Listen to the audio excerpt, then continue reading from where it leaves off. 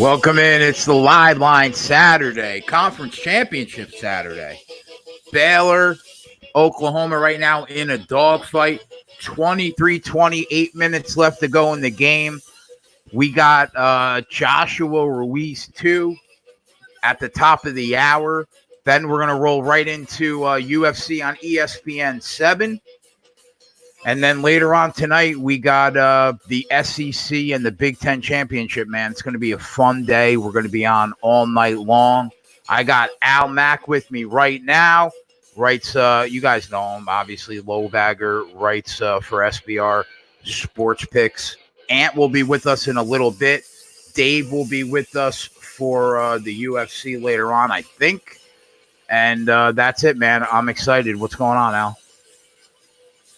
What's up? Just getting situated here, turning on the Oklahoma Baylor game, and then I'll give out my what I'm going to play for Ruiz Joshua 2 just momentarily once I get my bearings here. Slept in a little bit today, so I'm a little bit behind on what has gone on so far. Yeah, I'm on FAU minus 6.5. I'm putting in a play though, right off the top. FAU team total live over 43. That's going in right now, boys, to start the day. They got 28 right now. Lane Kiffin's last day with the program. I think he's going to Ole Miss. I think they show up and show out. 17 points we need in the last, not even 16 points we need in the last 2.5 quarters. Sign me up. FAU live. Team total over 43. Nice. I like that. I like that a lot. Minus 115. Get that on the board early. Yeah. All right. We got that at the bottom.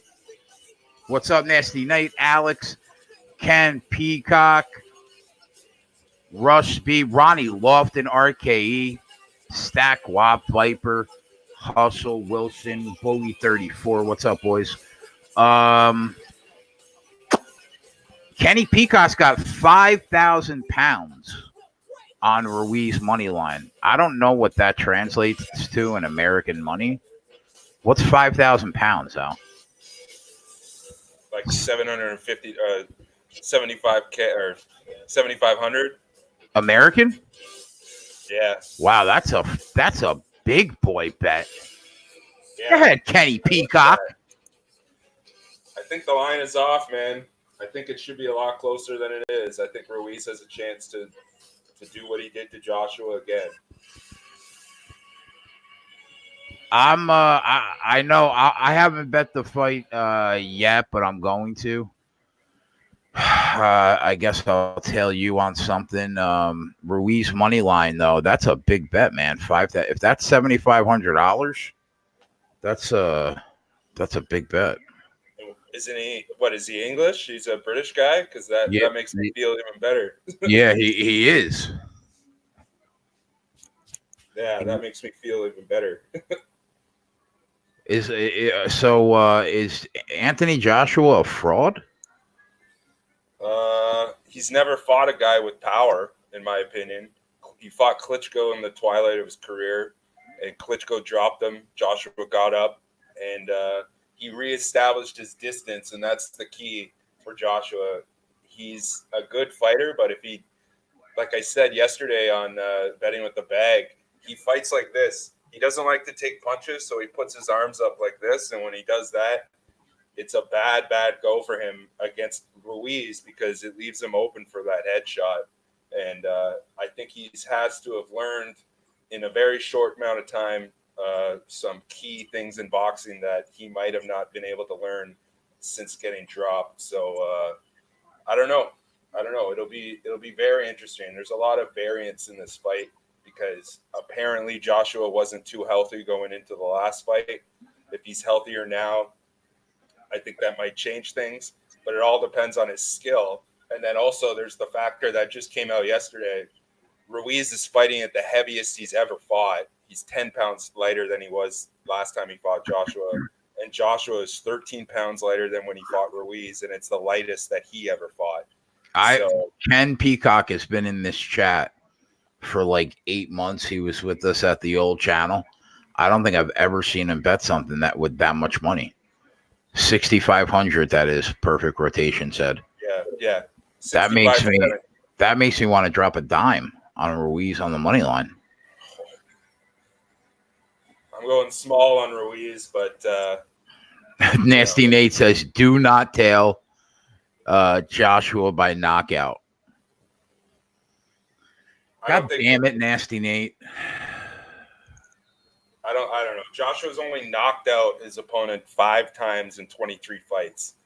Like he's had a bunch of TKOs. I think he has 16 or something TKO finishes. He's got one decision win. I don't. He has power to overwhelm fighters, but I don't know if he has power to knock Andy Ruiz out. I would be very surprised if that happens, but it could happen. I'm not saying Joshua is broken, but if he loses this fight, he's broken. It's Triple Bean Dream says, do you guys think it goes to decision? I know you don't think. You think the fight ends inside the distance, right? Yeah, and if it goes to decision, I think that the advantage is for Joshua because he's Matchroom's big guy. He's the promotion's big guy. He's the zone's big guy. But if Ruiz puts on a show and Ruiz solidifies himself as the true champion of the heavyweight division, the zone might flip. Money means more than notoriety in boxing. So I mean, if Joshua just lurches around for 12 rounds and gets beat up, I could see Ruiz winning by decision. But again, I would be shocked if it gets to that point. I would be shocked if it gets past the 10th round. These are two big guys. Both of them, their stamina has been questioned. I would be shocked. I would think that the best, if you wanted to lay it on a favorite line, I think the best line to bet would be inside the distance. I think it's like minus 260 or something. I am really rooting for Baylor to beat this Oklahoma team. I'd love to see them in the playoff. I'm going to be pissed if this FAU total doesn't go over 43. So yeah, fight not to go the distance is minus 350. So the value is kind of gone now. When I wrote for the SBR article, it was at like 275. So it must have taken a lot of action since then. What's the money line on Ruiz right now? Plus 200. Wow, I could put a nickel on there to pick up a dime. Yo, Nick, I didn't see yours and Clint's plays in the forum for the competition. Did you guys put your plays in there yet? Dave's been MIA for 2 days, so I quickly looked over the card and threw a list of fighters' names in there. Clint put them in. I didn't see them.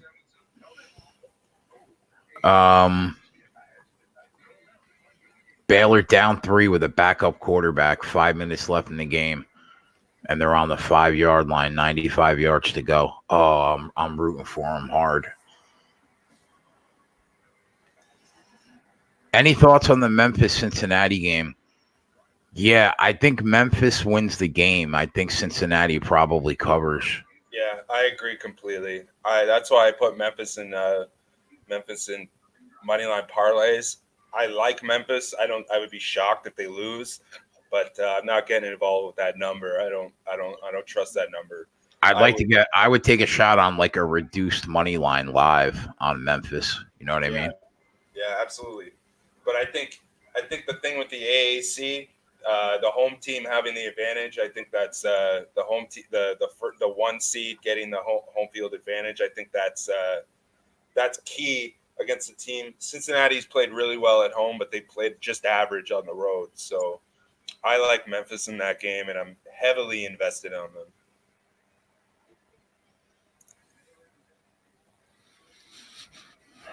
What happened to Charlie Brewer? What does he have? A concussion? For Memphis? Baylor. The backup quarterback's been in for like 3 quarters. Oh, big play. Big play. Go ahead, big boy. Down to the 10, 85 yards. Oh, my God. Stick it right in the ass of Lincoln Riley, whatever the fuck his name is. I love it. I love it. I love it. I love it. Utah fucked me good last night, man. I was rooting for them hard. Yeah, that was immensely disappointing. Oh, so disappointing, bro. College football, man. Like that's why almost all the time in college football, you know, when these championship games, you got to go with the dog. Like we just said it how many times now in the past 5 minutes. You know, we're talking about Baylor being able to pull back here. They're probably going to cover. You know, Memphis getting too many points. Yeah, I just think, you know, I don't know. It's hard to predict how kids are going to play. Just like what we saw with Utah, like they just completely folded. They had there was no chance that game was going to turn. Even when they were 1 score away, I just didn't see it happening. Oregon was executing almost every single play that they ran. It was an impressive win from Oregon. They ran all over the number 1 running defense in the country. You can get Baylor live right now on the money line at plus 160. 4 minutes to go. They're on the 10-yard line. Man, that's tempting. So what do they think? They think Oklahoma's going to get the ball back, or they think they're going to stop them? Well, there's 3.5 minutes left in the game. So worst case scenario, it's going to be tied. They'll kick the field goal, but they have a 3rd and 3 right now on the 10-yard line. So if they get this, it'll be 1st and goal with 3.5 minutes to play. So then it sets up for an Oklahoma maybe. Yeah. Or if they can get in the end zone, Oklahoma's going to have to score a touchdown. 4th down, though. So, yeah, it's going to be 4th down. They're going to kick the field goal, and Oklahoma's going to have 3.5 minutes to beat this team. What does Ohio State LSU moneyline parlay pay right now? LSU minus 280. Ohio State minus 180 on an Ohio State LSU moneyline parlay. That's not bad. I throw Boise in there just for good measure. Moneyline Oh, you don't think Hawaii can cover the 2 touchdowns though? Yeah. I'm just talking about moneyline. Boise fucked me twice this year, man. I bet them twice. Both times they fucked me. I bet on them, and then I bet against them with Fresno last time I was on. That wasn't. I forget who that was. What was your parlay? Nasty Nate wants to know. The Ruiz fight's 4:00, Nick. Yeah, it should be. Ring walks in about half an hour. I'll let everybody know when we get to that point. The parlay that I made this afternoon: Memphis, LSU, Boise State plus 109. I think I might bet a lot of money on that minus 180 2-team money line parlay. 1,800 gets you back 1,000. Can you see LSU and Ohio State losing this game? No, and it's a really good spot because you're playing 2 games that are happening at different times, right? So yeah, 4:00, and yeah, you're right. The Big Ten championships at 8. So if something were to happen, like if there was some injury to be reported on Ohio State's side, and you wanted to get out of it, you could if you want. What's your parlay, buddy? Memphis, LSU, Boise State, plus 109. Memphis, LSU. I put 250 on it. You didn't do anything in the Ohio State game, huh? No, we'll see what happens. I like Wisconsin. I know Ohio State's probably going to just destroy them, but I think Wisconsin's a good team. I love them. I've been the biggest fan of them all year. I bet against them one time this entire year, and it was Ohio State. I think they're just too good. And Justin Fields had a terrible game that first time they played, and they still beat them 38-7. What's the one kid on Wisconsin? Jonathan Taylor, right? The running back. Yeah, he might be the catalyst for Wisconsin to have any type of chance against Ohio State. They got to run the ball. I like the under. I think 57.5. It's high. Yeah, I think it's pretty high. If we look at that and it gets to 60 live, I would think that's even if it ends up being like a 34-20. If you like the under, then you have to like Wisconsin to cover then, right? Because they have to be correlated, don't you think? Oh, absolutely. Like if you could get, you can get on the teaser, Wisconsin plus 21.5, under 63.5. That looks good to me.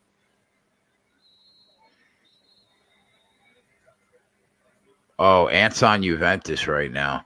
Ant gave out 2 soccer plays last night. I guess the first one pushed.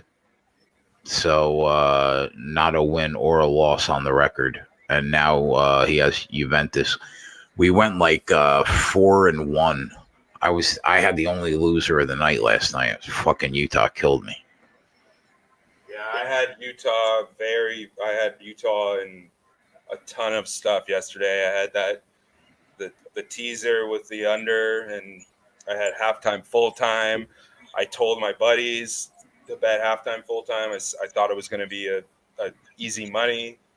That was just a terrible way to start the weekend. Ant faded Baylor twice this year against Oklahoma. He's going to lose both times. He still thinks they're Fugazi. So yeah, thanks to Al Mack hooking us up with the way to track our bets. Right now, live line is 76-51, 59.9%, plus 54.46 units, average line plus 170. And then I guess that's the total ROI, not the ROI per bet, which is it was 1.06%, I think, or something like that. But Al says that's really good. I don't really get involved with the ROI stuff that much. Well, that's like, let's just do the math really quickly. So if you bet $100 every game, you're up over 5K, 546 divided by what's 76 plus 51? That's 127. 127. So win or lose, if you tail every single bet on this show, you're up $42.88 per bet, win or lose. Jesus. You're making money even when we lose. Yeah. That's the fantastic. Jay, you liking any UFC plays, not picks, but actual plays? Yeah, I think that Alistair Overeem's going to get fucking murked today. I really do. I think that Rosenstruck is going to knock him out. I like Marina Rodriguez. I like Song Yadong today. I've only bet 2 the main and co-main event. I haven't bet anything else. I'll bet it live, whatever I see. EJV says, who is up that much and has an average line of plus 170? I know, it's crazy, bro. It's crazy. Because it's all those first touchdown bets. Yeah. Plus 1,000, plus 900. That's how I make my coin, man. You bet big lines to get money. You don't, what punters do in Ireland and England. Don't do that. Do the opposite. Bet one bet to win a lot. Don't bet a whole bunch of bets paired together to win a lot. It's about positive EV. That's why I'll bet every single game first touchdown in the NFL, because I know even if I hit 3 of 12, I'm going to be up by the end of the day. Right. Man, I'm trying to watch this Baylor-Oklahoma game, and it's been the ABC app has been in commercial for like 45 minutes. Yeah, they're on right now. 3 minutes and 16 seconds. They got 1st and 20. 1st and 20 from, I'm not sure where they're at. They're on 25. No, they're on 15. It could be rough if you have the under and this goes to overtime. It might be a long overtime here. Jump Shot Jordan says Aspen Ladd by knockout at plus 325. I definitely think that she beats Yana Kunitskaya. I don't know if it's going to be by knockout, but she definitely get her down to the ground, and she could stop her that way. So, you see how small she is now? Who? Aspen Ladd. Yeah. So very tiny now. Yana Kunitskaya is a big she's a big fighter too. I think she's going to lose though.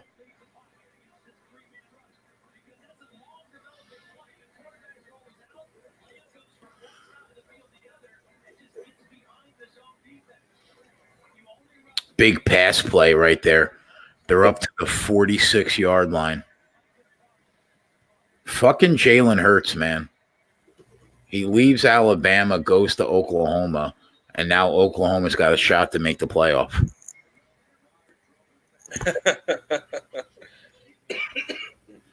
That's pretty funny. I would say the only way that if they win this game, the only way they're not in the playoff is if LSU or Ohio State lose. Because I think if they lose, both of those teams still get in.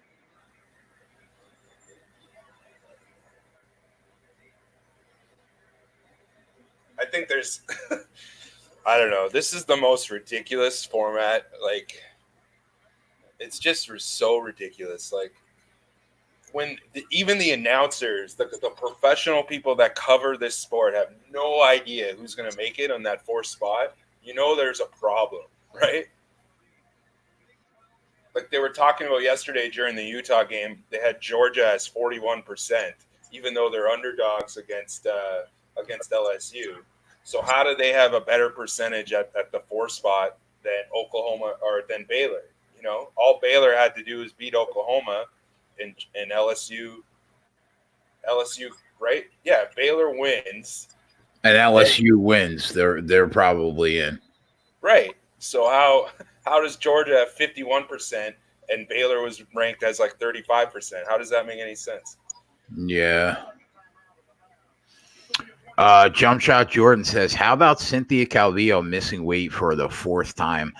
She does not impress me at all, man. I really like the stand-up game of Marina Rodriguez a lot. I think that's her name. Isn't that her name?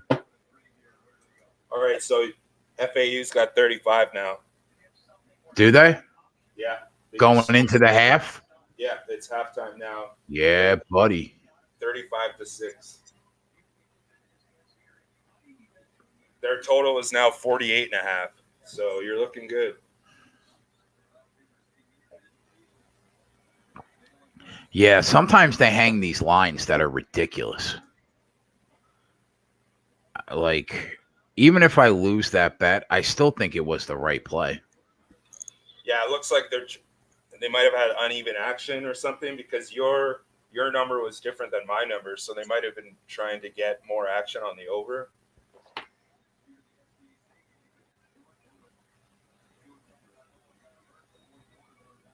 What do you think about the main event, Mac? Alistair Overeem and Rosenstruck. I think Rosenstruck destroys him.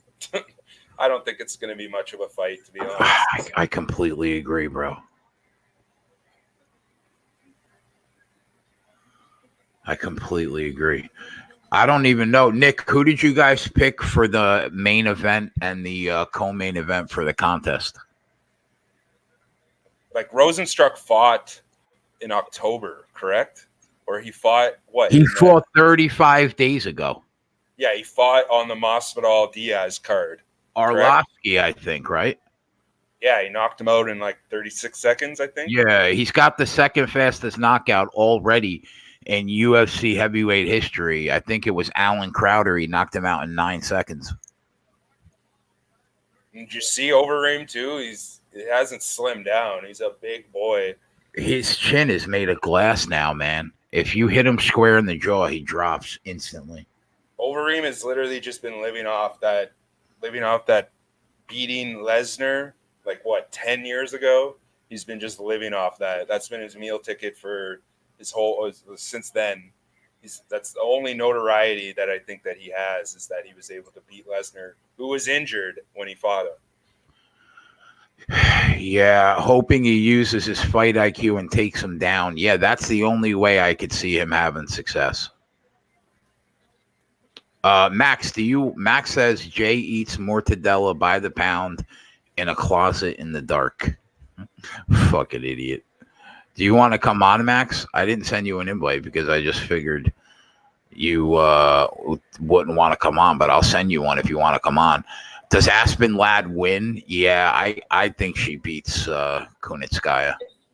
Oh, so some development here. Ruiz is now down to plus 187. That's the lowest I've seen him at ever. That's the lowest I've ever seen him. Joshua now minus 225. That's interesting. Money's coming in on Ruiz. Okay, I'm going to put out my picks in 1 second. Thoughts on LSU side? I think LSU beats them handily, Chris. I think 7 is light. I'm probably going to bet them on the money line. And I'm going to probably bet a money line parlay Ohio State and LSU at minus 180. I might bet that for like 1,800 to pick up 1,000. I'm not sure yet. I'm still thinking about it. I got about a half an hour.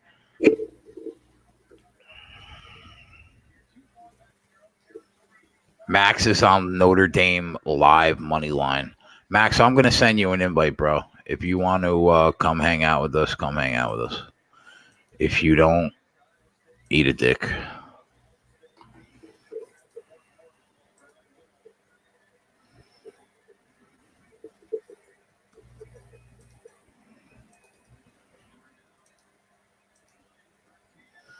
Jimmy, what's up, buddy?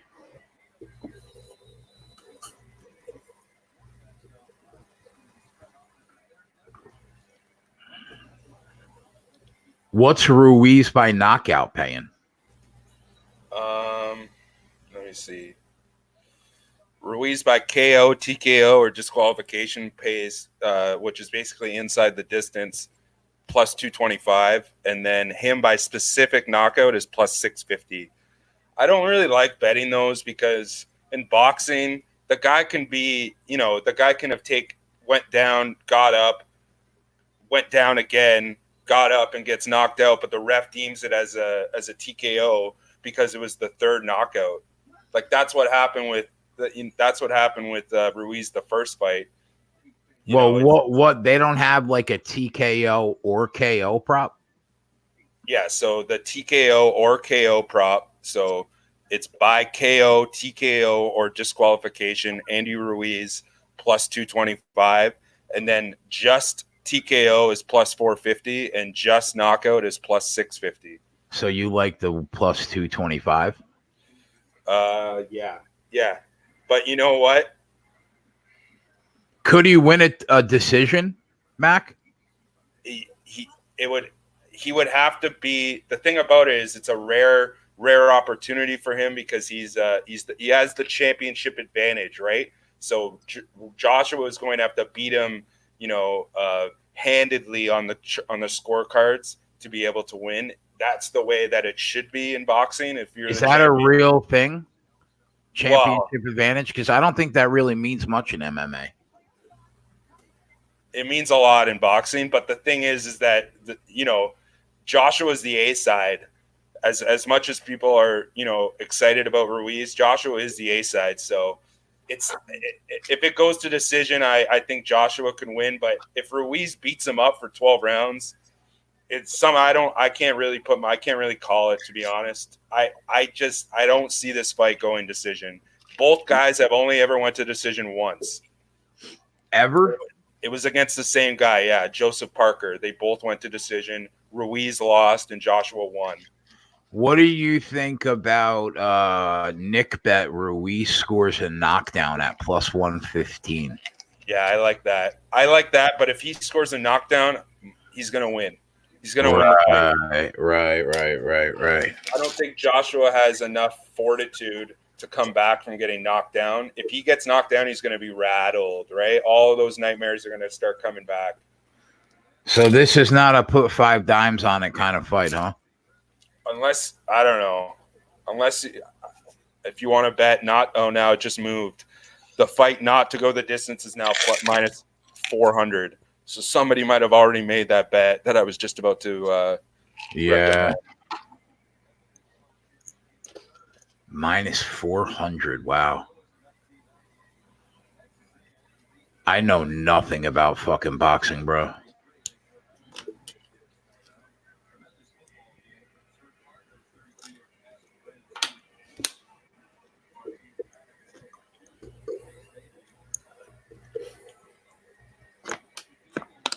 As far as I'm concerned, boxing is 2 guys hitting each other with fucking pillows.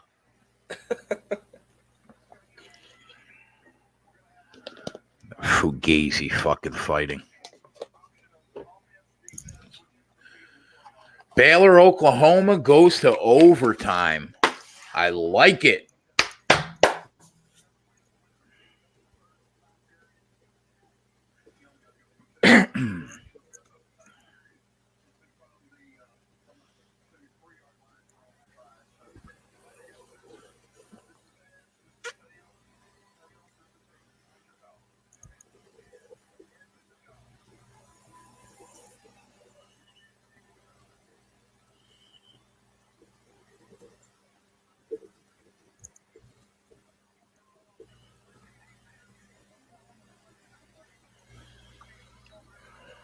Okay. Bear with me here. This is what I'm betting on the fight. Okay, so I'm betting 0.5% on the fight will end in round 1 at plus 2,200. Al will put all these in the chat when he's done. All right, yeah, buddy. The fight will end in round 2 plus 1,600. These are all 0.5% bets until I say otherwise. The fight will end between round 1 and 2 plus 900. The fight will end between round 1 and 3 plus 550. The fight will end between round 3 and 4 plus 550. The fight will end between round 4 and 6 plus 275. That's the favorite on the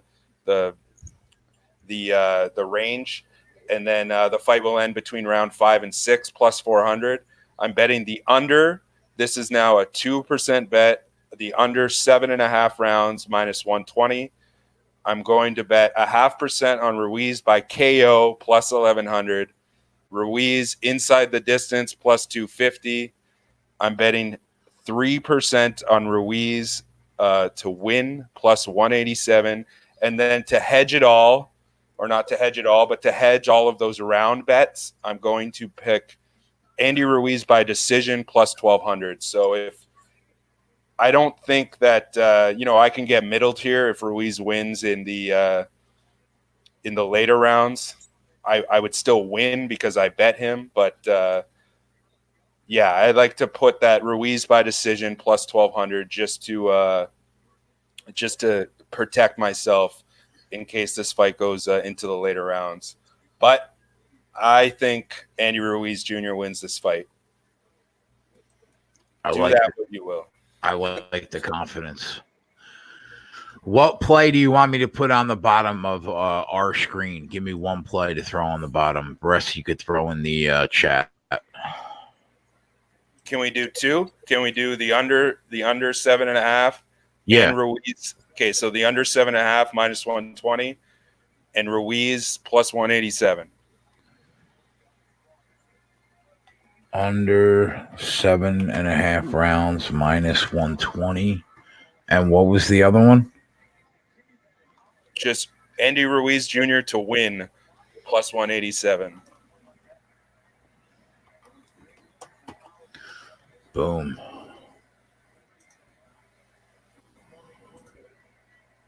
Yeah, like I wrote in my article, Ruiz has an average fight length of just 4.5 rounds, and Joshua has an average fight length of 3.9 rounds. So, and also, like I said, with this being a rematch, you know, that feeling out process that you see, you know, the whole touching gloves thing that we see for, you know, the first 2 rounds, I don't think that's going to happen. I think both guys are going to come out flying in this.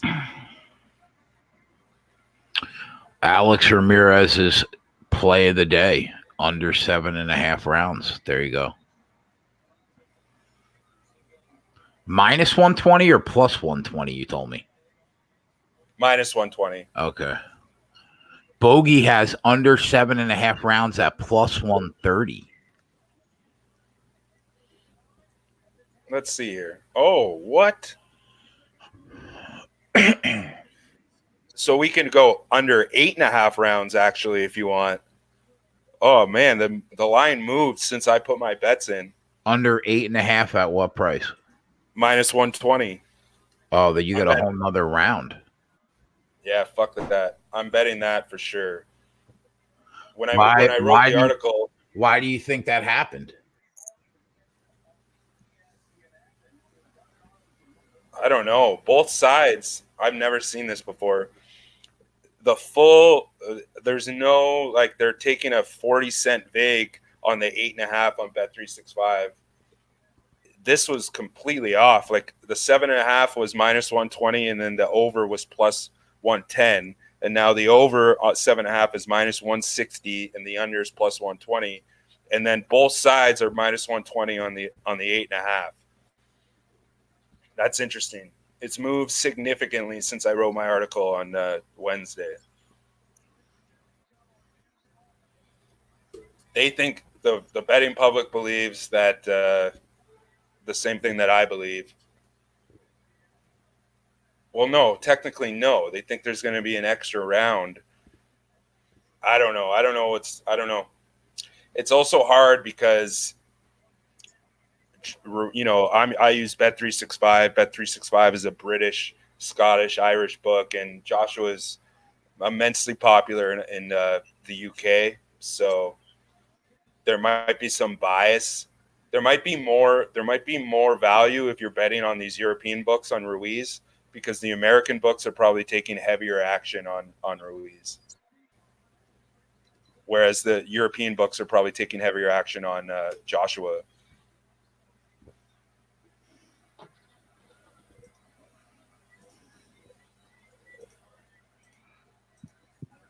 What's up, Larson? What's up?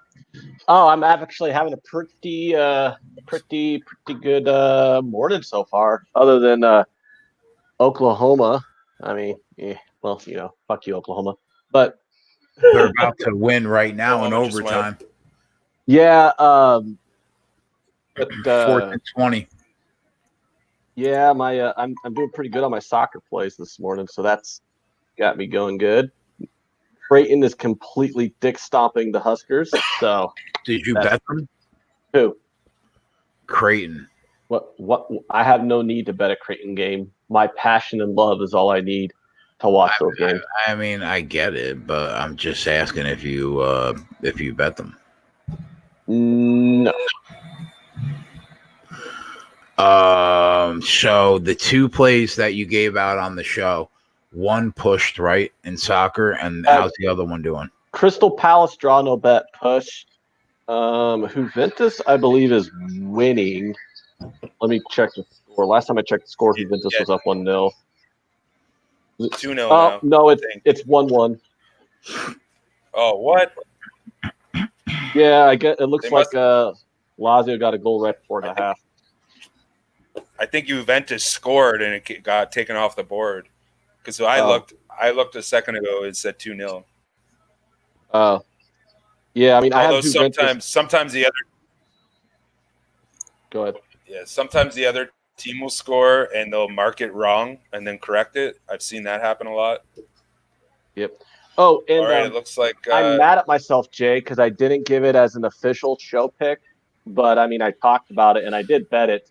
And Owen definitely bet it. Mach and Gladbach came through. Mach and Gladbach came through for us. Not only I didn't have the balls to bet them on the money line, but I did take them +1 on the Asian handicap at even money. But Mach and Gladbach came through at +440 for Owen in our chat. Owen bet them, and they won. And it's funny. I mentioned I was tweeting Alex because Alex had his Twitter plays, and I mentioned that I liked both teams to score in the Manchester Derby. I'm like, yeah, I like both teams to score. I'm on that. I mentioned that in chat Alex's subtweets. And then like after the game, I have like 3 people at me saying, "Hey, thanks for that both teams to score play." Because like people were just tailing me because I mentioned it. I'm like, oh, cool, yeah, it won. Manchester City, Manchester United, both teams to score. That was I thought that was a pretty good price on that one. And I want to bet that this morning too. I threw 250 on FAU team total over 43 live on the show. They have 35 at the half.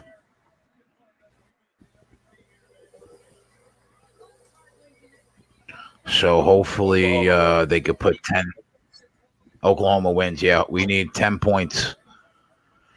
9 points from FAU in the second half, and that's a winner. I think we should get there. All right, so let's see. Let me just have a little rant here. I'm a subscriber of fucking DAZN, and it's extremely sad that when these events happen, that me as a subscriber, the fight, whether it be NFL or boxing or whatever, it's constantly fucking lagging, and that it brings me to go and pirate what I want to watch instead of paying for this subscription that I have. So let's see. You'll get the update from me throughout the event about how well DAZN's streaming is, because it's been pretty terrible as of late. Oh, they are. They have the fight. Yeah, but the website that we always use more than likely will have a better feed than what I get. The feed's great; it looks awesome, but it's too awesome, and it doesn't adapt like how most websites do, where if your internet starts bogging down, that it will adapt so it doesn't start to just lag and get all choppy, and that's what happens with DAZN. So they got to fix that. Yeah, that website that we use, I can't believe it's not shut down because it's great, man, for these events. Yeah, it really, really, really is. Oh, congrats to Owen. Owen had Gladbach at that huge plus price and bet on Manchester United because Owen's a Manchester United fan. I mean, if you had a good nut on Manchester United to win outright, that's crazy because I think they were like +800. European soccer is pretty crazy this year. Mönchengladbach is now first, right? You got Crystal Palace is in the top 5 right now. Oh yeah. I think it's funny because if you go through like the soccer portion of like the gambling fitter tweets and all that stuff, like people are getting crushed in soccer this year because all they ever do I'm not saying everybody, but it's like the people who are tweeting about it, at least, it seems like all they ever do is bet all these favorites. All they ever do is bet Juventus and Bayern and Man City and blah, blah, blah. And they parlay them all. Oh, yeah. If you've been betting on Bayern this year, you probably need to like take out a second mortgage on your house or something. Yeah, unlike like last year, Bayern was really good. And like Real Madrid was – I think I tracked it. If you faded Real every single game, you were up like 60 units in the season last year. And this year, if you did the same, you're probably down like 20 units. So it's been a big swap in what's going on in European football this year. Well, yeah, Bayern is 7-3-4 now is what their record is. So that's 7 times out of 14 matches they haven't won, but yet in every single match they're minus 200, minus whatever, like just these really huge minus prices, and they're not even above 500 when you count the ties and the draws. Yeah. Yeah, that's interesting. But they're doing well in they're doing okay in Champions League. That might be just where their mind is at. Well, I think what's the trend? They'll get some transfers in January, and I don't think Bayern's going to be out of it. I just my strategy basically in betting on soccer is I find teams that are good that you're getting good prices on. And like one reason why I'm able to fade Bayern so often is I'm not fading them on money lines necessarily, but I'm getting plus 1.5 and plus 2.5 on the Asian handicap a ton against them. Yeah. So even when they're winning, I mean, I faded them on the Asian handicap like 3 times this year and cashed in games that Bayern won. So I'm like, oh, all right. Oh, you're going to give me 2.5 goals? No, I'll take 2.5 goals. Look at that. Bayern won 3-1. I win money. It's cool. Well, yeah, I bet Crystal Palace even, like, they've been getting crazy prices as well. Yeah, I watched Crystal Palace. I mean, I don't get them. I mean, I was on them today, but I mean, I was fading Watford because Watford's terrible. But I don't get how Crystal Palace has 6 wins already in the league because just watching them, you're like, they're an average team. I mean, yeah, but I mean, Watford's abysmal, so that's why I was on Crystal Palace. I was just fading Watford at plus money on the draw no bet. The teams that are supposed to be good are shit. Like there's, Liverpool's been good, solid. Man City has stumbled a couple times. United is shit. Chelsea's kind of shit. Leicester is doing well. Palace is doing well. Wolves are doing well. Tottenham is shit. Don't talk to me about Tottenham. That makes me sad. That's my team, boy. Team. You're boring, Jay. All right. We're getting ready for Ruiz. Ring walks shortly. It's raining. It's raining in the stadium. Is it really? Yeah, it's an outdoor event. And the guys, they're showing Adnan Burke right here, and he's got a poncho on. Oh, Jay, Viper in here. I don't know if it was Viper who did this last time around, but Viper's going to use that strategy, parlaying every single bet he makes this week with Nunes. It's a good idea, man. Yeah, I mean, you guys know how I feel about it, so they're gonna fight in the rain now. Like, what about the footing and shit? They're not worried about people. There's a cover over the ring. Like there's one of those big awnings over the ring. So I don't think the ring isn't wet, but I don't know. I have no idea. I've only ever seen. What's interesting though is Ruiz has fought outdoors like this before. I think Joshua has too, though. Chris, yeah, I'm gonna bet that LSU OSU money line parlay. I'm actually gonna put it at the bottom too because I just think that's just a guaranteed win. Jeff says Mac doesn't know soccer. Oh yeah. If you go to oddsportal.com/sparksports, you'll see how much I don't know soccer. I'm up 560 units since April of 2018. But yeah, you're right. That's a lot of fucking units, bro. Well, the majority of it is because I hit England to beat Tunisia 6-1 final score, and that was like a plus 500,000 unit bet. Like Jesus, it was 500,000 to 1, and I hit it. He doesn't agree with your take on Tottenham and Chelsea, but Chelsea being bad, which I kind of agree with him on that one. I don't really think Chelsea and Tottenham are bad. They're just not, top 3 in the league. Well, they're not. Let's say it. I'll say it this way: they're not playing to expectations, right? Well, seeing as how Tottenham had to fire their manager Yeah, I would agree that that's an accurate statement. And are you going to bet that money line parlay? What? LSU, Ohio State. No. Oh, Canelo's in Why the do house. you want me to? I think I don't see how we lose it, Ant. Because I think Georgia is good enough to beat LSU. No. There's a reason why I'm not betting that Georgia LSU game, Jay. I don't know how you think that. What makes you think that they're good enough to beat them with that offense? I mean, I'm not saying. First of all, I mean, you're asking me the same thing yesterday, and Oregon won by 22. But What does that mean? I'm not saying. Well, basically, what I'm saying is, I'm not saying Georgia is. I'm not predicting Georgia to win. I think -7 is an accurate line. I don't think and +7 underdogs win games about 1/3 of the time. I think Georgia is good enough to win this game 33 to 40% of the time. I think LSU is a better team. They have a substantially better offense, but I don't know if how that offense is going to play against that defense. I think the line's about accurate, and I don't really want to touch the game until we look at some live plays on it, and I can see how the game's flowing. But what does last night mean to this game? Because you said I don't see how Utah loses, and I said, Oregon's good enough to win this game, buddy. And Oregon did, because I was right.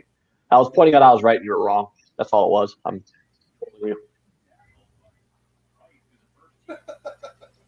Because I was listening to the show while I was in the Chick-fil-A drive-through, and you pointed out to Al Mac that I've lost twice now fading later.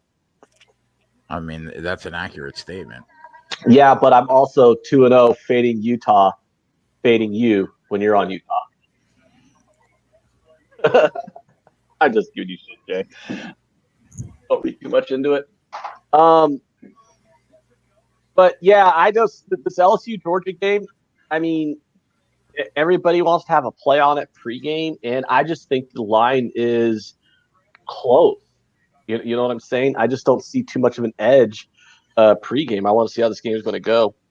I mean, I wouldn't be shocked if Georgia won. I'm rooting for LSU to win because I want. Because if Georgia wins, we're getting 2 SEC teams in the playoff, and you got a one-loss conference champion, on the outside looking in. And I don't. And although Georgia might be better than Oklahoma, I think sometimes resumes count. If you're a one-loss conference champion, you should probably be in there before a one-loss non-conference champion. What's your opinion on that?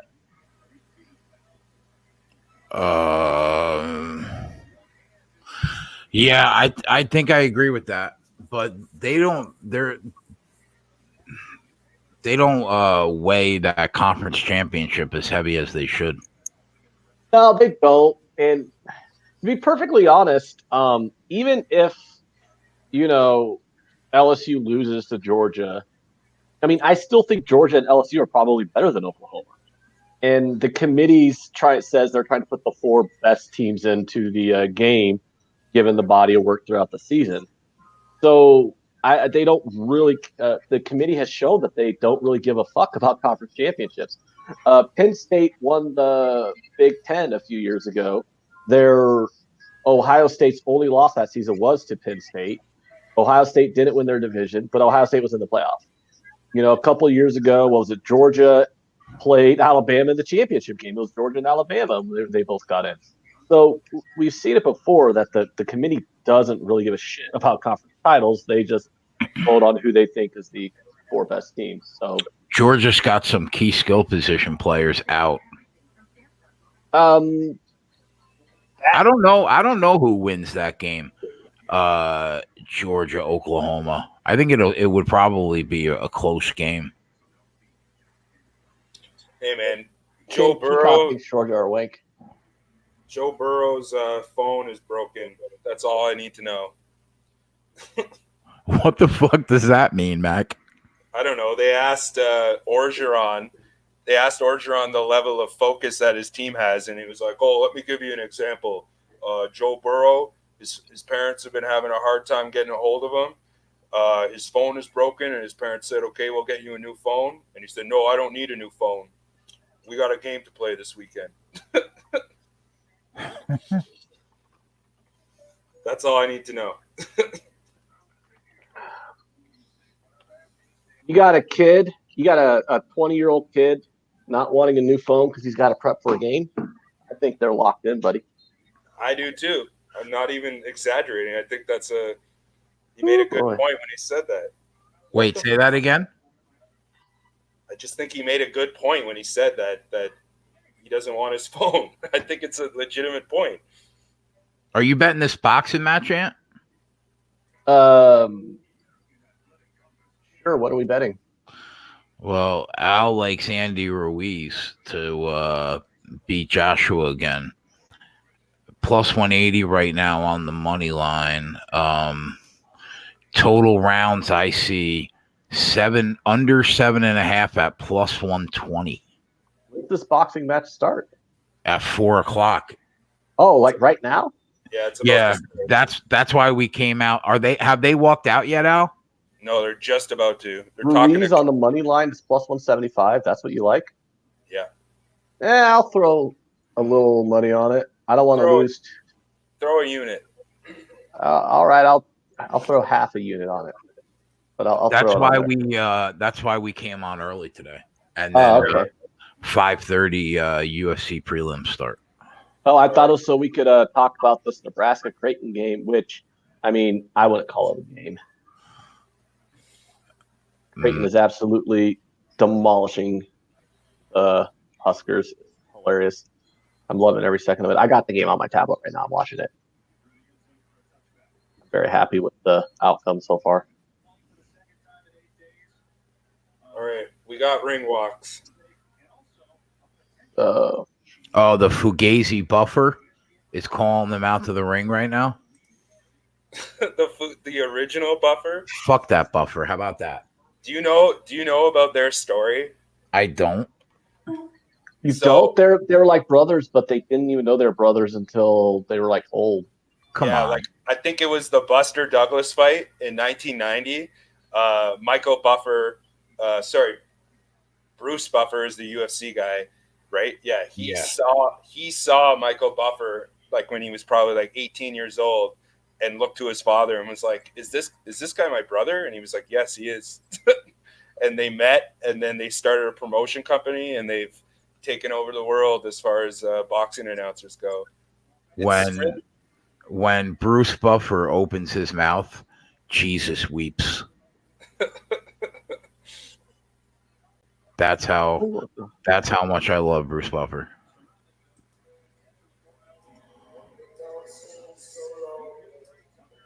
All right, I guess I gotta bet this fight now.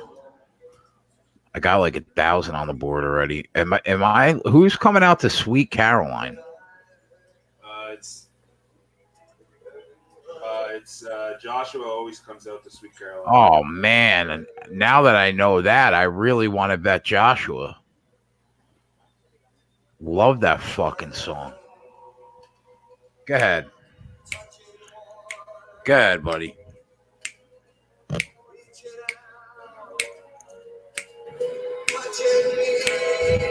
Touching you.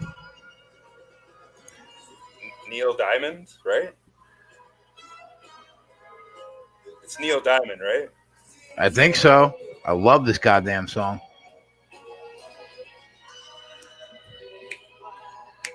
It is Neil Diamond, yes.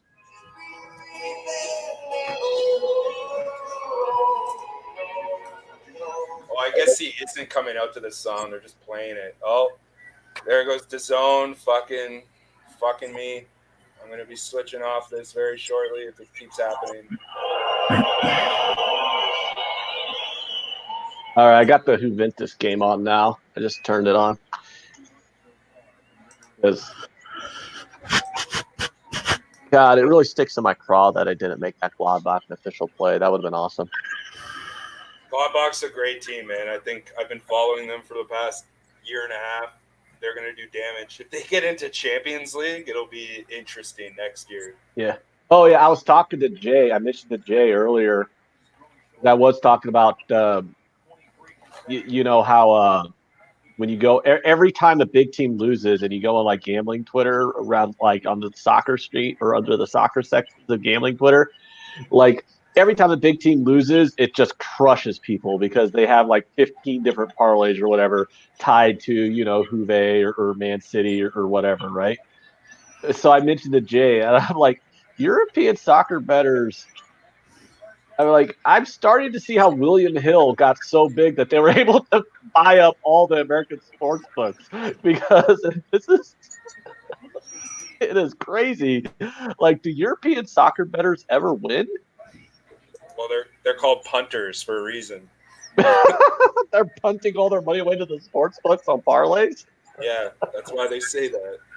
Oh my god! I sent that message to Jay. I'm like, this is crazy because this happened every single week, and every single weekend you could just go on gambling Twitter on soccer because, and it's just people going, oh my god, I lost all this money on Man City crushed me this week, or Juve crushed me, or Bayern has crushed me. You know, Bayern lost last weekend, and our buddy Dave Betts said he had a friend who lost 2K on a parlay that Bayern was going to close out. Why would you not? Why would you not? I guess if the games are all happening at the same time, which is a reason why they do that as well, is so that you can't hedge out of parlays. Why wouldn't you just hedge out if that was the last leg?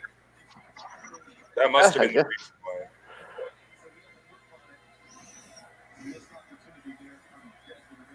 But you know, at the same time, it's the same way on American sports. Like every time a favorite doesn't cover a spread, you see the same thing. You're like, I got crushed. But you ever notice? Yeah, you ever notice like people who don't spend all their time betting massive favorites and laying huge numbers on favorites and parlays never seem to get crushed that bad. Yeah. All right, Jay, here we go. Got my Chick-fil-A sauce ready. I got this Chick-fil-A. I'm going to put it on my sandwich. So the good thing is that there was a Chick-fil-A right by the auto place. So when I picked up my car from getting fixed, I was able to get some Chick-fil-A. And the other good thing is I wasn't worried about how much it cost to get my car fixed because Clemson is going to pay for that and then some tonight. Well, there you go. Yep. Clemson? Oh, I see. I have a huh? Good call on that. I have a big future on them to win the ACC that I bet back in like August. Yeah, I remember we talked about that. I talked about that with Jay. That you getting at that price, right? They're going to make the conference championship, and they're probably going to be low, like worse odds than what you're getting them that on the future. So that was a good spot. Mm-hmm.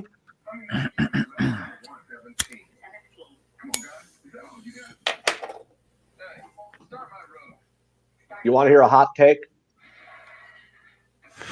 I don't know. I got a hot take for you guys. What's that? The Popeye sandwich is better than Chick-fil-A. Although, as good as Chick-fil-A is, I love Chick-fil-A. That Popeye sandwich is better. You had it, huh? Yeah, I had the Popeye sandwich last week. It was ridiculous. There's only one Chick-fil-A in Canada, and when it opened, people were like violently upset about it and like protest that it was even occurring. That's Canada for you. Michael Buffer looks old as fuck, man. It's because he is old as fuck. He's probably like 76. Really? Have you seen? Wow. You see, look at that get up Ruiz is coming out, and Jesus Christ. Almost got a dress on. LSU Seriously. Georgia's about to start. He's 75 years old.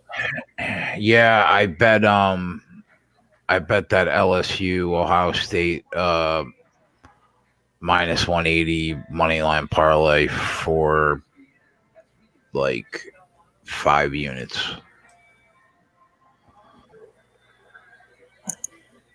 To win 5 units? Yeah.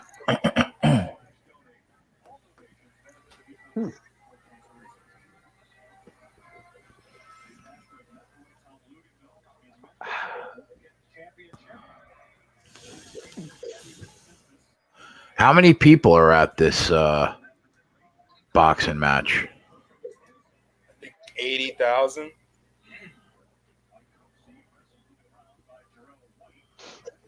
Oh, look. I think it's at 80,000.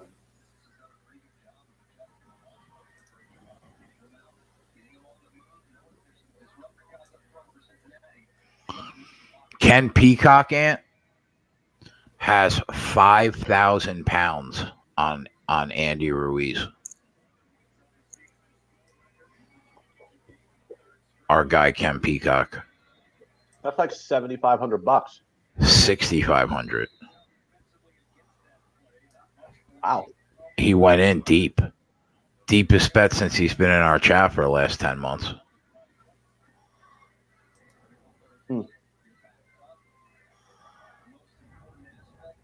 Bob Polo says, I love you, Anthony, but I just took all my love back after that ridiculous statement. Chick-fil-A is way better. I mean,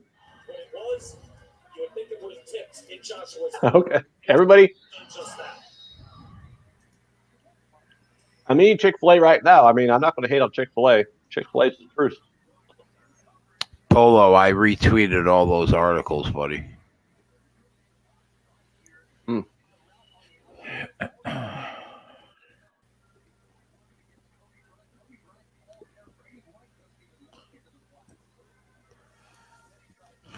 This fight is in Saudi Arabia? Yep. Why? Because Joshua, when he lost to Ruiz, it was his U.S. debut, and so he felt that in the training and all that he just didn't get a fair shake, just made excuses basically. And Dylan White, who is a British boxer, he fought a guy, and then he fought a guy for like a British title, and then it came out that he tested positive for like 5 different banned substances. So then Ruiz's camp said there's absolutely no way that we're fighting under like British boxing rules. This has to be on neutral ground. They wanted to have it in Singapore. They wanted to have it in South America somewhere, and then they decided they only decided probably in September, I think, or late August, that this would happen in Saudi Arabia. Saudi Arabia is starting to get a whole bunch of big events. So Joshua's getting 70 million and Ruiz is getting 15 million. What a fucking joke that is. Or well, we should have been boxers, man. The champion is getting 15 million? Yeah, because that's just what it's agreed upon in the original fight, the rematch clause. That's what it says. But Ruiz won 55 million when he beat Joshua, so he's taken care of. Oh, okay. That may, as I wrote about that in my article, that may be a difference maker, because for Joshua, either way he's getting paid, right? For Ruiz, he might, if Ruiz loses, more than likely there's a rematch. I would be shocked if there isn't, but yeah, the money is a big factor. It's hard to get inside the heads of guys like this, but it can't yeah, go ahead, sorry. It can't be for money for Ruiz, or he'll lose. If people are saying, look at the guy, he's put on 10 extra pounds, he's probably been in the buffet since winning all that money, eating like crazy. I know. I think Sugar Ray Leonard fought a guy in the early 90s, a bigger guy like this. He beat him, and then when they had the rematch, the guy put on like 15 pounds, and Leonard just destroyed him. So people are thinking, Ruiz. Do you think it's a bad sign that he put on 10 pounds? No. I listened to him on Rogan and on the Bill Simmons podcast, and that was back in like September. He had planned to put on more weight just to get more punching power. That was his plan all along. He's heavier, but he's more fit. I should have made FAU -6.5 an official show play earlier in the week. I fucked that one up. I should have gave that one out to the boys, man. But Jay, FAU was supposed to come out flat, remember? Because Lane Kiffin is probably going to go to Ole Miss. Yeah, people are retarded.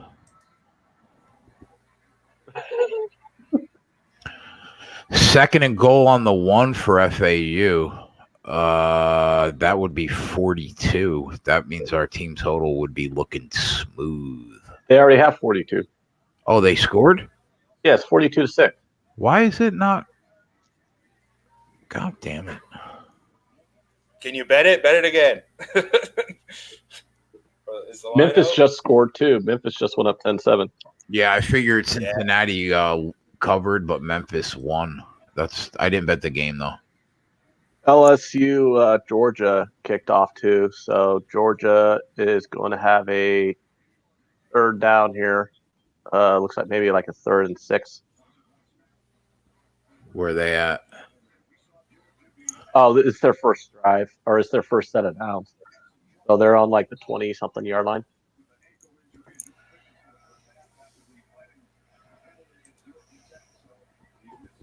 And Creighton's been holding a 20-plus lead on Nebraska the entire second half because that's what Creighton does. Georgia just dropped a long touchdown, somebody said. He dropped the very first play of the game was a deep pass that the receiver dropped, yeah.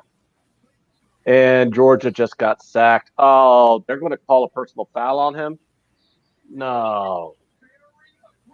Why? Because he touched a quarterback, apparently. What do they call him? Face mask, maybe? Oh, yeah. Yeah. All right, DAZN, fuck you. I'm switching. Yeah, well, I'm not having any success right now on that website either. Do you have another site? Oh, why? It's not working? No. I got it working. Try again. Boom, just like that. Pirating has gave me a better stream than the stream that I paid for. Check the CS site. Pirating, we don't condone that, Al. I don't know what you're talking about. Tell him, man. It's legal in Canada. Oh, we got a very we got a really. So we have a judge from the U.S., a judge from England, and a judge from Canada. Al, put another website in the private chat, bro, that I can go to. 1 sec. It's giving me a hard time. Let me go to my other browser. God. Now the site that I just sent you is down, too. Hold on, let me see if I go to another browser, it plays smoother. Wow, big play. Oh, they're going to call that incomplete? Wow, looked like Landers for Georgia, looked like he caught like a 35-yard pass, but he must have had a foot outside of bounds. You know what's crazy, Ant? If they lose this game, they probably get in anyway. LSU? Yeah. Oh, yeah. I mean, I don't think it's probably. I think it's certainly they'll get in anyway. They beat Auburn. They pummeled Texas A&M. They beat Bama. I mean, who did they play in their non-conference? They beat Florida. I mean, they actually played Florida too. So, I mean, LSU's looked like the second best team in the country all year behind Ohio State. I actually say there's probably a pretty good argument to say LSU is the best team in the country. But That's a big catch there by Georgia. No, it's not. No, it's not. Wow. I don't know what the fuck they're doing, bro. That This is incomplete. defense looks terrible right now. Yeah, there's a big pass that was 1 foot out of bounds. There's a big pass that got dropped, and then there's that big pass that got dropped. I mean, these guys seriously. These defenders are getting beat badly. For who? LSU? Yeah. Don't tell me that. Well, I mean, they punted Georgia, but that could have easily been 7-0 right there. Am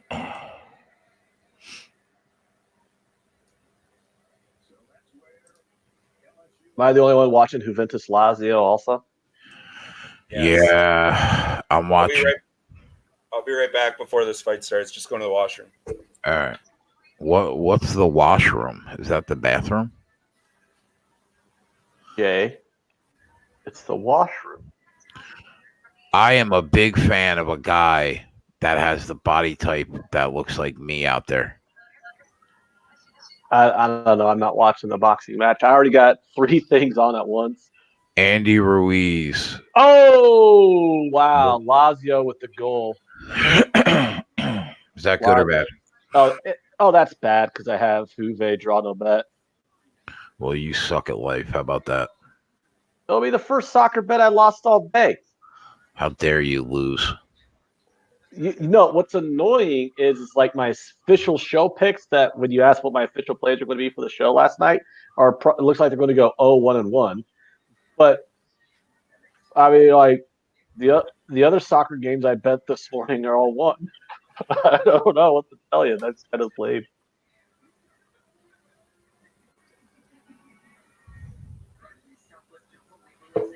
Oh, man. Let me go. I need to look at the chat. Gotta catch up on the chat. I'm like watching so many games at once. I've been ignoring the chat. I need to see what's going on here. Is the whole fucking world watching this fight? Jesus Christ. Oh, everyone in the chat agrees with us that LSU defense sucks. Oh, Slammy66 also watching Lazio Juventus. Andrew says OSU 1, LSU 2, Clemson 3, Oklahoma 4. If LSU wins this game, I actually think that's how the playoffs going to come down.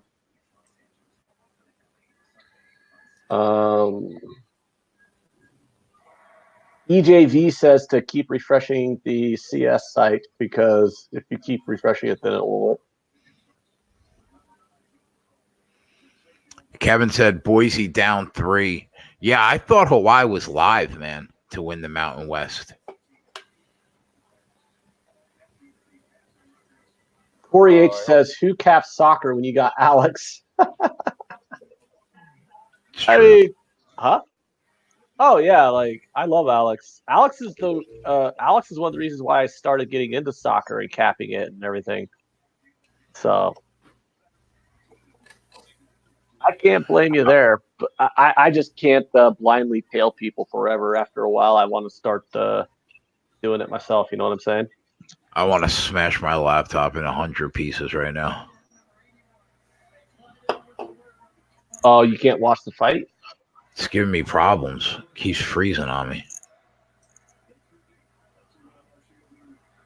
I'm annoyed. Why did I take Juventus draw no bet? We all fucking knew that an Alex Classic on this game was the way to go. Because you are a terrible sports bettor. All right.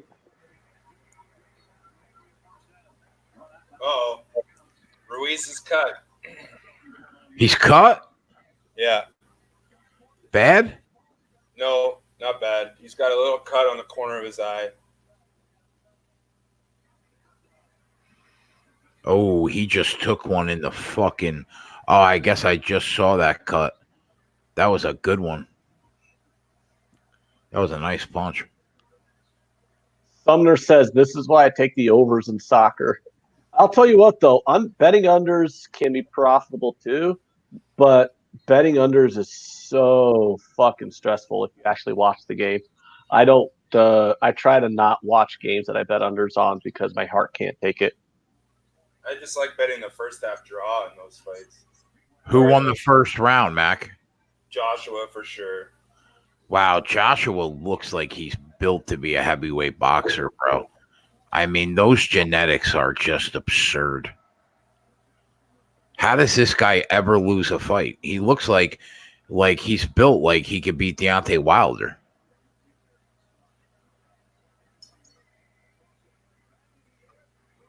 Ruiz looks nervous. Wow, a pass completion to himself, and he's going to run go it. ahead, Joe Burrow. You Holy fuck! Have you ever seen a quarterback turn chicken salad or chicken salad and he took chicken shit and turned it into chicken? Stop talking. Just stop. I fucked that up, and I'm like, shit. I was gonna say he turned. How is that not pass interference? What is he gonna get? He's getting raped. I mean, I have to agree with you there, Jason. That is. I mean, come on, bro. How is that not pass interference? Look at that! Look at that right hand on the shoulder pad. You can't do that. That's not allowed. That is a 100% accurate statement from you, Jay.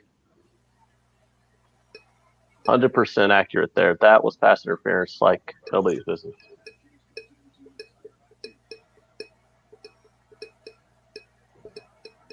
Anyways, that play by Burrows is fucking great, though. Why did he run the ball there? There was no pressure. There was no pressure and there's no hole. Right? Like, what the fuck was that? I don't know. Is he point shaving right now? What? Point shaving? You think Joe Burrows is point shaving? I don't know. That looked like a fucking suspect play. Are you saying that kids who don't get any money, don't get paid at all for doing this, while there's millions of dollars being bet on every game, might be susceptible to point shaving? Is that what you're saying, Jay? By the way, was that play point shaving? Because that's pass completion. That was not point shaving. What's on the menu there, Alex? Why did I call you Alex? Alex? Al. Is Al short for Alex? Is your name Albert? No, Alex. Oh, there you go. His name is Alex. Oh my God, it is Alex. Yeah, that's where I got. What's on the menu there, Alex? Canadian club.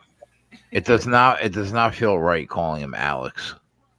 I call him Mac. I'm going to finish this off before I switch to beer. Andy Ruiz looks like he's getting fucked up, bro. Yeah, he does.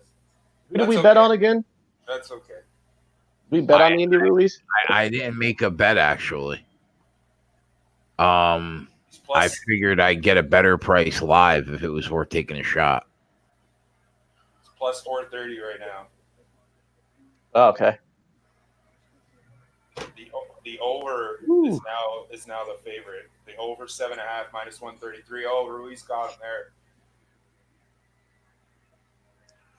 Oh, Ruiz is trying to get on the inside on him.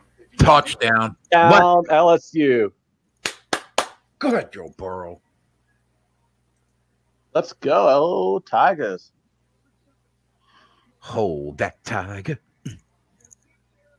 Am I going to cash this FAU team total over right now? What was the team total? Did they just go for it on 4th and 3 from the 27? Kick the fucking field goal. Well, FAU is up by how much, and they went for it on 4th down? 42-6. And they went for it? That's Lane Kiffin being an asshole, isn't it? Like, why not go? That was my cover right there, bro. Well, that's what you get for betting on Lane Kiffin, I guess. Hold on, you have them minus the points. How are you mad? Because I took the team total over 43. Oh, okay. On the show. You'll get it. Oh, you have like literally an entire quarter left in this game, right? Should I? Right now, the team total's 48. Should I go under that? Joe wants to know if there's any NCAA basketball from Max. Max has about 65 bets today at NCAA basketball. I don't have a spreadsheet to give you. Yeah, there's nothing that he gave us to send out, Joe. You have to follow his Twitter because I know he's tweeted out some plays. Oh yeah, shit ton of plays. I'm sure Max tweeted out. All right, Ruiz has regained the center of the ring here. Christopher Reese has a J bet on LSU -7. I like how J bet has turned into its own thing. It's a thing. Yeah. It totally is a thing. Yeah, it totally is a thing. What do we think about OSU -7.5 first half? Oh, Ruiz. Ruiz is gaining momentum here. Is he? Yeah. He's LSU -7.5 first half, Jay? Is that what you're saying? OSU. OSU? Ruiz has regained the center of the ring. That's how he wins this fight, is by regaining the center of the ring. Ooh, they confirmed the play, or the call stands. Oh, you almost got him there. Mac, are you telling me I should get on Ruiz live right now? I don't know about that just yet. Plus 330. Plus 280 on my book. You say the word, bro. I'm going to be okay to ask about OSU. I'm going to be honest. I don't like that line pregame either. That's another game I want to look at in game because I just don't. I feel better about telling him to bet it if it was 6.5. Yeah, exactly. I just think that that line on Oklahoma State's a sharp line. They've had the adjustment from the first game to this game. When Oklahoma or when Ohio State was -14 against Wisconsin earlier, obviously Ohio State was the play there, but they've adjusted the line. 6 points? I just don't think there's any value betting that game before it starts. It's just one of those things where we have to watch the game, see how it's going, and see what lines we can get in game.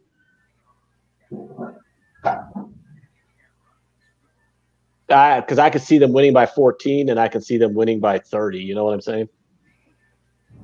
Yeah. All right, I give that round to Ruiz.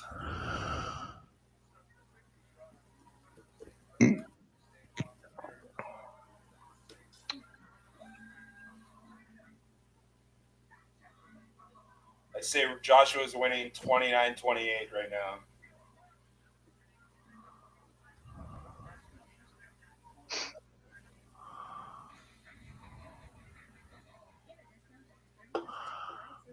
I had a really good November, man.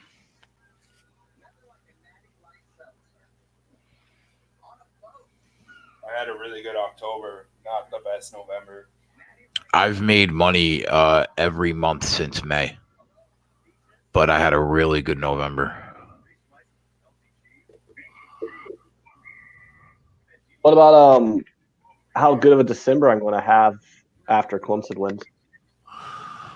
Yeah, plus you got Amanda Nunes.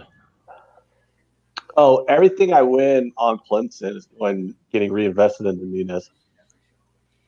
Hey, I think just really quickly, not to be long-winded on it, but as much as I hate Colby Covington, I don't understand what's going on with that line. I don't think he should be that big of a dog. I agree. I would like to see him get fucking beat up very badly, but I think my money has got to be on Colby just because of value. It's the same as the Diaz fight, even though the Diaz fight didn't go anything the way that we wanted it to. I think it's too high. I agree. Yeah, I think my money will be on Covington in that fight. I think I put more liquor in here than I thought. Joshua now mounting. What? They gave that third round to Joshua? How did they give that third round to Joshua? I had a bad April, though. What the fuck? I was 6 just months ago, I had a bad month. I was just That's looking so over. random. I was That's a random statement. because I was looking over the spreadsheet because I had a good November and I was just looking back. I had a bad April. What were you betting on in April? Basketball, probably. Yeah. With the NBA, the beginning of baseball season. You know, baseball kills me. Thank God for NASCAR and UFC though. That did me right. I thought you did good at the beginning of baseball season. No, May was the best I did tailing you and Twatty. I was just looking at it now. Oh, okay.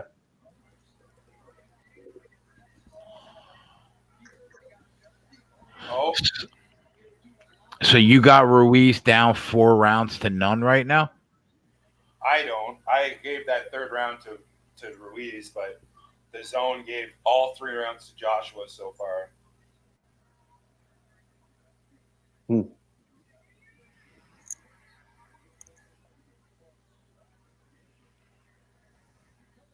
We're only about 2.5 months away from pitchers and catchers reporting day. Oh, God. I love it. I don't get how you don't love baseball. That I makes like you baseball want the to first grow month, up. and then after that, I just fucking die. I do really well the first 35 days of the season, and then I just fold like a fucking chair. Well, that's because what you got to do after the first month is be very selective when you bet underdogs and bet favorites the whole way. Yeah, you're right. That's not good. Like people don't.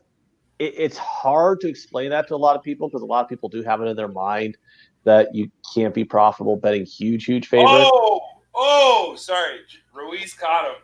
Ruiz is plus 220 now. Caught him like he's on Queer Street? No, he's reestablished that center of the ring. Ruiz now plus 200. Oh, shit. Here we go. All right.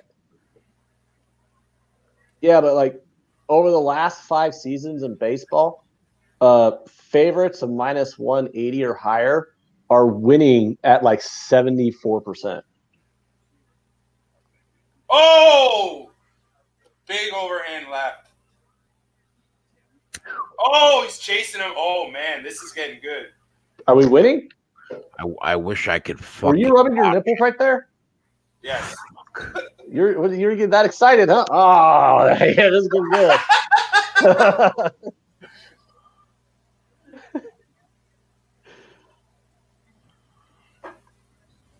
Viper says the round's over. You're way behind, Al.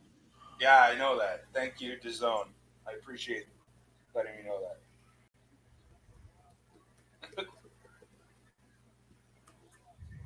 Triple K Marine says Australian baseball is on Bovada, and you have the games on YouTube late at night. I am not going to watch that. Australian baseball is interesting because it's every field is playing in over 100 degrees, so the scores are crazy. Oh, really? You know what's crazy was Alex there was a point last year or earlier in the year. Alex must have gotten bored or something because he just started capping Australian soccer, and he was fucking crushing it. He was tweeting out Australian plays. This was about 6 months ago or whatever it was. He just started. I'm like, Alex, what? You're tweeting out Australian plays? He's like, yeah, don't judge me. And they were winning. He was just crushing the Australian soccer league. I'm like, all right, I'll bet on Perth. Australia, it's a good bail me out spot because it's always it comes on at 2 a.m. It's always on the weekend too. Thursday, Friday, Saturday, Sunday. I got made fun of by these guys for betting on the Icelandic league. Soccer league? Yeah. It's a decent league. It's all right. Shut your whore mouth, Al.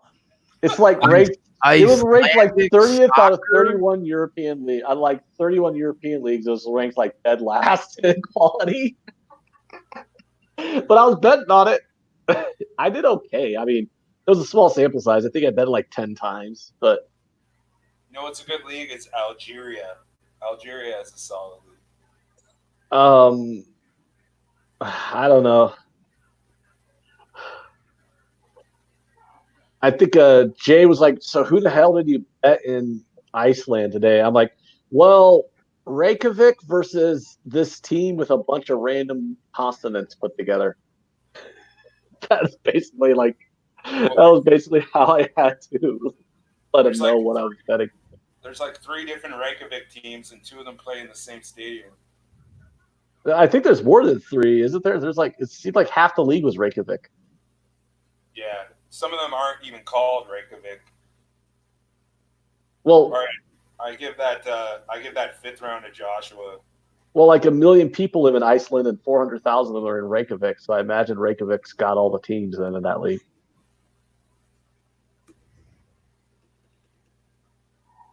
The funny thing is, the only reason why I know it's pronounced Reykjavik is because it's the capital of the country. So I could just Google it. Oh, that's how you pronounce Reykjavik. But don't even get me started on how to pronounce that other shit. I got Joshua 49-47 after 5 rounds.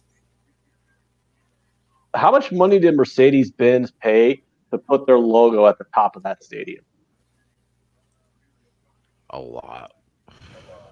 Probably a very large amount. But what happens when their contract expires and it turns into, Pornhub Stadium or whatever? How do they get that logo off the top? They're trying to actually be the sponsor of a stadium. Pornhub? Yeah. The zone is clearly on Joshua here. They've given every round to Joshua, have him up 50-45. That's a fucking joke.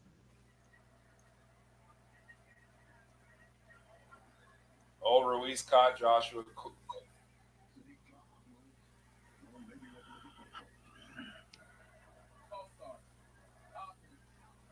FAU's got the ball at the UAB 41.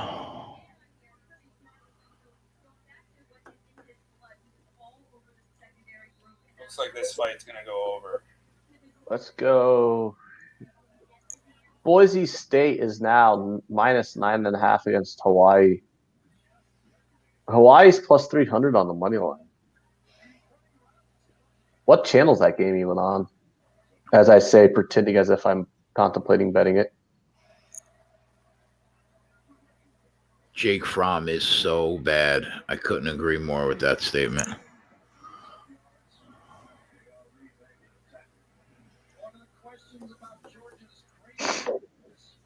Didn't he transfer from Ohio State or something? Yeah.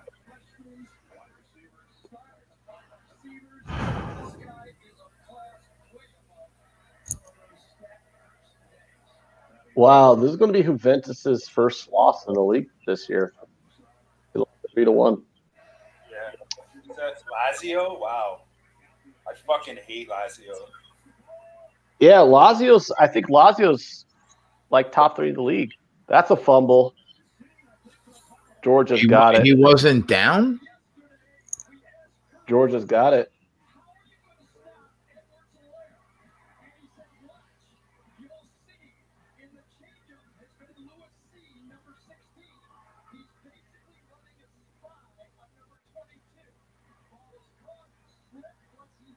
That forearm counts as down, doesn't it?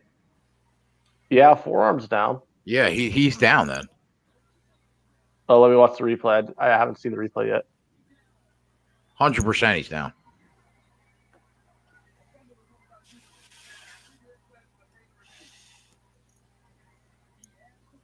Well, I mean, they're going to they replay all turnovers anyway. So, oh yeah, he'll be down. That's overturned. That'll be overturned.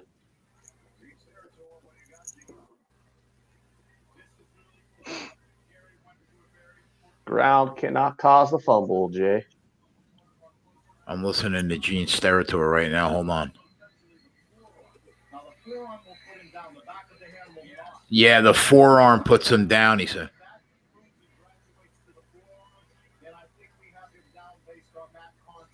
Yep, down by contact right there. Eat me. That better be coming fucking back. Who you telling to eat you? Gene Steratore. Oh, okay. I'm about to say, because, I mean, you told me to eat your ass earlier today, but that was just funny. I don't know why I said that. I don't know why you did I either. don't know why I said that either. I just looked at I that just and I was saw like, fucking money leaving my PayPal account and it made me angry. And I just wanted you to know that I wanted you to eat my ass.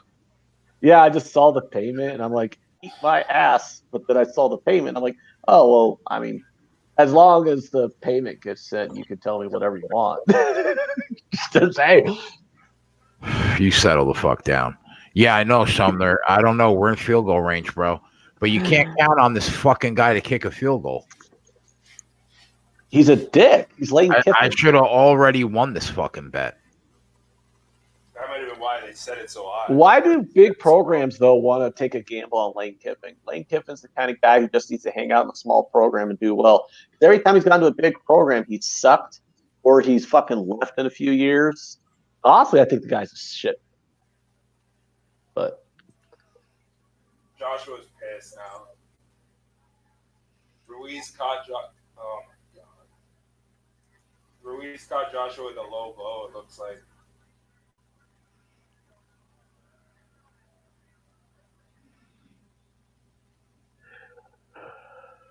are you watching the Memphis-Cincinnati game at all, Jay?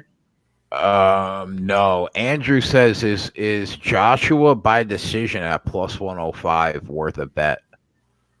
Yeah, I think so. I'll say that now. Yes, I think so. Does Ruiz last? That's the question, right? I think he lasts. He's not. Oh fuck! Just as I said that, Joshua hit him hard.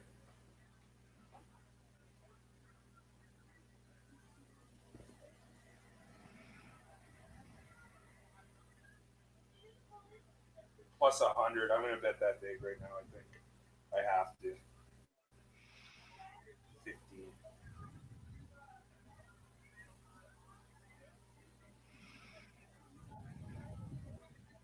Ike Johnson says Ruiz will not last 12 rounds.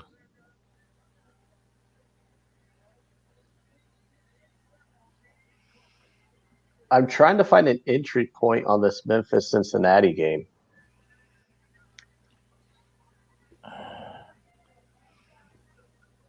I've been kind of looking at it for a while now, but I'm just not seeing a good spot that I want to grab. Pre-game, I thought that they cover. Fourth down. Oh, no. You thought who covers? 3rd and 12. I thought that Memphis would win the game and that Cincinnati would cover. That's what I thought Also, you pre-game. thought it'd be a close game. Yeah, it was like 9.5. Right now, it's down to 7.5. I mean, I'm looking for, if the line gets up in the double digits, taking Cincinnati on the points. But I'm like, if we can get it below a touchdown, I'm thinking that should probably be the entry point for Memphis. You know what I'm saying? Touchdown FAU, cash it. Go ahead, RKE. You fucking go, big boy. 4th and 7, touchdown. What the fuck? That's why we bet that fucking team total over, boys. Put it on the fucking board. Start that day out right. Not bad, Jay. Thank you, Not sir. bad. I made a few units because I had them at minus 6.5. But I didn't give it out on the show, so it doesn't mean dick. Except to your personal account. Yeah, true. I'll be right back. The thing about this fight is Hold on. the way that Ruiz won the last fight was that he got hurt, and that Joshua came in on him to try to finish him, and Ruiz caught Joshua. So even with Ruiz being plus 475 on the money line right now, Joshua being minus 715, I still think that there is a slight chance that Ruiz can win this fight. I know he's losing heavily on the scorecards, but his only chance is to win by KO now. His only chance. Is Cincinnati's only loss this year still to Ohio State?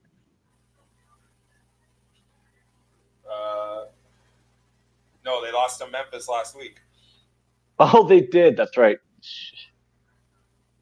They play each other in back-to-back games. That's got to be awkward. Yeah, the same stadium, too.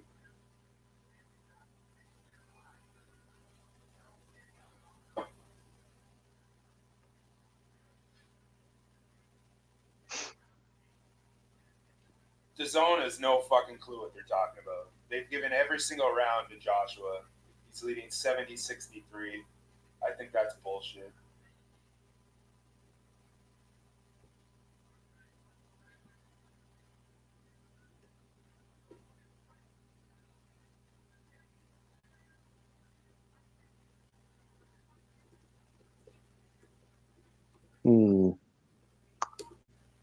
Cincinnati's punting here. They're going to pin him deep back, it looks like.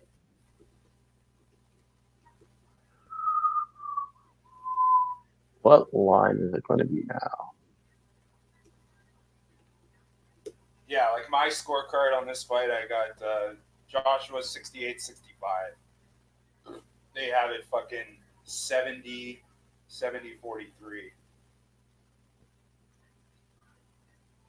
Even this round, I would probably, so far, I'd give to Ruiz.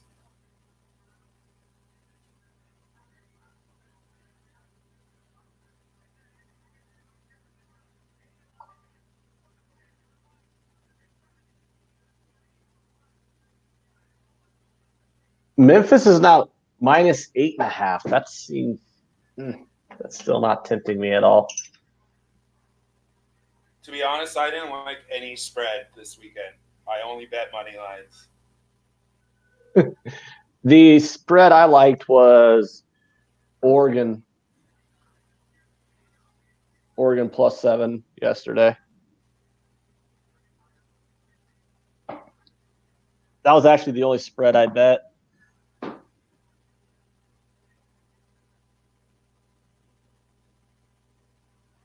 I think I like the under too in the Ohio State game, but I don't like it enough to bet it though. What do you think of that under? 57.5. Doesn't that seem kind of high to you? What were we just what game? Ohio State, Wisconsin, 57.5. I was talking about how that the adjusted total, like the adjusted spread and total teaser, 21.5 and then 63.5. I think that might be a solid bet. I might be doing that by the time that game kicks off. But yeah, I think that total's too much. I'm not a big fan of teasing sides and totals on the same game. I am a huge fan of it. If you like an under and a dog, or if you like an over and a favorite, that's my the way I look at it.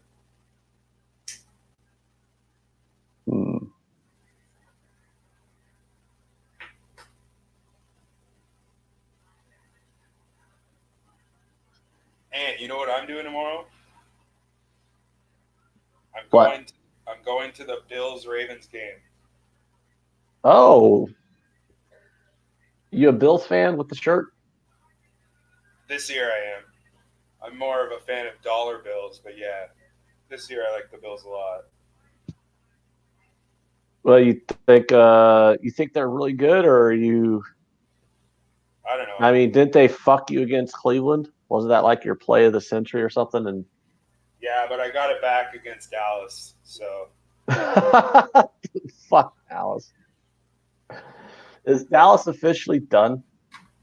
Oh yeah. Oh yeah. Absolutely. I mean, but how can you count them out when everyone in that division's shit?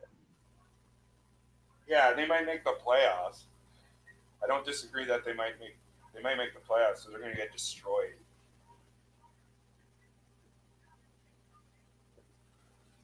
Memphis with the 2nd and 12 here. The only team that I think Dallas could beat is Minnesota. They're the only team that I think that they have any chance against.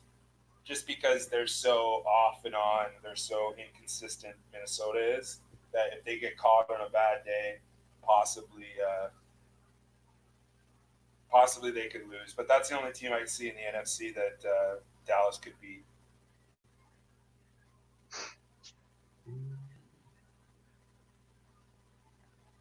The zone finally gave around to Ruiz.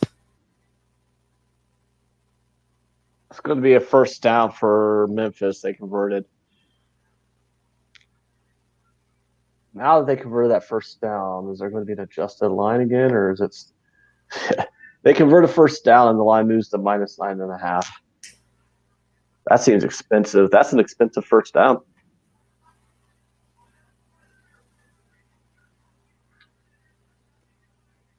A 52-yard field goal attempt here from Georgia. Missed it. Can you believe a college kicker missed a 52-yard field goal? Yes. All right. Can you believe that he's wearing glasses? Oh, that kid? Yeah, I do believe that. What's He's that wearing. It's the same kicker that missed the kick against Alabama like 2 years ago, right? He's wearing these massive black thick glasses.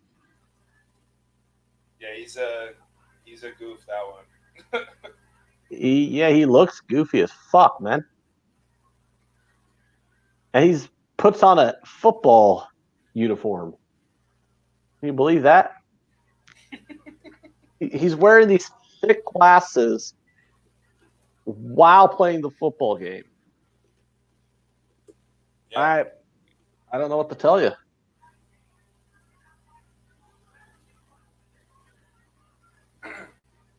All right, I got this fight at 87-84 for Joshua so far. So, can you believe someone in the chat just pointed it out, and it's true. Can you believe the Redskins are still mathematically alive to make the playoffs? What about they have 9 losses, and they can still make the playoffs. I can't remember what the scenario is, but it involves them winning out and then some bullshit going on with the Eagles and the Cowboys.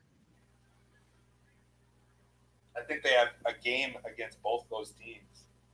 Yeah.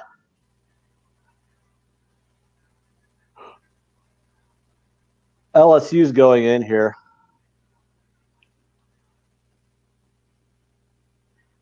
There's a flag on the play, though. Oh! I know I'm behind, but Ruiz caught Joshua with a nice punch in that 9th round.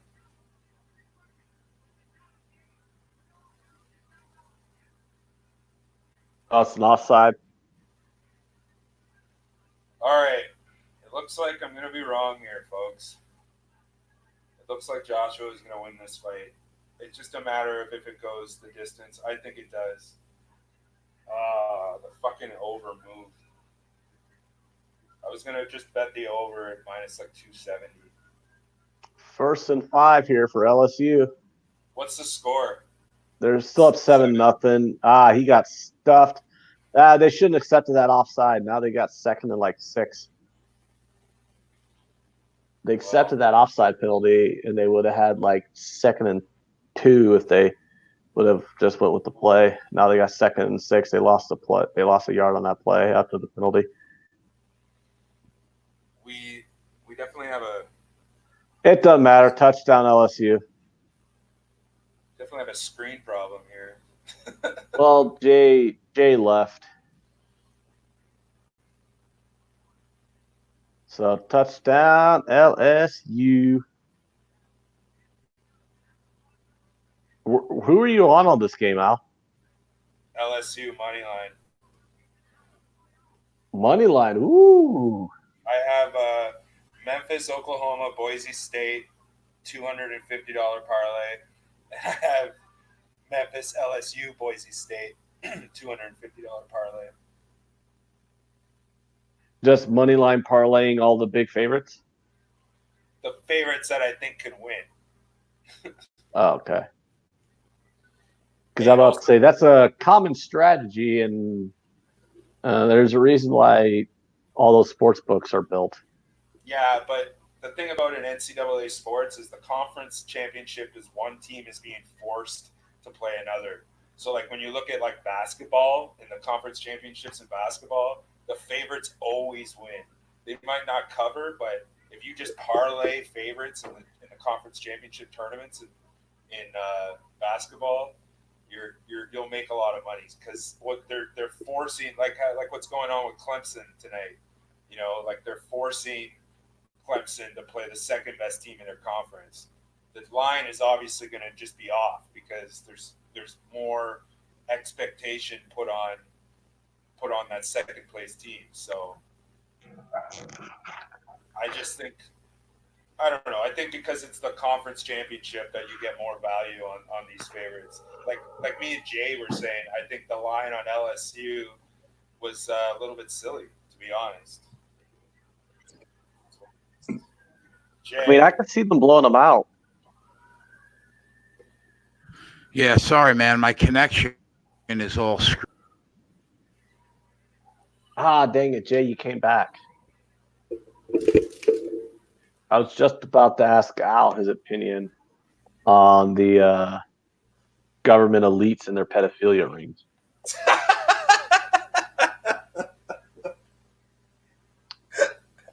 I mean, talked about that enough with Max when you leave. I figured, hey, Al and I should start talking about that. I'm trying to find an entry point, Jay, on this Cincinnati-Memphis game. Huh? What happened? What? Did he freeze? I don't know.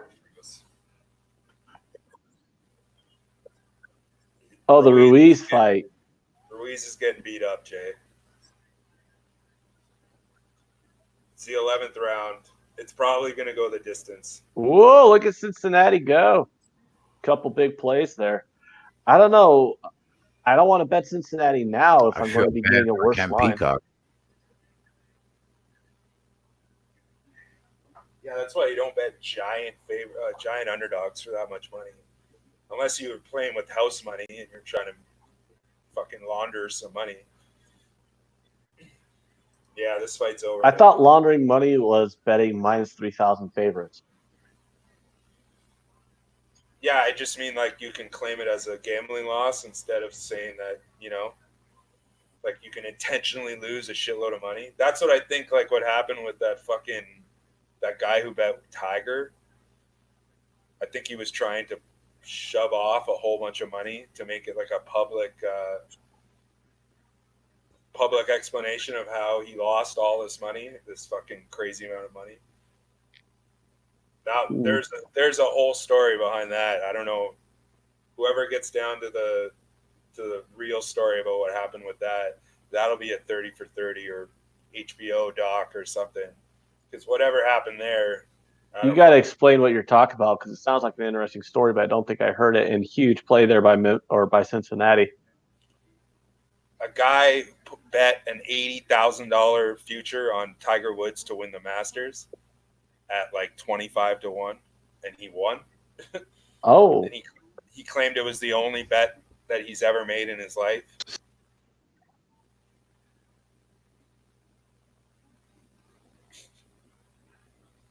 Yes, Jay? Who are you yelling at?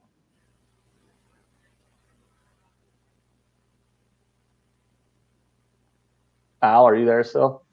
Yeah, I'm here. Ruiz is now 10 to 1, and Joshua is now minus 5,000. Oh, that's not good. If you want to bet $5,000 to win 100 right now, you might Now he's minus 100,000. Oh yeah, I do remember that. Now that you mentioned it, I do remember that. The dude bet 80 grand. He bet 80 grand on Tiger to win the Masters, and he won. But you said he was just trying to lose it on purpose? I think that's what was happening. Yeah, he was intentionally trying to lose it, just because I think a gambling loss. I don't know how it works, but I think like a gambling loss is counted as like lost revenue. You know what I mean? How it works in the United States is if you have to claim gambling winnings on your income, you can then use gambling losses to negate the winnings. That way you can get out of having to pay taxes on the winnings. But you can only claim losses if you have winnings to claim. Yeah. Like example, when you hit like $5,000 on the slot machine and they take out the taxes, you can then just get a loss statement from the casino at the end of the year on all your losses throughout the year, and count that against the $5,000 in winnings that you had to pay taxes on, and get the tax money that you had to pay. Because if you can prove that you didn't win money gambling throughout the year. Well, all I'm saying is I think that's something like incredibly fishy went on when that guy. That sounds fishy. Like if you never made a sports bet in your life and then you just randomly throw $80,000 on a 25-1. Yeah, and a bunch of different books denied him too, and then he found one that took his action. Cincinnati's just took the lead here. Whew, that's not good at all. Well, I mean, now is this where I want to come in on the other side and take Memphis? That's what I'm trying to figure out. I've been trying to figure out if I want to bet this game, but I just keep humming and hawing and not finding a number that I really want to take. I mean, I'm enjoying watching the game, but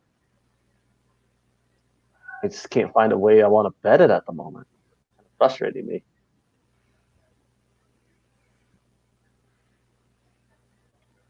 $14-0 LSU. They're going to steamroll this team.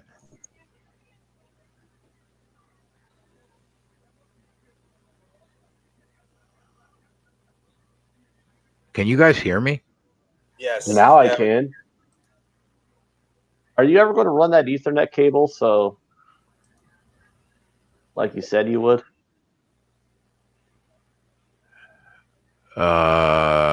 Yeah. I bought a new router too, man. And my internet package is like $100 a month. Like I got I got the best one I can get, man. It's really good. I don't know why I had an issue today though. You have an issue a lot. This isn't the first time you've looked like a Japanese porno.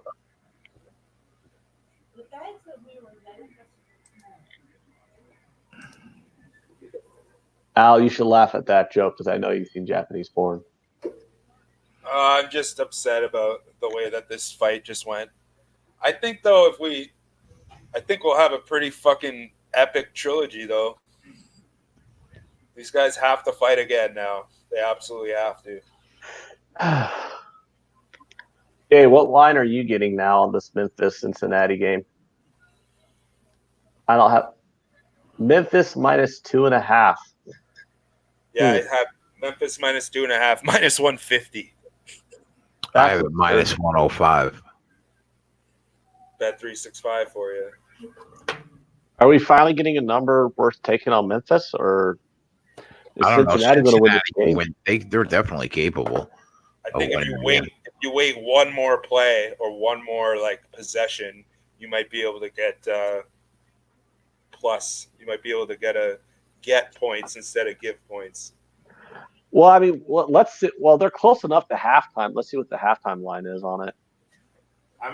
This is a pretty even game, though. That's concerning.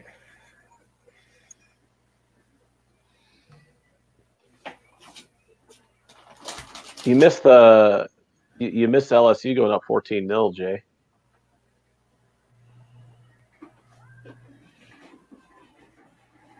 Oh, I have both my parlays tied to Memphis as well.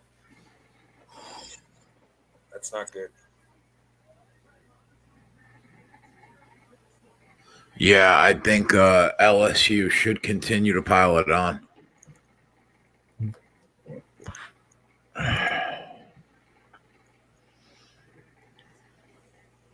Joe Anna6 says Cincy, he has Cincy plus 10. Wants to know why everyone bet Memphis. I thought that was the right side. Yeah, I thought that was the right side. I thought Memphis would probably win the game. I thought taking the 10 was the right side. I didn't bet it though. FAU, LSU, and Ohio State were the only teams I've gotten involved in so far. I thought that Hawaii was live to beat Boise. I didn't take the 2 touchdowns, though. Maybe I should have, but I didn't.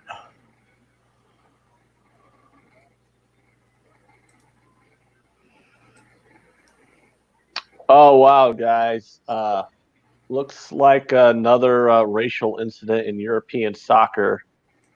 Manchester City's having to investigate some fan behavior.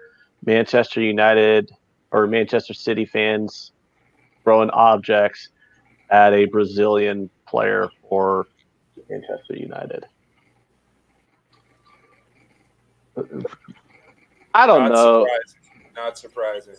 This is starting to get kind of ridiculous. Like in the United States, we talk about our racial history, but what the fuck is up with European football? Well, like, is every goddamn European soccer fan a goddamn racist or something? There's entire teams, Ant, that are Nazi sympathizers. Look at Lazio, man. They're a fucking joke. Like they're legitimate Nazis. Yeah, you have all that stuff going on with the. They should be banned from UEFA completely. FIFA, UEFA, everything. They should be banned. You have all that shit that was going on with that Brescia player, getting all that racist hate, and then 2 of the Serie A teams are banning a newspaper because the newspaper had get this, Jay. An Italian newspaper on its front page said Black Friday with Lukaku and another player on the front page. It was it was an article on the soccer. If you don't know who Romelu Lukaku is, he's a black player for Inter Milan. Played for Manchester United last season. Yeah, but they literally said Black Friday as a headline. And now 2 Serie A teams have announced that they're banning all reporters and stuff like that from that newspaper for the rest of the year for that comment. I'm like, what the fuck is going on with European soccer? Like, when Lazio played Celtic in Champions League fucking qualifying this year, the Lazio supporters marched through the fucking town with fucking Heil Hitler salutes. Like, and then when Lazio scored in that game, the fucking player gave a fucking Nazi salute to the crowd. Jesus. They should be banned from UEFA and FIFA for like 5 years just for that. They're fucking clowns. That's terrible. That's why Lazio sucks. Fuck them. If you're a Lazio supporter, fuck you.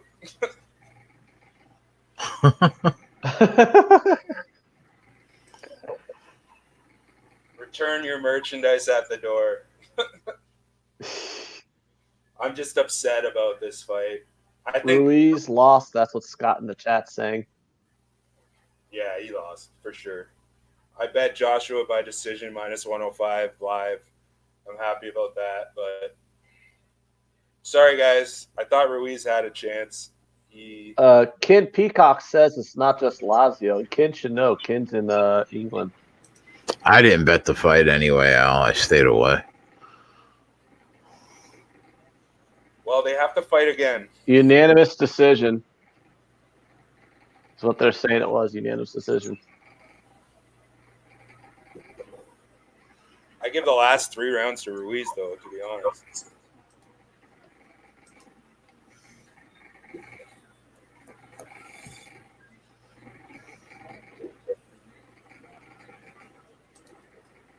AJ would box circles around Wilder for 12 rounds. That's what Eric says. No, he wouldn't. He wouldn't? No, Wilder would catch him would catch him in like the 8th round, and his head would be in the 4th row. Okay. We'll see. That'll be an interesting fight, but Ruiz and Joshua have to fight again. You don't get a mandatory rematch and then don't get a mandatory rematch as the losing champion. If they don't give Ruiz a fucking 3rd fight here, this is a joke. Martin Riggs says Wilder would cripple AJ. You agree with that, Al? Yeah. Cincinnati's not done, dude. They're going to get 15 yards on this pass interference. That's not good. I feel like if this fight went 3 more rounds, I think Joshua would have gassed. He clearly started gassing after the 10th round. Ruiz's toughness to stay with Joshua when he had no more gas left. It just proves Joshua has no knockout power at all. He has none. Joshua would lose to Fury.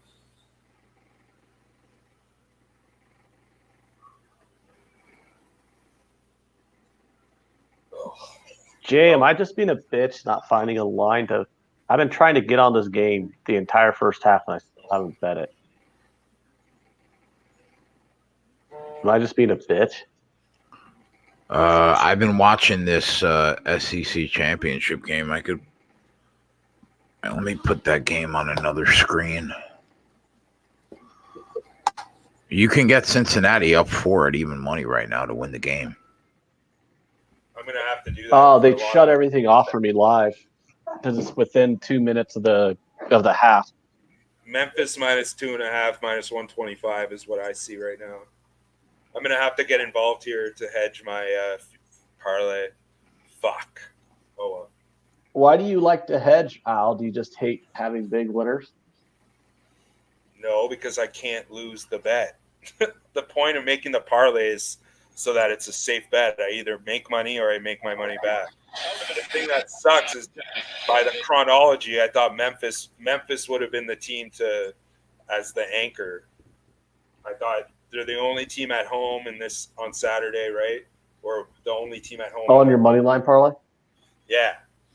Oh, okay. Yeah, that's what I'm talking about. Yeah, that's what I'm talking about.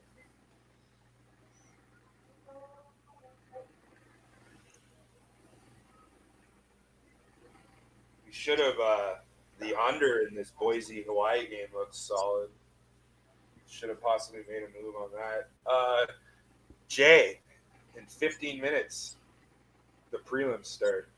I'm gonna need you.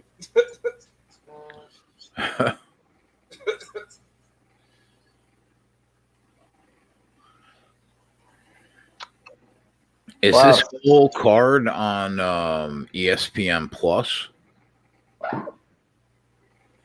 Oh no! Wow, the whole card is on the prelims and the main card is on ESPN, but the early prelims must be on ESPN Plus.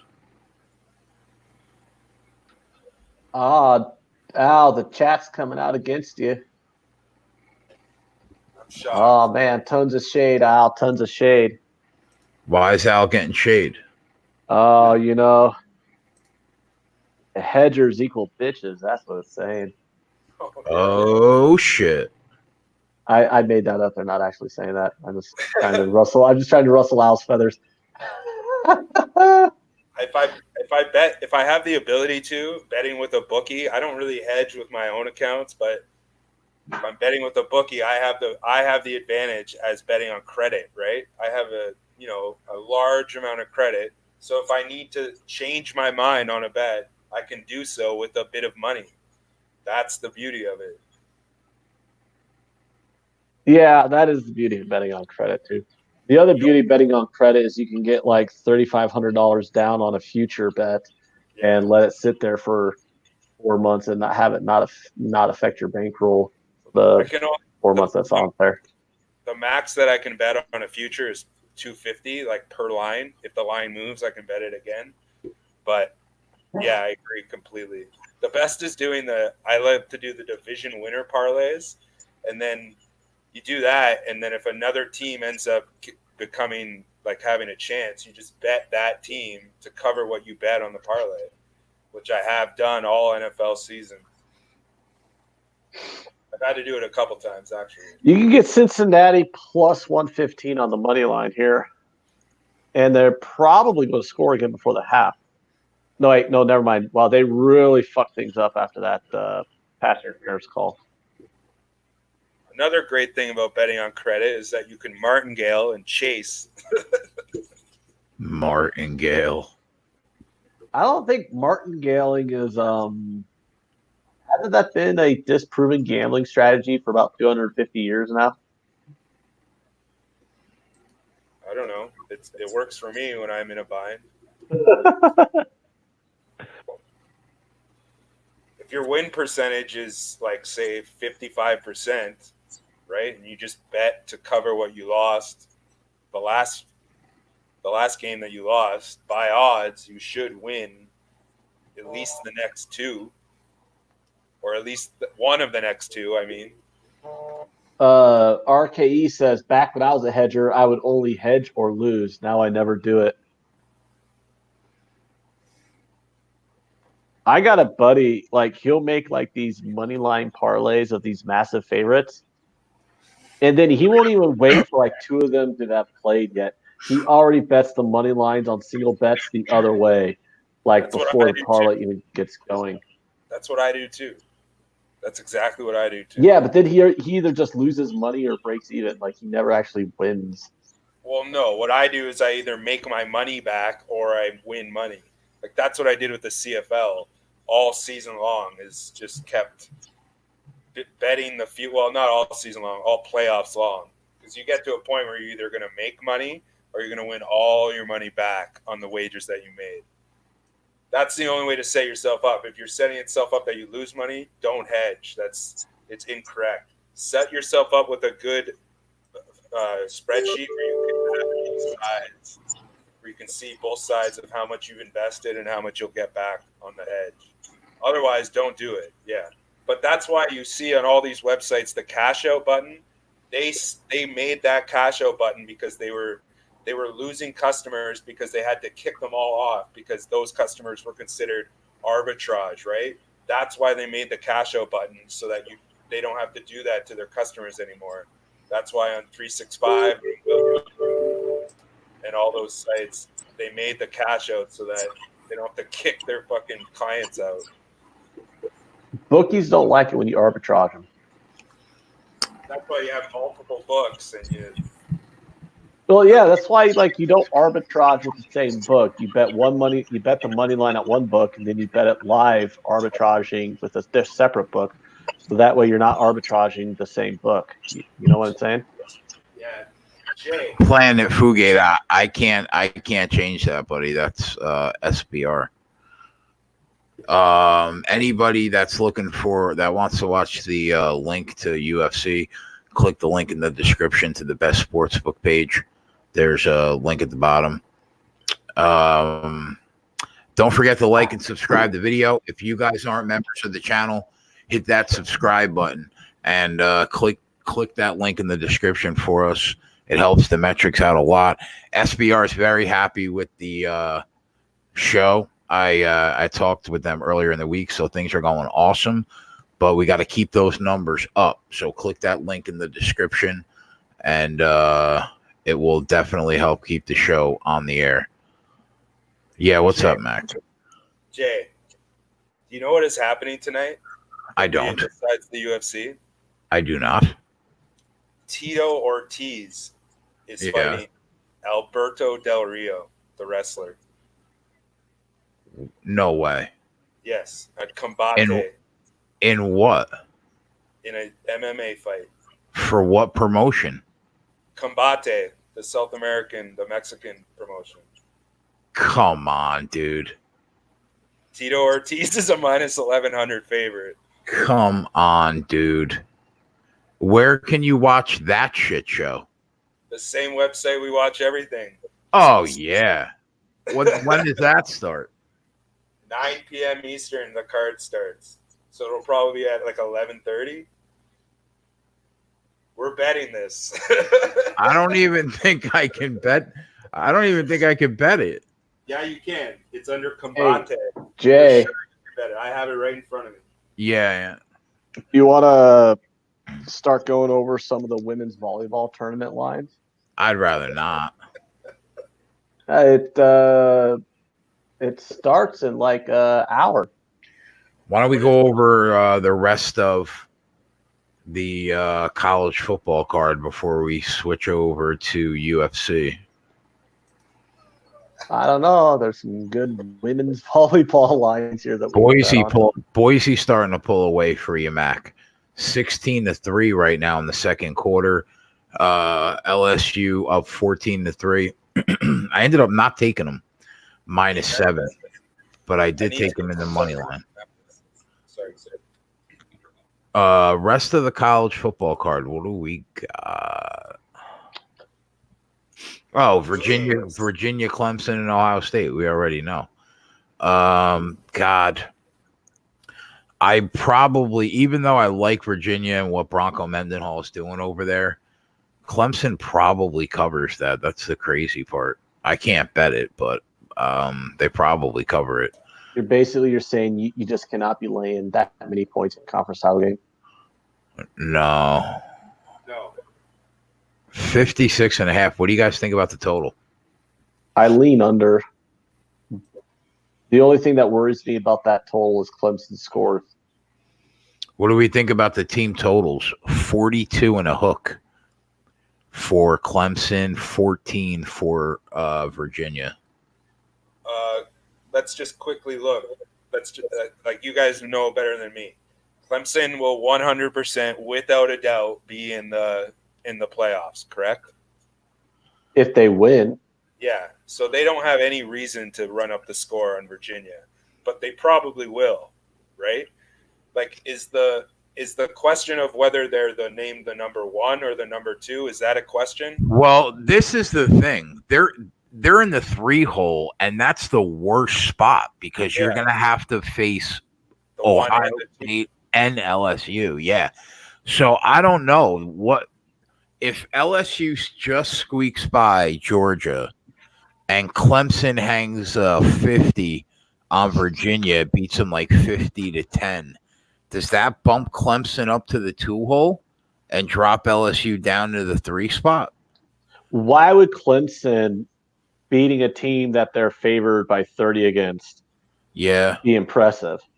Yeah, I mean, that's fair. I can't really. I'm going to be honest with you.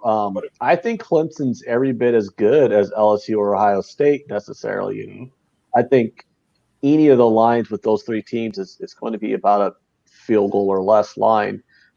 But how do you make Clemson number 2 or number 1 when they literally their strength of schedule is not good? You know what I'm saying? Like, I can't fault them for their conference schedule, but at the same time, I mean, Clemson has not had a tough schedule.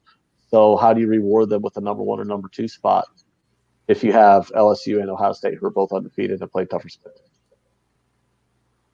Yeah, I understand what you're saying. USC starts at, I think, 5:30, Rich.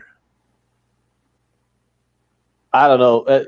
I think we could all just agree, though, that if Oklahoma gets into the playoff, if LSU holds off Georgia and Oklahoma gets in, I mean, is it in agreement that no matter who's number 1, Oklahoma is going to get dick stomped by them?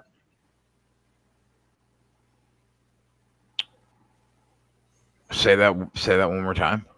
Okay, say LSU holds off Georgia, right? So it's LSU, Georgia, and Clemson. Say Oklahoma's the one that gets in, because Oklahoma should be the one that gets in then. Yeah. Does it really matter which one of those 3 Oklahoma plays? Because they're just going to get dick stomped, but no matter who they play. Yeah, I agree with that. Yeah. I mean, because you'd have a field goal or less line with any game between Clemson, LSU, and Ohio State. That line's going to be about a field goal no matter what.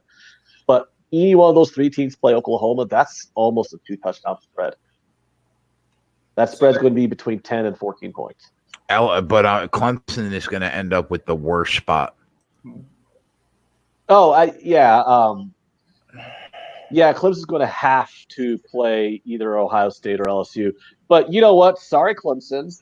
You have to because you didn't play anybody all fucking year. Congratulations. Now you get to play somebody. And I think they could do it. I think they could prove it. I think they're just as good.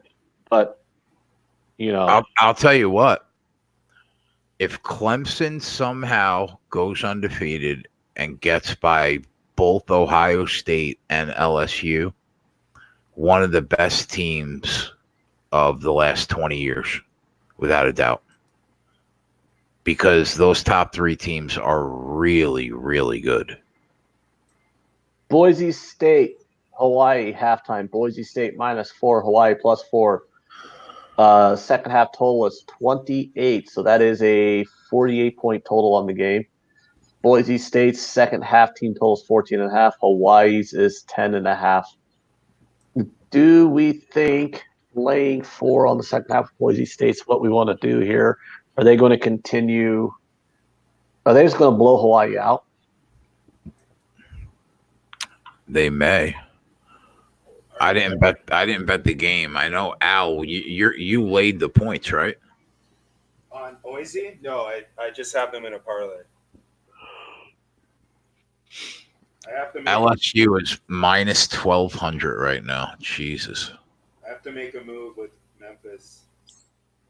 Yeah, I'm about to say Memphis is -6 on the second half, which means they're still -2 on the game. So you can get Memphis -2 on the game at even money. Oh, this is perfect. Perfect. The total is 28. Second half team totals are 16.5 for Memphis, 10.5 for Cincinnati. The full game money lines are -130 for Memphis and even money for Cincinnati.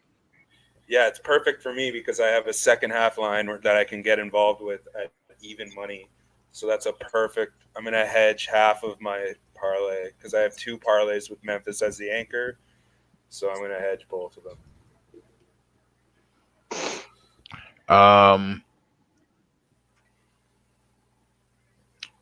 Nick. I'll be sick. I'll be sick to my stomach if Cincinnati wins and I didn't hedge. I have to do this. I want to know, the competition, Team Liveline against Team Lowbag. 9 out of every 10 people in that forum picked us to lose. Picked who to lose? Team Liveline. To lose in what forum? The competition, competition that we're doing with SBR. Oh, yeah? Yeah. When does it start? Today, in 10 minutes. Oh, did you guys already submit your pick? Yeah, Dave's been MIA for 2 days. So I just looked at the card quickly and I submitted the picks. And then next week for UFC 245, that event counts. And then after that, it's over. You get 1 point if you pick a correct fighter. So I'm going to throw. Why is it? Hold on, it's not based off of lines. It's based off of just wins and losses. Yes. That's stupid. It's not exactly the way that I would prefer. How do you base it off of just wins and losses when so many are like -300s? I would have done. Way to run a contest, though. It's a proper way to run a contest. I would have done it by unit count. Yeah. But it's a form. They don't have the. Yeah, I don't know. Those are the picks for. Those are my picks anyway.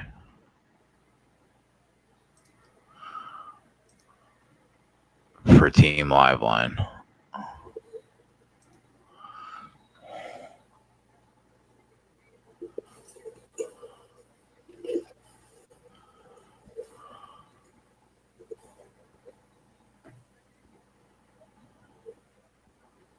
All right. Jay, when does the fight start? 12 minutes, I think, 5:45. I did not bet any of the fighters in the prelims. I think Mahmoud Muradov wins the first fight. Didn't bet him. I think Verna Jandiroba wins the second fight. I didn't bet her. Mahmoud Muradov minus 280. Trevor Smith plus 210. Yeah, I thought that Muradov would win. And then the fight after that, Verna Jandiroba, I didn't bet, but I picked in the contest. What about Jandiroba wins by decision? Well, it's minus a chip. 115. That's why I say because it's a chip fight. Yeah, I mean, if I was going to bet that fight, that would probably be the way I went. Yeah. Can I interject for 1 second? The third quarter line in Memphis, Cincinnati, the total is 13.5. The under is plus 100, and the over is minus 138. I have a hard time believing that a game with 24 points in it is going to start breaking open. It seems to be pretty defensive between these two teams. So you don't think that you see 2 touchdowns, you're saying? No, I don't. I like the under here. In which one? Memphis, Cincinnati, third quarter. What about the second half total of 28.5? Do you like that under? I don't know.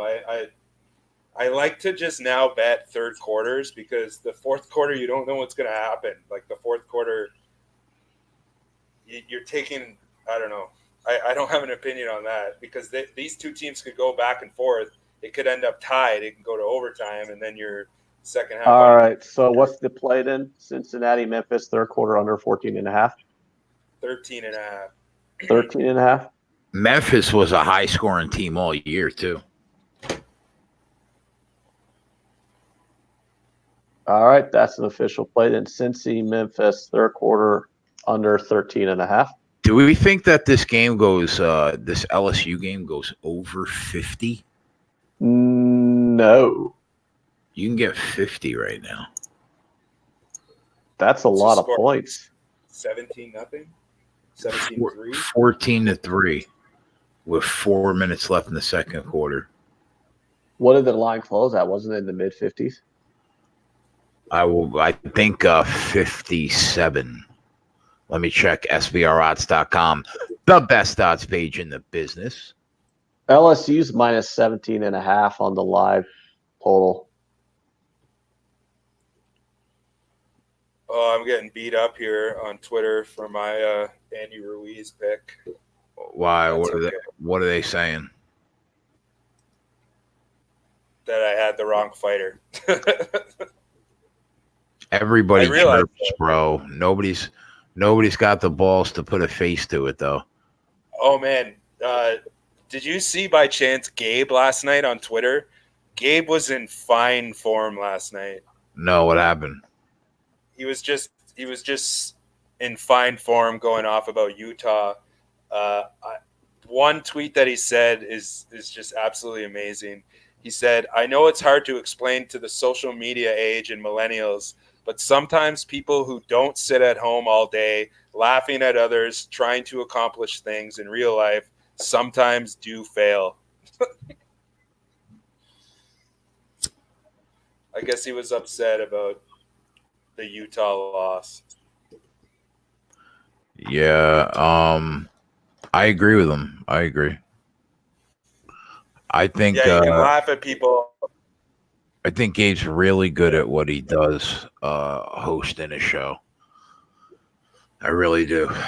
I don't think in terms of production though that show touches us. I was on Oregon, by the way. I'm just gonna let that slip out again.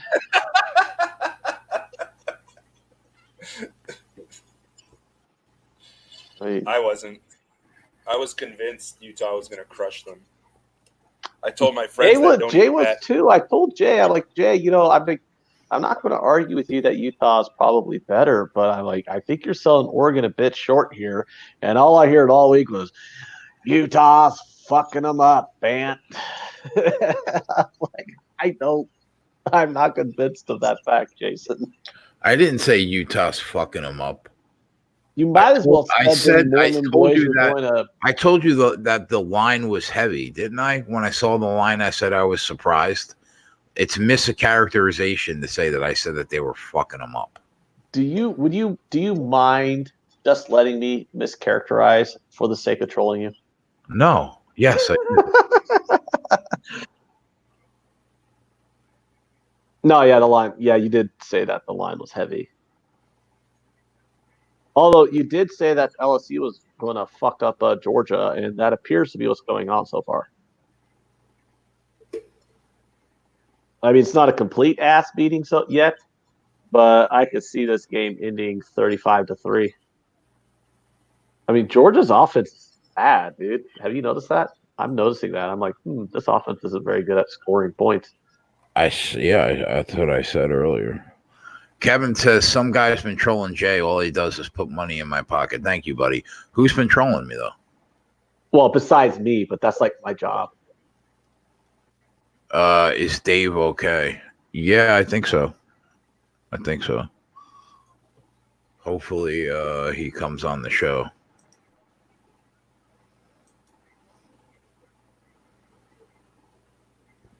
Mm-hmm.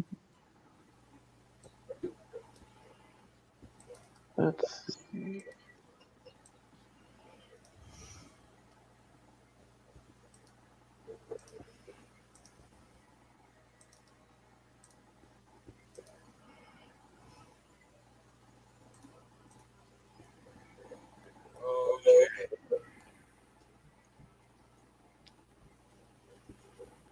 I mean, he retweeted the tweet for the show, so.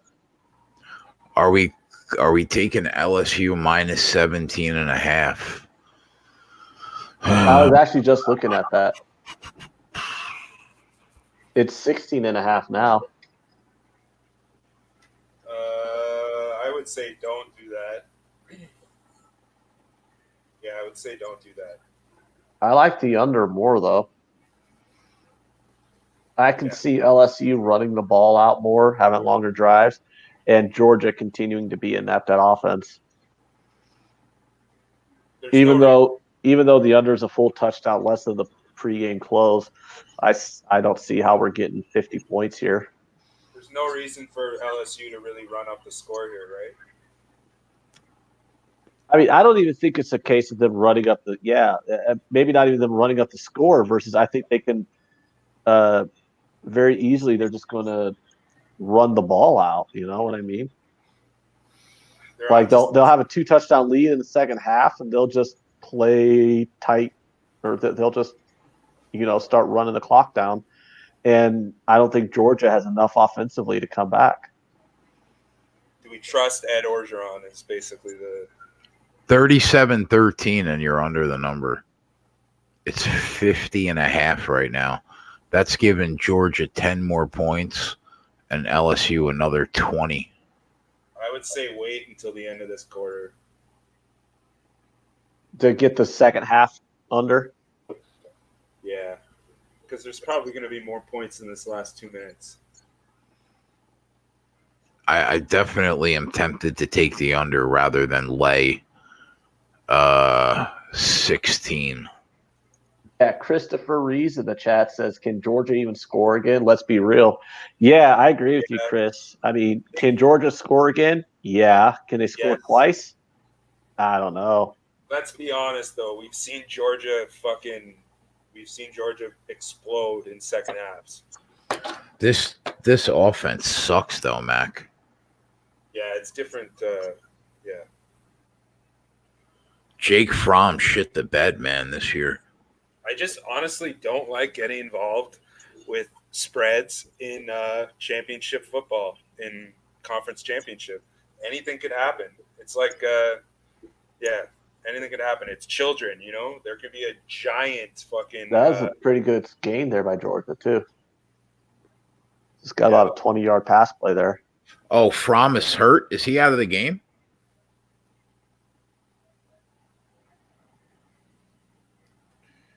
There was a huge stoppage there. Like the game was stopped at 2:25 for almost 5 minutes. Wow, that's another first down. Did Fromm come out? No, he's in there. He just threw 2 first down darts. Hey, I'm just watching the fucking chart on the screen go by. There's too much going on for me to pay attention to right now. Yeah, he's in there. Fake news.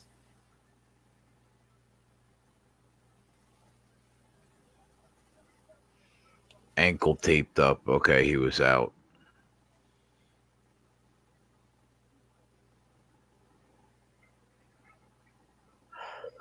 Why is the disaster guy licking Tina Fey?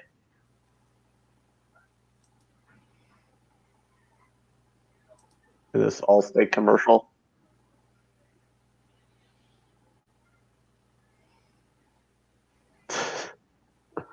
That was creepy. He was licking Tina Fey. I guess he's supposed to be a dog, but he was licking Tina Fey, and it looked weird.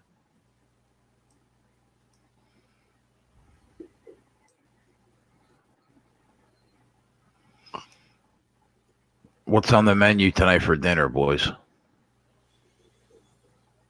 I haven't decided yet. I had Chick-fil-A, so Canadian Club. I don't know if I want to spend $1,500 on eats in 1 month. So.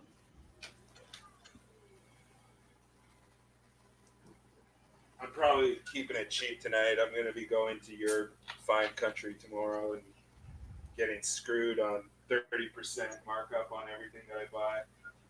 You got to get Buffalo. Interception. Be in Buffalo. Yeah. Well, it's going to be a sweet setup because either way, if Buffalo wins or loses, everyone is going to be watching the Kansas City New England game because if the Chiefs beat New England, it doesn't matter. They're both sitting at the same spot again. And then it's all going to come down to Buffalo, New England, which I think is not next week, but the week after. Chinese food, boneless barbecue ribs, jambalaya, or a ribeye. Rich got a stromboli on the way. Spicy galamad and a homemade cannelloni for me. Go ahead, Andrew. That's what I like to fucking see. Jason Finley says poo-poo platter. That's funny, man. So did you see the interception, Jay? I did. LSU threw it in, or Georgia threw one, and then now LSU's going the other way, and they just had a 20-yard pass. It's off the board right now. Yeah, I was pulling up the line now. I don't have anything for it. All right, I'm going to be tracking Cincy, Memphis. This is important to me this second half.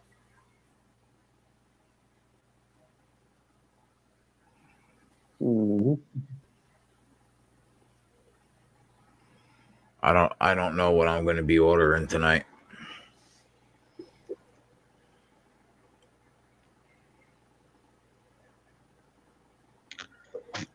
This looks like it's going to be a 20-point win at least for LSU.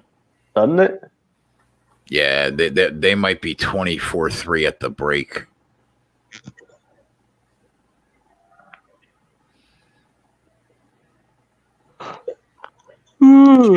Jay, are you have nothing on this game on LSU Georgia? You have nothing on it? I have that big money line parlay with Ohio State. Oh, okay.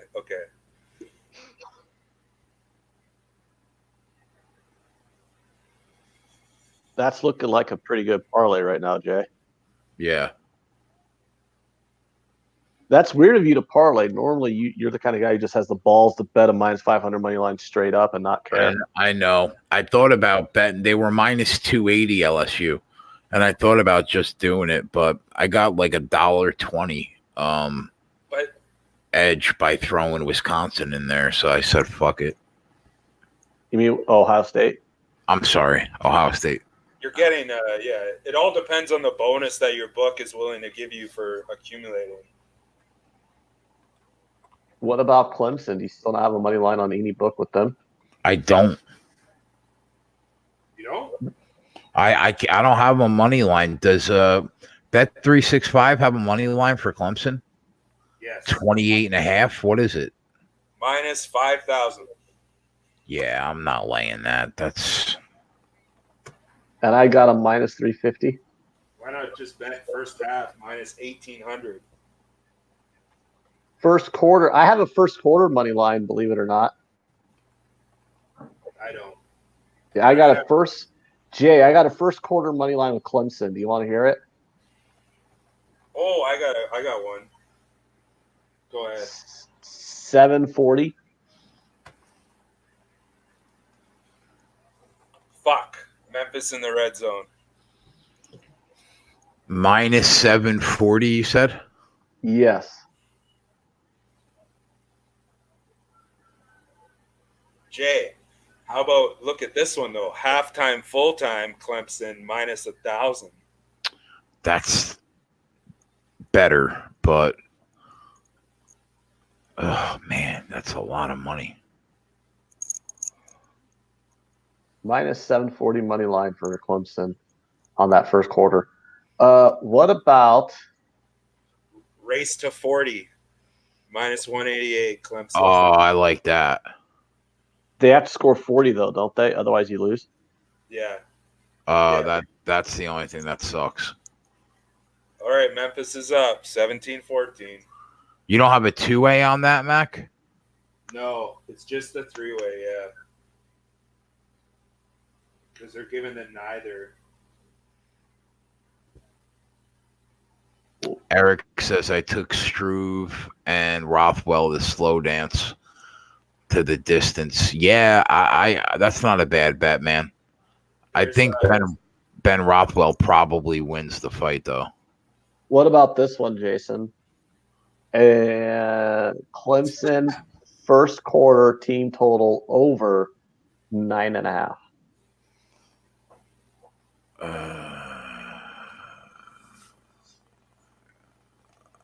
Yeah, I like that. They should have 10. Now, ask me what you think the juice on that should be, though. Minus 120 would be the limit for me. Oh, so you're not going to bet up minus 150? No. There's a special on 365, Clemson money line and over 56.5, minus 120. The problem is, hold on. It could very easily not go over. Al, did you just say parlaying Clemson money line and over 56.5 is minus 120? Yeah. Yeah. Over 56.5 is minus 110. That's the spread. Yeah, what the fuck are you talking about, Mac? I swear to God, that's what it says right here. Clemson and over 56.5 minus 120, and the actual over 56.5 is minus 110. Bet365 is just trying to rob somebody. That's bullshit. I guarantee you, I bet my bankroll that somebody out there bet that. That is the biggest trap line I've ever seen in my life. I bet my bankroll. They're offering that as a special, charging an extra 20. They're charging an extra 10 cents on the over. Somebody bet that. Oh my God. Like, at first I thought you were talking stupid. I'm like, what?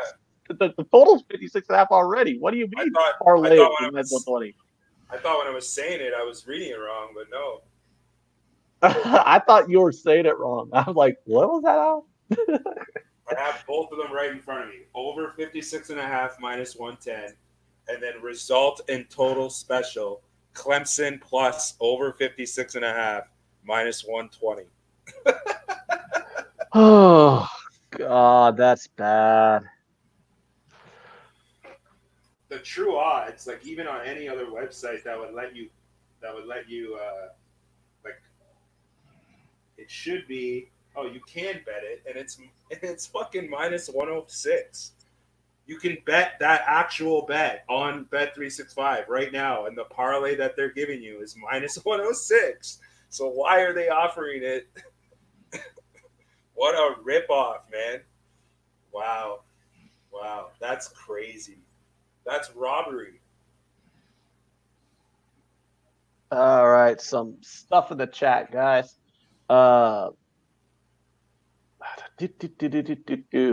Andrew wants to know Ohio State moneyline parlay the Clemson minus 27 at even money.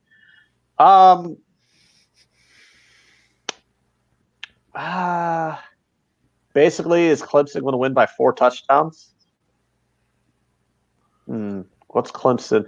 Yeah, you can buy Clemson down to minus 27 for minus 140. So you're basically getting even money because Ohio State should win. I mean, is Ohio State really going to lose to Wisconsin? I don't think so. What about Clemson minus 18.5? Ohio State money line minus 250. I don't know. Yeah, I don't know either. I'm being silly. Yes, I honestly I don't recommend betting the spread in any of these games. Although what I am eyeing the most is that adjusted total and line teaser in Wisconsin, Ohio State, the 21.5. Oh no, it's moved now. It would be 22 and under 63. I'm going to see what that the is. final 2 minutes of this half of the LSU game's taken like 3 years. I think because there was an injury. It's taken forever, Al. Forever. So on my calculation, without any bonus, 63.5.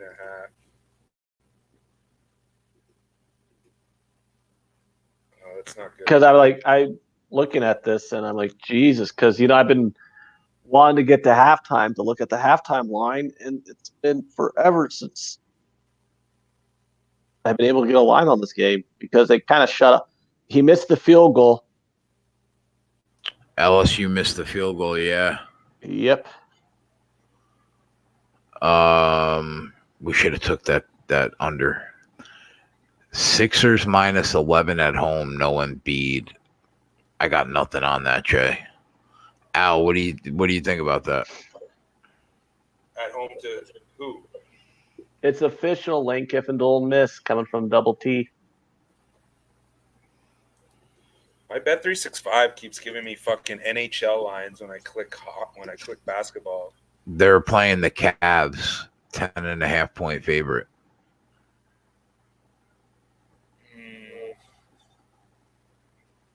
Hey, do we think Cincinnati wins this game often enough to turn a profit at plus 235 money line? Memphis just walked down the field on them to start the second half. You think Memphis is going to keep walking down the field? I'm hoping not, because I have this under 13.5, but I also have a giant money line parlay with them as the anchor that I just bought half out of. So yes, I would prefer if I don't know, I'm screwed now. I'm on 2 different sides. I hope that Cincinnati goes down the field. It takes a lot of time. They kick a field goal, and then this goes to the fourth quarter with Memphis leading. J.K. Dobbins on over 130.5 rushing yards. He went over that the first time they played Wisconsin.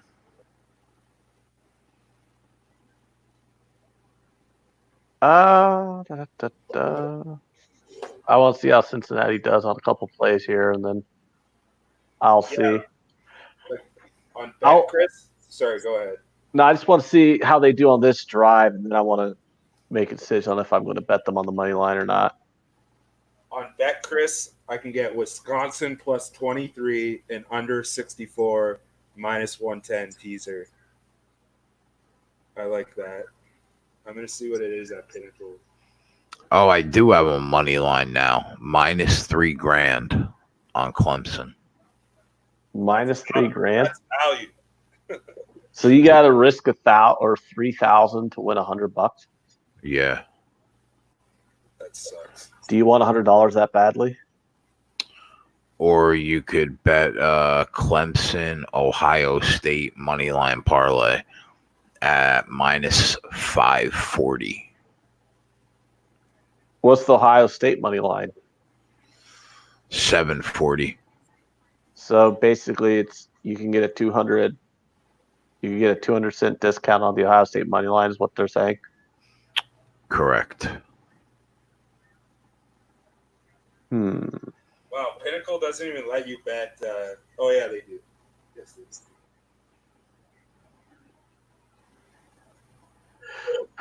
Third and 4 for Cincinnati here. Rosenstruck is a fucking machine, bro. Alistair Overeem doesn't have a fucking chance. Write it down. You heard it here. What's that money line? They're going to give him the spot. Cincinnati got that first down. He's been taking money all day. What? Minus 110? He was plus one. I bet him at like plus 115, I think. He's minus 120 at FanDuel right now. There seems to be a decent amount of value on this card as I'm looking. All right, the second half totals 27.5 in this LSU Georgia game, Jay. That's less than 50 though, right? Yeah, it is. Should have grabbed it at 50, but Cincinnati with another first down. Jesus, I need to quit being a bitch and just bet them already.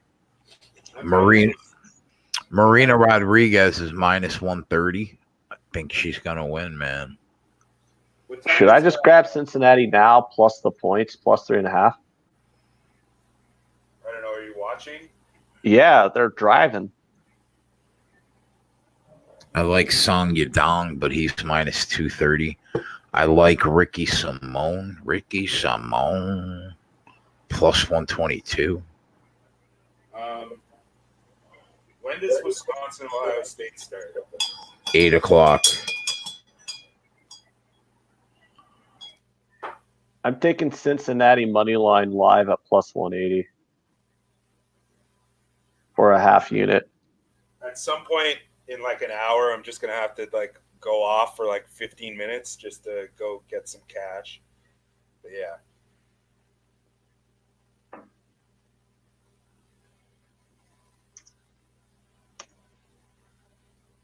Go get some cash. What are you? The bookies at your house? No, I'm buying marijuana. Oh, we don't talk about that here.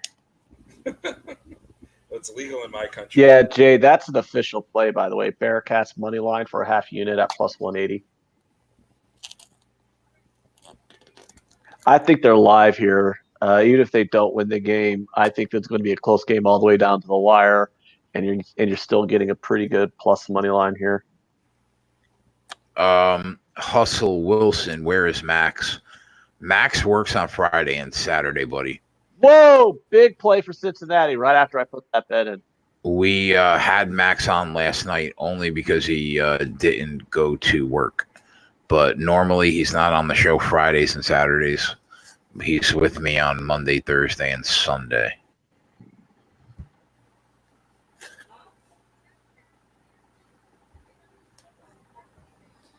All right, Cincinnati's going in, Jay.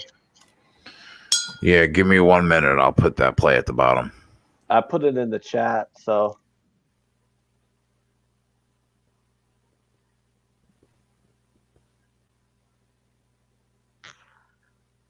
There it is. Is that touchdown? Yep, touchdown Bearcats.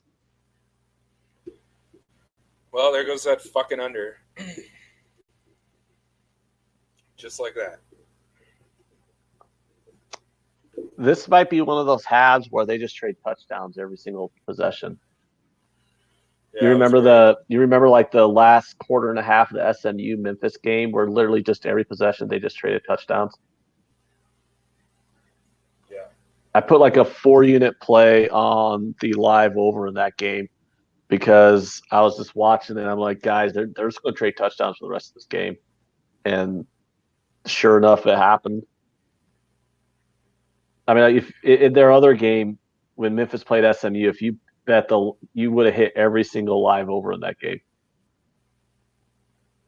I think the final total on that game was like 103 points.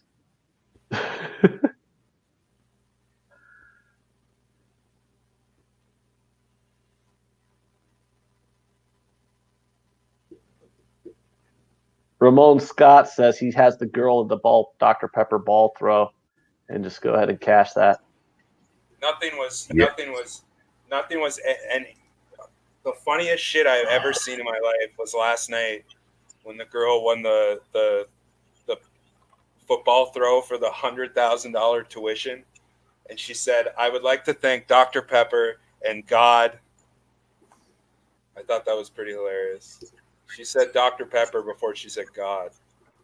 Well, one is a figment of your imagination, and the other one's the best soda out there. It's not soda. What do you call it? Well, soda is soda water, right? I don't know.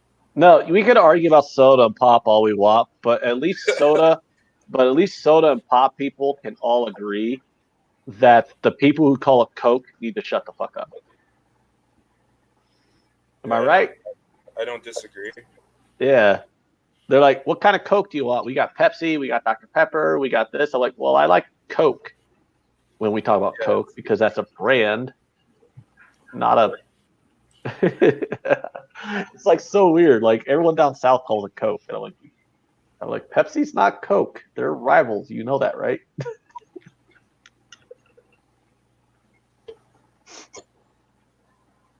Ramon just combines them and says it's soda pop. There we go. LSU second half money line is minus 160. Do they extend this lead? Yes, actually, you're getting a better number than me. I'm looking at second half money line of minus 210. I mean, I would bet that minus 160 on principle, Jay, just because I'm getting minus 210. What line do you have it at minus 160, Jay? What book you mean? Yeah, what book is that? FanDuel. What total do you have? I'm looking at 27 and a hook. Jesus Christ. Mine moved. It opened at 27 and a hook, and now it's down to 26 and a hook. My second half money line is 175, 27 and a half minus 120.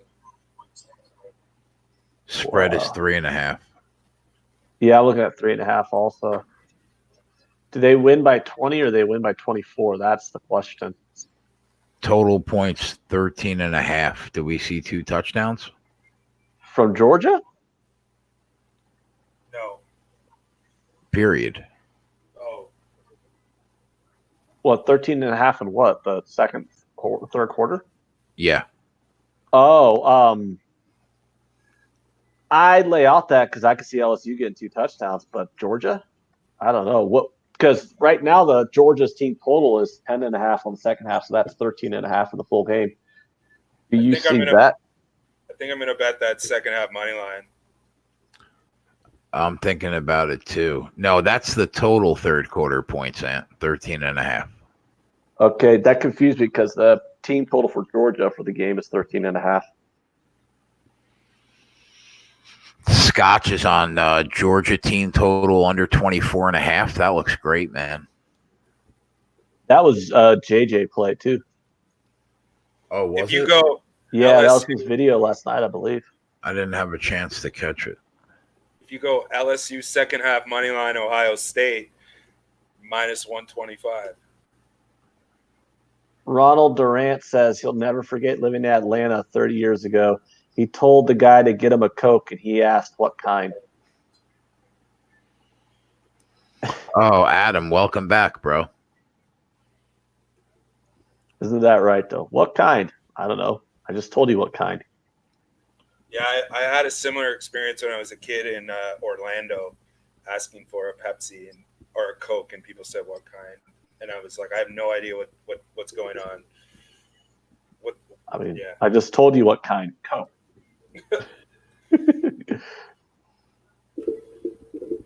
I'm going to experience my first American tailgate tomorrow.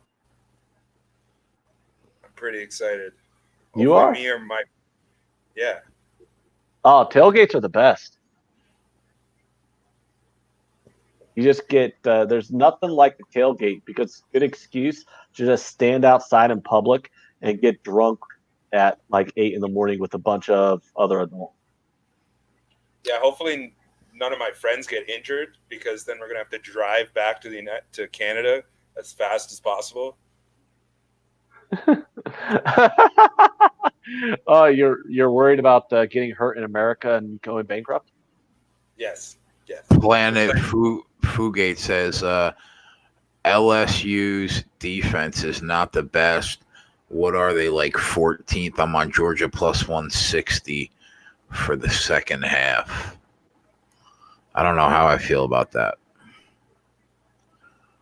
I kind of think that LSU wins this game by more than 2 touchdowns. So That's what you're betting with that second half money line. That's why I'm doing it.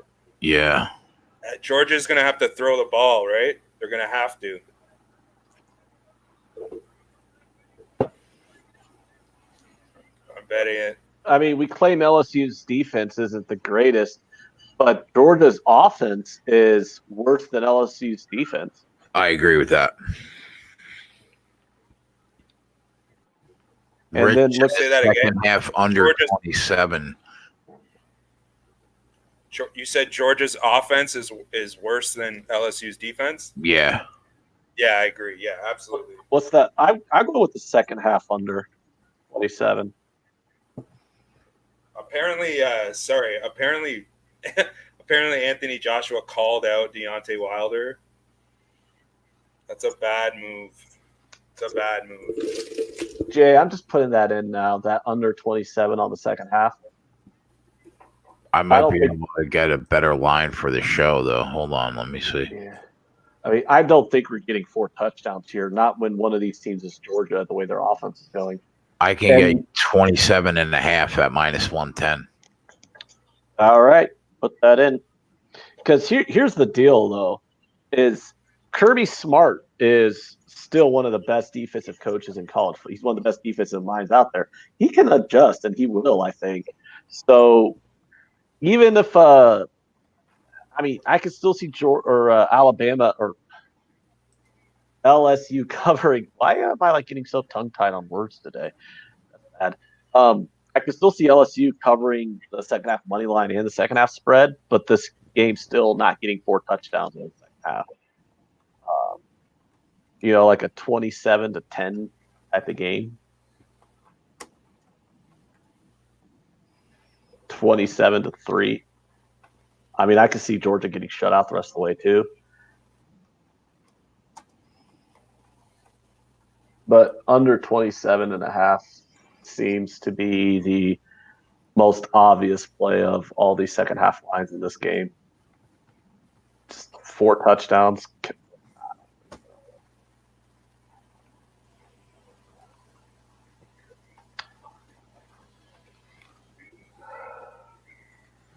Let's see Cincinnati here. Cincinnati going to make a stand against Memphis? I don't think so. Well, it's 3rd and 5 right now. Oh, you're ahead of me. Oh, Well, they converted though. The first competition pick is underway. Team live line. Yep, we have Mahmoud Baradov against Okay, I need to get involved here. Trevor Smith, I think. I need to start getting involved with these UFC fights. I haven't bet anything in the second half of that LSU game, but I think that money line at minus 160 is interesting.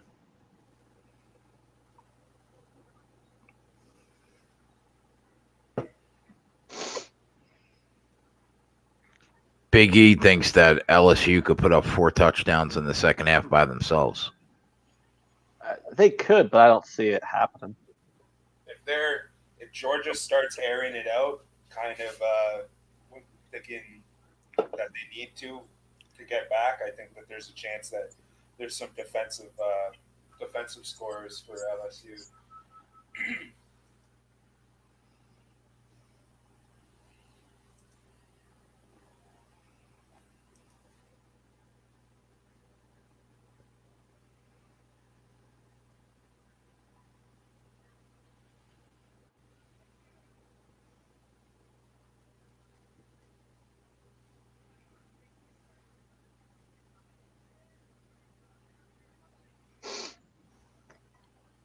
4th and 11. Okay. We might have a. Let's see if they can miss this field goal.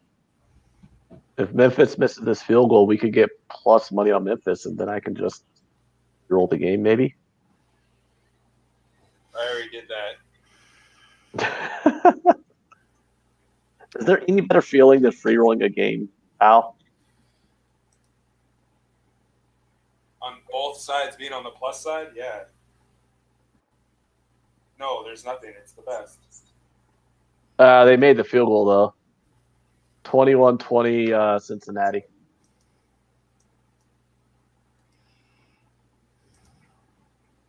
Okay.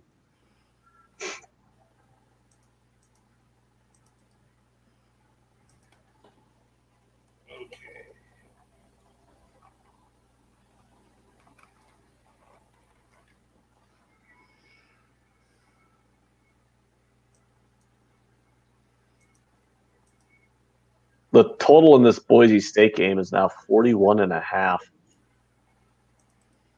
Basically, is there going to be 3 more touchdowns this game? I don't think so. Where is this game being played? It seems like there is. Is this game at elevation? What game? Boise, Hawaii. It's in Boise. Yeah, so it is an elevation, right? Yeah. Not really. I mean, is Boise really that high up? Maybe not. Yeah, it's probably at least 1,000 feet above sea level. I just remember from my minor league baseball elevation system that Idaho is above sea level.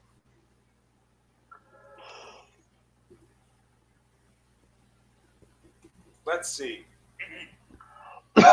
Jesse asking about Leicester tomorrow. I think they should win, but I don't like laying that number on the road. It's seems kind of risky to lay. I think I'm looking at -145 on the Leicester money line. That's about 20 cents higher than what I would be willing to bet them at. With it being on the road, anyways. If they were at home at -145, I definitely look at betting them, or even like taking them at like -0.75 on the Asian handicap. But with them being on the road, the game's just a pass. I hate that -1.7, -7.5 because you have to win. Yeah, I don't like that. I mean, I don't mind it mainly because the way I look at it, I'm still winning money if they win the game. Yeah, I don't bet them often, but reduced price, right? At a reduced price. yeah, it lowers it lowers the juice. So, yeah, Boise, Idaho is 2,700 feet above sea level. There you go. well, if you could get like Leicester combined with like over 1.5, that should get you plus money.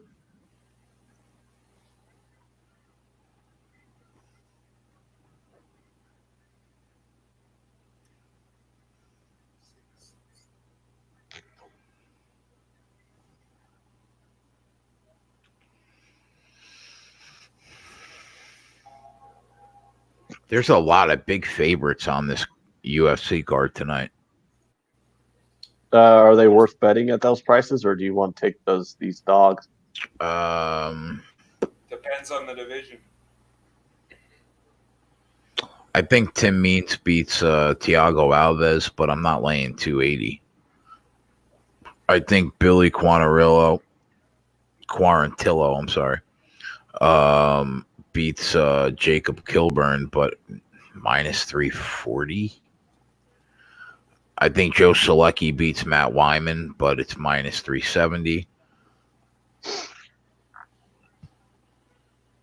I like Ricky Simone +125 to beat Rob Font.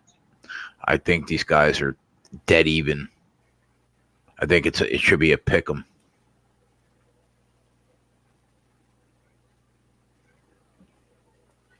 I'm trying to quickly handicap this card.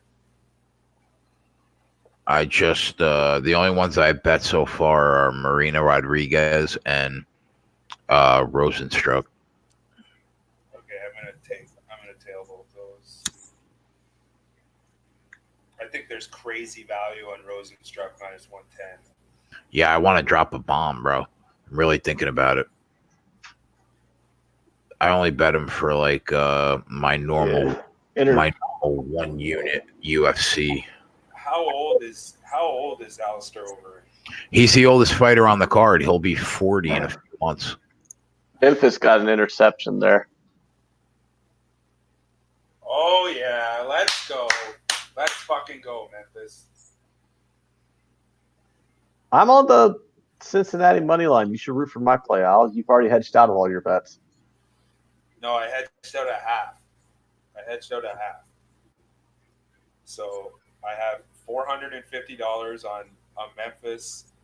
I have $200 on Memphis, Oklahoma, Boise State. I have $250 on Memphis, LSU, Boise State, and so I hedged $250 on Cincinnati plus 100.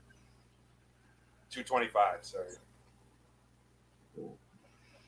That LSU total dropped 47.5 now. I think we left money on the table, and we should have took that under. What, the LSU? Yeah. We just took it at the half. Oh, you're talking about we should have bet it when there was like 2 minutes left in the half? Yeah. Yeah. I see your point there. But Memphis is going to take the lead here, it looks like. What's going on in that Boise game? Is it complete domination? they are up 17-3. I'm not watching the Boise game. I'm watching Memphis, Cincinnati right now. I think Hawaii will have a very tough time. Is that game at halftime? Memphis is going to have a big third down here, 3rd and 2, 3rd and 3 on the other side of the 50. This is in that spot where these college coaches will go for it on 4th if they get stopped on 3rd.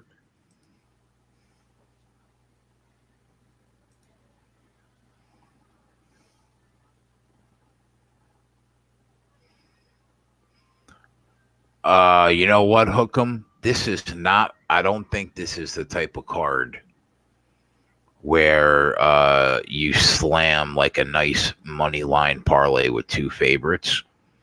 I'm not exactly against that, like normally.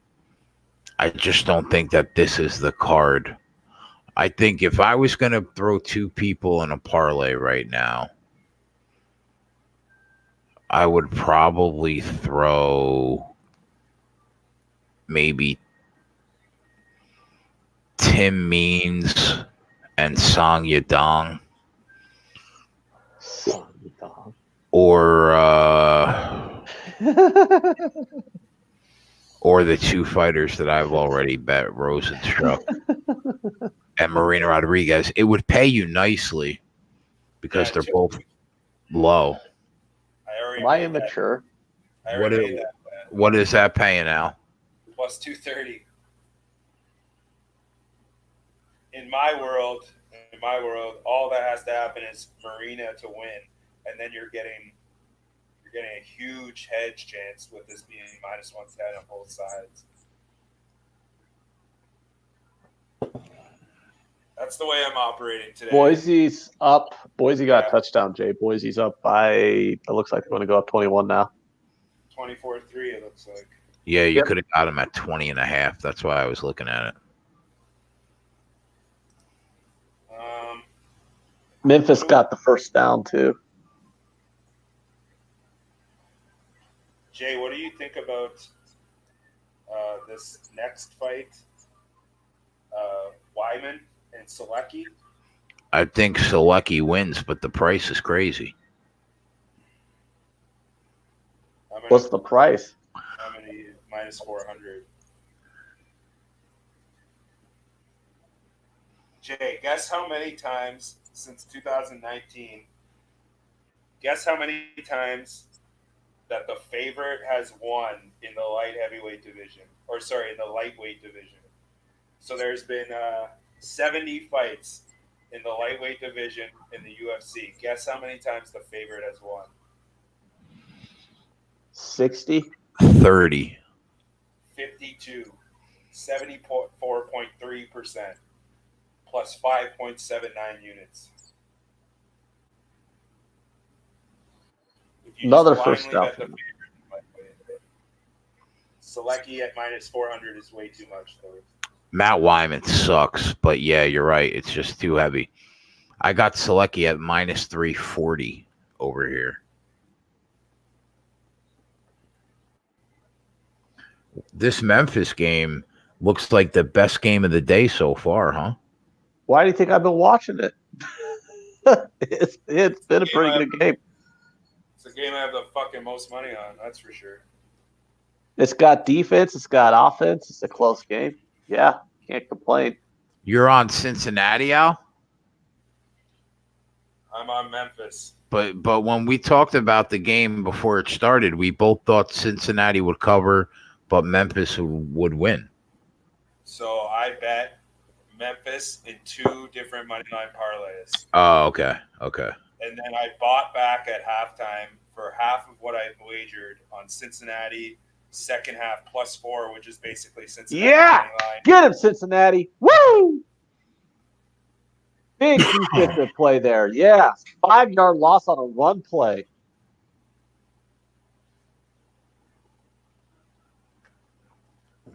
He just Nick, flew. DM me the picks that you guys are on in the competition. Do me a favor. DM me so I know. 3rd and 14 here. Big play here. Come on. Let's step up on D, Cincy. It'd be funny if you guys made the same picks. I think that they're on Overeem, so I know at least one of them is. Well, if they're only going to count it by wins and losses and not the unit count, I'm pretty sure they're going to be on all the same picks because they probably just all submitted the -200, -300 favorites. Like, You know me. I wouldn't do that. Well, that's not how you win. if it's a contest, it's not how you win money like units wise, because But I mean, if you're just going off a win-loss record, I know, but a win on a -300 is the same as a win on a +300. I took Ricky Simone, and he's +120. You know.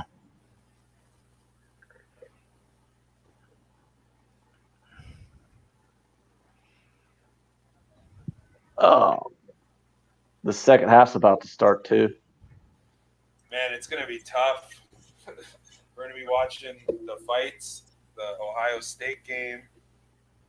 It's going to be a lot. Yeah, it's gonna be a good night.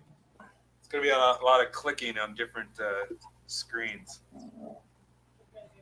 Muradov looks like he's winning this fight. I think as long as he doesn't get knocked out, we should start off with one win.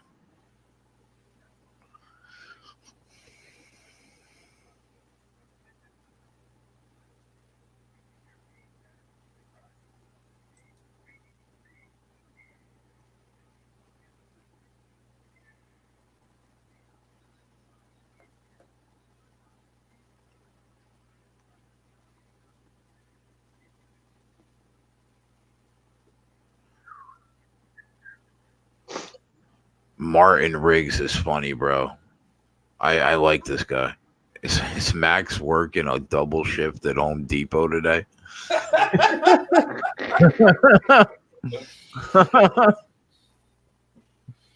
That's fucking funny. Any NHL picks? Al, do you have anything for NHL?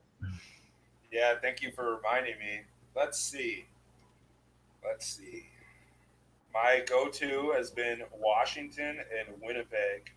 They both are not playing. Colorado is interesting as a dog to the Bruins. Colorado has been really good lately. How interesting. It's +135.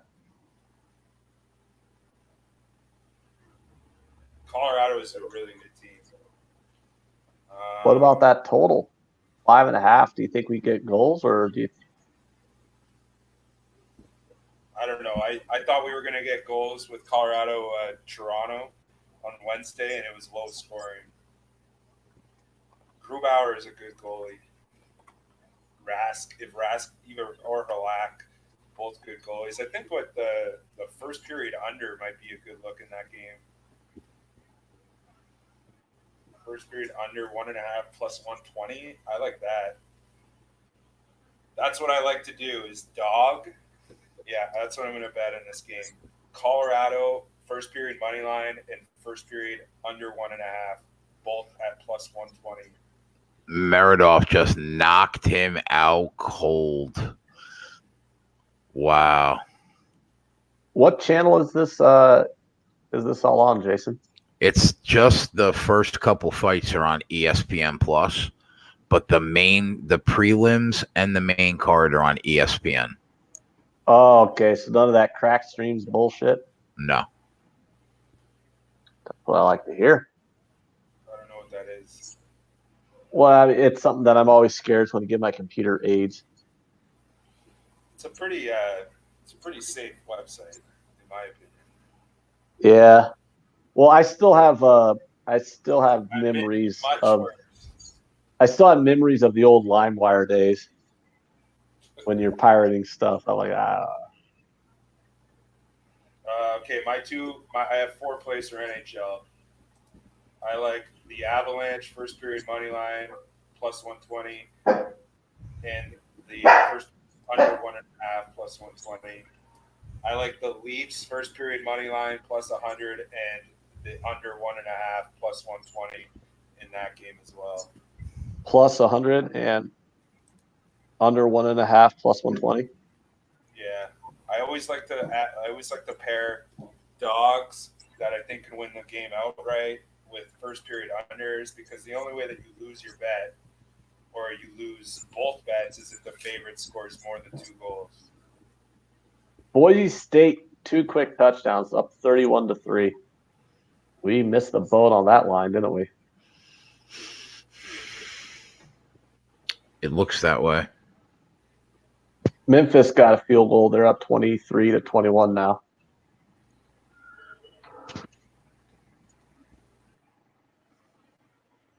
We're underway in the second half, too. LSU with the ball. I'm going to go freshen my drink and let this dog out.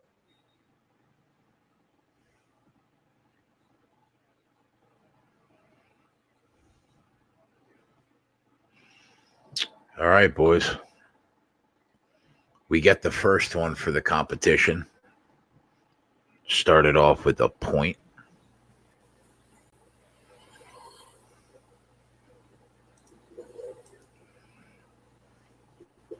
And leave. He went to go shut his dogs up. 23-21 right now. Memphis. Fucking A. 31-3 Boise, huh? Should have jumped on them. Should have not have hedged. Even though they're only up by 2.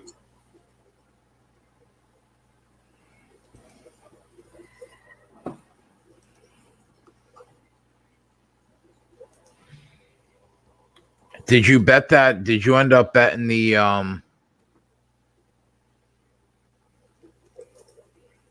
money line on LSU in the second half? Yes. What is going on there? I think it just started. Yeah, I bet it in a parlay with Ohio State.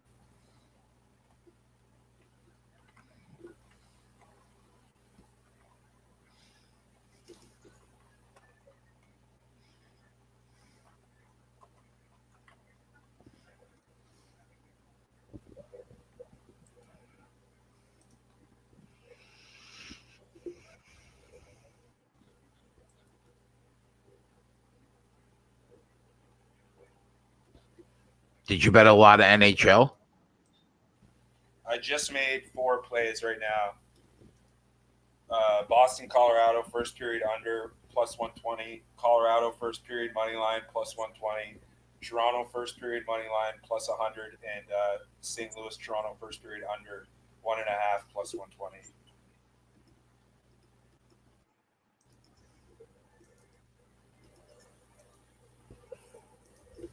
Usually, I've been really Washington on the road has almost been an auto bet for me. They're not playing tonight, and Winnipeg on the road. They both play tomorrow, so I like those teams tomorrow.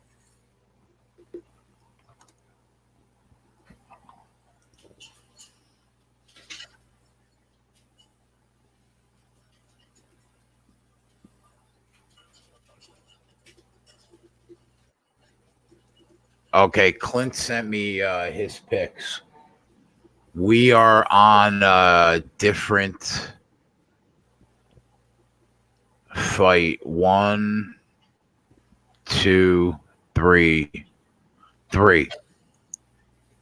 So basically, 3 fights tonight will decide the first half of the competition. Because next week's card, UFC 245, counts too.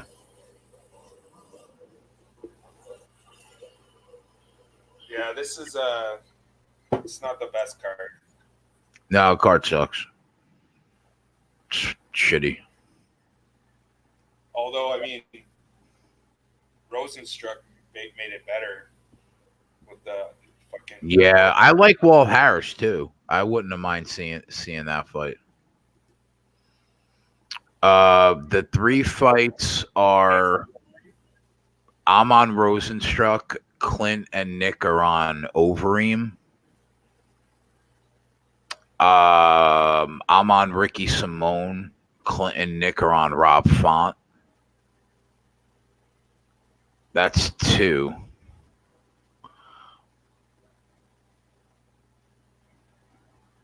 I'm on Quarantillo, and they're on Jacob Kilburn. That's 3. Oh, and then there's one more. I'm on Matt Sales. They're on Bryce Mitchell. So there's 4. Interesting. Yeah, I'm looking forward to it. It's a little fun thing. Next time we do it, though, I want there to be a unit count and not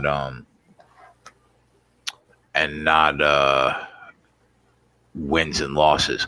Because if they hit if I lose a minus 600 favorite and they win a plus 400 underdog, they should have the upper hand, or vice versa. You know what I mean? Yeah. Wow. Well, yeah, wow.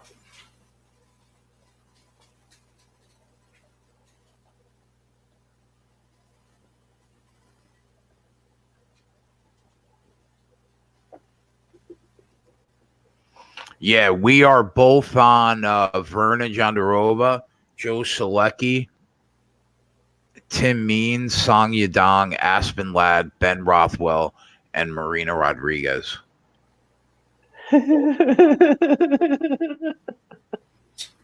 What are you laughing at? Song Yadong? From the darkness. That's the dude's name, and he's a bad motherfucker too, bro. What's his name again? Song Yadong. Yeah, go tell him that. He'll fucking roundhouse you to the temple. Fucking, and end you. He's singing a song to your dong.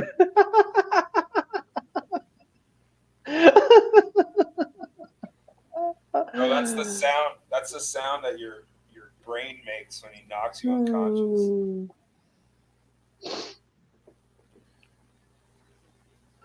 Oh man. Fucking brilliant. You guys are both on Means. Yeah. They're fighting. They're fighting, Jay. Who's fighting? We don't need to watch no UFC. They are fighting in the SEC title game. Are they? Yeah. Again, Georgia? Well, yeah, hand to the face, not ripped his helmet off, and that started it. They broke it up though. They broke it up. I think I might possibly like Alves against Means. I think that Alves is done, man. I think he's been finished for a couple years. I think that Tim Means' length is going to make a big difference, and he's got a great chin. I just think it sets up for Tim Means. All right. Well, I don't mean any disrespect, but I'm going to bet against you. Oh, bro, no worries. I know. Strictly on the way You're fading Jay on MMA. I thought you liked money, Al.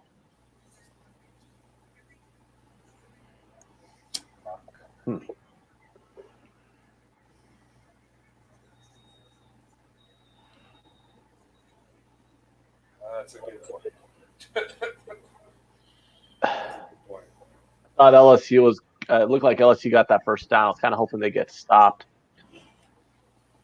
It's a tempting price to take a shot on Alves, you know, but it's not the Thiago Alves that you remember. That's for sure. Jay, LSU's probably is going to score on this drive, but they've eaten up. They're going to eat up over 5 minutes of clock at least. That's perfect. Yeah, isn't that what we're looking for here? Georgia's not really going to score. LSU's going to eat up a bunch of clock. Yeah. That's what I'm looking for. I need LSU to win the second half outright. Yeah, they got first and goal from the 10. All right. He's in a 5-wide spread set, though. Clint's taken over 2.5 rounds on the Alves Means fight. I don't think that's a bad play. I'm going to bet Alves for very small. Interception. No, he dropped it. Not an interception. Wow, that was crazy. I thought that was an interception. Flags all over the place, so probably going to be pass interference anyways. How long off are we from Means and Probably at least an hour. Okay. All right, that's pass interference against Georgia. They'll have first and goal from the 5. LSU will. 8 o'clock, they have it scheduled for on the book. But do they have all the fights scheduled for 8 o'clock? All the second? No. Okay, I'm just going to slip out for like 12 minutes here. I'll be right back. Andrew coming up with a pretty good point. Clemson's only number 3 because of their schedule. Defending champs, returning QB, 24+ straight wins. I actually agree with you, Andrew. I think the reason why they're ranked number 3 is just because of their schedule. But I think Clemson, Ohio State, and LSU are probably. I mean, the line between any one of those 3 teams is going to be no more than a field goal. So yeah, I think they make Clemson a favorite over LSU. Yeah, I agree. I think Clemson would probably be about a 2-point favorite over LSU, but I think Ohio State would be on the right side of a pickup, like maybe -1 against Clemson. I think Ohio State would be about 3.5 against LSU. But the top 3 is close. But one thing we can all agree on is if Oklahoma gets in, they're getting trashed. No matter who that spot is. Yeah, no matter which one of the 3 teams they play, Oklahoma's getting trashed, I think. It is a big advantage, though, to be the number 1 seed. Yeah, because you get to play Oklahoma instead of play one of the other teams that's completely equal. Yep. Yeah, cause I think Oklahoma's a 10-point dog to any one of the teams. But that's not even a slide against Oklahoma. No matter who got the 4 spot, they're going to be a 10-point dog at least. At any of the least, top I three. mean, I think Wisconsin is as good as Oklahoma. They're going to be a 16-point dog on a neutral, bro. Yeah, I think Utah, even though like you were jerking yourself off over Utah all goddamn year, Utah would have been 2-touchdown dog to any one of these teams. Oregon, if Oregon hadn't have shit the bed in that Arizona State game, Oregon would probably have a very good case to be in this title game. They Especially would with the way have they beat. they would have been in. It wouldn't have even Yeah. question. Yeah, and again, that would have been Oregon would have been a 2-touchdown underdog. So, I mean, the battle for the fourth spot was really just the battle of who gets to lose by 2 touchdowns in the opening round. I think Wisconsin is the gauge because I think Wisconsin is as good as Oregon and Oklahoma.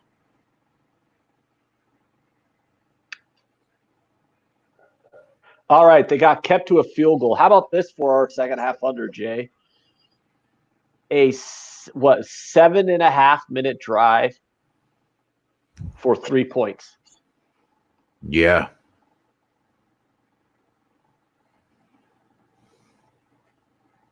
That's beautiful. That's beautiful.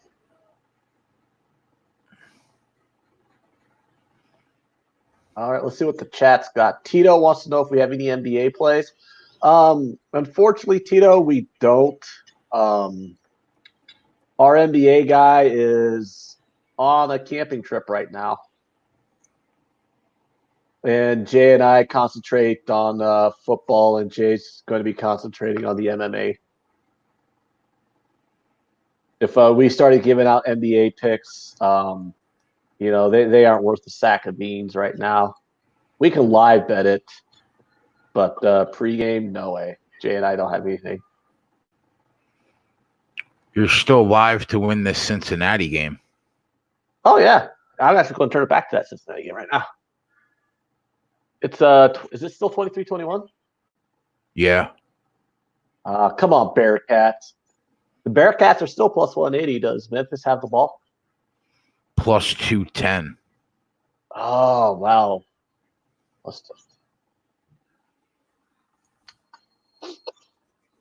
Dude. I tell you what, Clemson needs to completely destroy Virginia because I don't think I could handle the stress if it's a close game for any amount of time.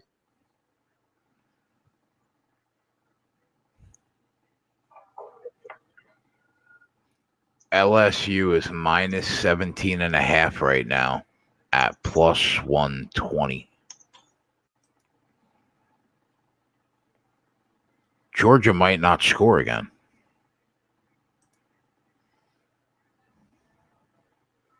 You know what, bro? Why the Georgia team total is 13. I want to bet the under, I think.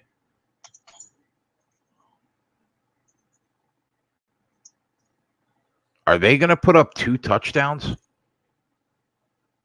Hold on. Look at the StreamYard. Oh shit. You're asking is LSU? What was that? LSU Georgia? Yeah, Georgia's team total is 13. They have 3 points. That's what their team total was at the half. I tried telling you that. It was 13.5, actually. Well, it's 13 right now. Even if they put up 10 points, it's a push. Yeah. Are they going to go for field goals, though? When you're down this amount of points in a do-or-die game, you're not going to settle for a field goal. You're going to go for it on that 4th down.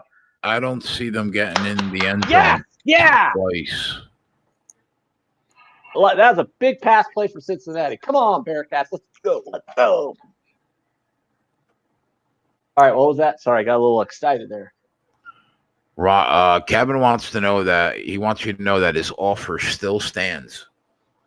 I'm not selling it. He will buy that Clemson future. I'm not selling it. I got a minus 350 money line essentially on a game that's lined up minus 5,000. I'm not selling that. If it loses, it loses. I mean, I bet it on a bookie that I have credit with, so I'll just structure a payment plan that then I won't have to pay back after I win it all back on this MMA card that Jade's going to give me.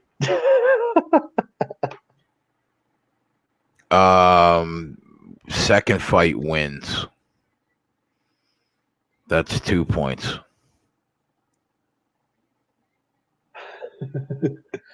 Oh, Kevin in the chat. I believe he tailed that both teams to score in the Manchester Derby with me.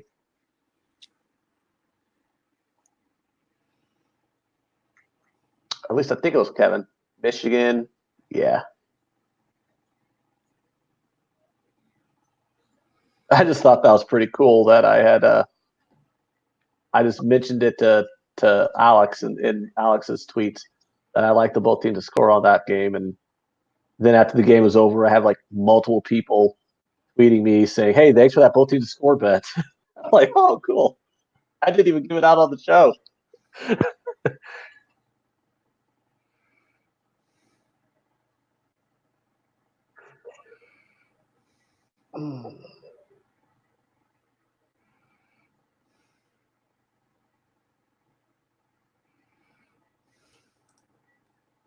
Melee Pele Sway says Bundesliga overs are a cash machine. You know what else is a cash machine, Melee? Fading Bayern. Oh my God. Although I don't know if I could keep fading Bayern after the transfer window closes. I'm pretty sure they're going to get some new players in there. And I mean, this happened last year. Bayern was looking shaky in the first half of the season, and then they just torched the league in the second half of the season. So I could see that happening again. But fading Bayern in Bundesliga has been very profitable this season also. And overs, yeah, definitely overs.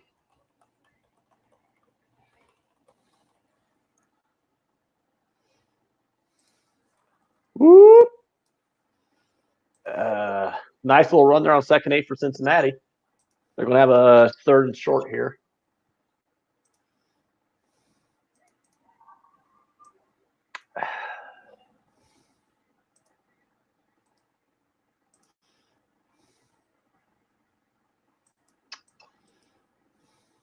I feel like I should have made more plays, but I'm just not finding like a ton of plays today.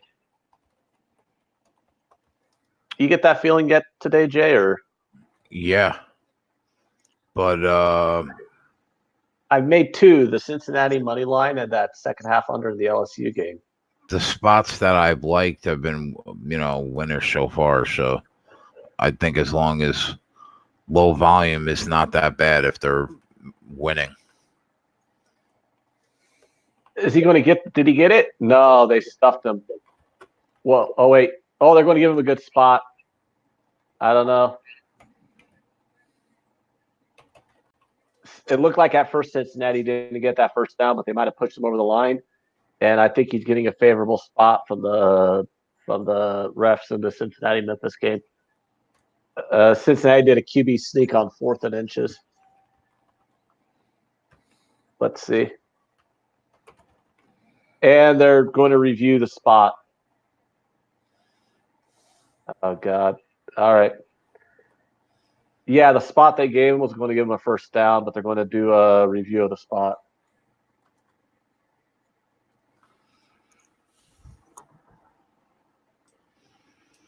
Connor says the spot was horrible, which, yeah, I'll be honest. I think that was a favorable spot. I can't disagree with Connor there, but my money says I want that spot to be accurate because I have the Cincinnati money line bet. Kid Peacock says big play Georgia. What's going on in the Georgia game, Jay? Oh wait, no, it's not. They're not reviewing the spot. It's too many men on the field they're reviewing. I gotta turn the sound up on this game. 2nd and 17.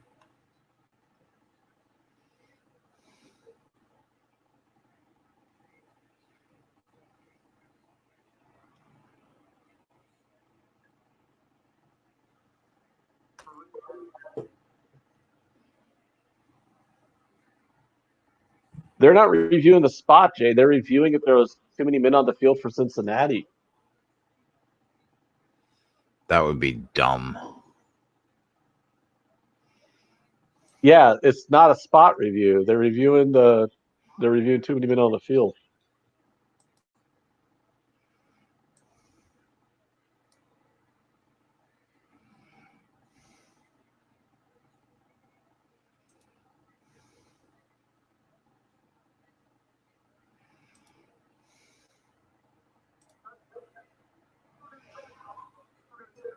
Maryland down 5 right now to Illinois.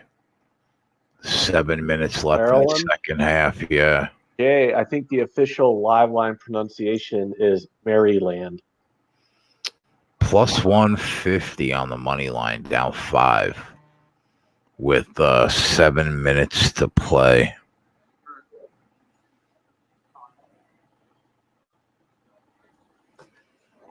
That's kind of tempting.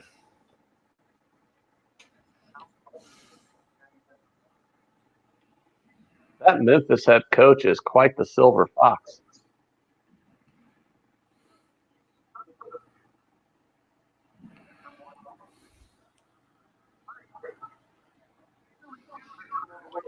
They missed the field goal. Who, Georgia? Yeah. That's very good, isn't it? Good for our under, good for your LSU money line, or did you bet an LSU money line? Well, I have them in that big parlay with the OSU.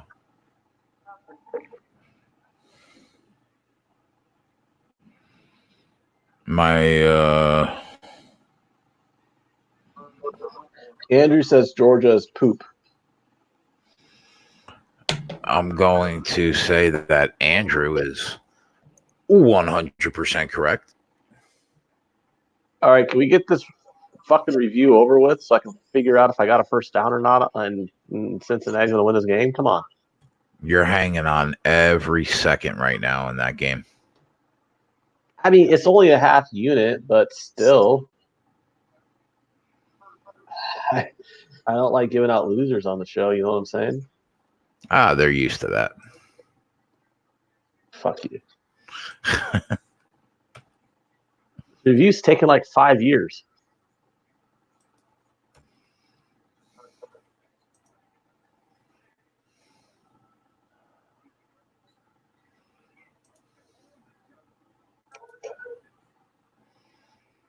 Oh my god. Oh, here we go.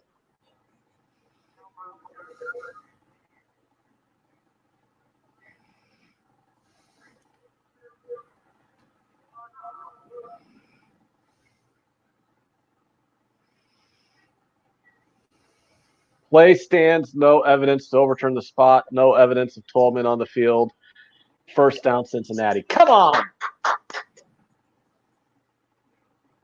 Let's go, Bearcats. Play stands. That was a long time to say, yeah, that thing that happened.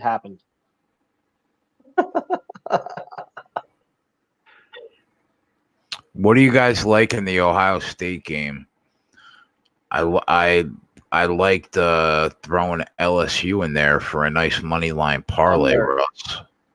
Under 57.5. Under. I didn't bet it though, so full disclosure, but that's definitely my lead. I think that's probably a few too many points. I'd have that game at like 54.5 if you were going to tell me to line it. I think I agree with Ant. But I just want people to know I lean under, but I don't lean it enough to bet it. I have not bet it, but if you're going to give me a free bet on the game, I'd bet on the under. So you're a bitch, basically, is what you're telling them. I mean, I think the number's too high, but I don't think there's enough of an edge for me personally to bet it. I mean, I'd want it to. Bitch. What do you think about the first half team total? I mean, not team total, the first half total. 28.5? 29.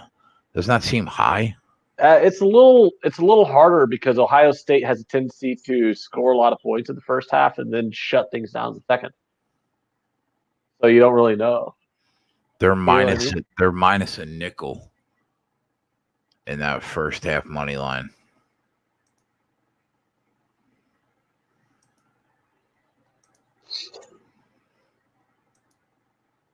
First quarter spread 4.5. First quarter total 13. Total points in the game for Ohio State is 37. That's high. Yeah, but they scored 38 in the first game. I think they get there probably. Oh. That was at home. I remember that. So you got that home field advantage. Okay, 4th and 1 Cincinnati. I think they're probably get a field goal here, go up by 1. Or are they going to go for it again? I don't know. Luke Fickell doesn't. It's a very makeable field goal. They should probably kick it. Although I don't trust that goofy mustache on their kicker. It looks like a 14-year-old's mustache. Jonathan Taylor, who's the best running back in the nation, his total yards is 99.5 rushing.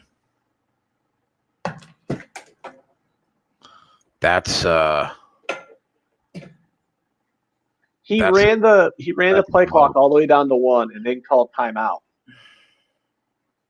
Why did he run the play clock all the way down to 1 just to call timeout? Just kick the fucking field goal, Luke. Is icing your own kicker a thing now in college football? Is that like the trend, Jason? I don't know.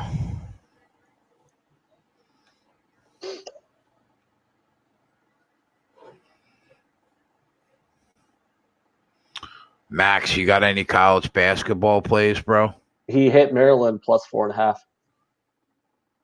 I was just saying that, Max, to maybe take a shot with that money line at plus 150.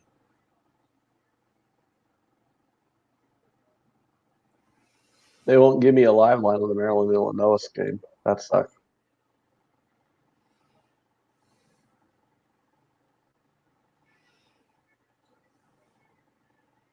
First touchdown in the Big Ten championship.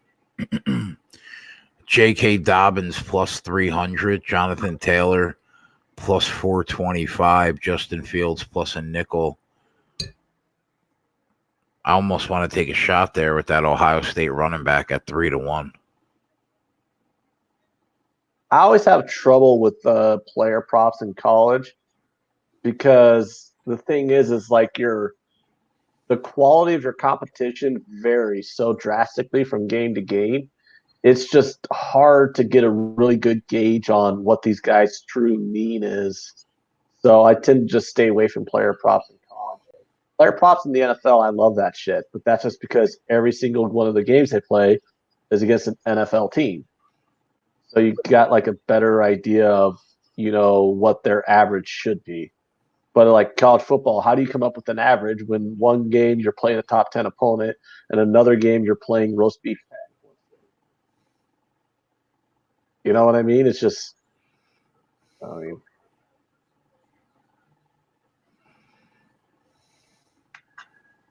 basically that's a long-winded way of saying I don't like college football player props because it's just harder to gauge whether the line's fair or not. Dobbins is the guy for Ohio State. I agree. Over 138 yards is a nice look. I think I have like 134, Rich. This guy at the Memphis game in the tiger pajama suit must get all the pussy.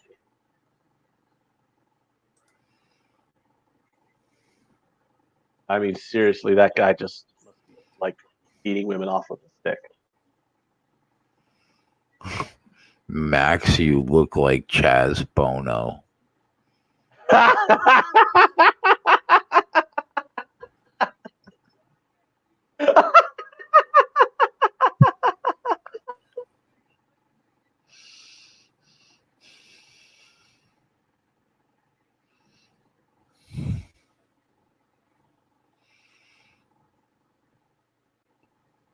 I got a bag of dehydrated animal urine for your face, he said.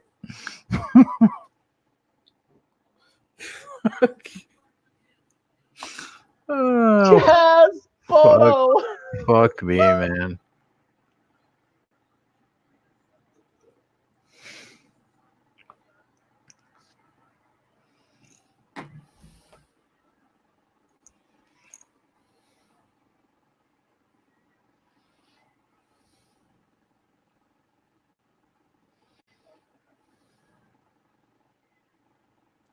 That was funny.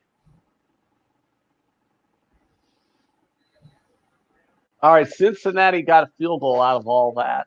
24-23 now. Do you think we get a defensive stand here, Jay? I haven't really been watching the game, man. Why not? I've been watching MMA. Yeah.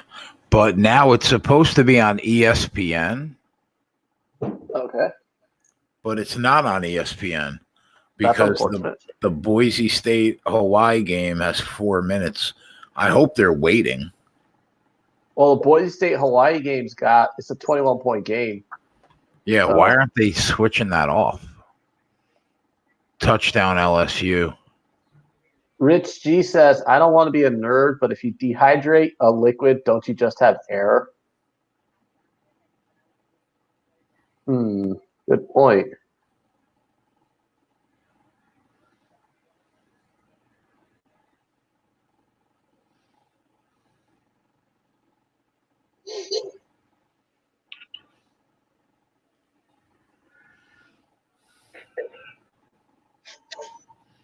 I mean,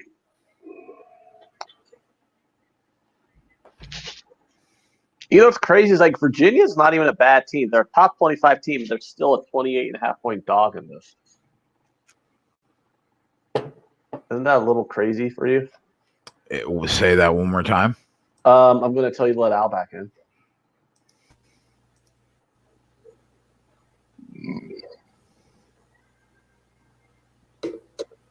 Hey, Al, did you read what I said in the chat? No, I didn't because I left so that you didn't have you could split your windows. What did you say? No, it's in the StreamYard.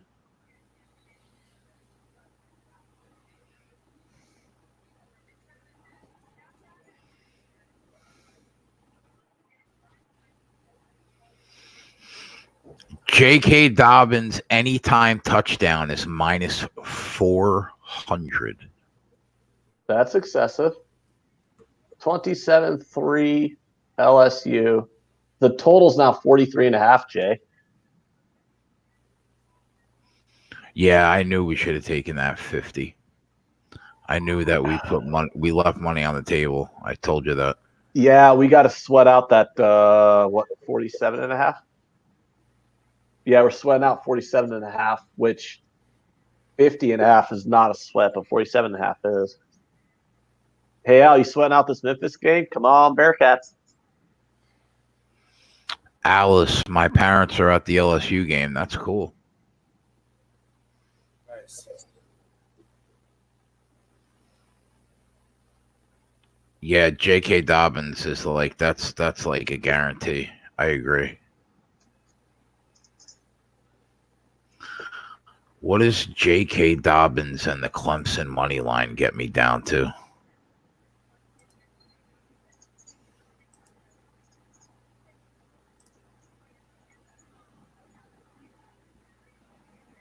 They won't let me parlay that, you bitch.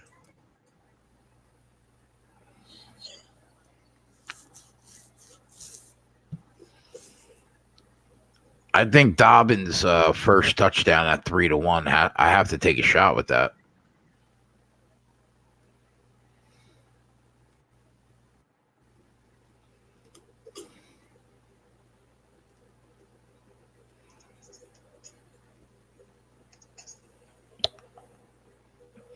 I don't think I'm going to take OSU on the spread, Chris. I might just lay a huge nut on the money line. I don't know. Still got an hour to figure it out. I'll be right back, boys. Got to go to the bathroom. For me personally, I like that. Okay, wait. Yeah, I was just thinking about this. Remind me, when Wisconsin and Ohio State have already played, correct? Yeah. What Yeah, was the score? Like 38-7, I think. Like Ohio State beat them by 30. I know that. That was at home, right? That was at. Yeah, that was at home. Where is this game being played? It's a neutral. I think probably Indianapolis. Interception LSU. LSU's going to get another touchdown here.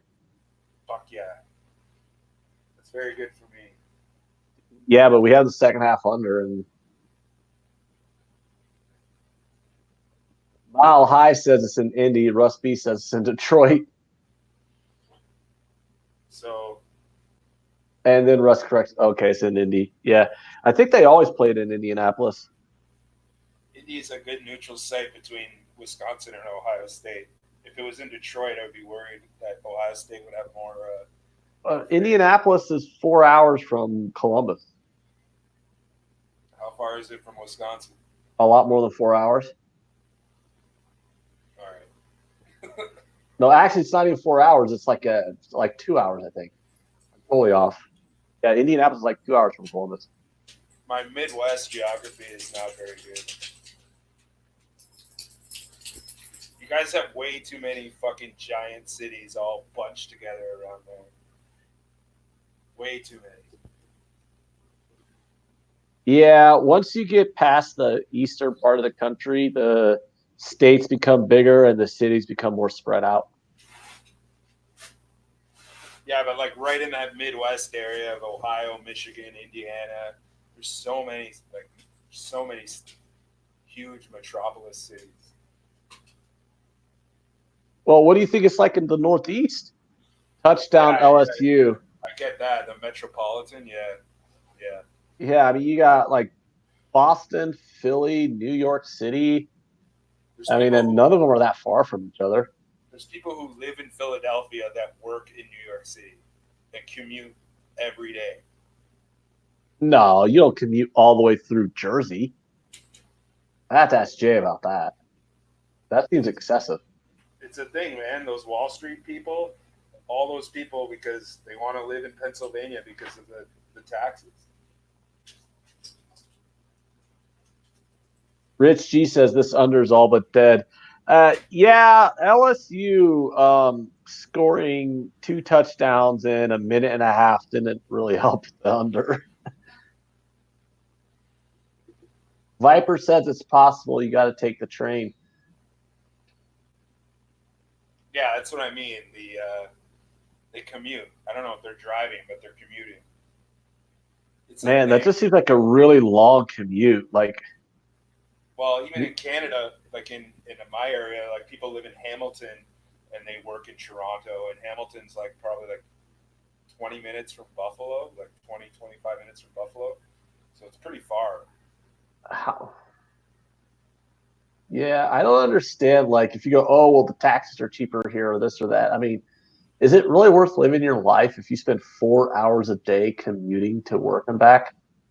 When you put on top of the fact that the amount of time you spend at your job, you literally spend your entire day's gone. Yeah, I think that's fucking insanity. But and then think about the amount of money that you're spending on commuting. Like, that's crazy. Yeah, is it ever really that much cheaper than, I don't know, man.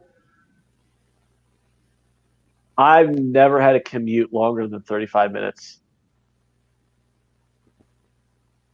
And I never will.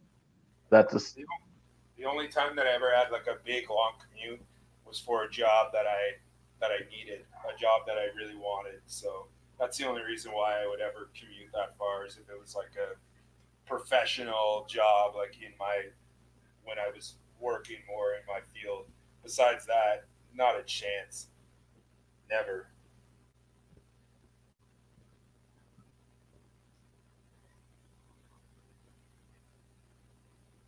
But people do, because they have jobs where they make $100,000 a year. So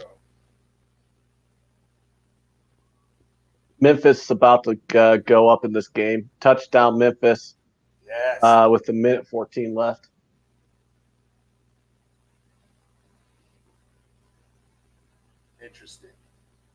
Interesting. 10 play, 75-yard, 3-minute, 9-second drive. Well, they left a minute 14 on the clock. Think Cincinnati busts a play and wins the game still? The odds are against it, but you never know. What a tight, weird score, eh? So it's 26-24? No, it's 29-24. Oh, they got a touchdown. Yeah. They're going for 2 right now.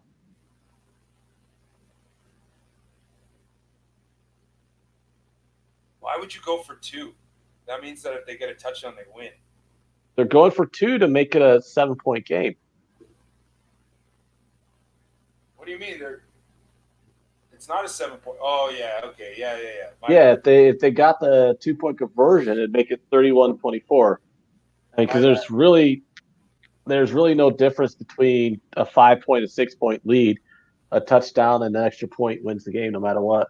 Yeah, I see what you're saying. I forgot. I thought they were up 1, not down 1.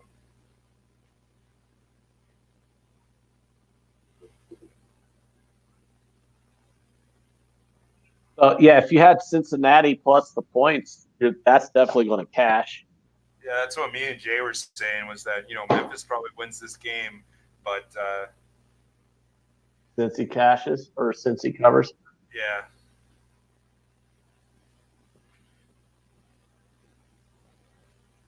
Yeah, let's just hope that since he gets a touchdown to win the game in epic fashion, right? Who knows? I don't know what I want. You don't know what you want? But I'll just do the math here and see what way I would win more money. What am I talking? Memphis. I need Memphis. Quit trying to fucking screw me up here.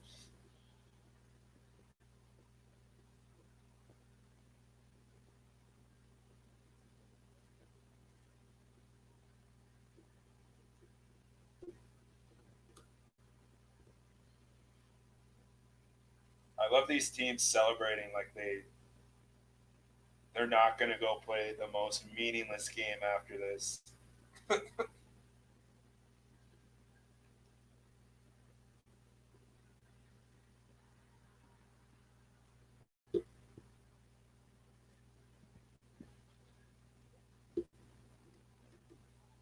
Clemson, Ohio State, in a 7-point teaser. Yeah, I mean, I already looked at that. Yeah, I'm not really into teasing double-digit spreads, though. I'm not into teasing college football at all, to be honest. Well, big play from Cincinnati there, about 25 yards on the first play from scrimmage.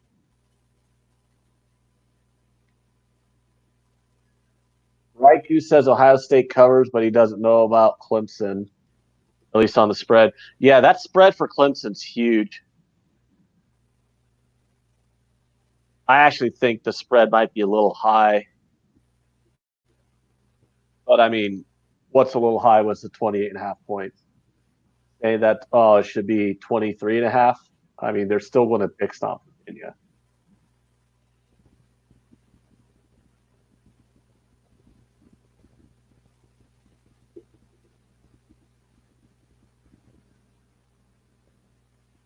I'm hanging on my edge of my seat with this Cincinnati bet, dude.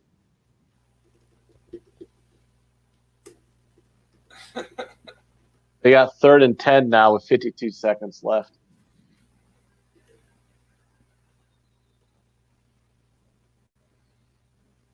I think I'm going to bet Wisconsin and the total teased. I'm not getting the best line on it, though.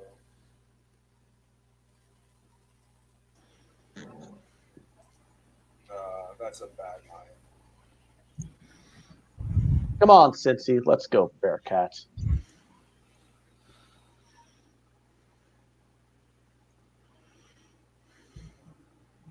Wow, yes! He caught it. They're at the 20. 46 seconds left. They got time to run a couple more plays here. I might get this after all, guys.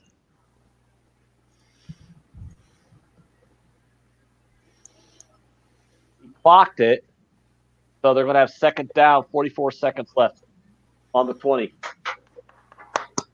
Jay, are you excited? Yeah. This is exciting, dude. Got a plus 180. Cincinnati ain't running and hiding, dude. Cincinnati says, we ain't falling down. So what if you scored a touchdown with a minute left?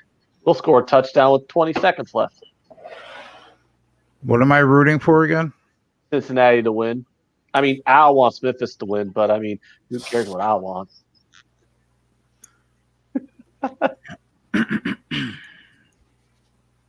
That ball was thrown away. Am I gonna bet fucking Clemson minus 23, Ohio State minus 10.5? No, Al, you're not. I think I'm about to get 3 points. 3 fights, 3 winners is looking good right now. Yeah. How about you tell us what you're actually going to bet on this UFC card? The upcoming fight. We winning? Motherfucking money?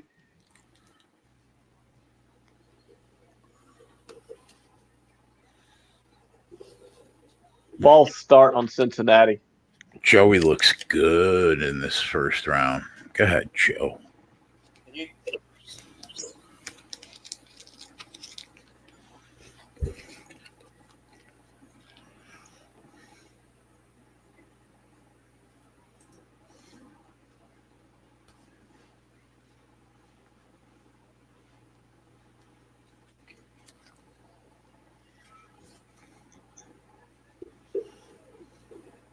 Did Maryland win and I didn't take that money line?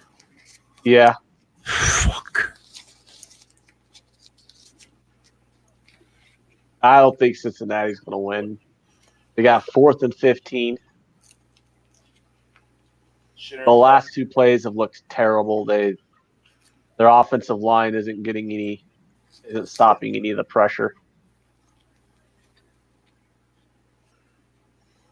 Looks like I shouldn't have hedged.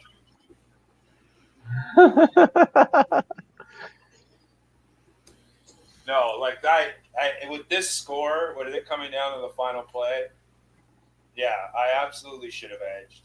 It was a smart move.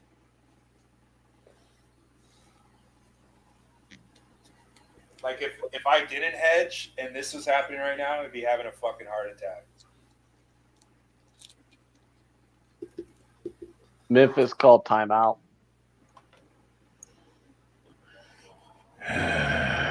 So Jay, all that you're on so far, as far as bets go, is Rodriguez and Rosenstruck.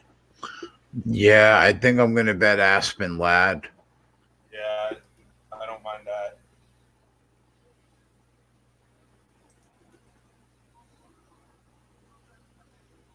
I kind of like Matt Sales, but I don't think I'm going to bet him. Well, what about this next fight? Matt Sales versus Bryce Mitchell. Yeah, I picked Matt Sales. They're on Bryce Mitchell. Matt Sales minus 130, Mitchell at even money. Yeah, I have him at minus 120.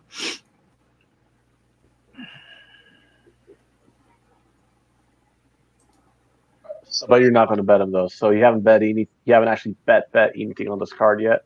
No. Even though we'll probably start 3-0, but no, I haven't actually put money down on anything. That's the game. Memphis wins. Hey, wait, there's a flag.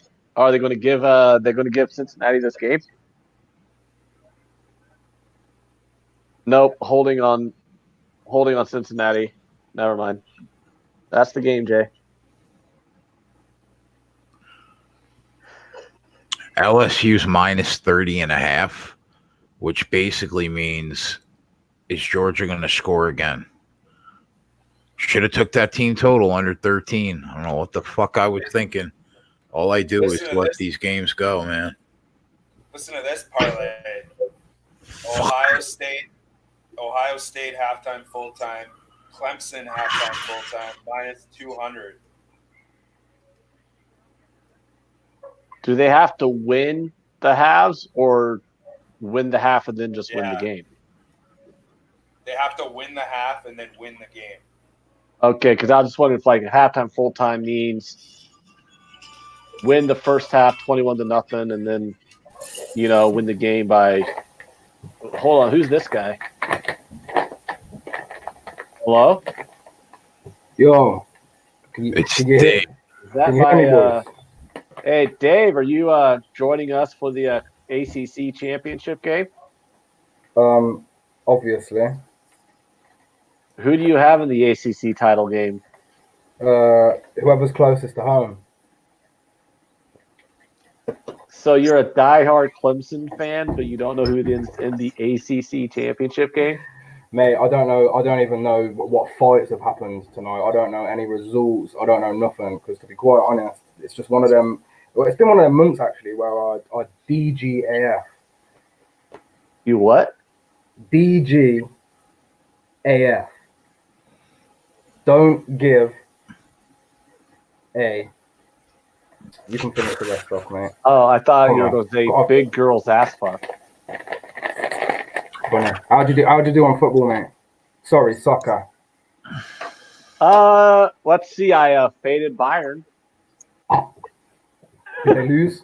Yeah, Oh wow. they lost. But did you fade Chelsea? That's the question. No, I didn't. I faded Bayern. I lost though on Juventus.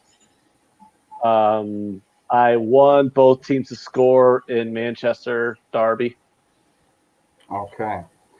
Well, is that the Clemson Virginia game? Is it started already? Because I was actually thinking about betting that big spread. I know the spread's about 34, right, or something like that.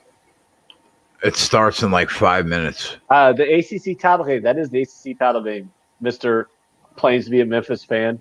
I know that Memphis is in the ACC title game. You talking to me? Clemson's in the ACC title game. That's it. The ACC championship. Yeah. What do you think I'm talking about, mate? Yeah. Well, I asked you who's in it, who you like in it, and you're like, oh, I don't give a fuck. Mate, I was just being funny, mate. Of course I care. I'm a diehard, bro. Years I've been following this team. Just secretly. Not telling anyone. Do you know what? Actually, do you know what? As much as I joke around, I've watched a lot of Clemson games, the final, last year's final, and I've always preferred them, just based on the name. I think they got a cool name. I like orange. Orange is a great color. And who likes Alabama? So now wait for all the triggers in the chat. I'll just sit and wait. Oh, check out the StreamYard chat. More importantly, forget all this throwball talk. Martial arts. Jay, fill me in. What have I missed, bro? I had a J-size bet ready for everyone as well. But I've missed it because I'm pretty sure it was the first fight. I made the picks for the competition. I think we went 3 for 3 so far. Let me just. I need to. I've got nothing off. Hold on. Let me get it up, and then I won't need to ask stupid questions. Hold on. Verna Jandaroba won. Yeah, Mahmoud Moradov was like a that was a J-size bet. That was a I capped that at a legit like 80%, maybe even more. Like I gave him like a huge advantage. That was the first fight of the night. Yeah, damn. How did he win? He beat him up for about 2.5 rounds, and then like with like a minute or two left in the third round, he knocked him out. Damn it! Hard. He knocked him out hard. I'd have legit, honestly, like if someone was like, here's 20K, do what you want with it. It would have just been all on him. There was no way he was going to lose that fight. Like it would have took something really special to happen for him to lose that fight. There's not a chance on earth. Because look, what was that guy's name? I can't remember his bloody name now. Trevor Smith. That guy, his way to win that fight would have been to grapple, and take down Muradov. Who, come on. How many of these guys with a name Mahmoud Muradov are going to get taken down, even if they're not wrestlers? Not many of them. I bet you even Mahmoud got a takedown because, there was no way. And I wish I would have. It probably would have made Sonoja if the odds weren't so high. I was a bit wary about taking the TKO prop. I'm not sure what the price on that was. It obviously would have been better than -400. Yeah, plus 160 for him to win by knockout. Oh wow, what have we got left? Is it the third fight now? Yes, Selecki is fighting Matt Wyman. I took Selecki in the tournament, and the Team Lowbag did too. The first fight that we're different on is the next fight. They have Bryce Mitchell, and I took Matt Sales. Of course you did, because you know the right way to go. Anyway, what I was gonna say, Selecki. Selecki is I'm glad that you're on Selecki because he's a local to you, right? With a name like that. I actually don't know where he's from. Touchdown, Georgia, Jason. Oh, really? Yep. Is that fucking you on the total? We got 3.5 points. How much time left? 11 minutes. Oh, that looks bad, Ant. Yeah, it's at 44 right now.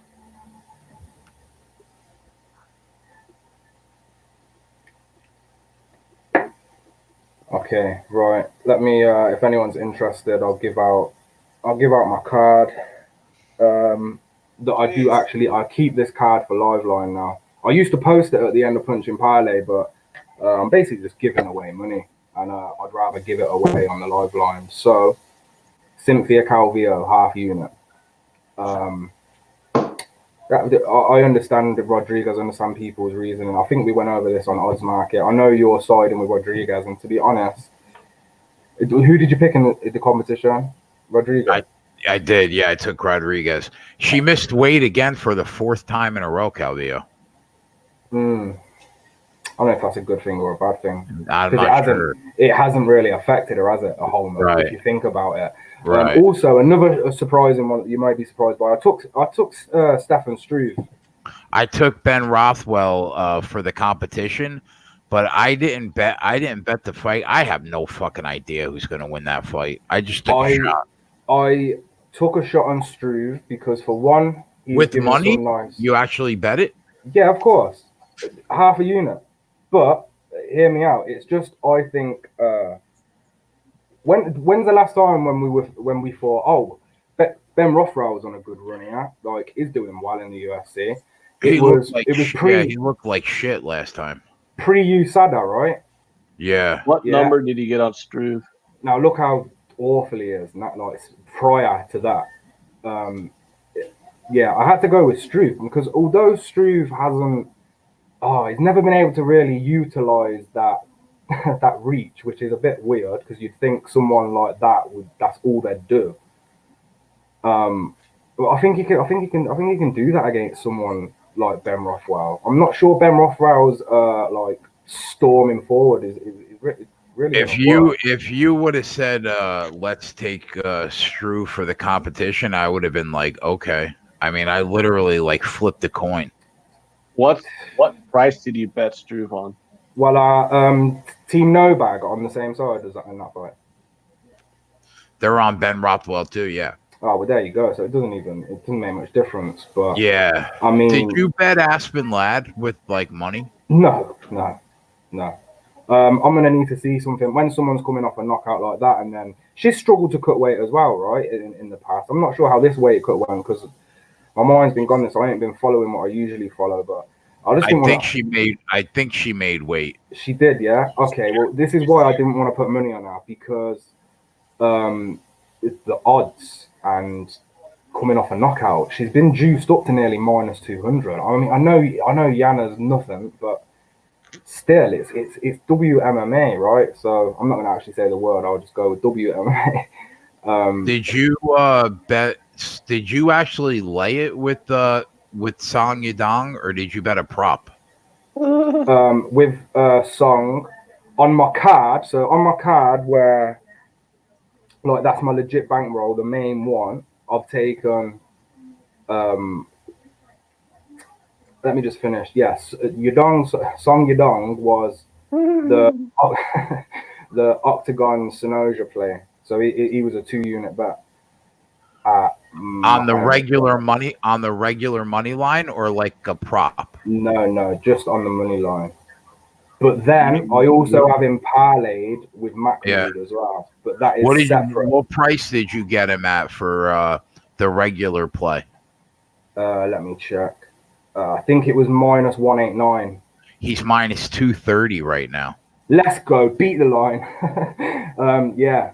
That's I love that dude, mate. He's been great. I think he's been like before we knew each other. I think he's been great to you, and I think he's been great to me. Never fade that guy. You won't catch me fading that guy till he gives me a reason. He reminds me a lot of. He's like the Asian version of Zabit. This kid's been fighting since he was born. If you're 10 years old fighting next to Shaolin Temple, I'm pretty sure you're not going to be worrying about Cody Stamann. I'm sorry, but this guy. And also, Cody's running his mouth as well. I've seen him run his mouth in interviews about Rob Font and stuff, and like all this. He's not even paying much attention. He keeps saying that he's just going to knock everyone out and all this stuff. They had a mutual opponent. Fair enough. I've seen people argue that Cody softened him up for Song Yadong, but that's not how I feel. I actually like Cody Stamann as a fighter. I just don't think that he's got a chance to win this fight. No, obviously he has a chance, but a very slim one in my opinion. The odds are very correct, if you ask me. They could be juiced up even more, and I'd still agree with them. Sorry, Ant, I didn't answer your question. I've got Stefan Struve at plus 125. No idea. He could have gone up. He might. I'm looking at plus 125 also. I think. Let me check. Pinnacle's got plus 133. Is that going to be an official show play?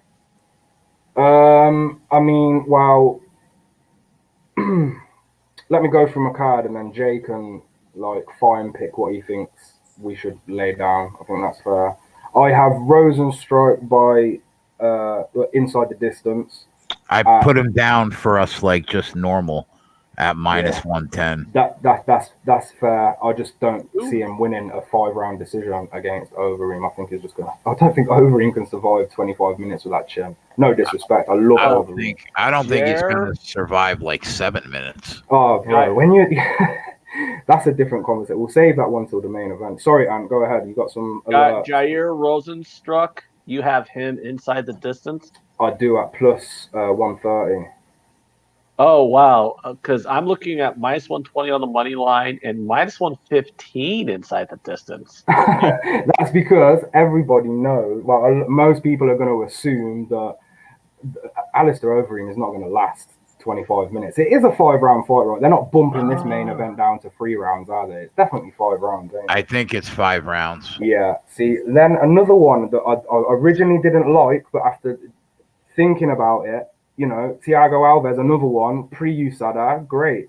After that, he ain't really done much. He's scraped by a couple. I think Tim Means is going to totally outclass him. I really do. I think Means is going to put him out. So I took Means inside the distance for plus 165 as well. These are half units, by the way. And then obviously punching parlay, I have the Calvillo fight go to decision, and then Joe Selecki to beat Matt Wyman, which is currently going on, right? Yeah, that's that one already. That one. Joe Selecki just won, yeah. Oh, I'm behind, boys. I'm behind. And sorry to the chat. I'm ignoring you all. People have inboxing me as well, like thinking I've died or something. I'm okay. I'm fine. Thank you for the nice messages. Go off, people. Let me just finish this card. Let me get this card out of the way, and I'll shut up. So, Rosenstruck wins inside the distance, plus 130. Means wins inside the distance, plus 165. Punch and parlay, Joe Selecki. Sorry if you didn't see that, but I had the article out days ago. Joe Selecki to win, and the Calvillo fight to go the distance at plus 101. Then I got Matt Sales to do Bryce Mitchell at minus 115. And then Ricky to do Rob at plus 223. And then Yadong, I always say it wrong, Song Yadong to win. That was Octagon Synergia. That's the biggest play. That's 2 units. And then Stefan Struve, half unit. Calvillo to win, half unit. And then I have something which is just outside of the main bank, outside of the track record, which is Mahmoud and Song Yadong at minus at minus 115. Stop it, Anne. At minus 115. And that's half cashed as well. So if Song wins, I think I'll be up no matter what. You pat yourself there. His name's Song from now on, and thanks for your little giggles, but he won't be giggling because I'll just call him Song. But yeah, that's it. That's my card. So if you like any of them, Jay, bang them up. If you don't. I mean, means inside the distance is is probably the riskiest, I'd say. But at the same time, I can't see Thiago Alves. What's he going to do? Tim Means can switch stance. As soon as he switches to that southpaw stance, if you see Thiago Alves try fight somebody southpaw, he doesn't know what to do. Them leg kicks are totally gone. And that's all Thiago Alves is going to be able to bring to the table. I'm pretty sure their game plan is going to be leg kick, leg kick, leg kick, leg kick. And Tim Means is a much better technical striker than Thiago. And considering they're both quite old and they're both quite shot, I don't think it will go the distance. So for Means inside the distance at plus 165, I thought that was great odds. I thought that was really good odds and worth half a pop, half a unit on that. But yeah, not much of Adam says the LSU second half went over. We still got it under by the hook, but it'll go over. There's 7 minutes left in the game.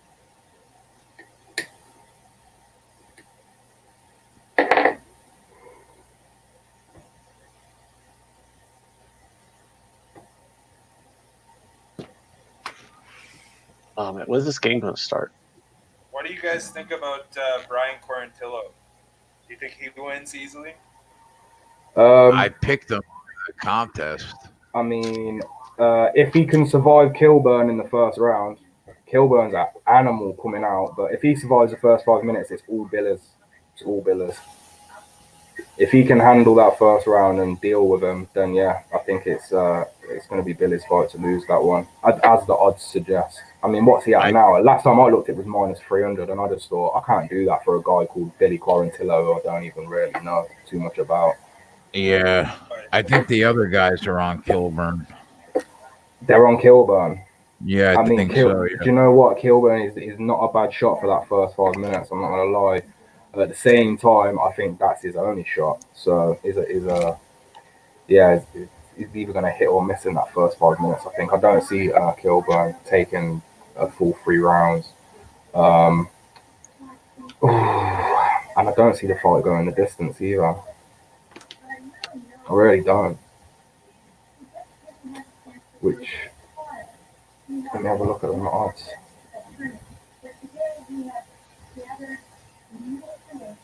Yeah, even the bookie agrees. Minus 145 for the fight doesn't go to decision. Damn.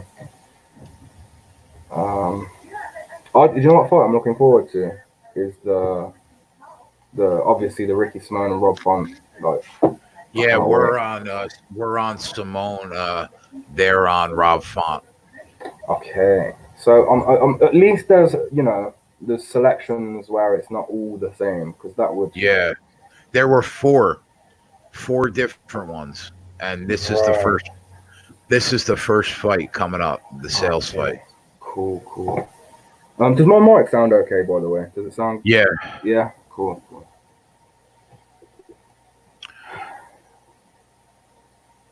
Yeah, I like Struve. Yeah, I'm going to tell you on that. I like Struve. Yeah, I'll put him on the bottom as we go. Yeah, do it. Put Struve on when something clears up, like one of the other games is finished or whatever. Cincinnati games. That was a loser. Clear that one off.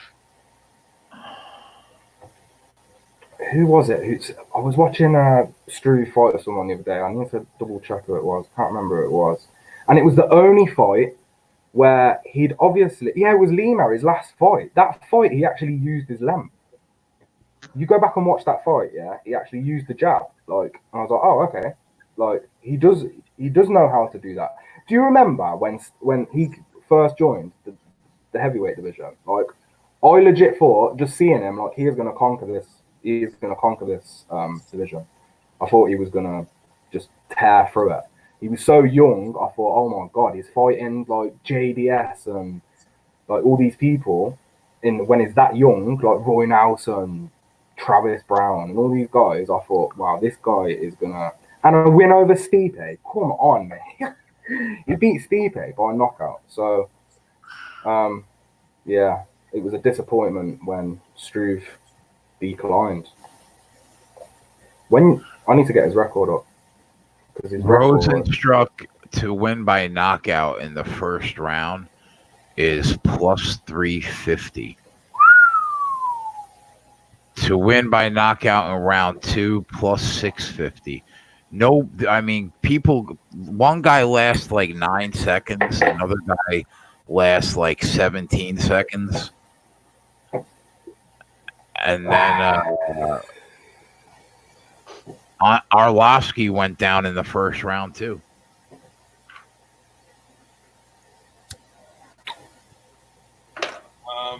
I mean, at them odds, I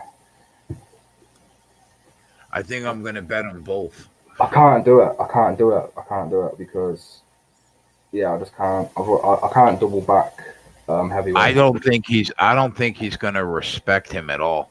I think that he's going to run right through him. So do I, brother. So do I. He has got enough guys around him to know how to fend off Overeem's offensive wrestling, which doesn't really exist. I'm pretty sure Overeem has about 3 takedowns in the UFC for his entire career.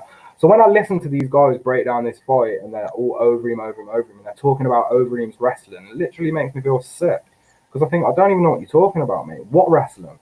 But Overeem is not going to be there, like shooting double legs and like spamming takedowns. That's not what he does, mate. I can't see him doing that. He prides himself on being a striker. That's what he does. Like that's Overeem, right? We know him as the kickboxer, not the wrestler.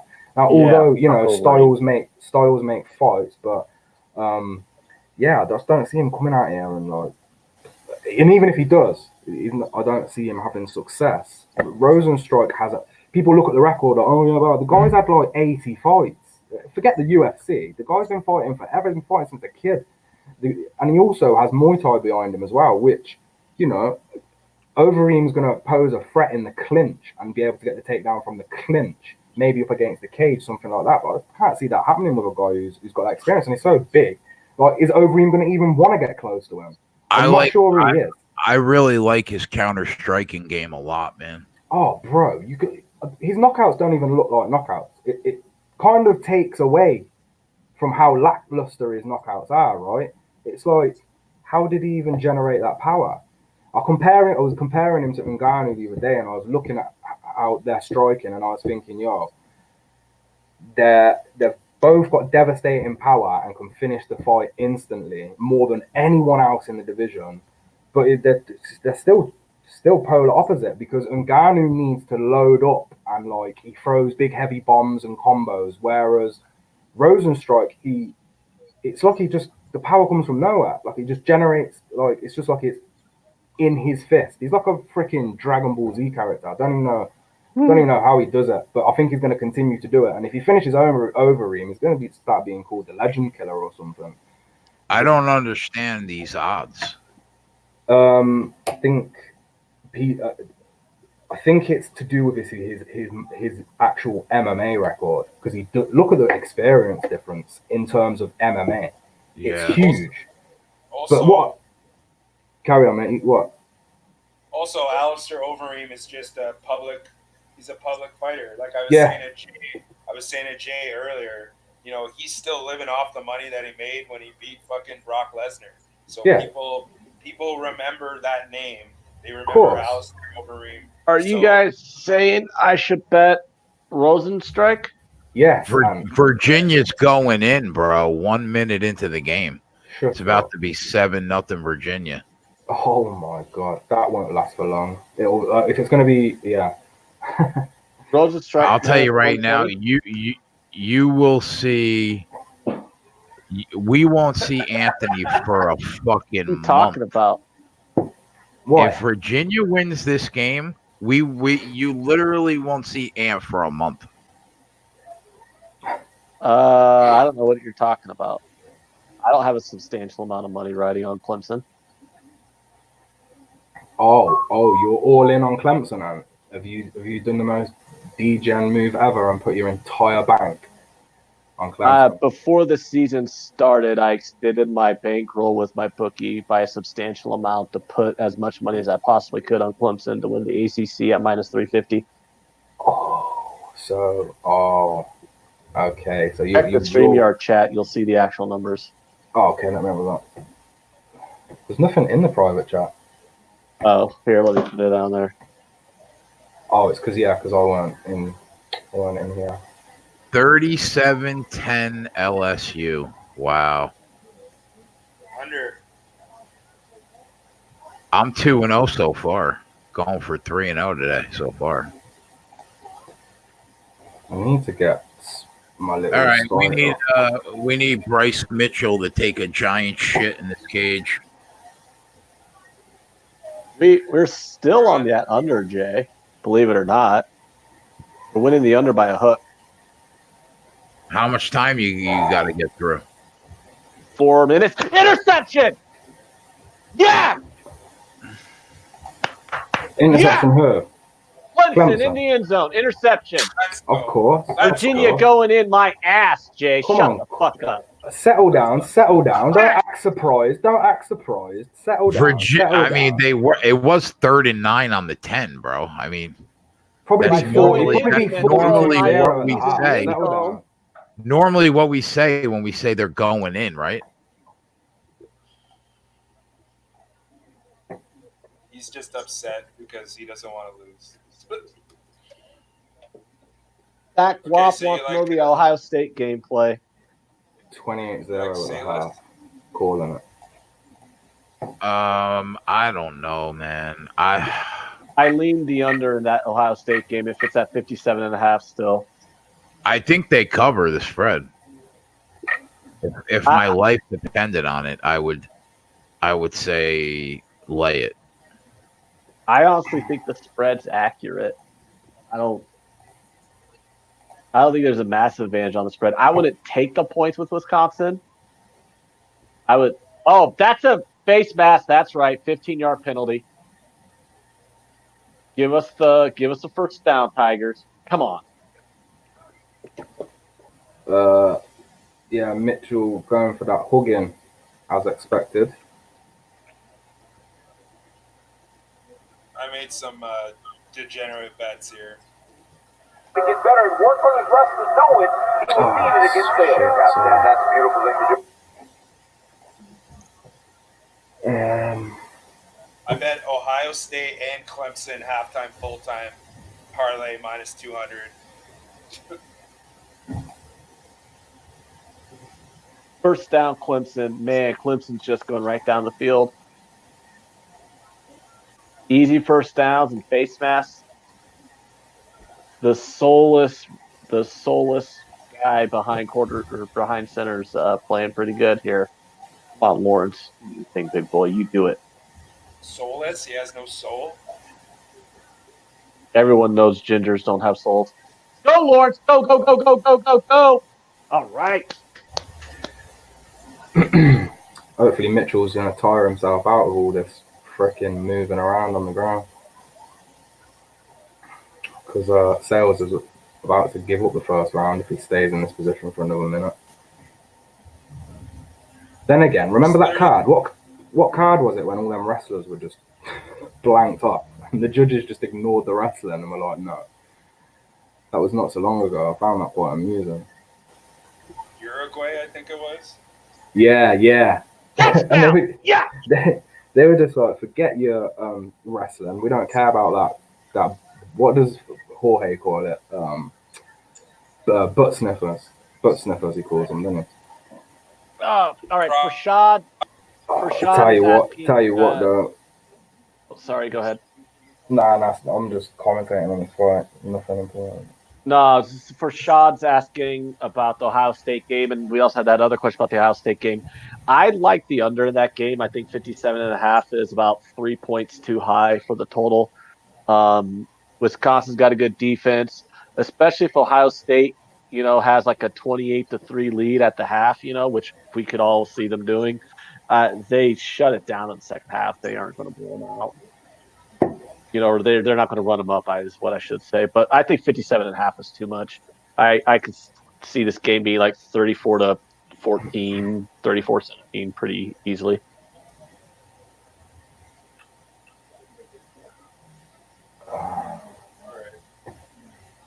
How about that? Interception in the end zone, then they go right back down the other way for a touchdown. Easy peasy. The game literally completely changed as soon as Jay said Virginia was going down the field. Thank you, Jay. Jay with the jinx. 28-0 at the half. Wow, bro. He tapped him in the weirdest position I've ever seen. Who did? Bryce Mitchell did. It was a really, really nice submission. I've never seen that before. Oh, should I turn on these fights?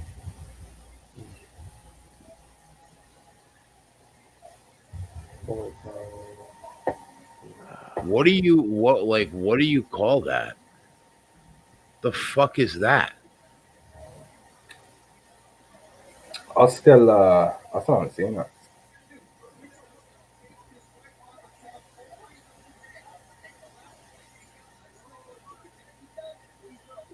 He's just cranking. All he's doing is cranking on his neck. It's almost like a twister. Hold on. Did he tap? It looked like he was punching, not tapping. No, he tapped. I didn't see the tap. I saw him punch his wrist. All I see is a white dude celebrating and another dude died on the ground.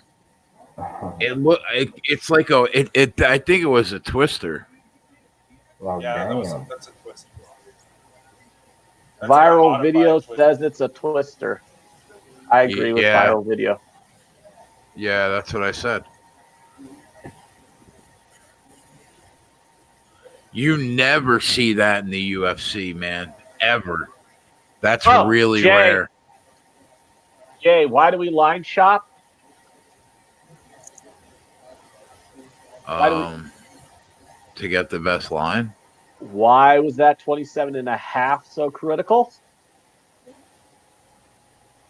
Wasn't it 27.5 market wide though? It was at 27.5 at half the books, 27 at the other half of the books. So did it win? Yes, it won 37-10. LSU ran it out. All right, put it on the board. That's two. You got it by the hook. We'll take it.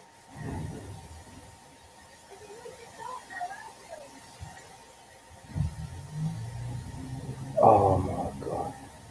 LSU scored 20 and Georgia scored 7. That was a great submission. Whew. I thought that was dead in the water too, Jay. Like seriously, we were literally like the entire fourth quarter, our ass cheeks were clenched for that one. Rich G said he got 27, but he'll take the push because he thought it was dead early. I thought it was dead too, Rich. I thought it was dead in the water, and thank God for LSU just running out the clock.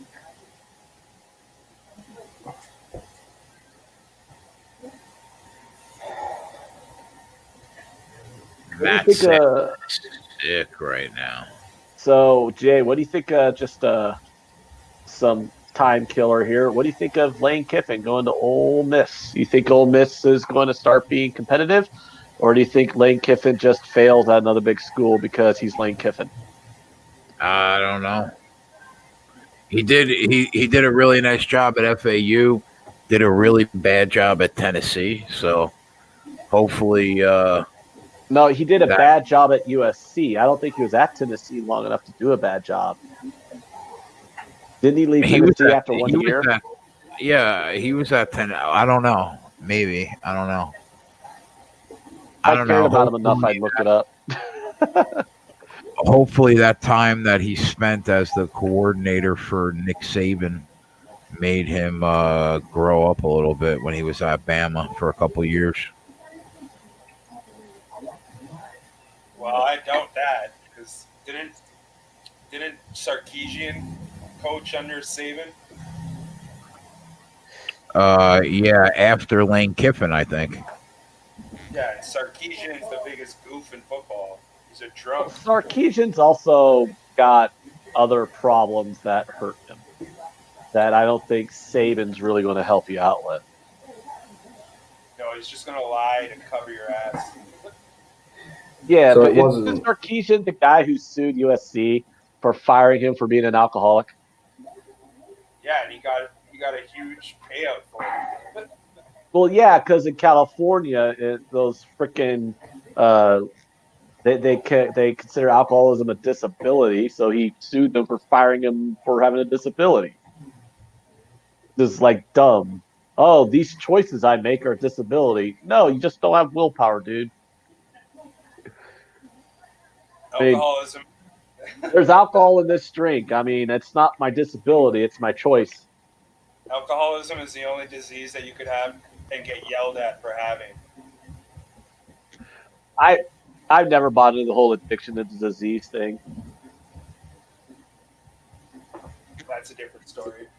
Yeah, that's a controversial subject that people have Yeah, different opinions on. it's a bit touchy, but my motto is, how do you go outside and catch crackhead? You know what I mean? You don't go outside and catch crackhead, mate. It just doesn't happen. Sorry. I hate to be the realist of it, but nah, sorry. Don't catch. Sorry. You don't catch crackhead. No, you don't. You don't. Don't you dare compare a disease like cancer to something that you've put on yourself. Sorry. Yeah. All right, what about the next? What's the next fight? I think we're the Billy fight, right? It's all coming up. Yeah, it's unbettable, I think, unless you're taking a shot on the dog. It's not. Yeah, if you like the dog, that's bettable. I just don't. No action whatsoever. Slugger Cards for Life would like you guys to summarize just some plays real quick that you're on the upcoming fights. Yeah. Any in particular? Just some of the upcoming fights. If you're on any of the plays, can you summarize them? I put what I'm on the bottom: Rosenstruck and Marina Rodriguez. Let me see what's coming up. Wow, we got. Who did I take on dogs odds? Oh yeah, I had Rosenstrike on dogs odds actually. Inside the distance at +130. Who was the other dogs odds I had? Ricky Simone, of course. Yeah, that shocker with. I think the shocker with Uriah Faber has gifted us with some plus money on him. To be honest. Yeah, I'm on him. I'm on him too, actually, at +130. Kid was an animal. Look, I've got no doubt in my mind that Rob might have this. Well, is going to have a striking advantage. But there's not much with that. He doesn't have that much power. He's not that type of guy where he's just going to start dropping people. Especially, I don't think he's going to catch Simone. The fight should be a pick. Yeah, for sure, definitely. So it's a double pass situation. Like if you're a better, anyway. If you're a UFC fan, yeah, sure, you'll pick Rob Font. But if you're, if you're professionally gambling around here, then there's only one pick, and that's Ricky Simone. It is one of the toughest fights on the card, though. We have to, highlight that. It's, like you say, it should be a pick on. It's one of the hardest fights to predict. And that's why when I see what did I get? +120. Yes, please. I'll take that. Thank you. Probably, I think in a decision. I'm not sure he'll get him out there. I don't think anyone will get finished. I don't think. But them double legs are dangerous. That kid took down people at will. So I see him doing the same. He might even get some ground and pound. I don't know. I know Font is not bad at wrestling. I just don't think he's on Ricky's level. And also, Rick is a hometown boy. So if this goes to the judges and it's a close fight, we all know what's going to happen. So yeah, dog. We'll take the dog. Thank you. It should be the fight of the night. Jay, you don't have any fight picks on the bottom board. I don't. Nah, Josh Rogan's alerting us to that, and he's right. There's nothing on the bottom board. Does anybody know why Rob Font hasn't fought for a year? because the guy was active prior to 2019. Like he was having 2 fights, 3 fights a year sometimes, and now we haven't saw him for a year, and I just don't know why. I really don't know why. Hey, Jay, you're on Marina Rodriguez, right? Yeah. Why wouldn't I just take her to win by decision at plus 140 instead of taking her on the money line at minus 140? You could. Well, I'm waiting on the punch and parlay, and the to win that, I need the fight to go the distance. If that helps you out. Well, I'm just going to go for the bigger number. I'm going to go for Rodriguez here at plus 140 to win by decision. I am also backing Calvillo as well. So. Oh, you're backing Wait a minute. Jay's on Rodriguez and you're on Calvillo? Yeah, we're head to head, yeah. Son it's of a... rare. It's rare, but Hold it on. happens. It's gonna Scratch happen. that. If you guys aren't on agreement on a fight, I'm not betting it. I'm going to have to bet that one then. Look, actually, I take it back. For me, actually, the Ricky and Rob Font, I'm saying. You can't take it back. You're on the No, other I'm side. taking back that. No, what I said prior. I said that the hardest fight to break down was the Font and Ricky Simone fight, but I don't know because this one was just as tough for me. So I went with the dog and plus 115. I'm not sure what our odds are now, but I got plus 115.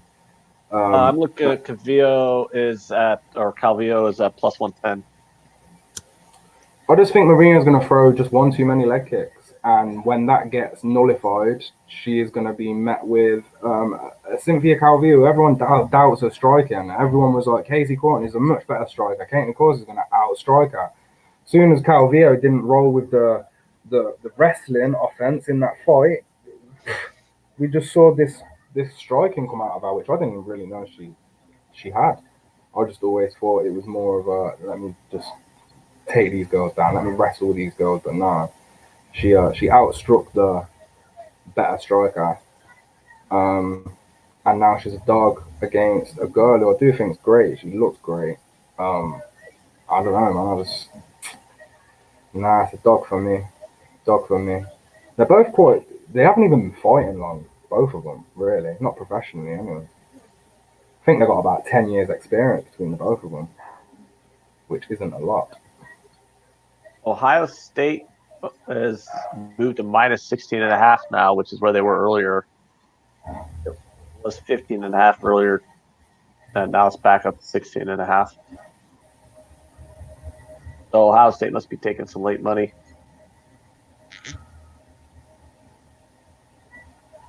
I think it's on from the money line because the money line has moved substantially with me from minus 500 down to minus 800.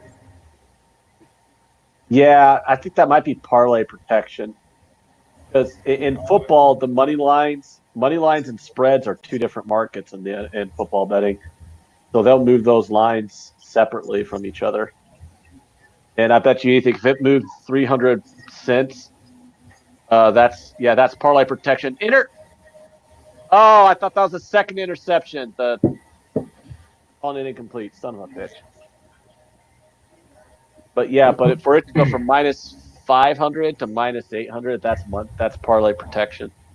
It's also because it's the last game of the card, right? The last game of the night. So everyone's got probably Ohio State tied to parlays. Yeah. I could also see that people probably just starting to bet Ohio State now because the line moved a full point too, from 15 to 16.5.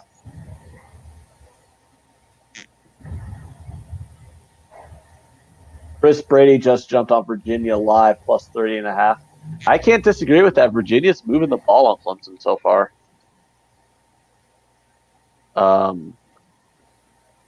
They're going to have a third down here.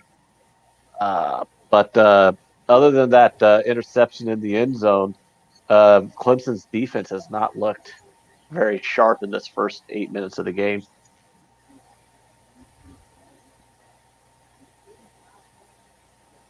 Josh Rogan said all of his odds are way different than what you guys got him at.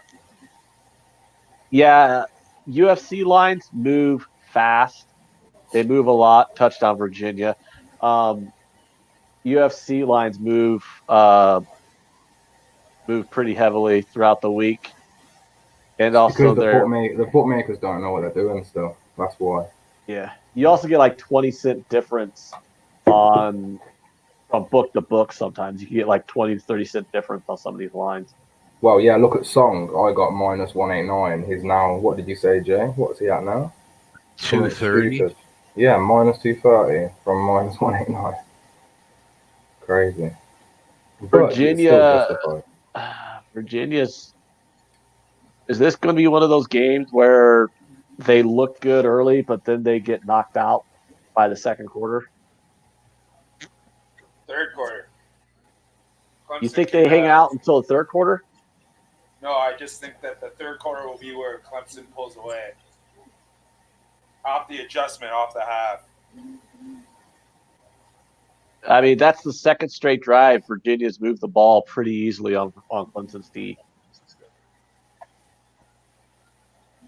I mean, an interception in the end zone saved them in that first drive.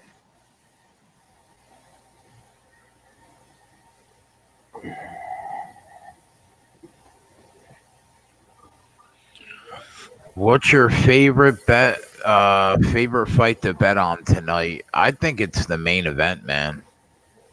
My locks throughout the whole of the night would have been Mahmoud Muradov, who's already won. Song Yadong and Rosenstrike. They would have been, if you said to me, like, pick your solids, they're my three who I have the most confidence in. I've actually double backed Song, so yeah. I'd probably double back Rosenstrike if it weren't the heavyweight division, but it is, so I'm not going to double back it. There's always that chance, anyone can get popped. I just don't think a 40-year-old Overeem's going to beat someone who's striking is on his level, maybe above. So, yeah, can't do it. As far as the Struve Rothwell fight goes, I think that there's a good chance that fight goes over 2.5 rounds. I just think that they might be dancing with each other for most of the fight. I think that the other heavyweight fight has a lot more chance to be finished than the Struve fight. Yeah, definitely. I think Struve's got more chance of finishing by submission. I don't see. Although I think Ben slept, I don't see him getting knocked out. I can't remember the last time someone knocked out Ben Rothwell, to be honest. I can't remember. Rich G's got a good point. He says UFC lines move from fight to fight also. So yes, they do. He says he's also got 4 books. So you got to shop around because he'll have regularly have 30 to 40 cent differences on the fights from one book to the next. Yeah, and people who put in Overeem early, stupid. They should have known better. The hype train that was on Rosenstruck lately, they should have known better. Alistair Overeem opened up at minus 115, I think, or minus. What did he open up at? Minus 135 is what he opened up at. He's now sitting at plus 115 at 5 times. So you screwed yourself if you took that fight early. And you also must be just betting tennis because there's nothing on there. You can't get. You guys have anything from that on market. Right? Byron Tillo versus some other fella? No, I think we agreed, Jay, right, that we side with Billy, but no betting on this one. The Lions do. Yeah, he was like minus $3. Yeah, not yeah, but look at him versus the other guy. He's in way better shape. Yeah, well, we have him in the competition, and they have the Kilburn. Okay.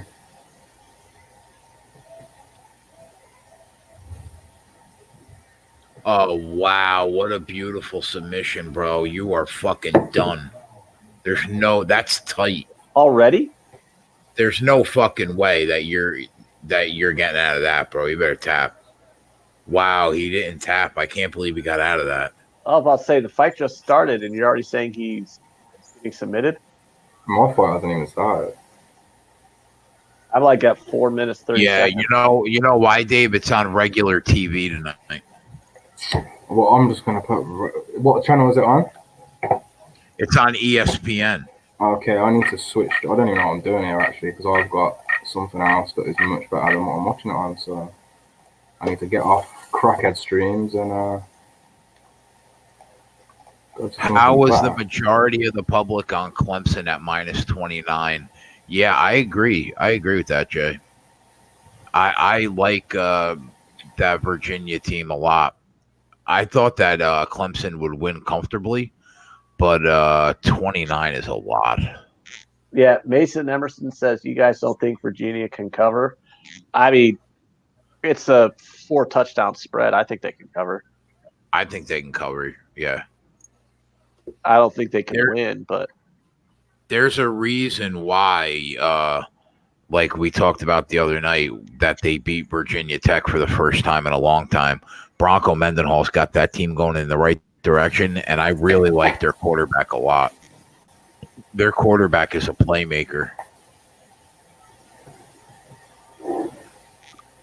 I think Ohio State covers. I got them in a big money line parlay with LSU. Got it down to minus 180. But I think they cover the spread. I think they're 17 points better than anybody in the Big Ten. There we go. Neutral. Go, go, go, go, go. Go. Yes! Touchdown. Clemson. Woo! I want to watch the game. There's going to be a lot of points. What's that total up to? 74-yard touchdown reception. That's 21 points with 5 minutes left in the first quarter. I said 28-0 at the half, but maybe it'll be like 35-7. Yo, do you guys have the ability to bet knockdowns, takedowns, and power punch props? There's some books offer that. Yeah, I'm looking at it right now. I've never seen it before. Yeah, I don't. On don't what really book, mess Al? with one. 1xBet. Login failed. 1xBet? Who the fuck is that? What is the password? Oh, the email. It's just some non-American betting site. Where's Max at? Working. I need to know my own login details because I forgot them, and he knows them. Great. Yeah, it's saying no.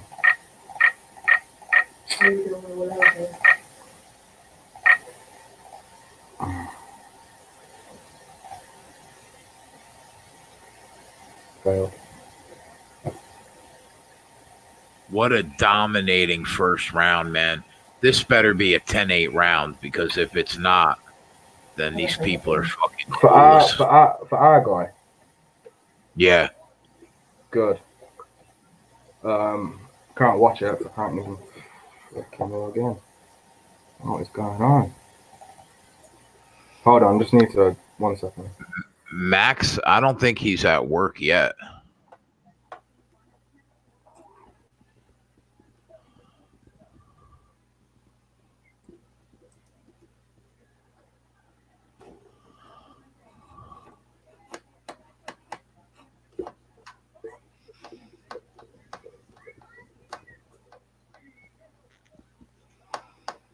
Wow, that total is 68.5. Yeah, that Virginia QB just skirted out of a sack and ran for 10 yards. Yeah, he's good. I like him a lot. I wrote about him actually, I think, in the article this week. How long do you think they stay in the game? I mean, not long. I do think that they're capable of putting up 21 points, though. But I think Clemson will probably put up 50.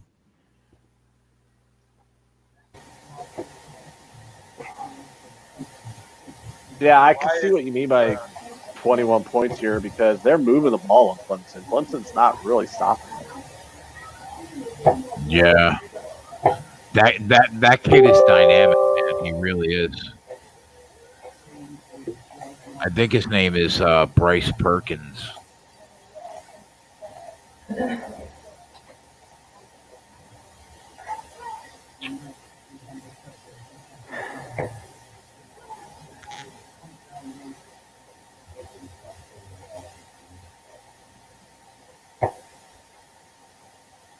Biggie wants to know about the toll on the Ohio State game.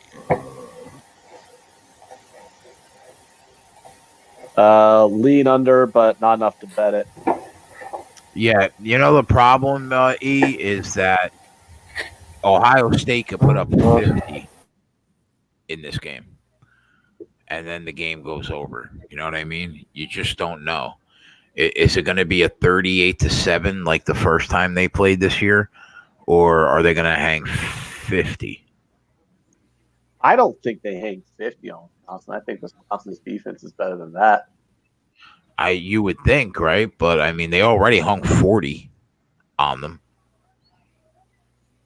Yeah, I think Wisconsin's the best team they'll play all year, or they've played all year.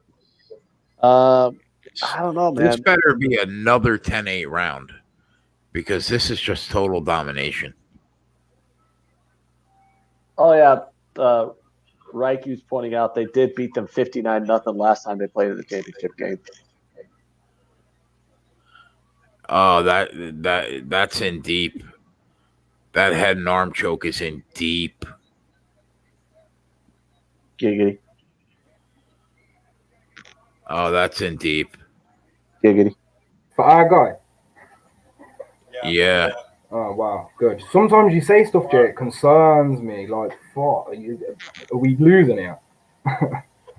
No, we should. Why are they not stopping the fight? This should be like 2 10-8 rounds, bro. I wish I could just watch it. Jesus.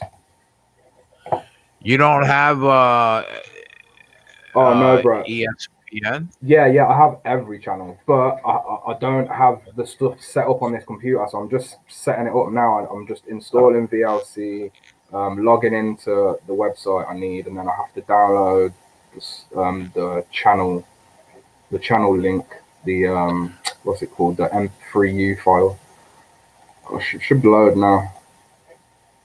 Beach Boss says, "Throw in the towel, Miyagi." Right? Right, so it's just on normal ESPN, right? Or is it ESPN Plus? Is it just normal ESPN? Does it sound? So Florida State just grabbed Norvell from Memphis. It's official. 1, 2, 3, 4, 5, 6, 7, 8, 9. Wow. Like that was less than half an hour after the fucking game ended. Yeah, game's over, and then the announcement's made. I've got 14 different ESPN channels. Oh, look at that. Has he finished it yet, Jay? On your screen? I mean, I don't know how this fight isn't over yet. He's just getting completely dominated.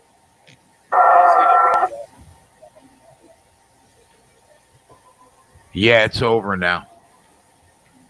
Oh, okay. So what do you think of that news, Jay?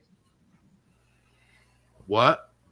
Not even 30 minutes after the game's over, Norvell and FSU announced that he's going to Florida State.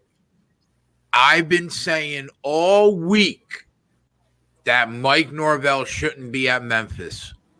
Anybody that's watched Liveline last week, all week I said it. I don't understand how that guy is still at Memphis. He needs to be at a big-time program already? Yup, that's what I said. I said it today earlier. That makes complete sense to me, man. How long has he been there? A while. Yeah, I'll say Memphis has been pretty good for a long time now. Yeah.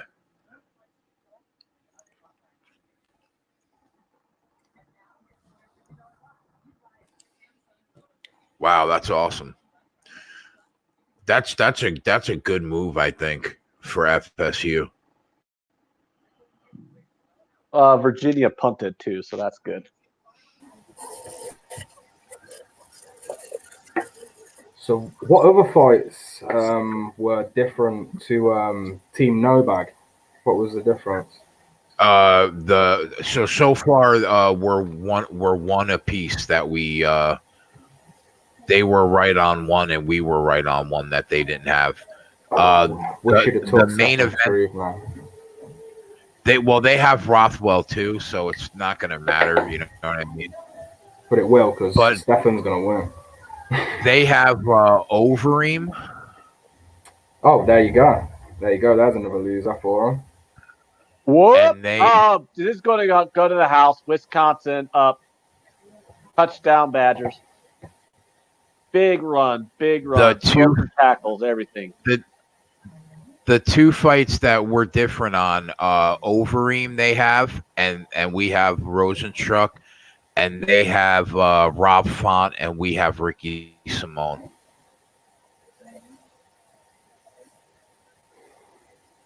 Okay. So I think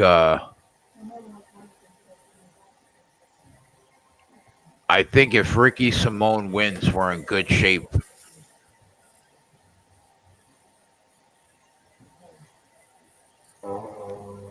Whew. Wisconsin with an early score here. Do they give Ohio State a game?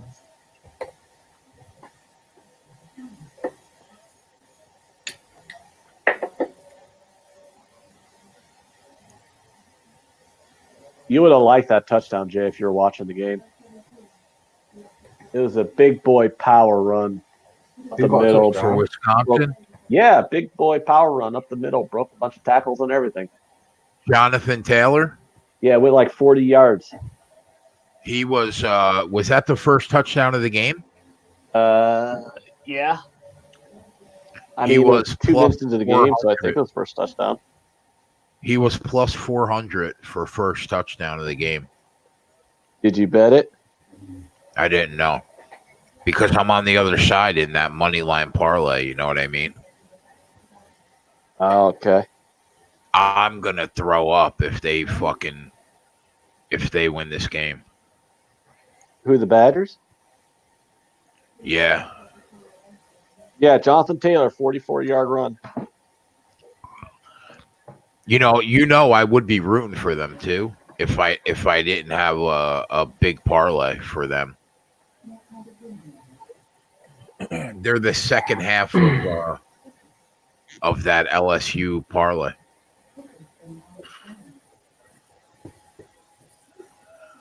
Well, you can get Ohio State now minus 10.5. That is. They're down a touchdown. Down a touchdown and still minus 580.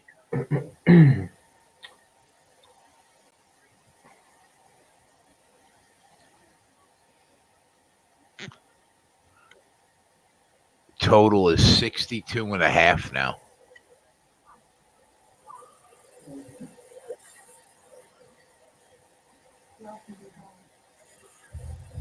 You know that? Yeah. Clemson, Virginia, into the first quarter, 14-7.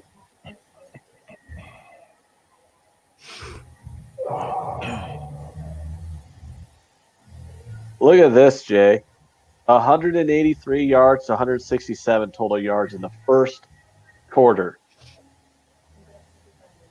Can you believe that shit? I can.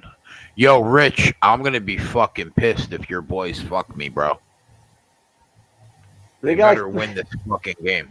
350 yards of total offense in one quarter.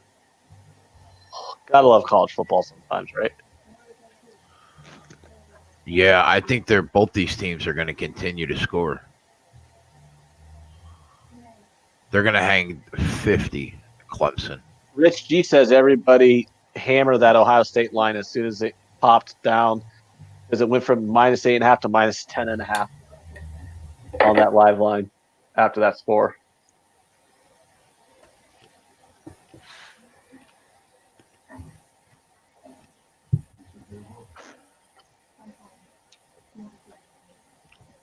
Shout out everyone in the chat. Anybody who spoke to me, I haven't had the chat up, but I've got it up now. Shout out all you boys. Dear Slayer knows what's good as well with the unit count. even Fat Fist is saying we should have done a unit count. Well, look, me and Jay, we fought for a unit count, believe you me. And I think it's just because of how the competition was laid out, it was a bit awkward to have a unit count with also involving the public as a competition. I think it's just more simple to go, oh yeah, there you go, pick that fighter. Luckily enough, towards the end of the card, the lines did start to smooth out and become a bit closer. It was just them early fights, like minus 500 and minus 300, minus, what was Selecki at? Selecki closed at something ridiculous as well, minus 400. Yeah, it's just, you just having a guess, and there you go. It's not really a betting competition. More of a just pick and hope sort of competition. The Cleveland Cavaliers are bad at basketball. They are? Yeah. Go look at that score of that game, Jay. Holy shit. What, Philadelphia, Cleveland? Yeah. Phillies doubled them up. You go run for that first down, big boy. Come on, Clemson. Russ is asking me, do I have any bangers in soccer? Do you know what, buddy? It's a bit early in the night for me to start pissing Jay off with soccer talk. So I'll save it till these fights die out, and I'll break down some games that I haven't bet. But if you want to see the games that I've bet, you can go on to the Odds Market Twitter page, and my article is there. I'm not sure if I've got any Sunday games on, actually. But you can check that to see if I have. I can't even remember. I haven't even checked my results or nothing. So Owen in the chat letting you know that Owen loves Dave's bets. Yeah, shout out Owen. Owen's been supporting me for a while. Owen hit that Mönchengladbach at plus 440 today.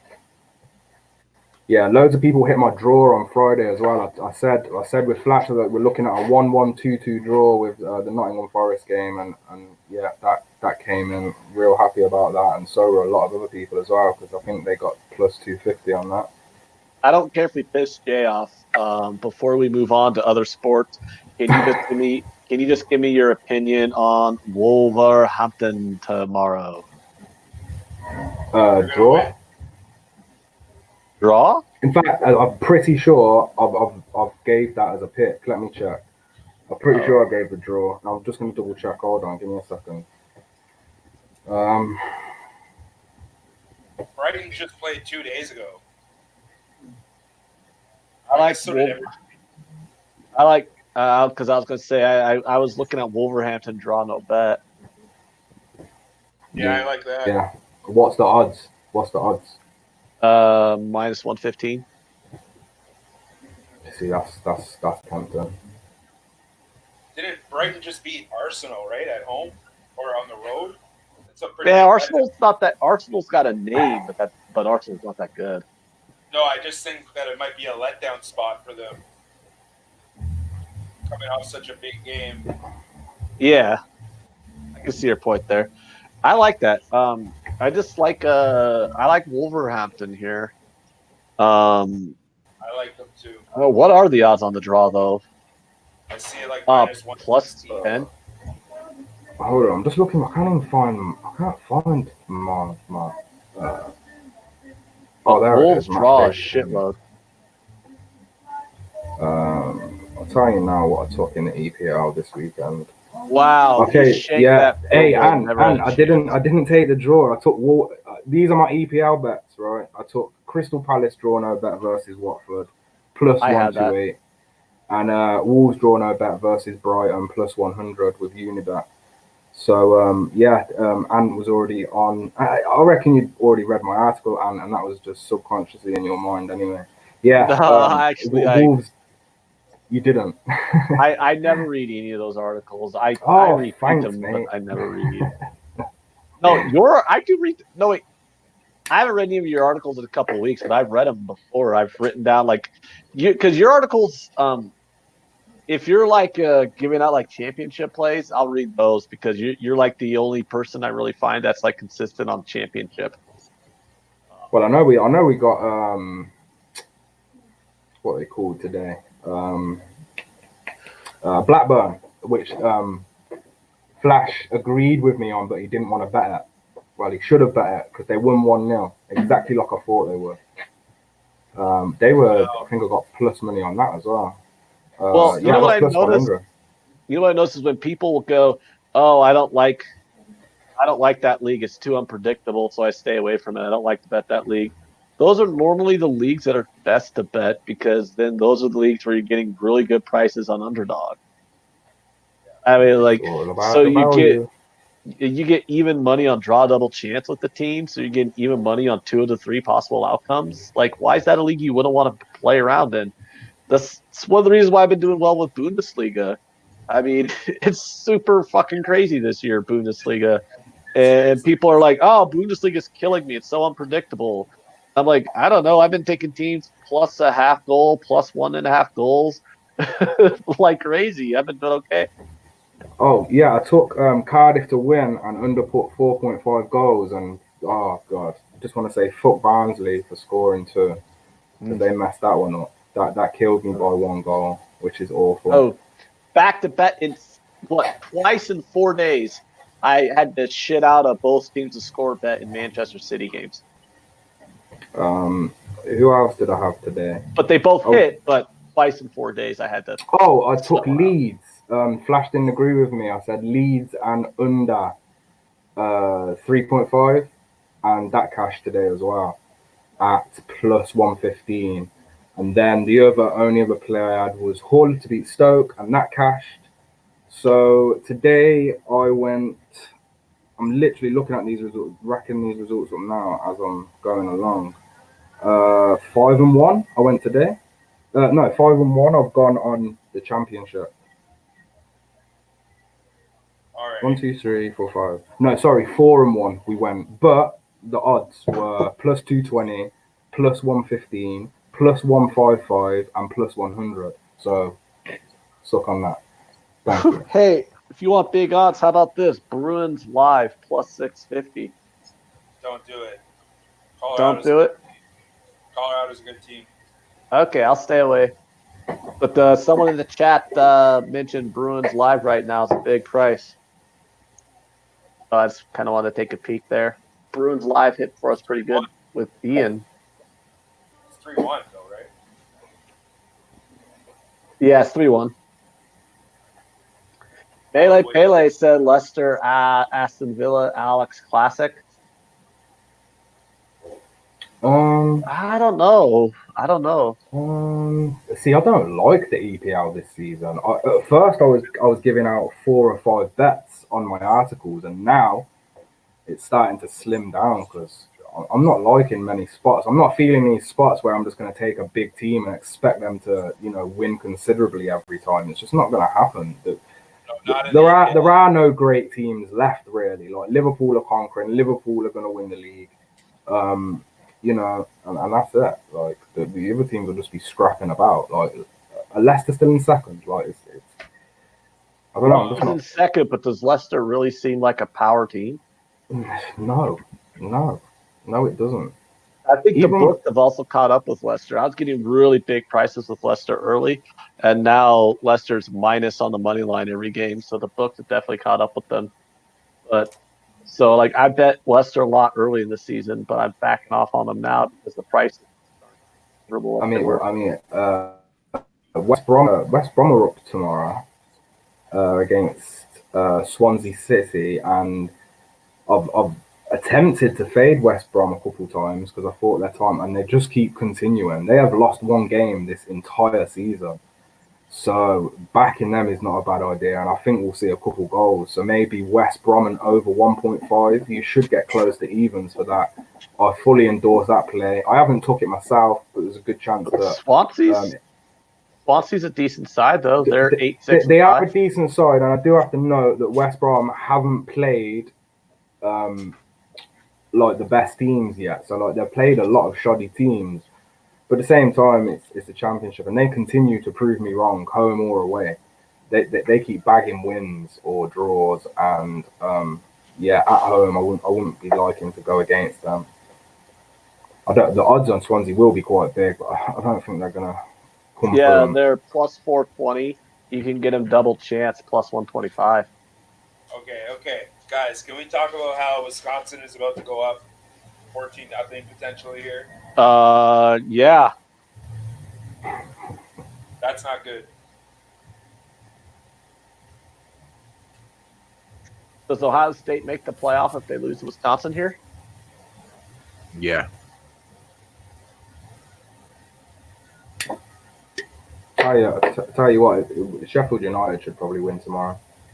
Plus 235. Plus 135. I like the both teams to score and Wolves, Brighton. Yeah, I think that game will be 1-1 or 2-1 to Wolves.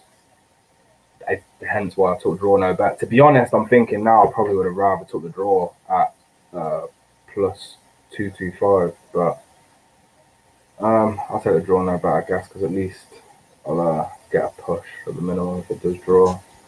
I wouldn't be surprised if Arsenal lose. Wouldn't be surprised whatsoever. I'd edge them in terms of talent, but this season's been a joke for them boys. And yeah, West Ham at home, man. I know, man. It's just West Ham. I know they ain't been great and all that, but it's just one of them grounds that's a bit. And that game's Monday though, actually, ain't it? It's not on tomorrow. That game, West Ham Arsenal. Yeah, I think that one's Monday. Even more favorite. It's gonna be a nighttime game. Yeah, I don't know, man. London Stadium, West Ham. Yeah. The way Arsenal's been going, would not be surprised West Ham win. In fact, whatever odds you can get on West, if you can get evens or above on West Ham double chance, I'd roll with that. Why would the price be so good on West Ham? On what? Like, if getting them even money at double chance, why would the price be that good for West Ham? I mean, if they're playing Arsenal, I mean, do they still think Arsenal's good? Wow, what's the Arsenal away are going to be plus. It still be under plus money, right? What's the current odds on Arsenal? Or are they into plus money away? Arsenal's even. Okay, and what's West Ham? Plus 210. Oh, you're not going to get. You're probably not going to get good odds on double chance though. No, double chance is minus 130. Oh, well, I mean, it's not that bad, but that's not the type of odds I'd really go for, to be honest. Especially on this game. It's just a pass. There we go. You don't have to bet every game, but it's probably a pass for me. I don't trust any of them teams. Why are we talking about Wisconsin going up 15-0 when they're only at midfield with the third down? I mean, the way people are talking, I'm like, are they already out to 20? No, but Jason Finley in the chat says it's Die Hard a Christmas movie. That's very random, and it's not even a question. Of course, Die Hard a Christmas movie. I feel like Jason's been on Netflix and watched the Christmas. Oh, what's that series? They look into like Christmas films and like behind the scenes and stuff. They have Ghostbusters, Die Hard. I can't remember the other two. Now, what was on there? Dirty Dancing. I think Wisconsin's going to punt. I think it's a Christmas time movie. Not so much. I'm not really sure it has a Christmas theme, but I think they were like released around Christmas time when they originally came out. So yeah, I guess you could call them Christmas movies. What's everybody's favorite Christmas movie? What's everybody's favorite Christmas movie? Die Hard. National Lampoon's Christmas Vacation. Of course. Someone had to say that. My son watches. My son's 9 years old, and my son's got the T-shirt. My son loves that film. Chevy Chase, mate. How can you beat that film? You cannot beat that film from the get-go. Die Hard is the greatest Christmas movie of all time. I know. Like, I can recite every scene in National Lampoon's Christmas Vacation. I can't believe that is. I'm glad someone has picked that film because I love that film so much. I will honestly say, yes, Tim Means. I'm at 3 minutes. Jay is spoiling this for me, but I don't even care because the cash. Let's go, Tim. Yes, let's go. Let's go. What were the odds I just got? What were the odds I got on that? Plus He was like 165, minus. baby. Plus 165. Thank you. Oh, you had him inside the distance? Yeah. Yeah, I just saw it too. What a great knockout. No, I didn't have him inside the distance. I had him by a knockout. He got the knockout, right? Not a sub. Tell me he gets the knockout. No way. No, it was no way. He fucking tapped. He tapped. Oh, it was by knockout. sub, bro. No, I'm lying. I'm fully lying. I had inside the distance. No, he had him. He tapped. He knocked him out and then choked him to tap. I'm a fucking fool. It was weird, like, but yeah, it's technically a sub, but he knocked him the fuck out too. It was all of the above. The distance, I'm good. I was tripping. I'm tripping. Plus 165 I had means inside the distance. I'm good. Only half unit, but still a winner. So. Tim Means is underrated. So Dave, apparently some people were were tailing you on that one, buddy. Yes, there you go, boys. I'll post my ticket. I'll post my full ticket on my Twitter, like I always do, anyway. But yeah, there we go. Thank you. I needed Chad that. wants to know. Chad would like to know: Are we on Simon next fight, guys? Simone. Yeah, Simone. Me and Jay. Yeah, we have both agreed it is the play. He was a dog in the odds pick for me. Just half unit though. Hold on. Let me look that one up. If you guys are in agreement on it, I'm gonna have to bet it. Yeah, me too. Ricky Simone at plus 120. Sounds good to me. Yeah. All right, I'm putting that one in. I'll write that down. I like at 10 o'clock, Calgary plays LA. Calgary regulation money line is minus 145. LA played an overtime game against Edmonton yesterday, and Calgary has been in LA waiting for them. So I think that Calgary is going to smoke them. Betting against LA has been my bread and butter in the NHL. Would you take Calgary -1 at minus 110? Yeah. That might be the better bet. But that's a regulation only. That's a regulation only bet. I'd actually rather create a -1 line so I can get a push if it goes to overtime. Oh, I'm sorry. Calgary is at home.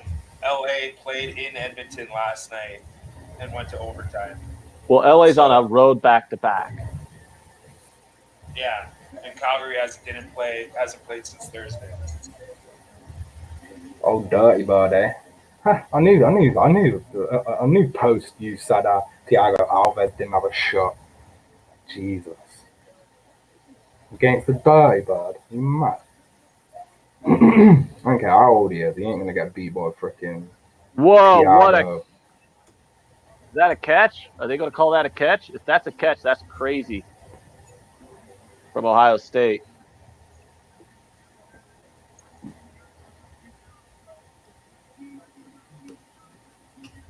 Yep. Wow, that was a really good catch there. Wow. You just watched that, Jay? Yeah.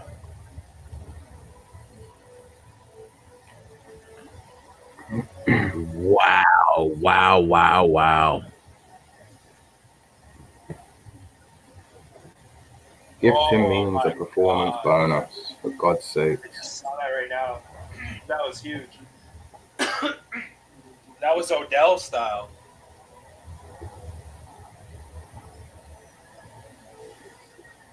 That was like Odell Beckham. The gather, that's a catch. That's a solid catch. It's like that New York Giants Super Bowl catch.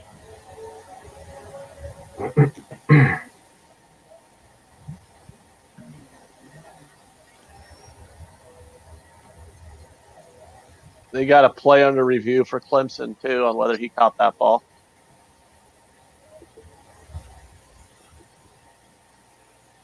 It's close. I haven't bet one NHL game at all this year. I bet the NHL, but I bet it sporadically. Well, that's what I mean. If I'm gonna bet it, it's gonna be a tail, and I just don't feel like I've had time or enough, degenerate in me to go ahead and start betting it. My thing lately has just been jumping on teams and riding them out. Washington on the road, Winnipeg on the road. Yeah, I did that with Vegas one year. I can't remember if it was last year or the year before. When were they hot? The year before, they just did not lose at home. Yeah, it must have been then. I was riding Vegas, and I made some crazy money on them. They were just the auto tail for me. Yeah, they called it the Vegas flu. You could also because with the way the travel schedule did, basically you would play a game in Vegas and then the next night you play in Phoenix or vice versa.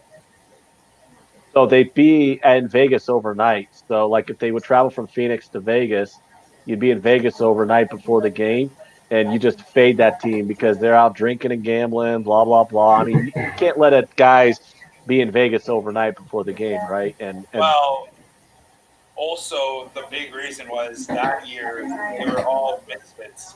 They were all players that were removed from. They were all expansion draft players. So every single night, every single team that they played was a team that let one of the guys that was on the nights go. So every single night they had motivation of, we got to go out there and we got to play for, we got to play for Pacioretty, or we got to play for. yeah, because they were all picked up in that expansion draft where they were let go by their team. Yeah. Yeah. Exactly.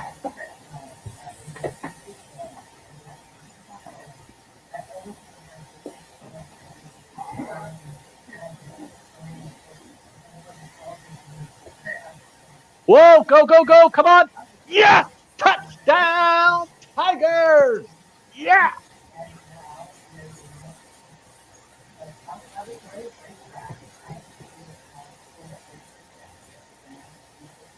What did I tell you, Jay? I can't handle this being a close game. Let's just blow it out, Tigers. Yeah, baby. You only need them to win, right? Yeah, but I prefer the game not to be. I prefer no sweat on this. Listen, you need to calm down, boy. They're gonna win this game. Don't worry about that. Don't worry about that. You need the spread. I'll maybe worry about the spread, but Emma, you need to calm down. I'm telling me to calm down. Jesus, come on. It's the Tigers we're talking about, not Alabama. Jesus.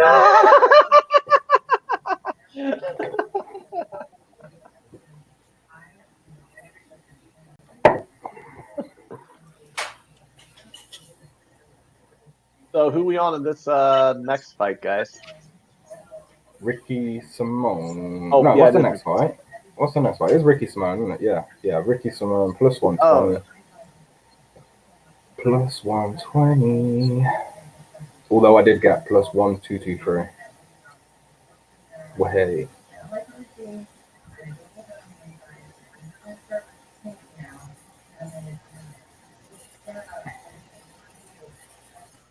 The live line is still Ohio State minus 10.5, guys.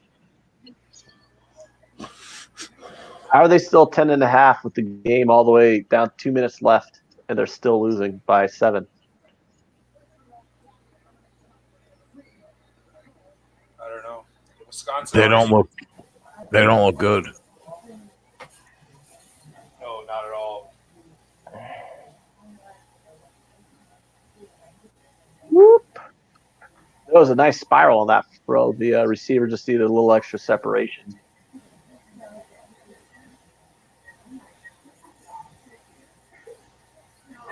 Why does every website put song's name with Yadong first when that's not? they're mixing up his first name and his surname.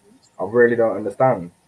No, He's even been asked. When I was doing Octagon Synergia, I'll go through. I'll listen to all interviews, even if they're like years back, all fights, everything. I'm going mad on that Synergia, and I'm telling you, But They even that's- asked him in an interview. They asked him in an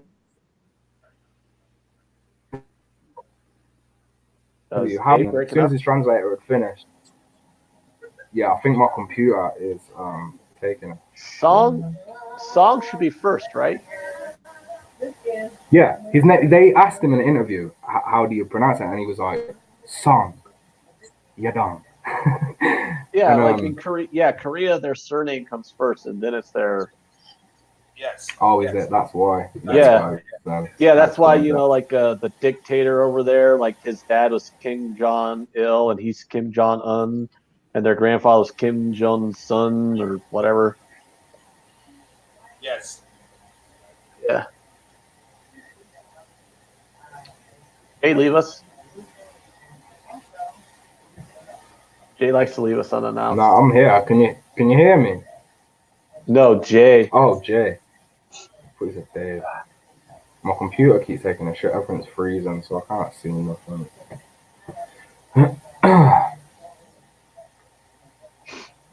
Tyler's in the chat. Tyler wants to know if OSU loses, who gets in? OSU will still get in. Yeah, OSU goes in even with a loss, I think. Oh, Wisconsin missed a wide open catch there. Like that would have been a touchdown.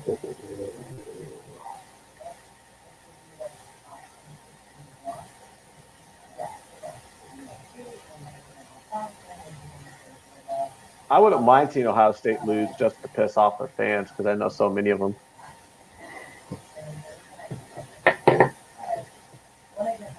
But would that be mean of me? It would be typical.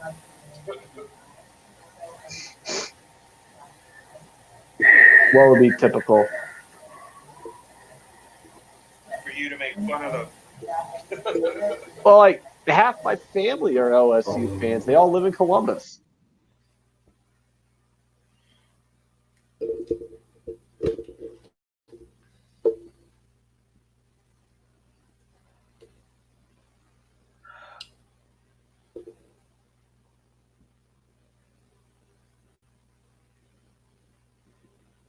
Wow, I really do not need Ohio State to lose this first half.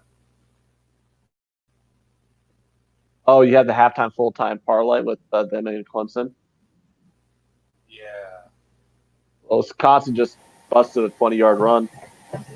Yeah, Tyler's right. Look, you don't have hair like that and just be a normal person. Do you know what I'm saying? Shout out Trevor Lawrence all day.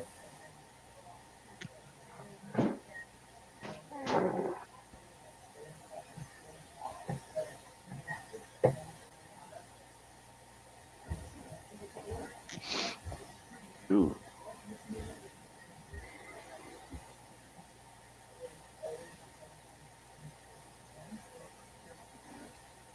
What time is it in the UK? It's 5 to 2. 5 minutes until 2 a.m. Jesus.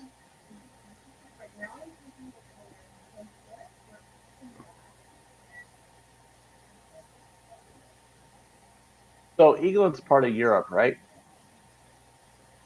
For now. For now. I was wondering because I saw the it was a big deal with that newspaper in Italy being racist and shit. So yeah, Black Friday. Could you explain to me like why Italian soccer fans seem to be even more racist than the normal European fan? I have no idea. I actually don't know. I don't know.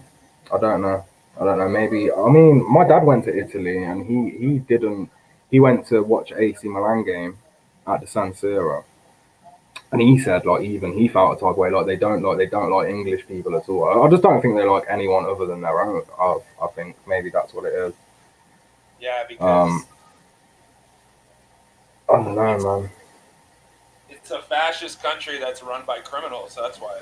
Well, there you go. Yeah. I don't know because I know on Real Sports on HBO, They did do a piece a while back where they're interviewing some American soccer players, and some of them said they play in MLS now and won't even want to play in any of the European leagues anymore, just because the racism is so much worse over there. More than likely, Mario Balotelli will play in the MLS next year. Yeah, And like as soon as he can get out, I think that's the kid from Brescia, right? Yeah, he's not a kid, but yes. I mean, he's in his 20s. No, I think he's like in his 30s. Is he? Oh, Yeah, he used to be a premier, like he used to be a really good player.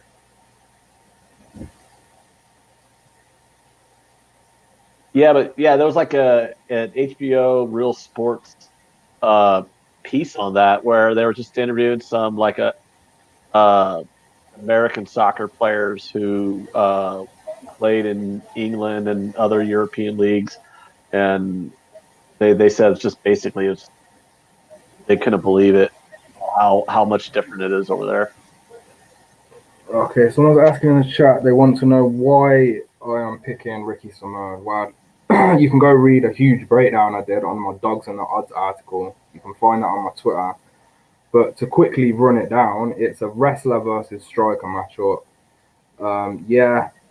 Ricky Simone got knocked out by Faber. I think that was pure luck. He was dominating the fight. I think he's going to be wary of that this time. And Rob Font doesn't really have that knockout power like that. And I just don't think he's going to run into it as he did before. And his wrestling's great, man. Love his wrestling. And look, I think it's a coin toss. I think it should be 50-50. I think it should be a pick'em, and the odds just don't correlate with that. So plus 120, it's a no-brainer. If you bet UFC week in, week out, it's a no-brainer to take Ricky Simone. Yeah, is for sure the lesser striker, but overall, I think he's the more rounded fighter. I mean, I say it's not by any means. So it's not all about the hands sometimes. Not that he's going to be able to land a knee on Rob Font, because Rob Font won't shoot. I doubt Rob Font will shoot and give him the chance to land a knee, but we'll see, man.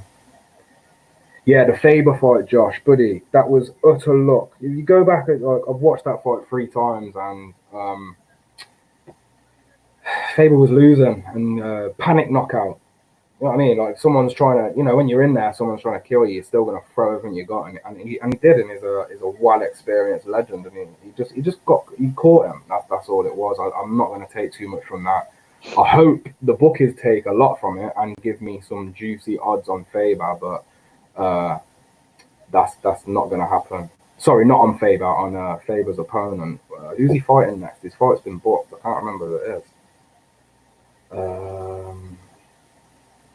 Peter Yan, of course. The bookie is not going to support that. Peter Yan is a J size bet, for real. J size bet. Yeah. No. Like Uriah Faber does not have a chance. He obviously he has a chance. Like Ricky Simone, he's dominating, lucky knockout. That's the chances of that happening twice in a row, especially against Peter Yan, is highly unlikely. Melee was up late last night, Dave, reading your articles. Thank you, my friend. That helps me. And I do appreciate that, because sometimes I do go on. Some of these articles are like 1,300 words on one fight. So I appreciate that, man. Thank you. I wrote 7,000 words on Joshua Ruiz. Well, that's justified. That's a main event. That's the most talked about fight this month. So, Wisconsin, big first down. That's definitely justified. I could read it as well. It's just like, not many people want to read, 1,200 words on Song Yudong, Most of the time people just want the picks, but I always want to, give a real good reason why. Josh Rogan wants to know the opinions on the main event. I think it is Rosenstruck, right? Minus 120. Yeah, we're going to go with Rosenstruck, a fade on Overeem's chin, and a support of Rosenstruck's devastation. The guy reminds me of Francis Ngannou, but oddly more powerful somehow. I can't believe I'm saying that because we all know Francis Ngannou hits the same as like a car doing 50 miles per hour. So that's something to say. So Hey, Al, Yeah. is Wisconsin money line intriguing to you right now, or is it too early? It looked good, and you're still getting over 3-1 on the money line. They're up by a touchdown. They're on Ohio State side of the field. Ohio State looks flat in this game so far. Yeah, it's worth a look, that's for sure. I don't know if I want to bet it yet or not, but 3-1, that's interesting.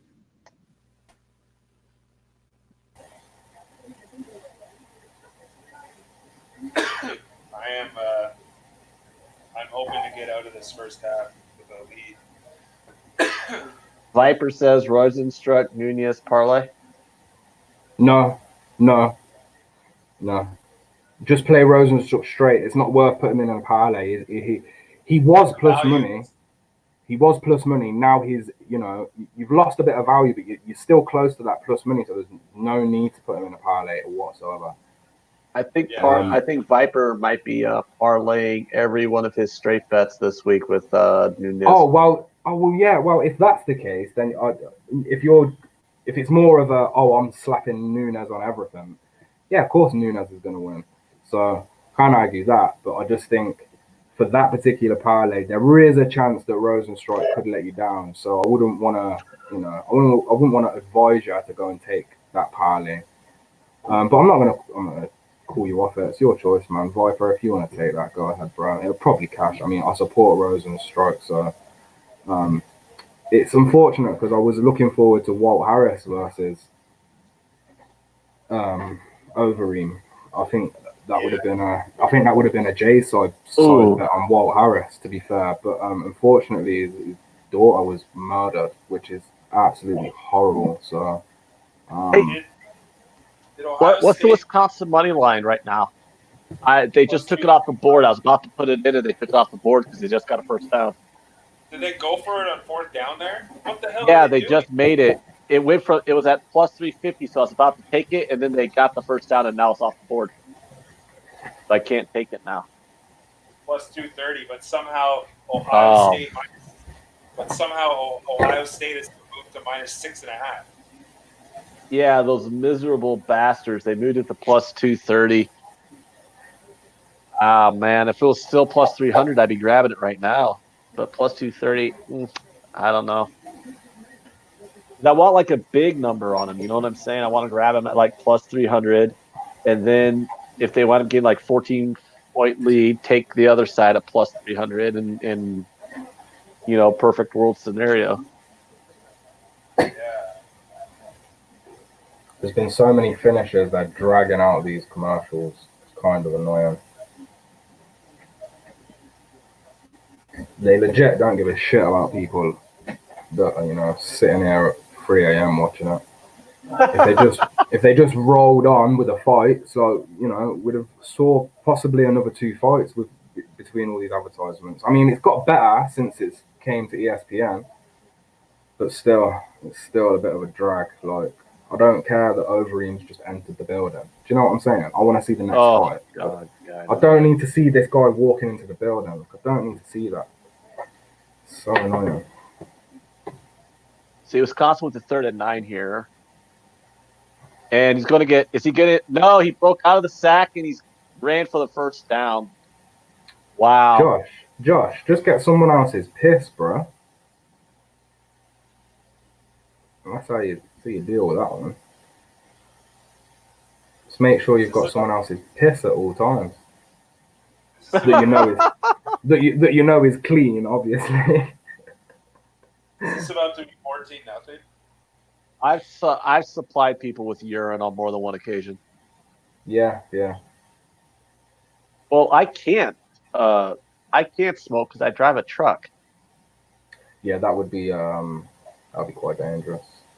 Well, no, it's not about driving high. It's just that, if I get in an accident at any point, I'm drug tested. Whether I'm at fault or not, it doesn't matter. If I'm involved in any kind of situation that causes property damage, I get immediately drug tested that day. And if I pop dirty, I'm fired. So Damn, hey, that that's sucks. happened. That's happened. I wrecked a truck like 2 months ago. Oh, damn. So, well, look, you're doing the right thing. Better to be Yeah. safe than sorry. I used to give it big on. I used to drive Touchdown, without a Wisconsin. license. I used to thought I was untouchable because I could drive without a license. I'd do everything legit. So, the car would be insured, taxed, MOT, all that was legit, but I just didn't have a license. And yeah, that bit me in the ass in the end. Got away with that for years, and it just never works out in the end. You'll always get done. Wisconsin's gone up 2 touchdowns here. I don't like your first half full-time parlay right now. Yeah, tell me about it. I thought I would. I thought I'd let you know that I don't like it at the moment. Ohio State is still -3.5.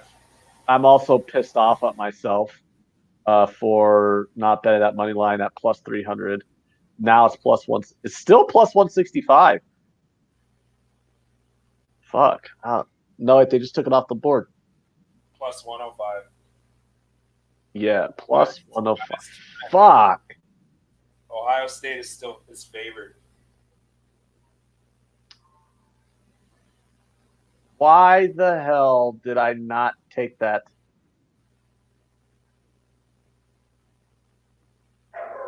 At plus 300.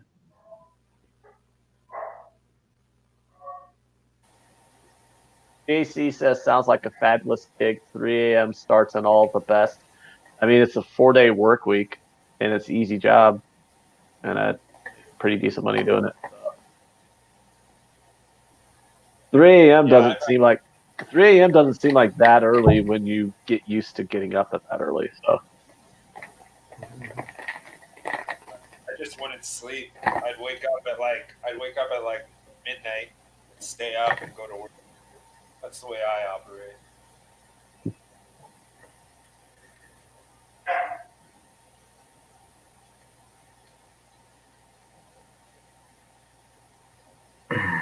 man, the 76ers are embarrassing the Cavaliers. Cavaliers look like a college team right now. It's ridiculous. Clemson's going to go into the halftime up by 24. You know what's crazy, Ant, is that Embiid is not playing. Embiid's not even playing, and they're up by 50. Yeah, the line was like 17, and then he was announced out, and it moved to 11. So all those people who bet it after he was announced out are feel like jackasses right now. Yeah, me and Jay talked about it off the top of the show. I said, don't bet the Sixers. NBA, I'm telling you, NBA like pre-game is savage sometimes. It's just like, probably shouldn't have done that, or I should have done that. Yeah, that's why Tyler refuses to bet spreads pregame. Yeah, but that's why Tyler rolls with us, because he's different. Doesn't just follow the pack, and he's a winner. Yeah, he bets. Yeah, he bets in game, and then he bets props pregame, and then he bets size and totals in game. Problem is the books I'm currently using, the books that I'm using right now, just don't have like these props. Hey, don't support Jay, that. you want to hear something funny? You'll find this funny because it's something you totally would do. Can you hear me? Yeah, go. All right, so I'm looking at Wisconsin plus 300, and I'm like, hey, is it Wisconsin plus 300 pretty tempting right now? I wonder. And I waited like a minute and a half, and then the line went down, so I didn't want to bet it, and then they scored a touchdown, and now they're even money. And I literally, like 2 minutes ago, I could have gone plus 300, but I pulled a U and waited on it, and now that line's long gone. I can cash out on that big money line parlay that I had with LSU and Ohio State and take a $30 loss. I would. I'm already up like 500 from FAU. I This is would the cash best. out on that. Sorry, this is the best UFC advertisement I've seen in a long time for next week. That is incredible that they put work into that advert. Wow. Do I have to sweat out this Clemson bet, Jay, with them being up 24 going into the half? I told Behave. you a week ago you didn't have to sweat it out. Behave. You could have not watched the game, paid no attention to it, and just woke up in the morning knowing that you'd catch. As I said before, we're not talking about Alabama yet. We're talking about the Tigers.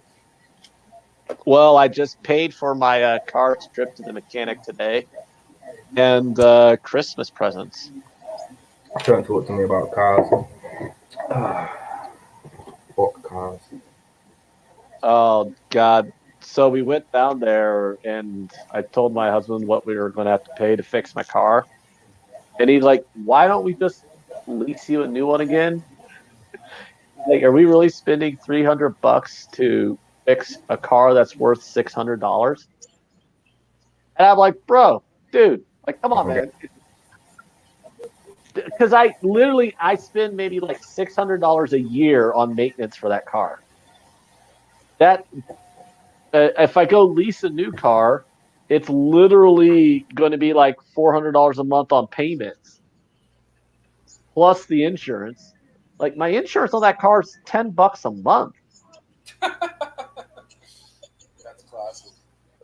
Yeah, I pay $10 a month on insurance, and then with oil changes and just other maintenance and stuff, I average about $600 a year in maintenance costs for that car. Why would I give that up? I mean, yeah, it's a rackety looking piece of shit, and people make fun of me for driving it, but I'm like, it gets me from work and home. What kind of car is it? The 2004 Chevy Cavalier. Oh, nice. That's a good one. I've had that car for 15 years. I literally, when I dropped it off at the shop today, I'm like, yeah, just get the muffler fixed. He goes, okay. I'm like, oh, by the way, I'm warning you, the check engine light's on, and I don't care about that. He's like, oh, okay. I'm like, no, literally. Every time I bring it into a shop, you guys always want to do the check engine light check. I'm like, that thing's been on for 100,000 miles. I'm sure it's nothing. I've literally had the check engine light on for 12 years on that car. Yeah, I had a Saturn that was like that. It's just, Yeah. It's been cleared several times. There's been a few times when they like checked in, they cleared the light, and then like 3 days later, the light comes back on. I've had it where it comes on right away. Yeah, I just think the light's broken because I don't think there's anything that wrong with the engine, seeing as how it's been on for 120,000 miles. Like my car has 140,000 miles on it, and that light's been on for 120,000 of them. Ohio State is still favored here, and I think that is a mistake. It is a mistake because I don't think they care about this game as much as they should. This is a huge. If this was if they needed this game, I think they'd be more focused. But they're in the playoff whether they win this game or not, and they look flat. Just watching this game, they look flat. That's why I'm pissed off. That's why I wanted to bet them at plus 300 on Wisconsin, but I, like an idiot, I waited, and now the line's gone. But fake punt. Oh wow, Ohio State. They're not punting this game away. Fake punt. First down, Ohio State. All right. Nice. Well, let's see what goes on here, guys. I think Dave is back.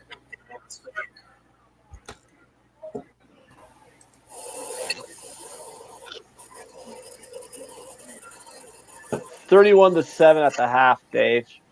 You're right. I should shut up and not sweat that game out. What? I missed that. My headphone weren't in. It was 31-7 at the half. You're right. I should not have anything to worry about in that Clemson game. Nope. But with Virginia when Virginia was moving the ball up and down the field and it was tied 7-7, I mean, I was getting a little nervous.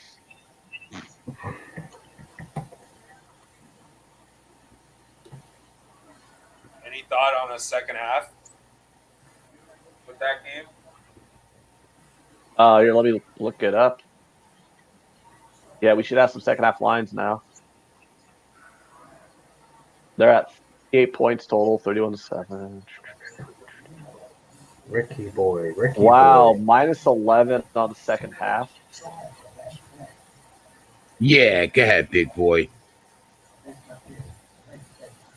Come on, Rick. Ease yourself in, bro. He's not used to being on the back foot and losing within the first round. So, I think. Wait, Ohio State. Right where you fucking belong, bitch. First and goal, Ohio State now, guys. I think I'm going to bet Clemson, Virginia, third quarter over 13.5. Clemson has scored 14 and 17 points in the first 2 quarters. You think they wait till the fourth quarter to call off the dogs? Yeah. Who's the dude with the mullet? I hope he's not the one that we bet on. Oh, he is. You guys made me bet on a guy with a mullet. Settle down. I can't watch this fight. You guys made me bet on a guy with a fucking mullet. yeah, and he's just took him down and he's elbowing him in the fucking cheek, mate. What's your problem? Do you like Clemson second half team total over 17.5? Yeah. 17. Double that. Come on. Well, here's the thing. Here's what I'm trying to figure out is, you got to play the second half out in the mind. At what point does Clemson lay off? I mean, do they go up? Good point. Yeah, are they going to go up, what was it, 31-7? Are they going to go up 45-7? Yeah. And then just kind of run it out with third stringers in the fourth quarter? When's the next game that they'll play? They're like 3 weeks from now. There you go. They've got no need to really rest other than, the potential injury risk. But I don't know, man. I feel like this is the championship game. Are they going to hold off at any point, or are they going to prove a point? Well, I don't think you're going to have Trevor. If it's 45-7 going into the fourth quarter, you're not having Trevor Lawrence in the fourth quarter with a 38-point lead. True that. So that's just what I'm trying to figure out is at what point do they call off the dogs? But that also gives somebody else the chance to shine as well. And what is there to say? Who's the backup? QB. I don't know. What are you looking at, Al? You look like you're contemplating something. You got that on your face. No, I'm just saying if the team total is 17.5, the second half spread is 11.5 for Clemson. So cover that 11.5. You think they got at least 17, right? Let them do spinning shit. So I think the book is telling you that that's a good bet. Yeah, it's such a good bet that I just updated the lines and now it's 19.5. I'm going to bet Virginia Clemson third quarter over 13.5. Yeah, Ricky Simone's took Theo Von's haircut to a new level. Over 13.5. What you say, bro? He won the first round. I think so.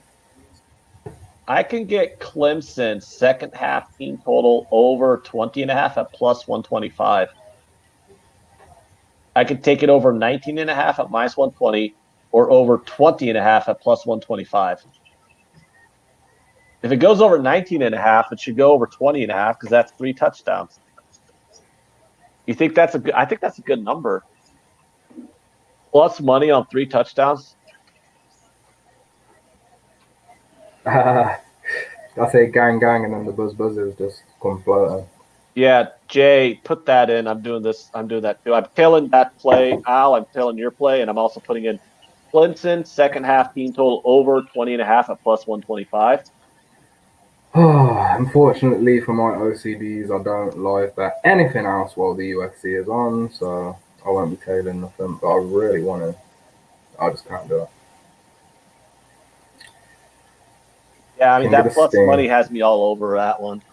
So they need to get 52 points in this game is what we're saying. So it's basically Clemson over 52.5. No, wait, not over 51.5. So they need to get 252. Clemson over 51.5 at plus 125 is the that I'm on. And Al, you're on third quarter over 13.5. What was the juice on that? Hey, Minus listen. 138, unfortunately. Minus one what? 38. Alrighty. I think it's happening. Oh, yeah, See, I do too. I didn't realize there were so many Theo fans. Well, I did, but not who were Kegos as well. But yeah, he actually makes Brandon Sharp likable. Like them two together. I think they're good together. I didn't like Brandon Sharp that much really prior to King of the Sting, but now I think he's terrible. he's not that bad.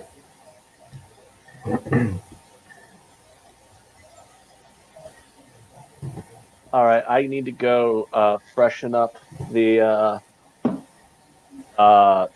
my disease, guys. So do I actually. Is all that stuff here? Yeah. No.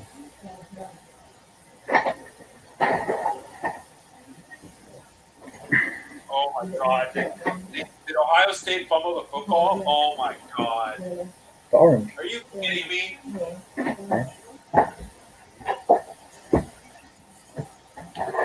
Shout out Summer. What's interesting, Summer? Sumner, sorry.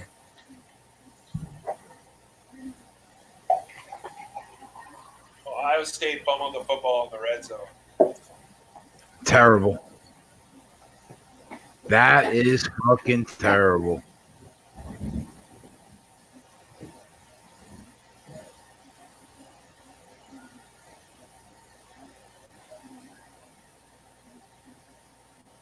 Somehow, though, some way, Ohio State is still favored in this fucking football game. They're minus 125 on the money line, minus 2.5. Because they've been such a dominant team all year. This is the type. I think that the third quarter over in this game, I think is going to be if it's anything less than 14, I'm going to be on it because they'll have to explode in this third quarter. It'll have to be the biggest third quarter they've played all season. Mr. Fatfist wants everyone to know that it's okay to ask questions about his transition, but to please be understanding that he's going through a lot of pain with his bottom surgery. What? Wait, what? Diesel Eugene says, Mr. Fatfist wants everyone to know it's okay to ask questions about his transition, but please be understanding that he's going to be in a lot of pain with his bottom surgery. I mean, I'm not sure if that's a friend of Fatfist or what. Nick, I didn't realize you were going through so much, buddy. I know. Sorry, bro. We'd have been way more supportive if we knew. Should have just told us. Are you going for Nicola or I don't know, Nikki? Maybe Fat Ass now instead of Fat Fist. That's a good one. Ohio State's a dog now. Yeah, I just saw that.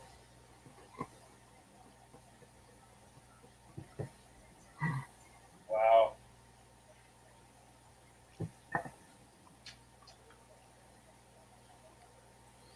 Wisconsin might win this game, man. Regular ESPN.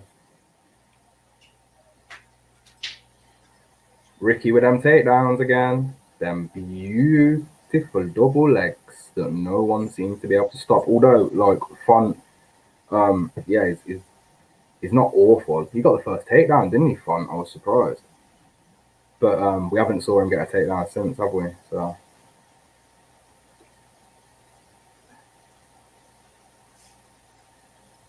He needs to keep him there like he did in the first.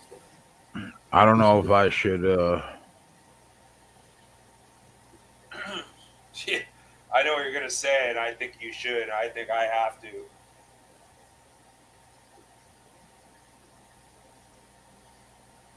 What? We gotta Rob look- Font's minus 240 right now.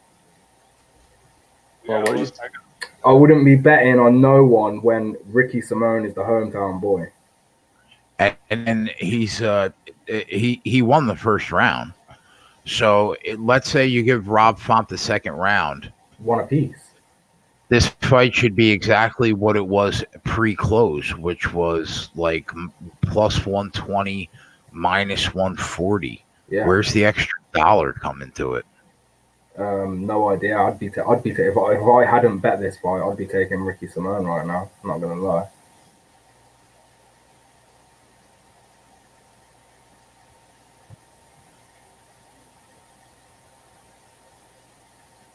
It seems like the problem might be just Fields, man. He's not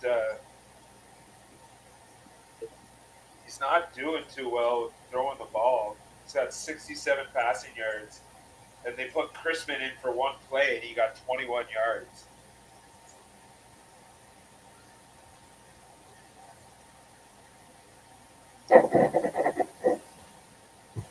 So what? Eugene just came in, dropped that comment, and dipped. Yeah, is that the type of troll that Fat Fist has got? Yeah, I'm reading the Yeah, that's what I just come back. I'm trying to read the comment section. I'm trying to figure out who everyone's blocked because I'm like, who's Jimmy or who's Fat Fist talking about? Jimmy blocked him. Don blocked him. Who are we talking about? We have a Eugene. Yeah. Cool. Oh, Simone letting off a couple hands here. Yeah, it seems like Ohio State has just been too committed to the run. I don't see if they believe in Fields or what. I think Ohio State's just been too committed to not giving a fuck about this game. 14-0. What did I tell you? Why did I not bet the under? I told everyone I leaned the under all day long. I'm like, yeah, every time someone asks, I'm like, I lean the under. That's probably too many points. 57.5 too many points. Did I bet it, though?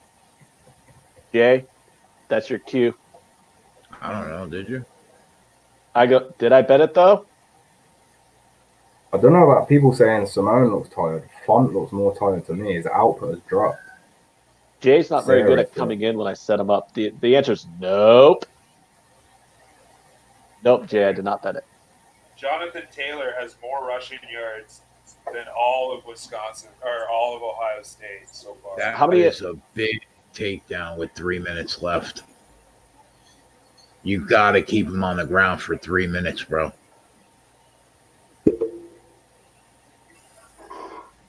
Luan is asking when the next fight will start. 35 minutes after this one, so they can fit in all their commercials. Well, don't. Hopefully within the next 15 minutes, my friend. Ooh, what is the next fight? I'll look it up. Are we betting on it? On the next fight? Yeah. I don't even know what the next fight is. I need to have a look. Okay, so the next two. fight is Cody Stromong versus of course, Song Yadong. I've got him already. So he was my main play this week, actually. So, inside the distance for Song. I wouldn't go there just in case. Although I do think he can get the job done. Minus 220. I know you don't bet 220s. No. I got it minus 189 and 2 units on the Octagon Sonoja article. You bet it at minus 189? Yeah. Wow. It's very rare, but when I think it's justifiable, I go with it. Like I would have bet. I'd have done Mahmoud earlier as well, and he was minus. Well, he opened at about minus 380, but he closed at minus. Sorry, he opened at about minus 250 and closed at minus 500. I still think the 500 was justifiable. Same way, I think I didn't at first, but Tim Means minus 200 was justifiable, crazily enough. Sometimes it just depends, but it's very rare. But I will, especially more now I've got this Sonoja article, because I have to, like, it's like the fighter who I think has the best chance of winning on the night. So I don't really look at the odds. I look at the fights first, and then the odds come after. Okay. Oh, we beat that line on. I was about to say I beat that line on Clemson. It's Clemson's second half team total's the same, but now the juice is minus 110. So if anybody tailed that at plus 125 or similar juice, we got the better of the number there before it closes. That's for sure. Somehow Ohio State's a favorite again. I mean, I want Ohio State to be a favorite again because I want to find a nice spot to finally just quit being a little bitch and take Wisconsin on this money line. But I don't even have a live line for this game right now. I'm gonna have.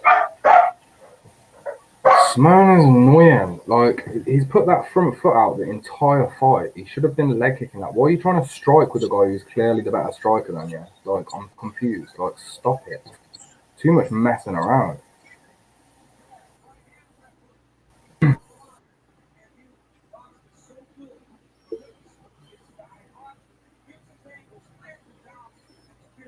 Hey, Ant, did you see the final score of Colorado-Boston? No, did Boston come back and win? No. 4-1 Colorado. Oh, okay, good. So we stayed off that. Well, yeah. I was tempted by that. Big plus number. I'm not gonna lie. It was singing to me. It was fun me. Unfortunately, I went 1, 2, and 1 on the 4 hockey plays that I gave. The Leafs put up 4 goals in the first period. Hey Jay, do you think Simone won, or is this a loser? Probably a loser. He probably lost 2 rounds to 1. Yeah, I agree. And I'm not even sure he won the first round, to be fair. I know he got the takedowns. He didn't do much with it, though. That's the problem. It's all well and good getting the takedown, but once you're on the ground, if you're not doing anything significant, then what's the point in getting the takedown? Just to avoid the striking, right? So I'm not even sure he won the first round. The hope here for me right now is obviously the hope for anyone that's backing him would be this is his hometown. Maybe, maybe the judges will wrestle. I don't know. It's good. Yeah, he's lost. He's lost.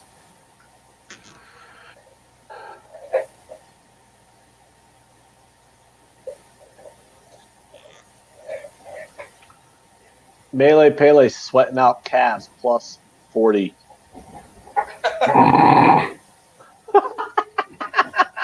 Bless them. What do you need, John?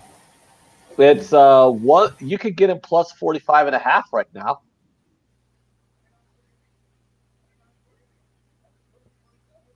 Do you think it's worth grabbing the Cavs plus 45.5, Jay? Al? I mean 29-28. What? Well, you could grab him plus 46.5. You could grab the Cavs right now plus 46.5. I'm doing that on principle. I'm betting that. Cavaliers plus 46.5. I mean, you can't cover 46.5 points, get the fuck out of the league. I'm taking that one.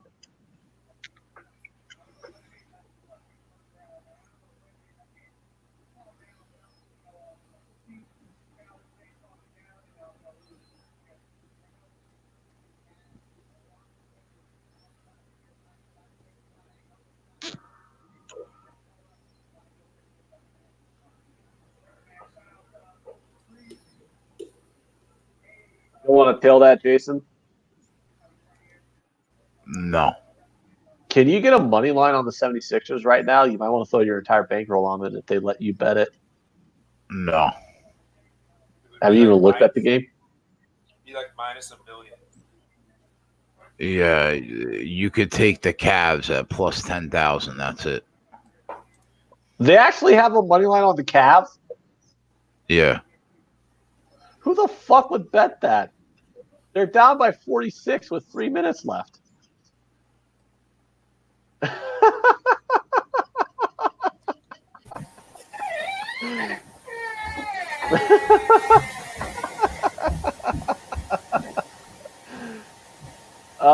Viper says, "Don't do it, Ant." I mean, I already did Viper, so I don't know. If it loses, it loses. I mean, it's not like I threw a lot of money on it, but I'm just on principle alone. I got to take a T plus 46.5. I don't know if that's a principle matter.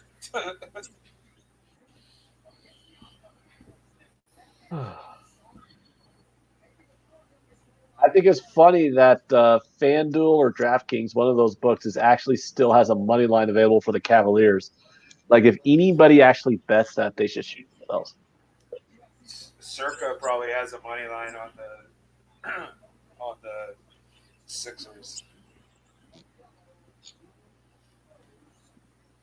I mean, because it's not even gambling.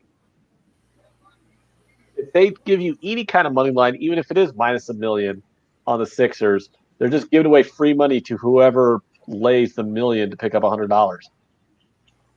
And like, they're just stealing money from anyone who's stupid enough to bet the Cavs money line. That is absurd that Jay said that he could get the Cavs plus 10,000. Ohio State might get a touchdown here before the half. Nice if they tied the game. What?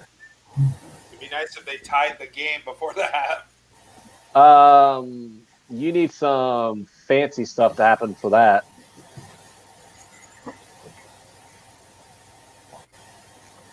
But a touchdown here, and then a fumble, scoop up a fumble for a touchdown 20 seconds later, and then a 2-point conversion, and they win the half. And you can get your halftime full time live again. Yeah. Making up goofy scenarios. That won't happen. Yeah, they got a touchdown, though. So 43 seconds left, they score. I think they get the ball back. I think they started the. Yeah, they get the ball in the second half. Yeah, that would explain why they're still a favorite. Yeah, it's going to be interesting to see what the halftime lines are going to be, what kind of money line I can get on them full game. Because I don't have a live line yet because we're like within a minute of the half. So I just got to wait for the halftime lines to drop. Touchdown. My money line parlay is live.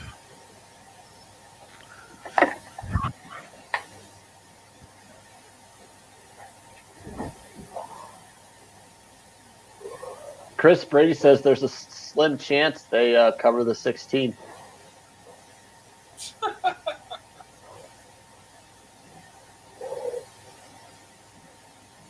That would be shocking. Mohammed wants to let you know, Jay, that touchdown happened a half an hour ago. Do you want that? Ohio State is now minus 5.5. I'm not using it.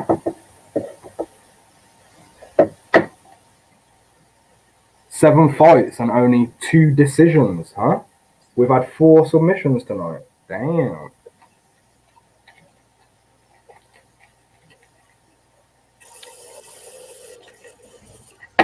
This 6 a.m. event might be closer to 5 a.m. for me.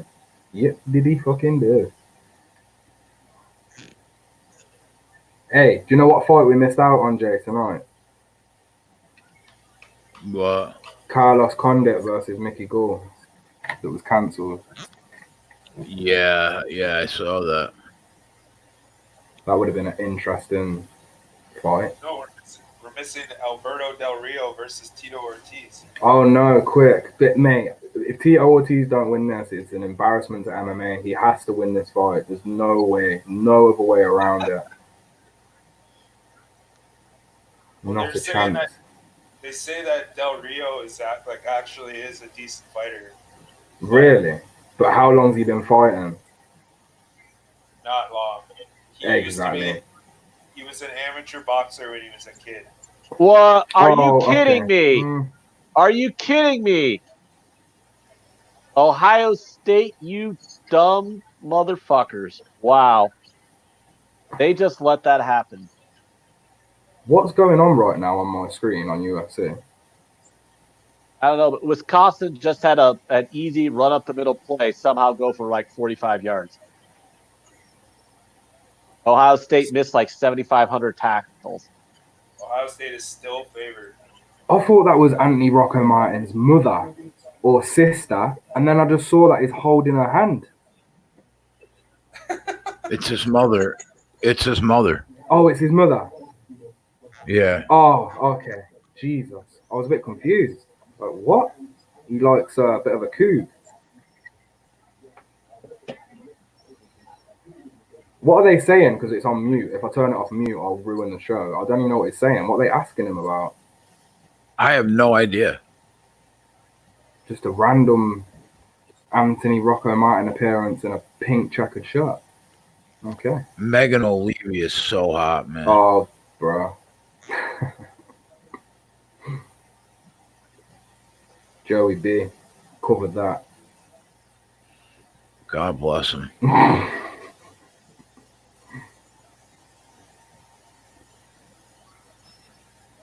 Barry Switzer and Tito say it's about the cancer because his mom has cancer. Shitty. That sucks. Yeah, fuck cancer. Yeah, that's shit, man. Shout out Vegas, by the way. Shout out Vegas. Rest in peace, brother. I didn't know him like other people did, but that guy like retweeted, liked my stuff, like shout him out, man. Sad times. Wisconsin's going to get a touchdown before the halftime, guys. And I'm not kidding. Like, literally, Wisconsin's going to get that touchdown right back. Ohio State, play worse. Play worse, Ohio State. This is going to be a shock if Wisconsin pulls this off. I mean, Wisconsin's a top 10 team, but Ohio State just looked flat the whole game. Didn't let Wisconsin lose to Iowa? You know what? That might be a touchdown. They should review that. That should be a touchdown, guys. I think that's a touchdown. I don't even think he's out. I think that's actually they're going to have to review that. I think he caught that, and I think he got the touchdown. Al, are you watching this game? Are you seeing that replay? I know Jay's watching MMA commercials. Yeah, so. I saw it. You think that's a TD? I only watched it quickly. I'm seeing the replay again right here.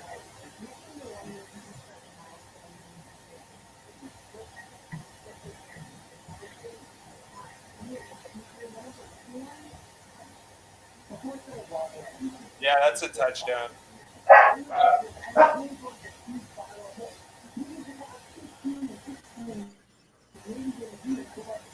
Yeah, the only reason why I was against Wisconsin is because they lost to a shitty Illinois. Yeah, Illinois.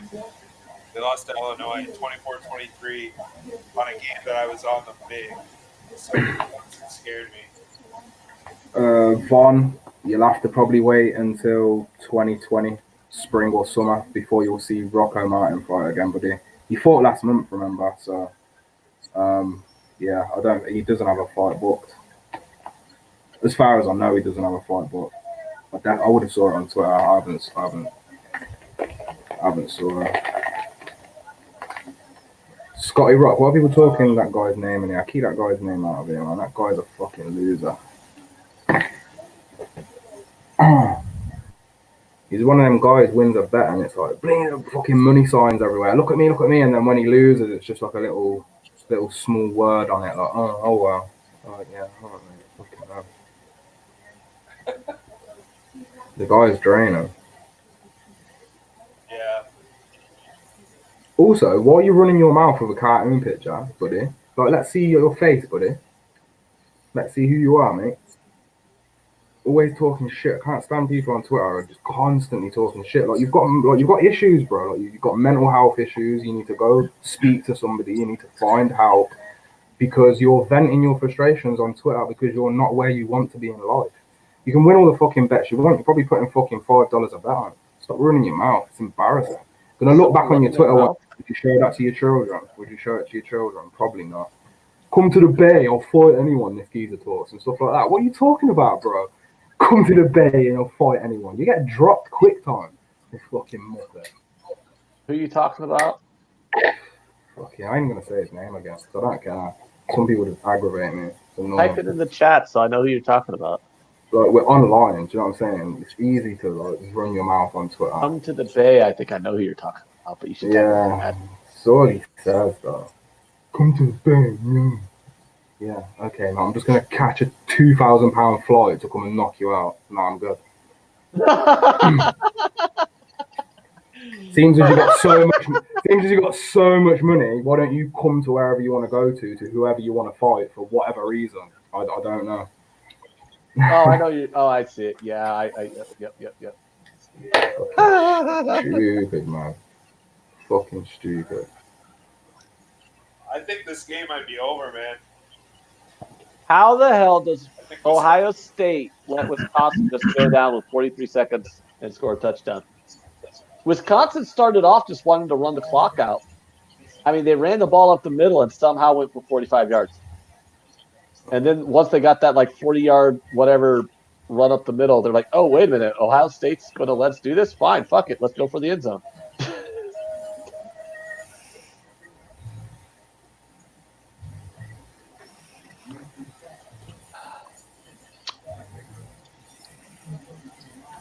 So you're saying you don't want to come to the Bay?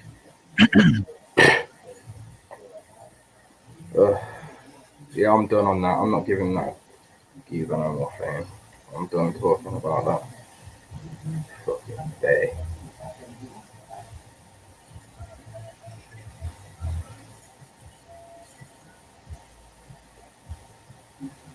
Last time the guy from the Bay ran his mouth, Masvidal shut it right up. So, there we go.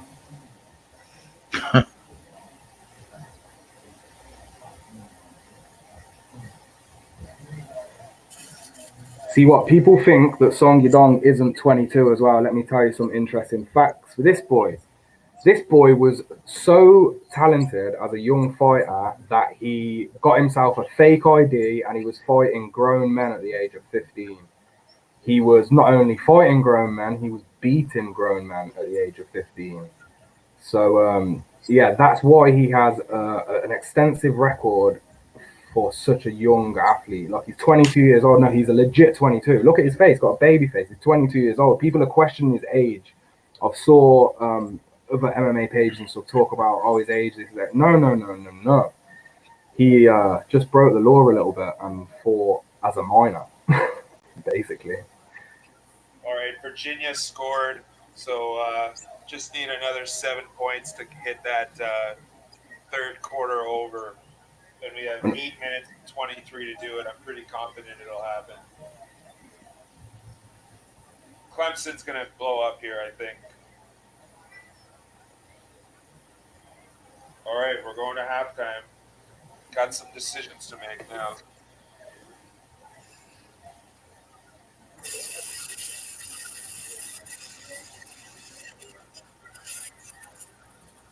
Jim Rome's a douche, wants to know if he should double down on Young Dong. I'm not sure who that is, Fat Fist, but if they did, they're wrong. So let them know. Let them know they're wrong. Do your research. Before you start talking shit, just do a bit of research. It's not hard. It's not hard at all. Song Yadong had plenty of interviews and articles wrote about him out there to read up on him. Or watch up on him, whatever.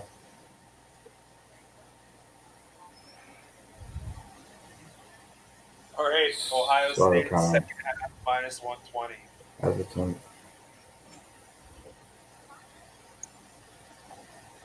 Oh, thanks. I didn't know you'd done it.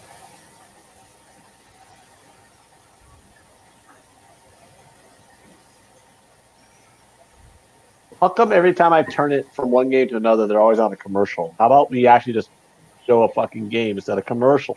What's going on in the third quarter of the Tigers game? Virginia That's why I'm scored a pissed. touchdown. We did? Virginia. Oh, okay. Well, then So we Clemson need scores a 6 more touchdown points. and you get that over. Yeah, we get that over. I just said that. I'll say it again. Don't you doubt me. Yeah. All right, Fat Fist. I'll try not to follow too many other people, JJ views and stuff. There's a couple people I respect, but in terms of like, nah, can't do it. There's too many of them still out here chatting shit. So what's the live line now? Let's see. Oh no. What?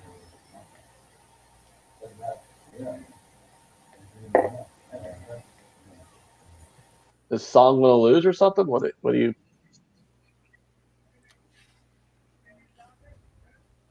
All about Jay? You're like, oh no.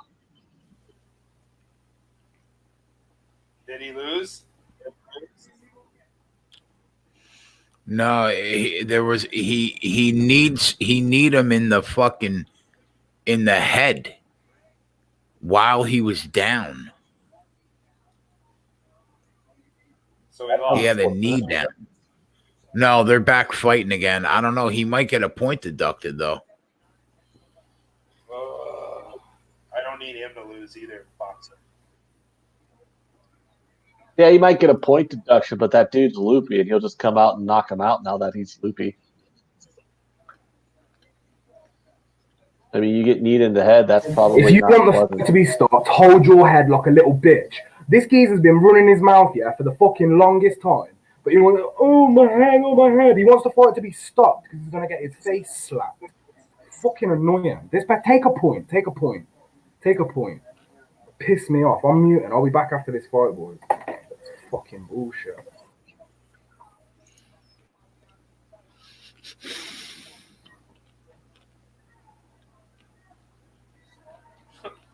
Yo, you can get race to 25, Wisconsin minus 225.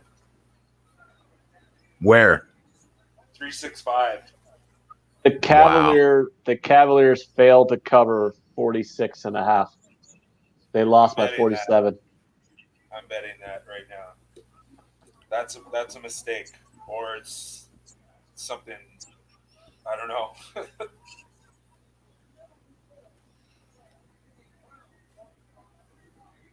They think Ohio State's gonna score.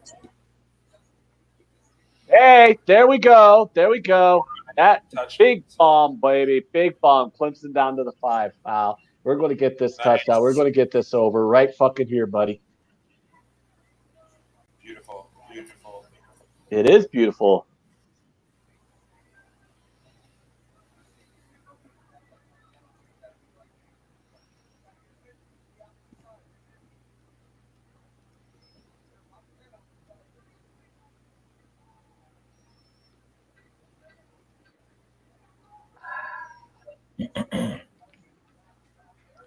Oh, that's a terrible run play. He lost 8 fucking yards.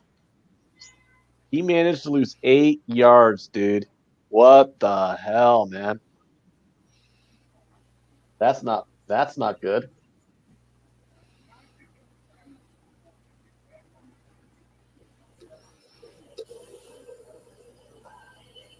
But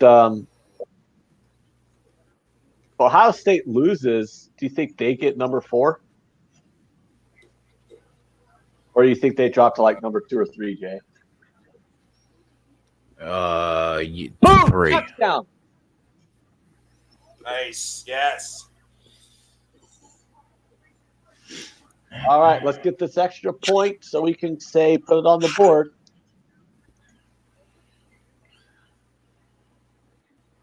Higgins has 9 receptions, 182 yards, and 3 touchdown catches today. Have a day, boy. Have a day. Wisconsin second half team total 9.5 minus 125. I'm betting that. Hey, Jay, can we put it on the board?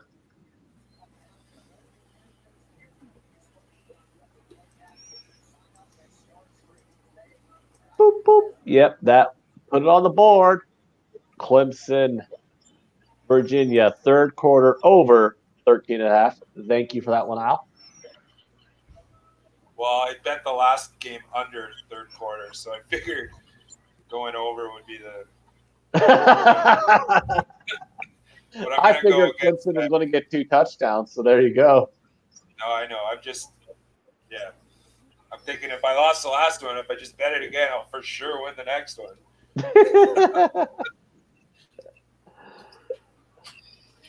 Muhammad says Dabo Swinney, best coach in the sport.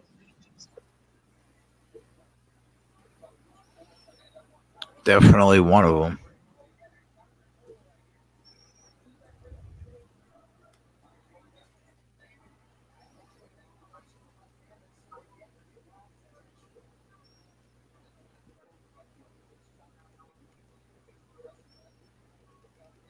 Urban Meyer's talking. I fucking hate that guy. Can we all just be in agreement that Urban Meyer's a piece of shit? Apparently, there's rumors that he might be the next coach of the Dallas Cowboys. Yeah, but then how many more illnesses can he fake once he's losing? Is that what you think happened? Oh, you mean that fake heart condition that he retired from Florida for, followed by that fake brain tumor that he pretended was acting up on the sidelines when he was losing to Indiana? I mean, Is that what it is? I will 100% say Urban Meyer's a scumbag. He's a faker and he's a piece of shit. And I'll not back down from that. I will not back down from that opinion. I'm not even disagreeing with you. I just gave him the benefit of the doubt.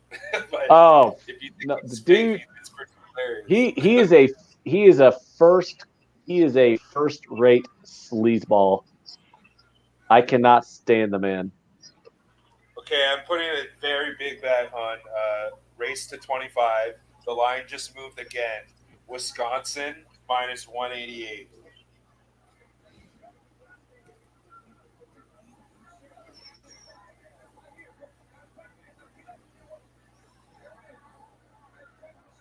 What? And now the second half team total has moved to 7.5 for Wisconsin. Aaron Barlow agrees with me. Sex Winster says, haha, fake illness. Oh, Doug Barthouse, Ohio State fan, and agrees with my assertion of Urban Meyer. Derek Link says he taught Aaron Hernandez everything.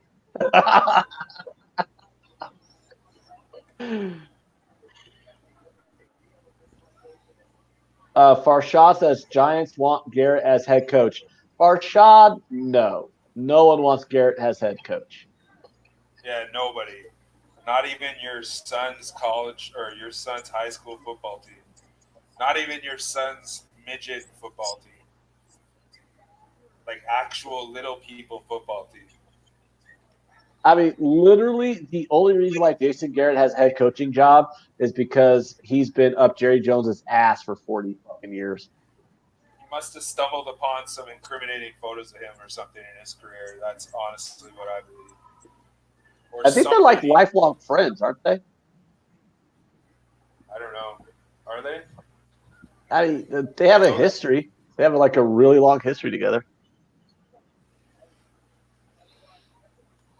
I know that he used to be the backup for Aikman, right? Oh, I can't remember. Yeah, in like the 90s. Can I get a pick six here? I'm on Ohio State, Wisconsin third quarter over 13.5 minus 150. I'm on the race to 25 for Wisconsin minus 188. Wisconsin second half team total over 7.5 minus 120. And Ohio State second half team total under 20.5. Jesus, slow down, dude. I'm trying to write this all down. You're on the hold on minus 150 on that third quarter over. Yeah. Ooh, drinking some juice, huh?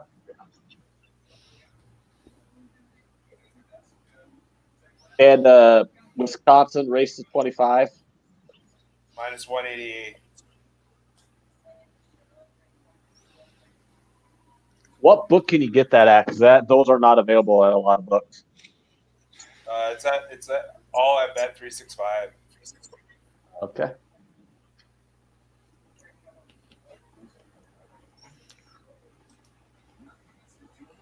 I just put like $1,000 on this second half.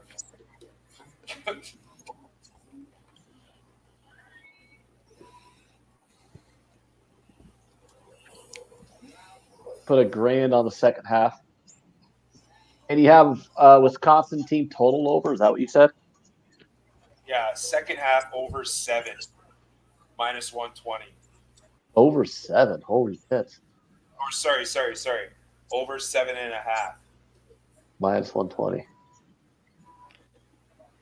I could get multiple second half totals for them. I could get over 6.5 if I want to lay minus 330. That's free money. They're not gonna. They're for sure gonna get one more touchdown. Like, give me a break. Yeah, I don't like giving out minus 320 on the show though.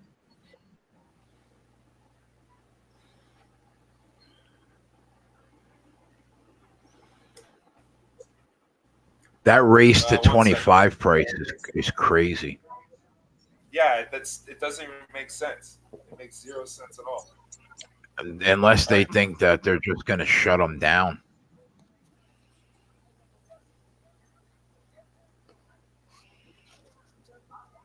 I'll be right back.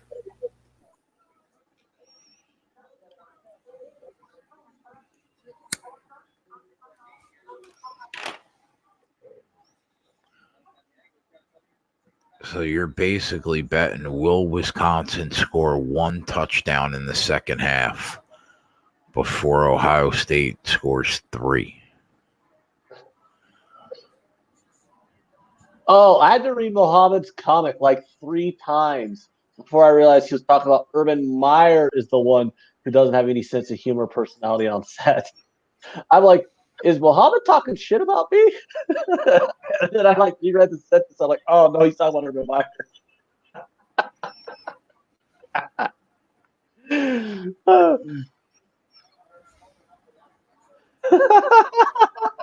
I'm such an idiot. Reading comprehension, Anthony. Reading comprehension.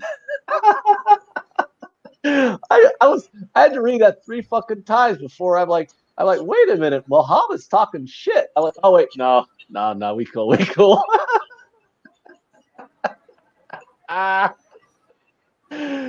Oh. I can't believe that this kid's going to wrestle fuck his way to a win. Wrestle fuck? What kind of... I've not heard that one before, Jay. Wrestle fuck. Wrestle fuck. I might be drunk because I thought that was way funnier than what it really was.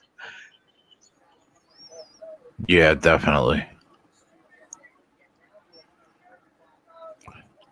They're now 2 touchdowns and only plus 110 on the money line. Jesus. Why are you trying to find a way to make money on this game, or are you just all in on the UFC right now? Well, I bet that money line parlay. I didn't bet this Song Yadong fight because I really didn't want to lay 230, but I picked him for our contest. But I think the other team did too. Surprising. Jay, you're only getting plus 110. Go look at your other books because I'm getting them at plus 140. Ohio State on the money line? Wisconsin minus 135. I just don't know if I should buy out of that play. Well, I mean, how much do you got on it? I mean, if it's just a regular old 1.8 units to win a unit, I mean, I like 900 to win 5. you should probably buy out of that play. Yeah, I would. I bought out. I mean, if you can figure out a way to work the juice to where you only lose like 100, you know what I mean? Or if Ohio State comes out and scores a touchdown, and then you can get Wisconsin at a small plus number, then buy out that way. But I mean, with Ohio State just seems dead. You know what I'm saying? I don't. Yeah, they look flat. Yeah, it's just one of those situations where they probably know they're in the playoff. This game means more to Wisconsin than it does to Ohio State. Wisconsin wants to win this game, win the Big Ten, go to a big boy bowl game, and Ohio State, is like, well, we're in the playoff anyways. I mean, does Ohio State give a shit if they don't win the Big Ten title? They win the wouldn't national? shock me. Would not shock me to see them win this game still, though. Ohio State? Oh, yeah. I could see that. They're only down 14. Did they get the ball? They get the ball first. They get the ball first. Yeah, it could be a one possession game in a hurry. I think if Ohio State gets a touchdown to open the second half, you can buy out of you can buy out of your bet getting Wisconsin at plus money. Well, if Wisconsin scores a touchdown on the first drive, I would be able to cash out my bet with not taking a loss. Wait, no, I mean, hold on, what? If Ohio State goes right down and scores, I would be able to cash out the bet at the price that I paid for it. Yeah. Oh, because Wisconsin would be plus money. Yeah. Well, because Ohio State was such a big favorite that being down one touchdown, they would still be expected to win the game. Oh, you mean just hit the cash out option on the bet instead of having right? Okay. And not take a loss. Yeah, all right, I get what you mean because I don't think about that because I don't have cash out options at my books, so I don't even think about that cash out situation. That's what you should do, Jay. If they go right down don't you think they win the game though, Mac? If they go right down the field? Not necessarily. No. They went right down the field right before halftime, and they're up 14. They're now 14-7. You're like, oh, okay, here we go. It's 14-7. Ohio State will go into the half down 14-7, and they get the ball back. Except in 43 seconds, they let Wisconsin score a fucking touchdown. It's Jonathan Taylor's a fucking beast. Yeah. Oh, a majority draw. Wow. Oh, yeah. What? Yeah. Yes. So, by the way, Wow. Clemson just had a triple flea flicker pass play go to shit. Yes. That was a really stupid play by Clemson. My parlay gets saved. A triple, a draw. The match ended in a draw. Majority draw. So 2 guys had it a draw. So it means what? Because I've never, of all the times I've been doing these shows with Jay, I've never seen a draw happen. So I'd like to know what happens to all your bets if the draw hits. It's a push. Oh. If you bet on the 2-way, it's a push. And you don't really bet the 3-way in mixed martial arts. Because draws happen once a year. They've happened a few times. All right, I need to see Clemson get a touchdown here, and to keep my team total alive. Also, you know what I mean. A minute left in this third quarter. They're coming down to the red zone. Let's go, Clemson. Let's get a touchdown. Let's get this plus money on their team total. Wow, that saved me. Whoop! Hey, is he going in? He is. Yeah. What did I say? Touchdown, Tigers. All right. Woo! I think the only reason, because the one round was 9-9 because he lost a point, right? That's the only way that it could be a majority draw in a 3-round fight is because both judges had one of the rounds as 9-9 because of the reduced point. So that's basically what he would have won the fight if that didn't happen, which is crazy because it looked like he was getting beat up. Me watching that fight, I would have gave it to Cody Stamen. Absolutely. I think people are fortunate if they were on Song. Well, I cashed just the minus 334 in my Song Quarantillo parlay, so it's still a winner.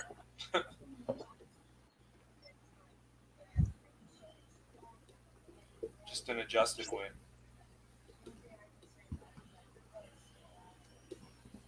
That's awesome. I love when that shit happens. I've had that happen a few times.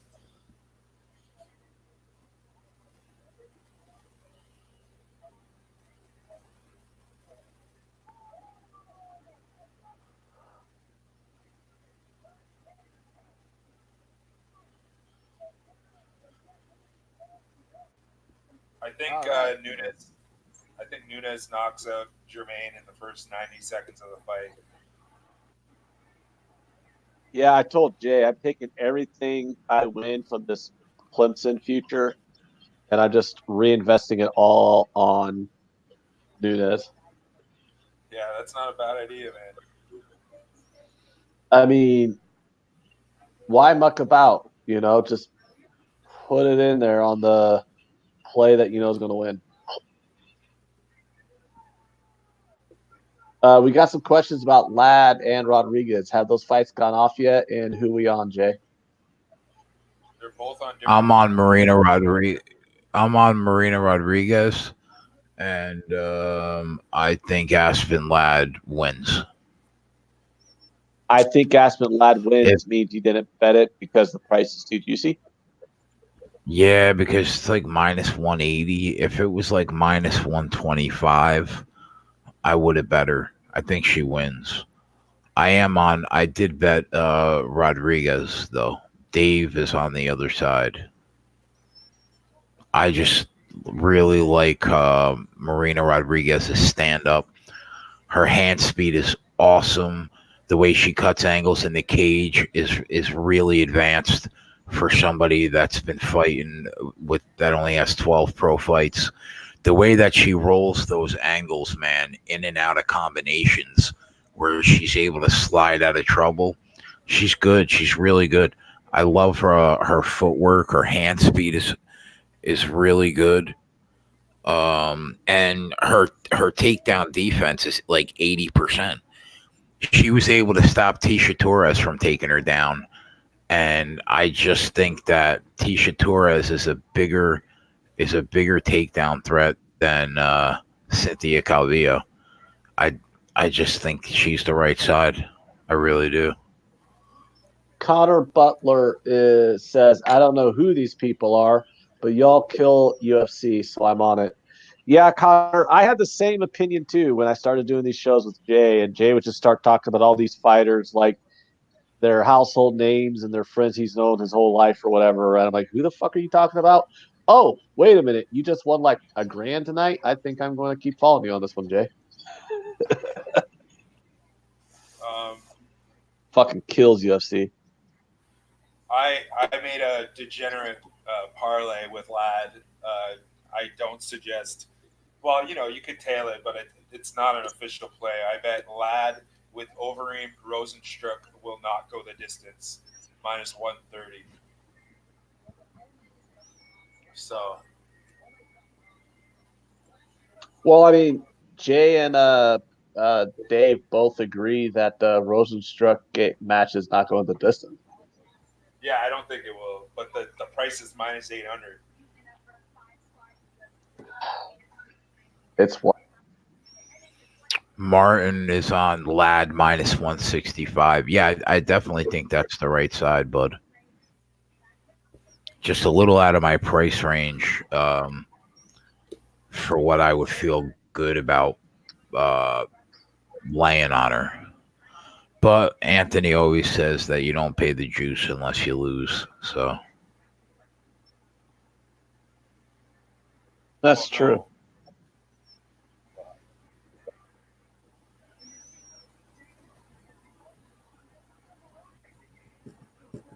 Ohio State has got 3rd and 7 here, Jay. Can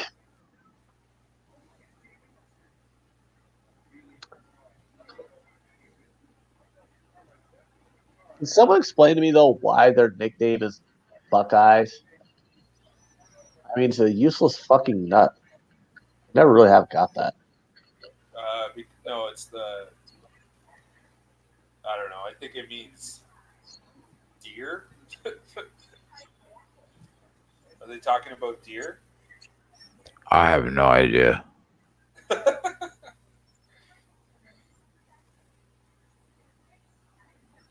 Oh, there we go. There's a big play for Ohio State.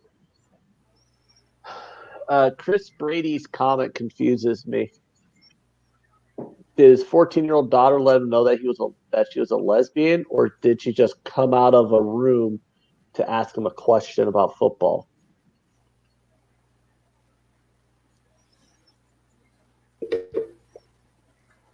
Wow, that was a nice play. They get in here right now, they could be in trouble. Wisconsin.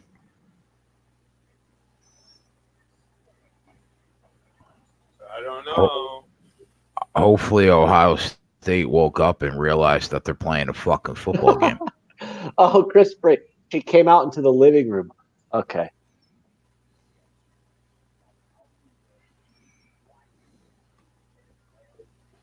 Yeah, Ohio State could win this game still.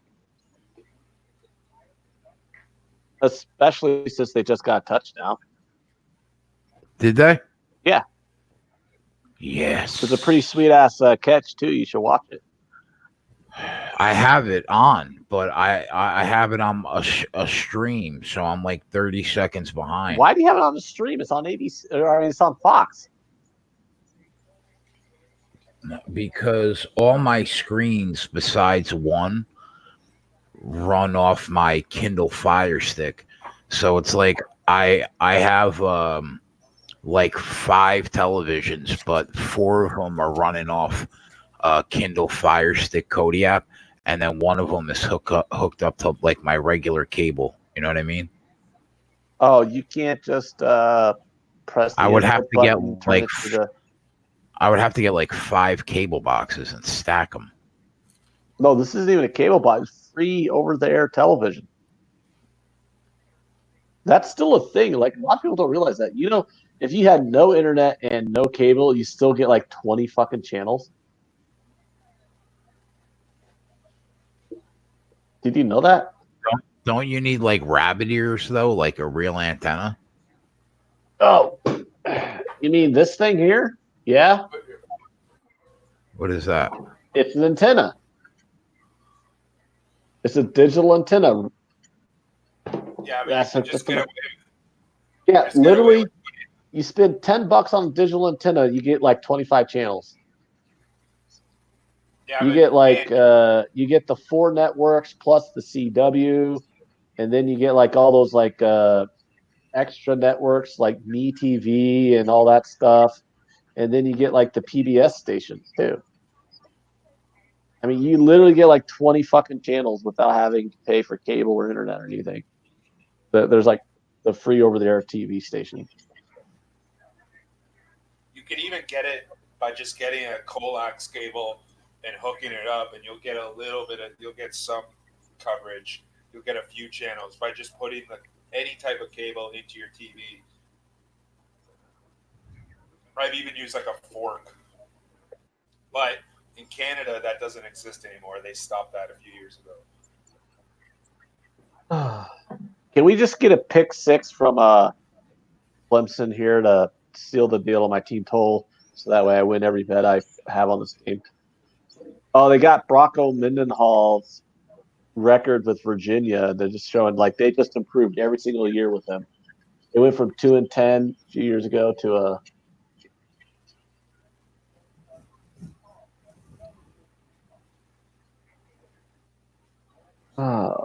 yeah, they went from 2-10 to now they're in the title game. Virginia? Yeah. Bronco Mendenhall, he's a good coach.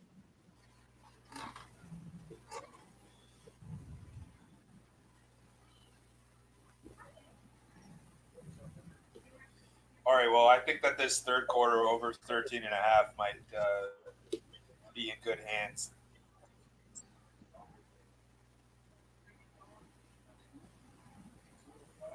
I'm still not worried about that race 25 just yet. I wonder what the line is now.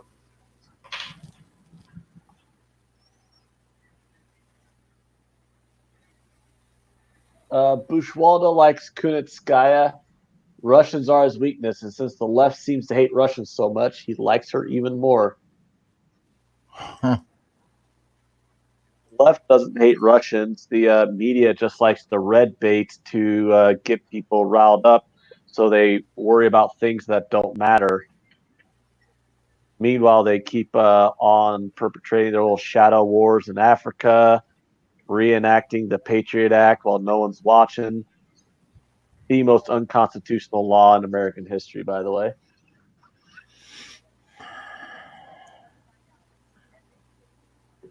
The funniest thing about the Patriot Act is that when they brought it in, I don't think anything's funny about it. It implicated a bunch of it's what made sports betting on offshore markets completely illegal because they said that it funded terrorism. No, it's yeah, it has a lot to do with bank wires and all that stuff. Yeah. I worked in a business that had a lot of money transfers, where we deal with a lot of money transfers. And oh my freaking God, was the Patriot Act a pain in the ass. People don't realize it, but it's seriously a massive violation of your constitutional right. Yeah. Everybody's begging you in the chat not to go into it. I got one person telling me not to. I see that. Yeah, but there's literally 4 different constitutional amendments that it violates. Wisconsin's still favored to get to 25 first, minus 120 now.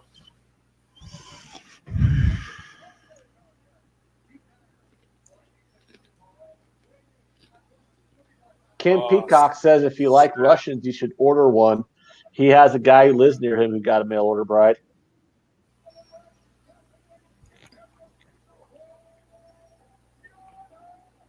Just do that to gain citizenship, so you get robbed. Having a mail order bride. They're gonna tie this game, bro, in a matter of 5 minutes. Oh wow! Are you less than that? Fumbled the snap. Wisconsin's going to bottle this game, dude. Wow.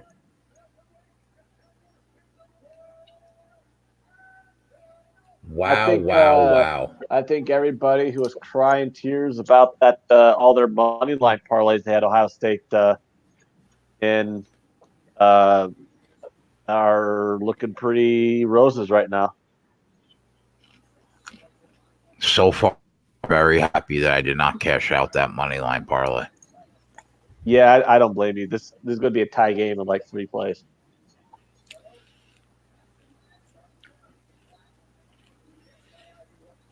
Muhammad says that punter was on the tape.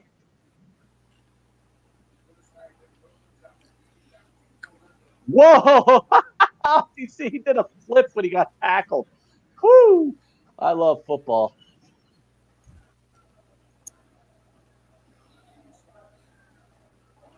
Ohio State's favored 6.5 now.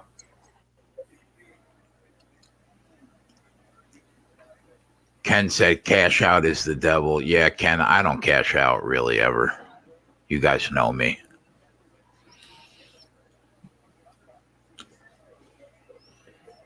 Doug Barnhouse says, I told you OSU rolls second half. Live bet OSU minus 3.5.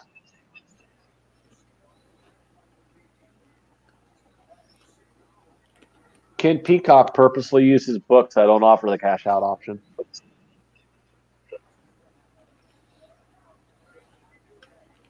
Beach Boss says Hillary Clinton greased the ball. I hate her so fucking much.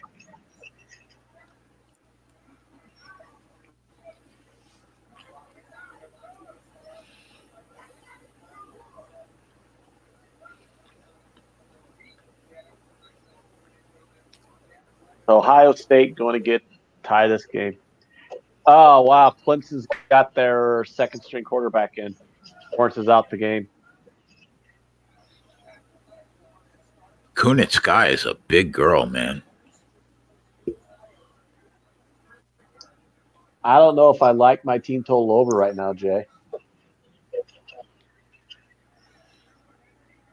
And what? Clemson. They got Lawrence out of the game. Oh, I forgot to send something to SBR. Didn't you hit a third quarter, Ant? Yeah. Third quarter over. Were you on that too, man? Al gave it out the third quarter over 13.5 on Clemson and Virginia.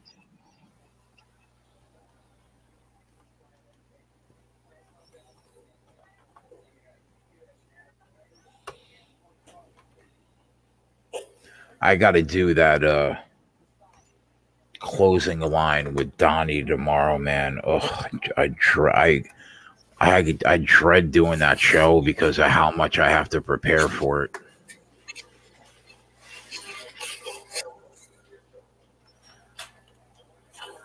Oh, yeah, baby. Yeah. Wow. No Lawrence, no problem. 55-yard bomb. Clemson's down to the 6. Let's go. Are we still getting excited about a game that you're up 30 in? Motherfucker, look at the bottom of the screen. Look at that play you have posted. You typed the fucking play into the computer and posted it on the screen. Oh, team, what is it? Team total over 51 and a half. All right, that's it. I have more how much to win. How much time? 11 minutes. You can never rest on your laurels with these blowout games, man. You can never go, oh, this team's going to score again in these big blowouts. So was Wisconsin? Oh. I need this touchdown right here. Wisconsin held them to a field goal, eh? Did they? Yeah. This fucking little bitch just threw the ball out the end zone. I got 3rd and goal now. I don't need no goddamn field goal here. I want touchdown. 20.5. Second half, 51.5 game total. I don't need no goddamn field goal bullshit. Let's go. 3rd and goal. Get it right here, Clemson. And they better go for it on 4th down, too. Man, Trevor Lawrence has some great hair. I don't think he's a ginger. I think he's like a strawberry blonde. God damn it. What a bitch throw that was. 4th and goal. They're going to kick a field goal. I'm going to get fucked. I know it. I ain't winning this goddamn bet. I'm going to get fucked. Right up the keister.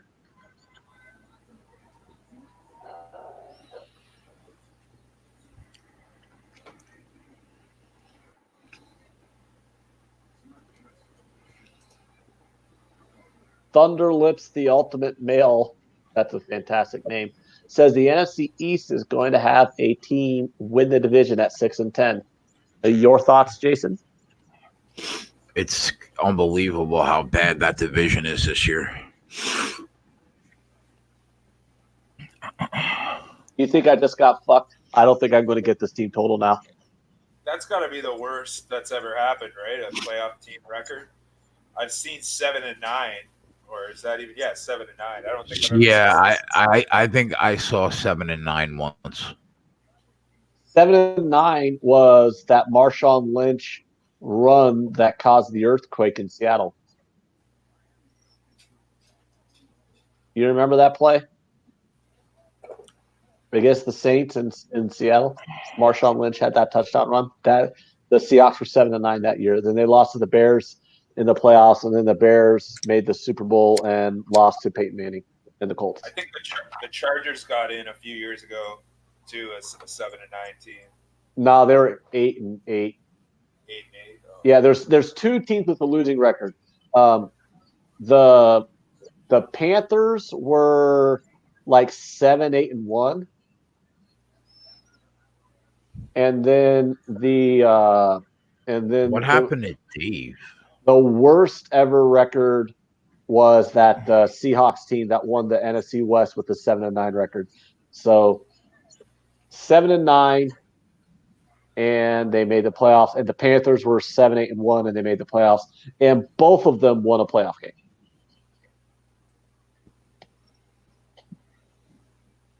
That's wild. Viper says Dave is pissed at Song.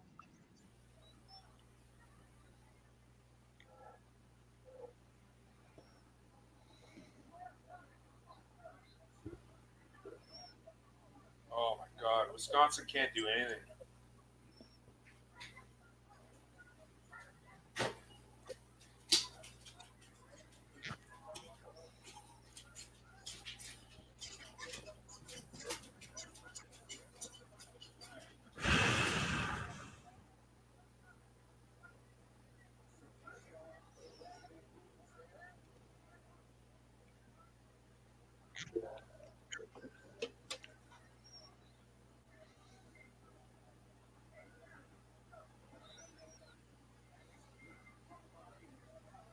Wisconsin got a first down there.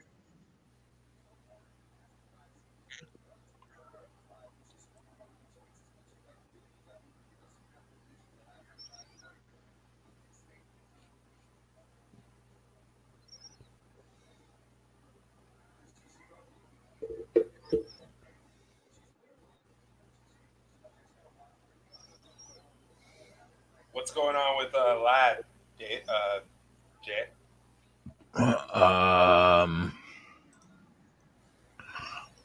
Losing. I think she won the first round. I'll be honest, I haven't really been paying attention because I didn't bet the fight, and we both have the same fight in the contest. If Rosenstruck wins, we'll both finish with the exact same wins going into the final week next week.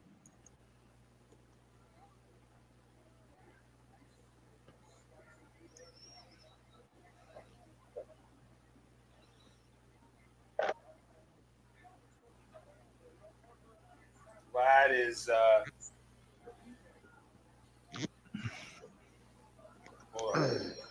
she's favored big time now live.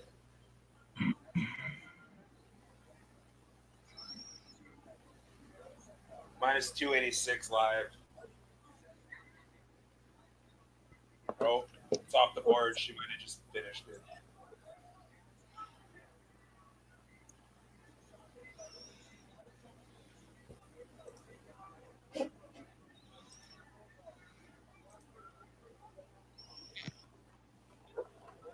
Oh, Wisconsin's downfield now, eh?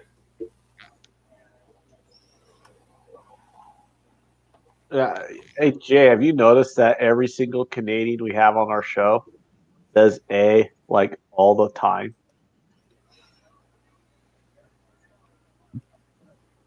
It's not a stereotype. They really do say it. I didn't make you self-conscious, did I, Al? No. But you do it. Max does it too, like all the time. Goji used to come on. Goji did it a bunch. Goji was like the most stereotypical Canadian accent I've ever met. Yeah, he's got a good one. He Yeah. puts it on though. He puts it on. Oh, he fakes it. No, he just puts it on. It's like a Rastafarian or like a English person. Like Dave can do it too. Dave puts his accent on sometimes. Interception, Clemson. Maybe I'll get this touchdown. Or am I going to get fucked again? Is Clemson going to kick a field goal and hook me? Wait, what's this flag? This flag better not be against Clemson. They're still cheering, so it's probably not against them. Wisconsin in the red zone here. This is the race to 25 right here. I should not still be this interested in this fucking game, but I need these points. You still got time. What you might have is a pick six. That might be what puts it over. Virginia has to start, throwing the ball on every single play here. I just got an interception. Clemson's going to have the ball at like the 10-yard line or something. I just don't want them to go 3 and out and kick a field goal, and then it's 51 points, and I get hooked. So I need them to get a touchdown here. 1st and 20. Wisconsin took a penalty.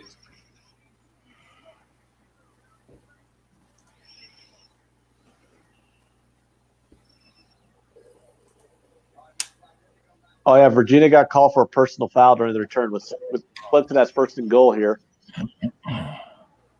Sacked. Oh my God! How is this going so badly? Wow, Lad came out and dropped her in fucking 10 seconds into the 3rd round. Nice. Is it over? It's looking like it's going to be soon. She's a fucking beast, this kid. She's minus 3,300 right now. 2nd and 23. Yeah, it's over. Wow, Clemson. It looked like he had a hole, and then it evaporated. Clemson's going to have 3rd and goal. Am I going to get fucked again? Pair of field goals here. Oh, let's all just fuck Anthony here.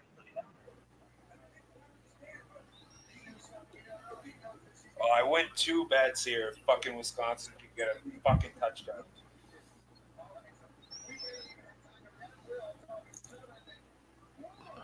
Boom, dropped her. Cold. 3rd and goal. Pass incomplete. Wisconsin's going to kick a field goal.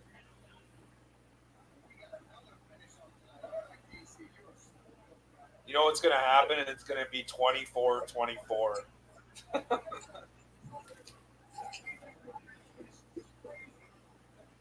Are you kidding? Hey, is he in? Yeah! Put it on the board, Jay. Put it on the board. Oh, yeah. Where's my graphic, bitch? There we go. Yeah!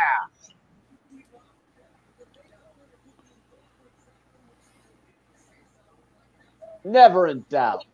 Never in doubt.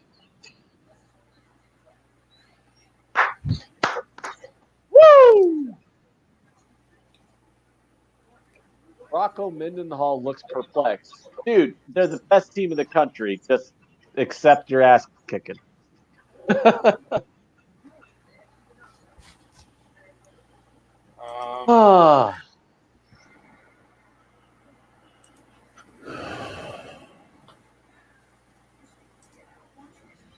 the fuck just happened? How did...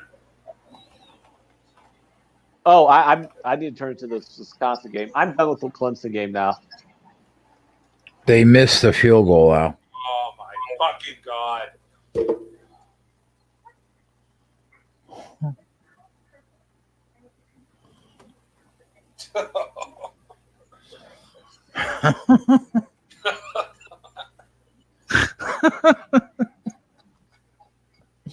The only one not getting fucked tonight. I'm getting fucked huge, man.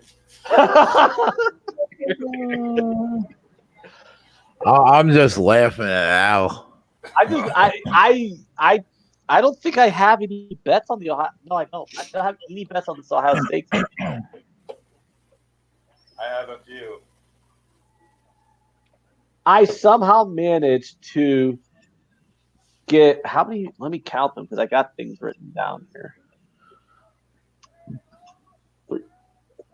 Oh no, wait! I do got bets. Oh yeah, I tailed that third quarter play.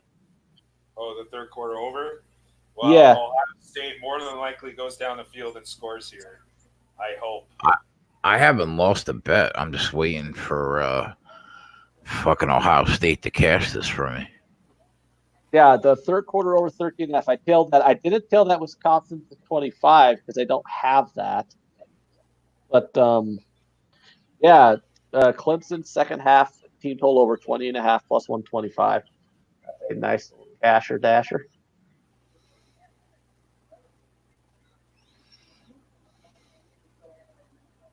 I enjoy winning more than losing. Winning's fun. Lad fight's over, Rich. Yeah. Winner.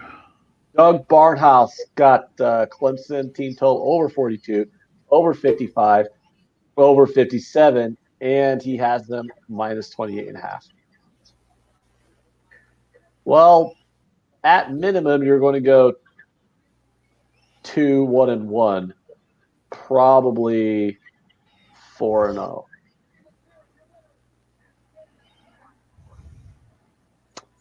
So.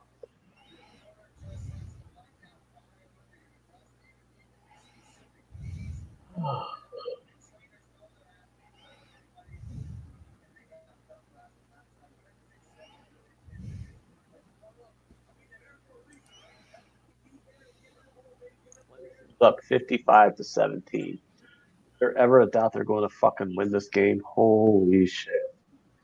Absolute murder, Jason. Absolute murder.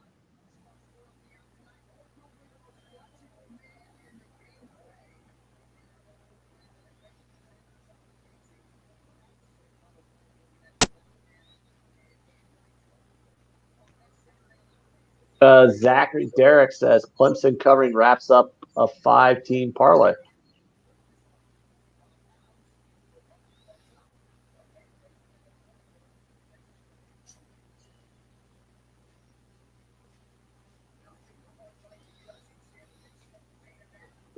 Oh, the 55 and 57 overs are for both teams. Doug's going to go 4-0, Jay, on this Clemson game. Who?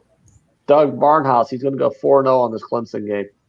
Nice, Doug. He's got the Clemson team total over that hit. He's got two separate overs for full game, and he's got the spread.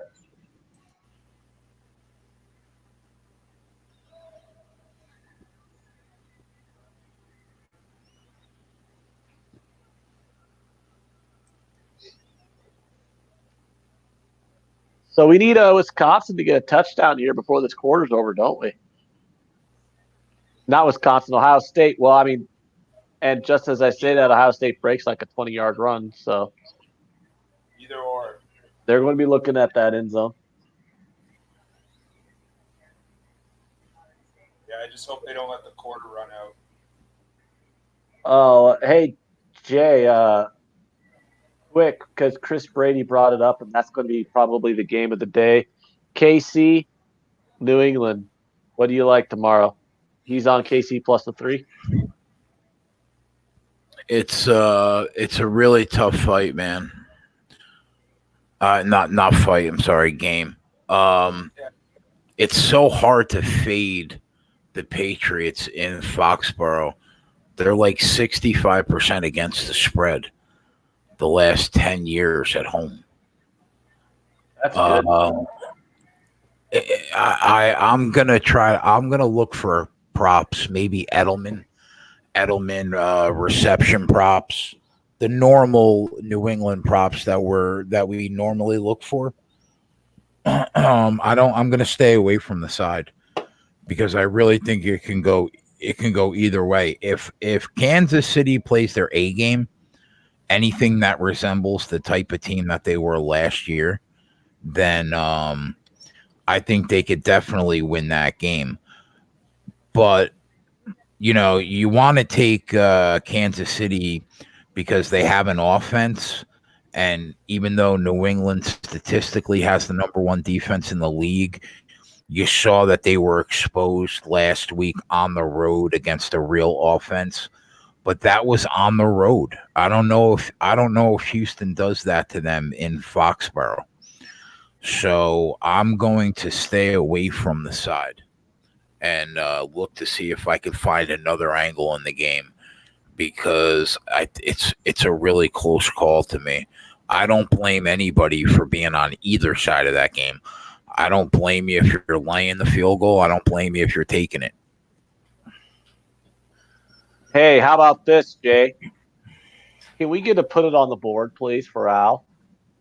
Oh, yeah? Nice. We get to put it on the board. Ohio State, Wisconsin, third quarter over 13.5. Did they just score a touchdown? I wouldn't be telling you to put it on the board if they didn't. Yes. Oh, beautiful, beautiful. Okay, now I need Wisconsin to come back. You settle the fuck down. Well, get to 25 at least before fucking Ohio State. Please. Please.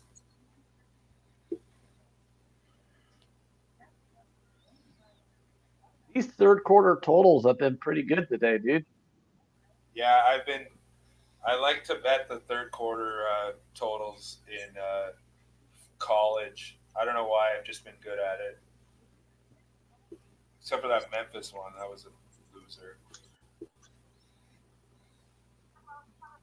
That was a loser in like 4 minutes. Well, it's because you took the under. Yeah, it's true. The over hit every time. The over hits every time that on today. Well, in championship games, I think right. I think if you probably look, I bet you almost every game the third quarter went over.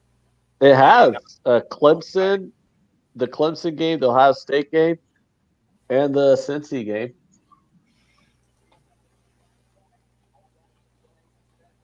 Rich G says Wisconsin has played their best game up to this point, and now they're losing. So, Rich G, that's why I've said it all season long that Ohio State's the best team in the country. Ohio State was flat as a motherfucker. You just said 10 minutes ago that Clemson was the best team in the country. Clemson's not the Ohio State is. I said all year that Ohio State's the best team in the country. Jay, I'm moderately drunk. Don't fucking question me. No, but all year I've been saying, Ohio State's the best team in the country. And this is why. Wisconsin's a legitimate top 15, probably top 10 team. And they've played their A game. And Ohio State's come out flat for the entire first half. And somehow Ohio State's winning this game. So really, there you go. That's all you need.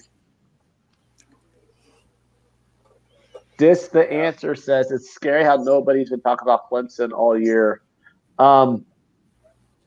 Triple Beam says LSU is the best team in the country. Honestly, I do think Ohio State's the best team in the country, but I think you're splitting hairs with Clemson, Ohio State, and LSU. No matter what, it's a 3-point spread at the most between those three teams.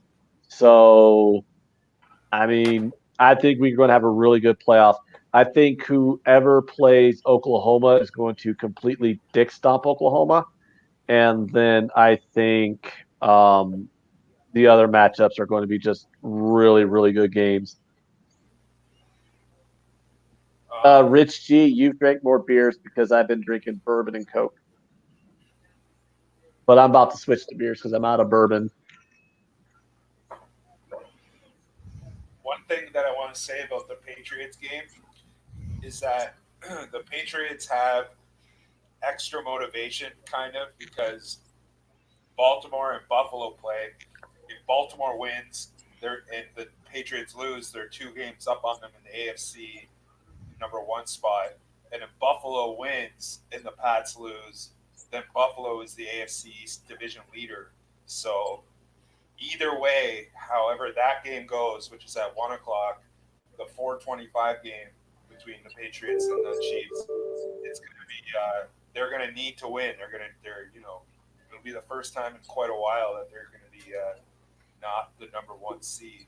Hey, how do you think the Patriots would handle it if they were in if they had to play a wild card game? Somehow Buffalo, which you're right, it's possible because the Patriots have 2 losses, Buffalo has 3, and if Buffalo beats the Patriots in the rematch and the Patriots lose to Kansas City, if somehow Buffalo finishes 13-3, how do you think the Patriots handle for the first time in a decade playing in a wild card game? I mean, because all they do is play home playoff games. I mean, every fucking playoff game the Patriots have played for the last decade has been a home game, other than last year's AFC title game. Well, what? Who would they play? They would potentially play Houston in Houston, or maybe Buffalo in Buffalo. They, I don't know who they would play, but what I'm saying, what my question is, do you think it'd be a shock to their system that they're actually playing on the road in the wild card round? I mean, because I don't think they have not been a wild card in. They won the division every year except for the year Matt Castle took over because Brady blew out his knee. The Dolphins won the division that year, and so the Patriots have won the division every fucking year for other than one time over the last 18 years. Do you know that we've cast 6 winners so far on the show? The only thing that I see that lost was the Cincinnati money line plus 180. Yeah, hold on. I got some stuff written down. No, Cincinnati, Memphis, third quarter under lost. Cincinnati give me money that. line plus 180 lost. What was the it was Cincinnati third quarter under, you said lost? Yeah, but I don't know what the juice was. I didn't tail that play from Al, but Al gave that one out. But I tailed the Clemson Virginia third quarter over and the Ohio State Wisconsin third quarter. I'm talking about what that you have bet that has lost. That I bet that's lost? Cincinnati. Money line plus 180, right? Yeah. Yeah, that's what I thought. Yeah. And then I tailed Alex on his other 2 team total or third quarter overs. Clemson, Virginia over 13.5. I tailed him on that one. I tailed him on the Ohio State one. Total over 43 cash. LSU second half under 27.5 cash. Team total Clemson over 51.5 cash. The 2 third quarter team total overs cashed. And I'm close to cash in this. I bet Ricky Simon that lost. OSU money line minus 180. Okay, yeah, that counts. So that's 2 losses. What price did you get? I got him at plus 120. All right. Yeah, all right, we're good. So yeah, it's been a good day. Yeah. It's been a fantastic day because it's finally the day of the ACC title game. The fucking payday I've been waiting for 4 months now.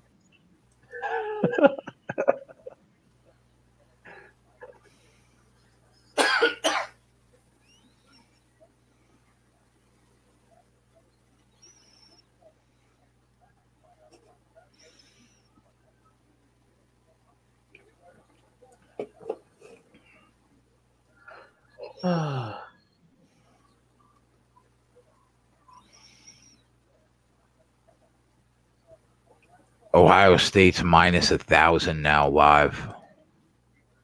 That seems excessive, doesn't it? No, I don't think so. They're going to roll. They're up by a field goal, and you got to lay $10. Yeah. That's acceptable. The spread's 9.5. That's too much. A touchdown. They're up by 10. They probably don't look back. Clemson scored again.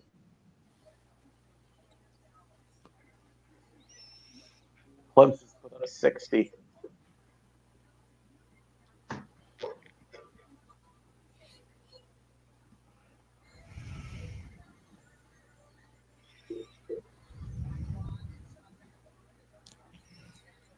Cash out for 50 less on what? Jim Rome's a douche thinks that Dave is probably catching a flight to the Bay.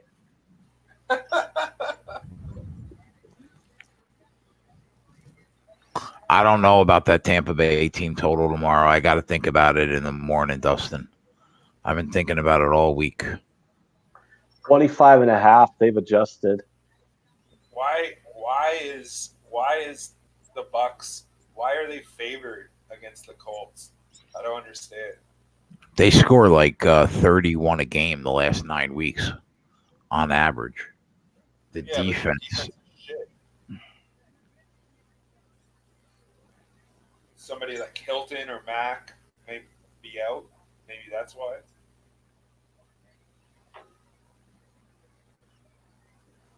Rodriguez fight has not started yet. No, Rich. That's the co-main event. What's next? Stephen Struve and Rothwell, I mean. It's 62-17, Jay. Clemson scored 3 different times with a backup quarterback in the fourth quarter. Yeah, that's about right. I mean, they've had a weak schedule, but this is a good fucking team, dude. Are they? Yeah. I'm excited for the playoffs. You're gonna have you have 3 really, really elite teams in this playoff this year, dude. Like normally there's like 2 really elite teams and 2 teams you're just like meh. But we got 3 really good teams and then Oklahoma.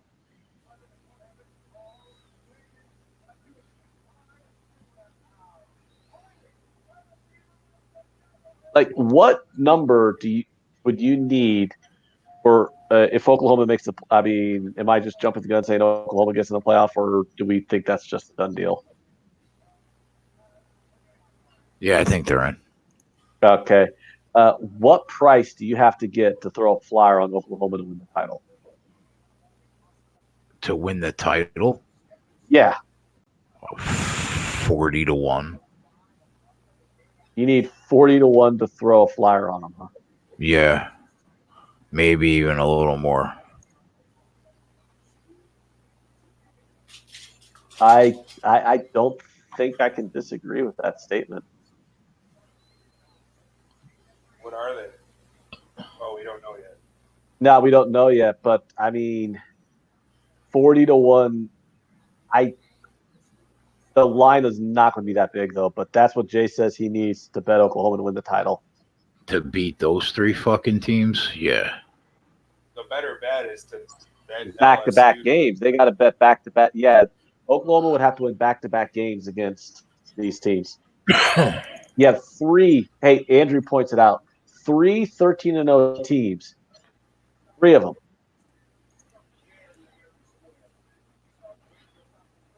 And that includes, LSU, who played Georgia, Alabama, Florida, Auburn. I mean, come on. Oh, big sack. Did they play Auburn? Did LSU plays Auburn every year? LSU won. So yeah, you got LSU and they played Texas too. They played Texas in the non-conference in Texas. Something Alabama never would have done. Just to point that out. So LSU's got some really big wins. Clemson does not have any really big wins because their conference sucks. But I mean, they stomped everybody anyways. Ohio State. I mean, they beat that Cincinnati team 42-0, dude. And they're dick stomping the entire Big Ten. Oh, huge first down, Ohio State. Yeah, I mean, Over. yeah, you got 3 really elite teams, dude, in this playoff. Oklahoma's going to show up, have a little cup of coffee, and leave and go, thanks for having us. That's what Oklahoma always does. No, they had a really good back and forth overtime game with Georgia. Oh yeah, I remember that. Yeah, that game could have gone either way. Didn't they lose like 70-3 to Alabama one year though? No. The first year, didn't they get crushed by Alabama? The first year of the playoff? No, I think they've only been in the playoff twice. They lost that really close game to, I don't remember what they did in the other one, but I know against Georgia they lost a really, really close game.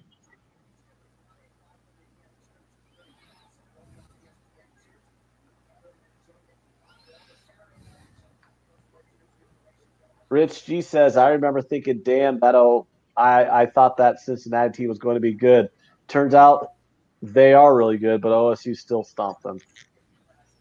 Yeah. Touchdown, Ohio State. Oh, he just took a wicked shot to the nuts. Who?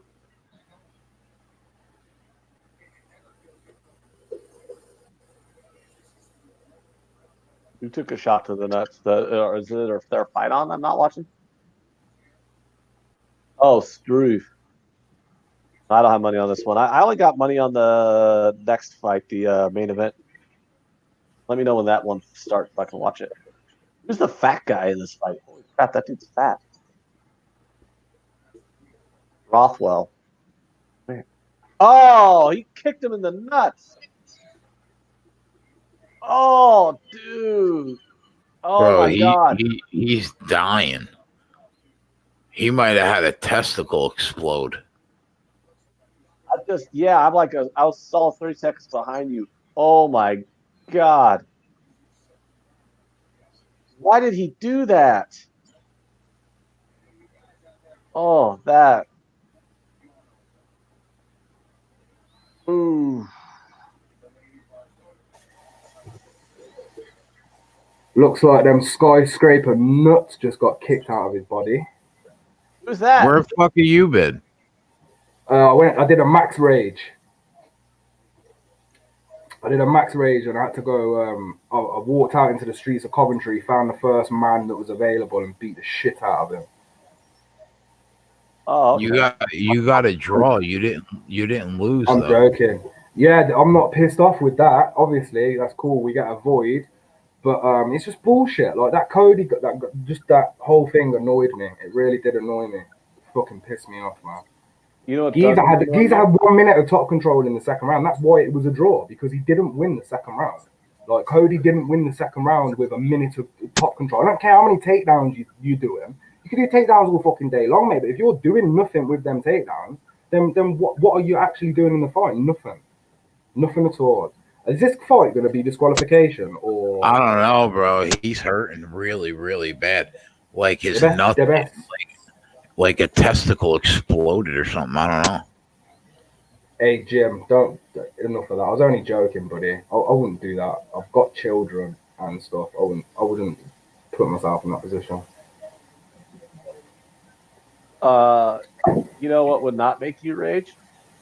Dave's back from the Bay. Clemson.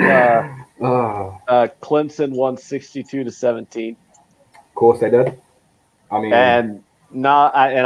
Al and I added on some bets on Clemson and hit everyone. So. Oh, well, there you go, boys. Tail my team any way you want, and you will win. Take the overs, take the handicaps, take whatever there is available. If Tigers are next to it, you don't even have to watch it. This dude's still down? Oh, man. Yeah. Is he done for the fight? He'll have enough time, I think. I think you get, they'll give you time But if it's really hurt him, it could affect this fight big. He Well, yeah. was already winning according to the bookies because the bookies dropped it to plus 100. He got kicked in the dick by a heavyweight fighter.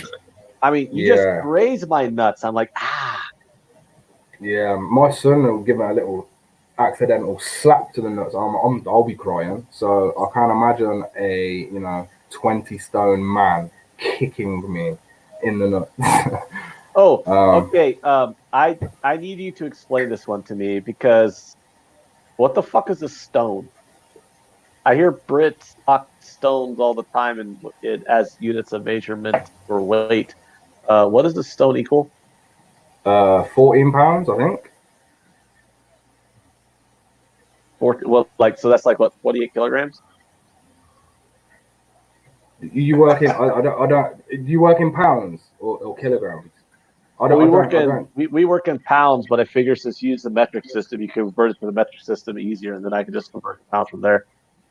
Okay, well, I believe, correct me if I'm wrong. I'll tell you what, if Ken's in the chat, Ken is always my good English backup. If I'm having a brain fart, I'm pretty sure it's 14 pounds to the stone, but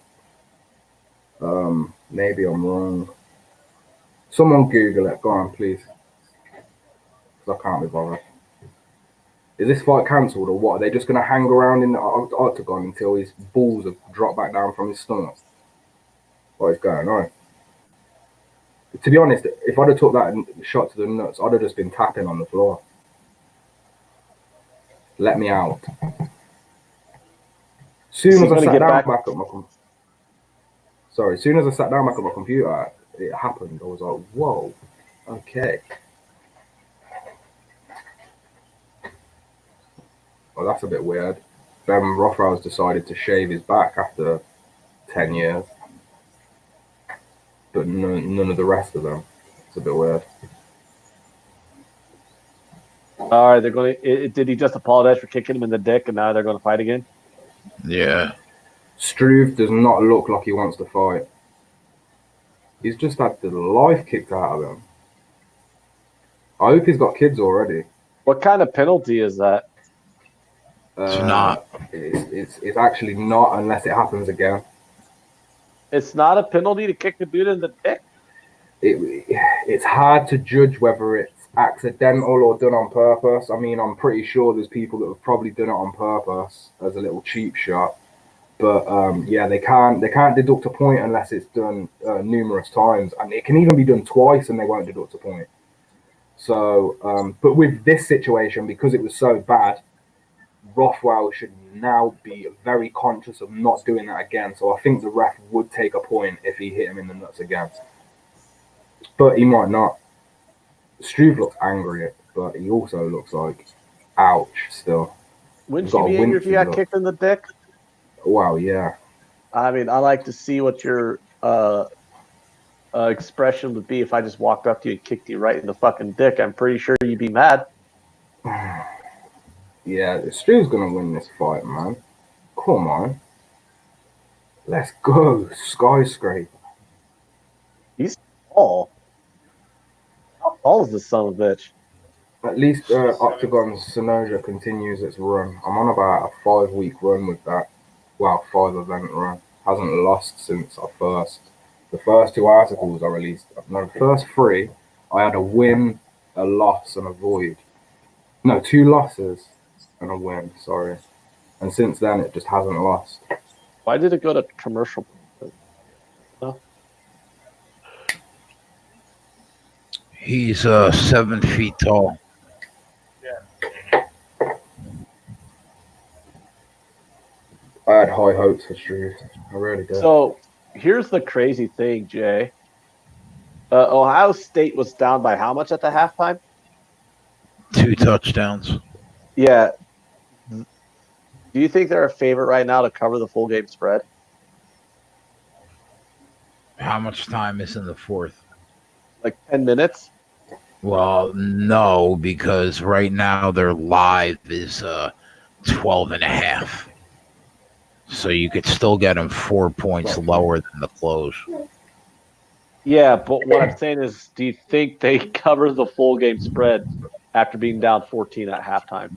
They might, but they're an underdog to do it. Your question was, are they a favorite? Okay.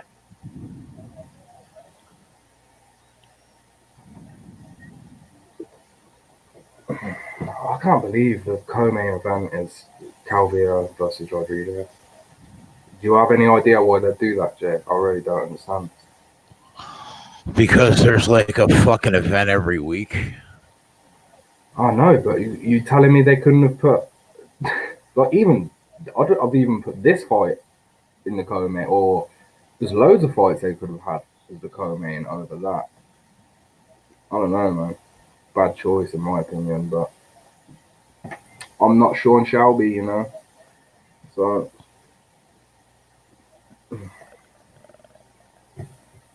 guys, give me your best right here. I can bet live.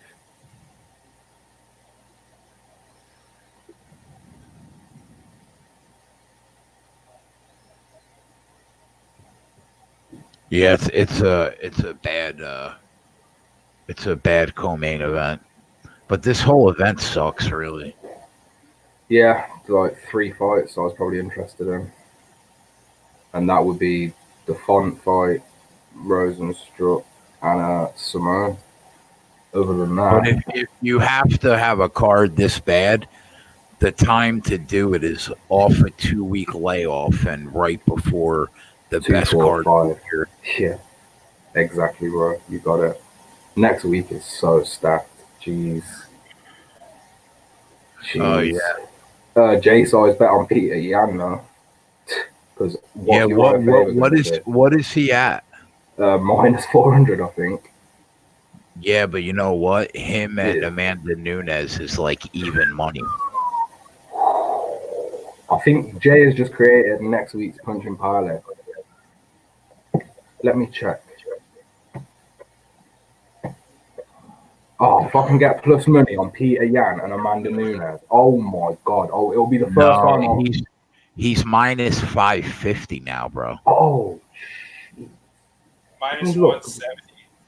Minus, yeah. That parlay gets you to minus 170. But you know what though? That's a lot better. I'd rather lay 3,400 to pick up $2,000 on him. You know what I mean? And her, rather than 6,000 to win $2,000 on just her. Sports Interaction have Peter Yan at minus 375. Oh, that's dead. That's wrong. I have 4 books. Let me check the other ones. Who else have I got that's better for you? William Hill minus 455. What you say, bro? Do you have you can bet on Sports Interaction? No, I can't. I'm just saying, if anyone can, he's at minus 375 right now. Yeah, DraftKings has him at minus a nickel. That's a little lower. What were you looking at? Bet365? Sports Interaction. Ow. I was on. Bro, he dropped him dead in the nuts again. There we go. This is bullshit. He's dying, bro. Fucking hell. Can you imagine he dropped him square in the nuts again? This is unfair. DQ this fool. Try not to cuss. Wow. I gotta see what that looked like. I'm waiting now eagerly. Oh my god. Oh no. See, Struve has improved since that Diego Lima fight. This guy is using his length, bro. Like I have never seen. Bro, you know what it is? The guy is so fucking tall. His dick is like 6 inches higher than anybody else's. He's trying to get these inside groin kicks, and how are you avoiding that? The man's 7 foot. His dick's about 3 foot. He's trying to hit him in the stomach, and he's hitting him in the dick. Oh man! Oh god! I feel so bad for him. You have to stop? You have to take a point now. Come on! And Rothwell's getting mad. Like he's the one getting kicked in the balls. He's all there hitting the cage. Like, oh damn it! Did this motherfucker just kick him in the dick again? Right Oh, mate. smack in the fucking short and curlies again, bro.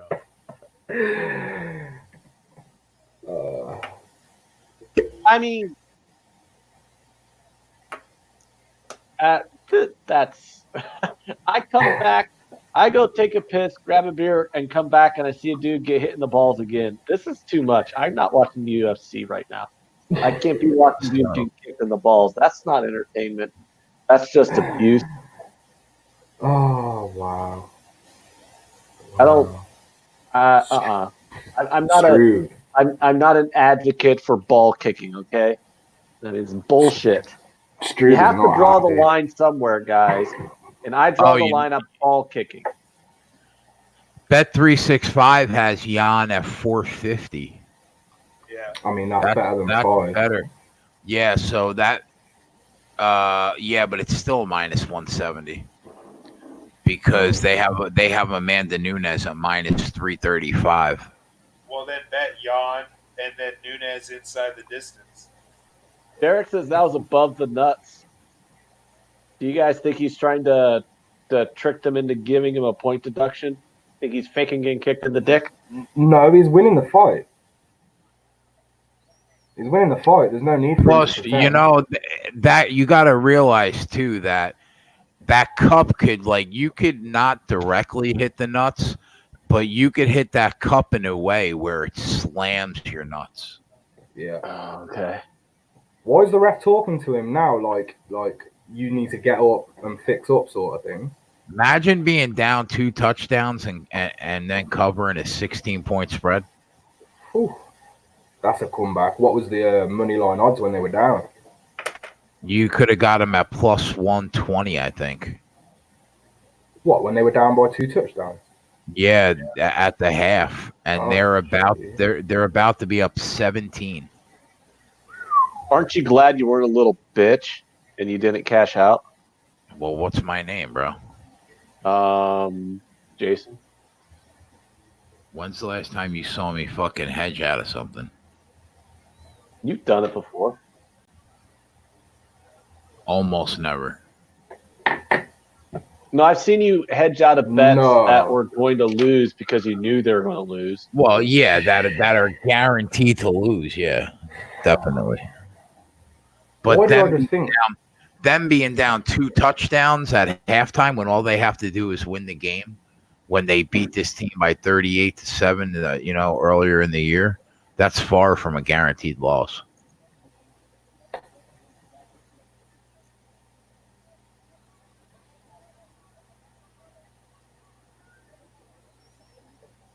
Ben This Rothwell is actually not a bad fight.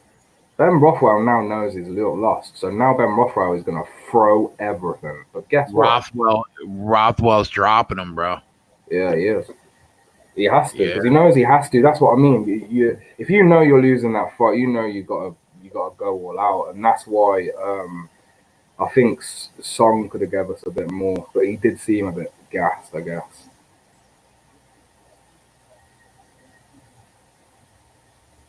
He's saying this is fucking bullshit. I'm all fucked up from getting kicked in the nuts. Mm-hmm. Well, if you're gonna say that you're okay to fight, you can't use that as an excuse. He just had a leg kick checked, and now he's limping. You know what I mean? Like, you can't use that as a fucking excuse. If Yeah. you're saying you're good to fight, then you're good to fight. Yeah. You know? There we go. That's unfair, in my opinion. I'm not gonna lie. He took some. He should have heavy shots stopped to the it. nut. He should have gave him more time to rest. He rested for ages the first time round. Second time round, yeah, that's bullshit. That's bad. I feel sorry for him, man. Even the ref knows. The ref is shaking his head. The ref is shaking his head. You're the ref. You're in charge, buddy. Who is that? Is it Dan Mergliotta? Yeah. The ref said he didn't want a no contest. Struve just didn't want the no contest. The ref said it would be a no contest if he didn't continue. Yeah, you're right, headshot.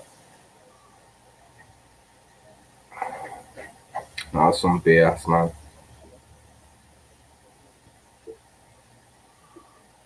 Also, I think it was. I mean, no, actually, it can't be an early stoppage because he was not willing to move. Ben Rothwell, I don't respect that win. Sorry. Anyway, main event time. No. Oh, no, it's not, is it? Oh,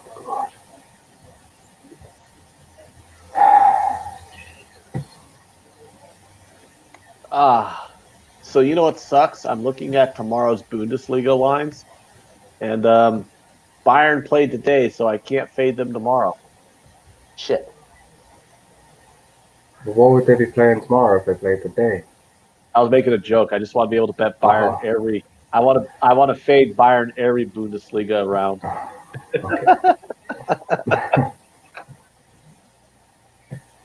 I don't know. I think they're going to come back later on. I mean, they sucked at the beginning of last year too, and then they came back in the second half of the season and won the league. So I think Bayern can win the league again. But for the time being, they're in shit form, and I want to keep fading them.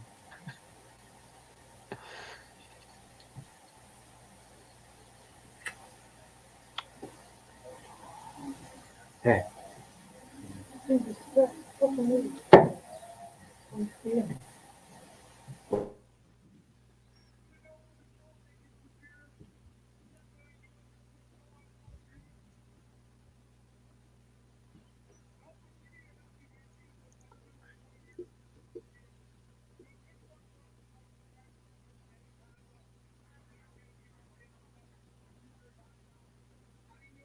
Mm-hmm.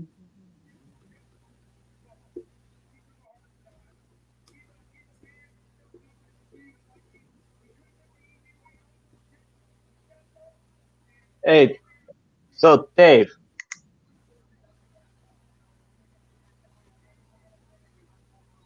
Hello, mate. Hello.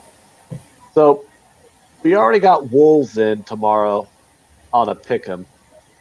One other game for Premier League. There's 4 games. The other one I'm looking at. Tell me what you think.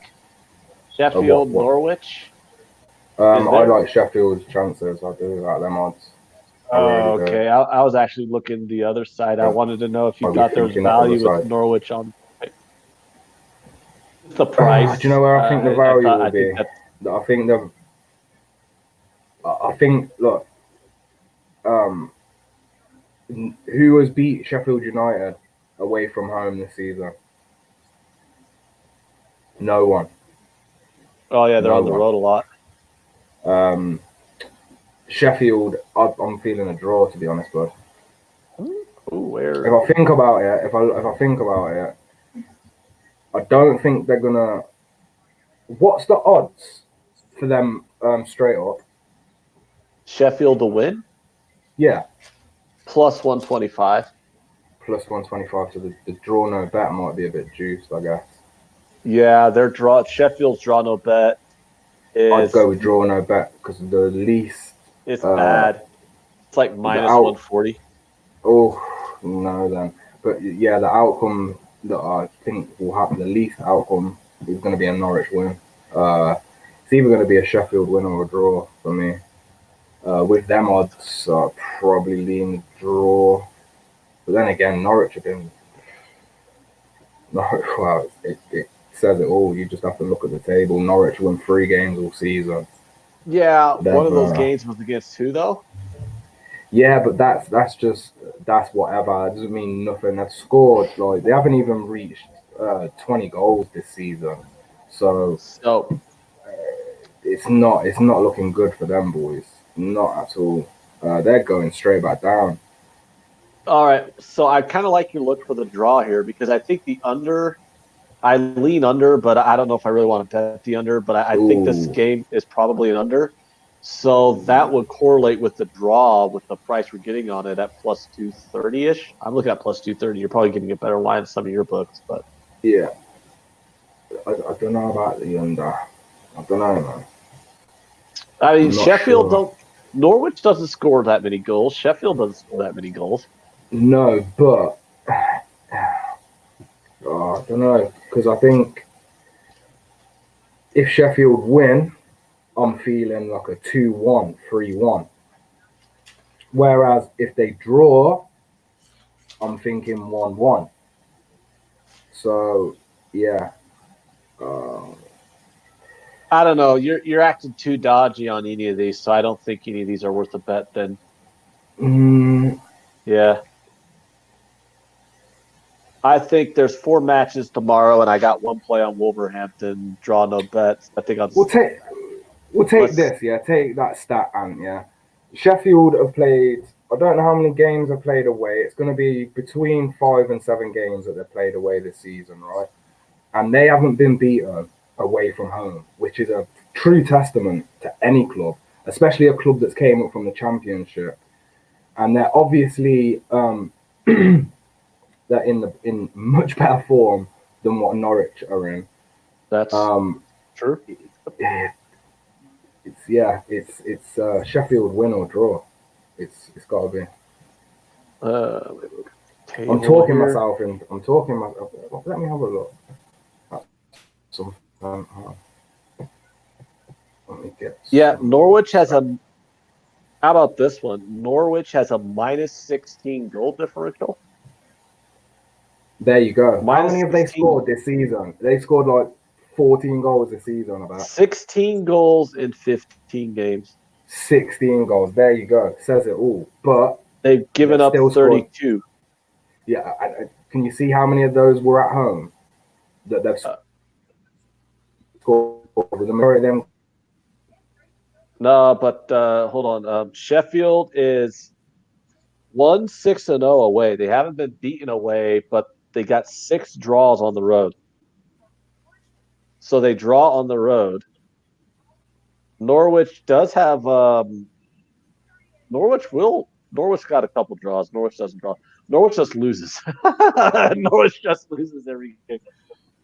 Is that a tobacco cigarette you're making? You're muted. It keeps saying you've got a dodgy connection. We've muted your mic. What you? I don't know what it's talking about. Yeah, tobacco cigarette, and yeah, sure, mate. Yeah, we'll go with that.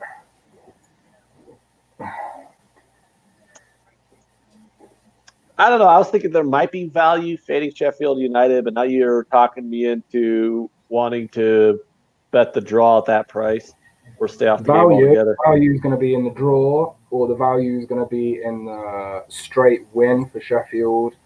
Or if you want some real juicy value, then I wouldn't mind taking Sheffield United to win and both teams to score. Because, yeah, obviously Norwich are not the best team at scoring, but it's Sheffield. They're not worlds apart, even though they are in the table and they are at home. It's also a Sunday. Damn it, Dave froze. Afternoon.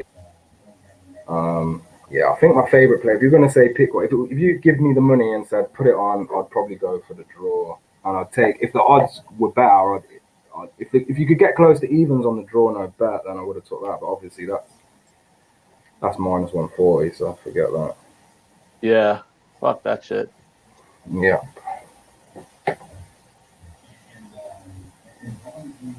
Uh, 40-ounce beer belly dude wants Jay's opinion on the Tennessee money line. On who? Tennessee money line tomorrow. Oh, the Titans. Yeah, the Tennessee Titans is his favorite money line look for tomorrow, so he'd like your opinion on that, Jay. Well, my opinion is that Tennessee has looked as good the last 6 weeks as they have at any point since Mariota has been a part of the team, like for the last 4 years. Ryan Tannehill is playing at a really high level the last 6 weeks. Just let me see the odds.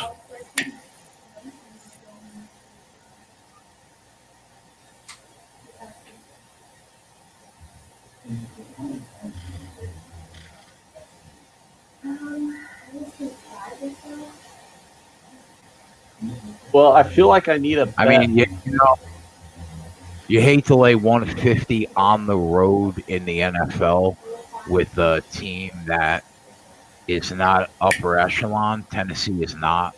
But Oakland's looked like shit the last month. So I don't know if I will bet it, but I'm not going to tell you not to. I would say stay away from it if I didn't like it. And I'm not going to say that. So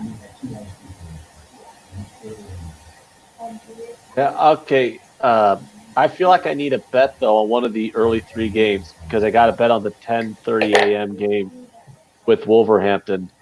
So I think I'm going to take Sheffield Norwich draw at plus 230 for half a unit. Can't argue that one, friend. Can't argue that one. What else are the early games? Villa. I mean, Villa are going to lose. Yeah, but I'm not laying that price with Leicester on the road. No, I wouldn't either. Newcastle will probably beat Southampton as well. I'm pretty sure you'll get some good odds on that. No, that game's they're 2 bad teams, and that game's a coin flip. Huh. It's plus 155, plus 170, and then the draw is plus 220. They're both, yeah. To be honest, I could also see a draw in that game. I'm not gonna lie. Yeah. That Leicester game, I'll tell you what. If Leicester was minus 120, I'd grab them. But minus 140, I just gotta pass. Well, we have to look at the form as well, yeah. And I know Newcastle's home form's near enough untouchable. Like Arsenal did them. I think Arsenal did them in the first couple of weeks at home, but since then they haven't even lost at home. They haven't lost at home to anybody. They've taken draws. I don't think they've taken any losses at home. Let me look. Oh, Newcastle's home record up a bit. I mean, because you could get them draw no bet at like minus 110-ish.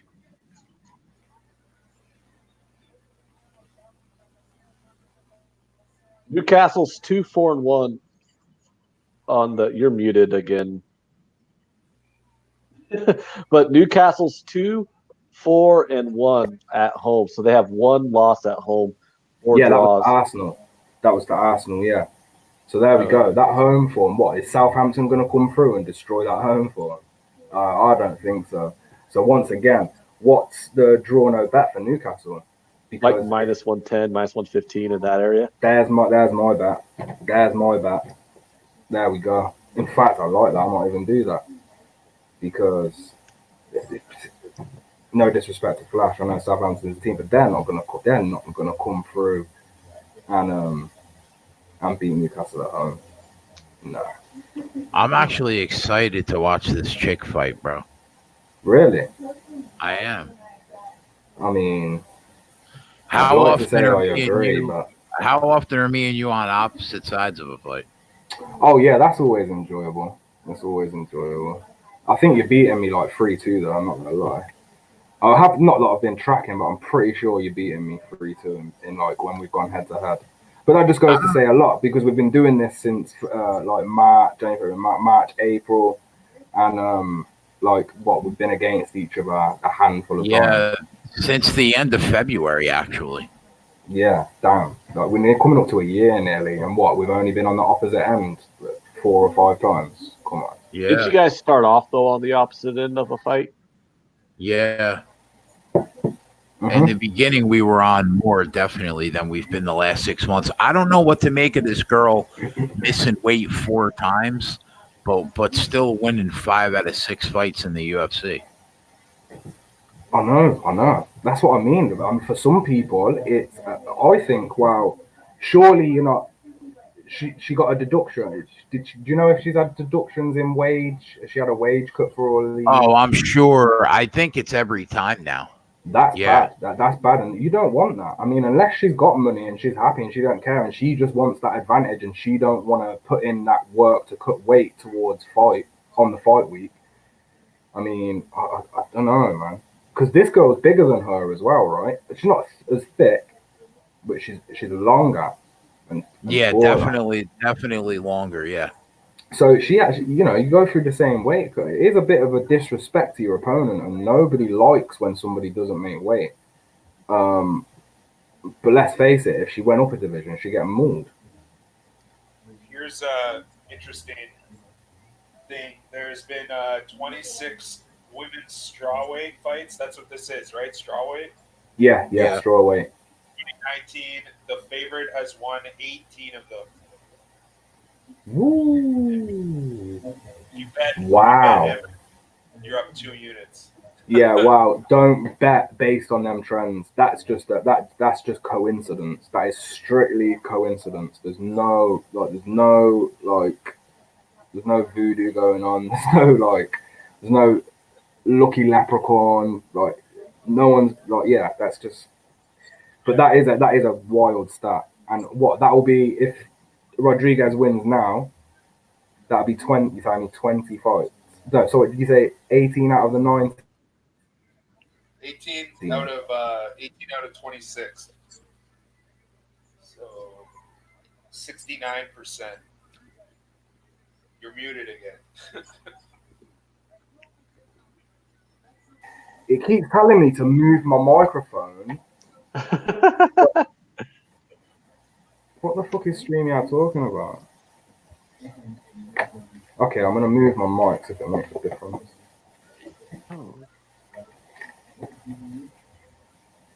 I have not got. I need to get the chat back up. Who's participating tonight? Beach Boss, Capo, Chris Brady, Connor Butler, Fatfist, Jesse Owen, Riku, RKE, SBR, of course, Slugger, Sumner.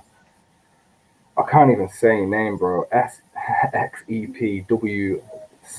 I don't know. But shout out you with 1, 2, 3 at the end.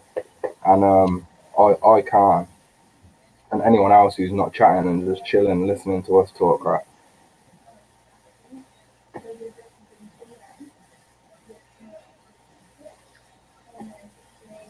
Yeah, same, boy. The same. The same, bro. It's been a rough month. You don't pay any attention to the Spanish league, do you? I mean, I like Messi. That's about as much as attention I pay to that league. I'm not gonna lie. I used to follow like all leagues like religiously and bet every single league, but it's just silly. I can't do that. There's just too much volume. I'm not a huge volume better. I respect people that do because I see a lot of people profit from doing it, but I just delve into stuff too much. So when I delve in, I can be on a game for like over an hour, and that's without even watching highlights and things like that. The Quest highlight show that shows all the lower league stuff, that's 2 hours alone. So there's 2 hours gone just to me watching like recaps of games and stuff and like listening to the managers talk smack. But yeah, Spanish league not really. What are you looking at tomorrow? There's a few games on tomorrow. Real Madrid. Yeah, there's a few games on, and one's just catching my eye because I like to fade this team because for some reason they keep getting respect in the betting market, but they're at the bottom of the league.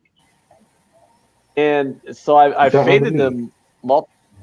Yeah, they're at the bottom of the table in La Liga, but they still get like favorite prices against half the leagues. Unless they're playing a top team, they're still getting favorite prices, and they're in the bottom of the table.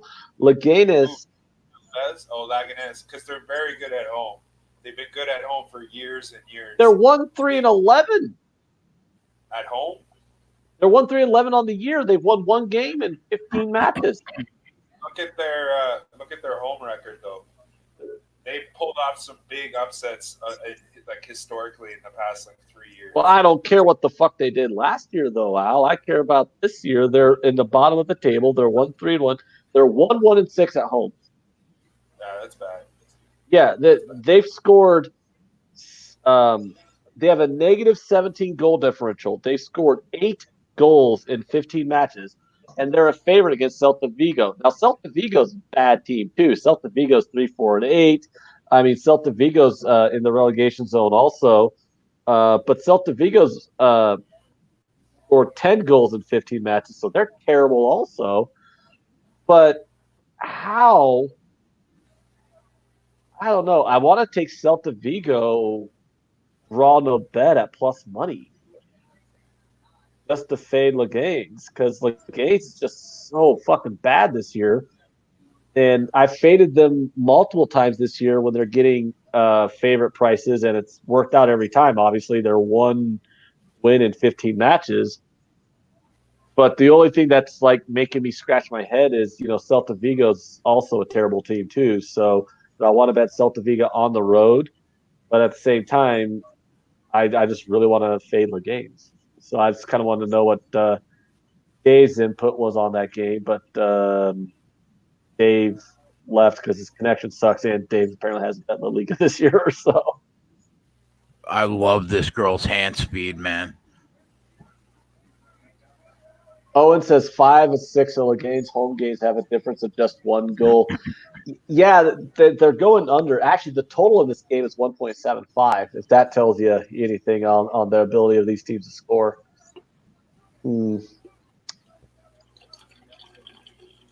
I don't know. I might just lay off of it.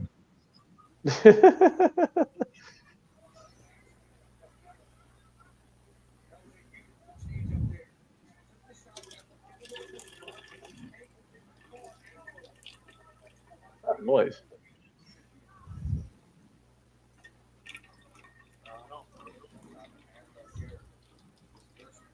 Somebody pissing? No, I was pouring something into a cup. Okay, I don't know.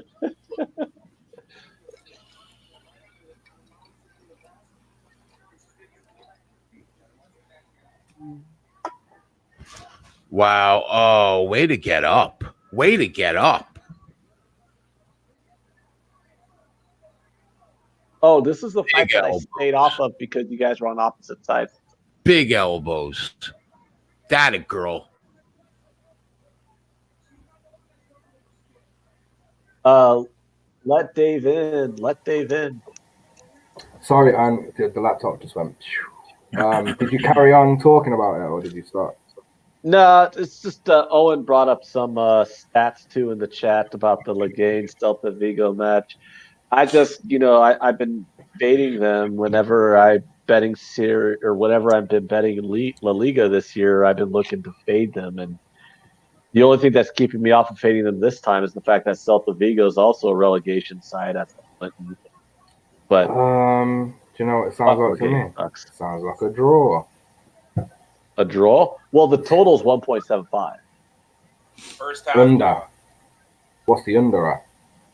The total is 1.75. Who's the away team? Celta Vigo. And how many games have they won away this season? Not Celta Vigo hasn't won that. Oh, That was a nice kick, bro. Oh, she's got beautiful kicks. Celta Vigo is Celta Vigo is 1, 2, and 4 on the road.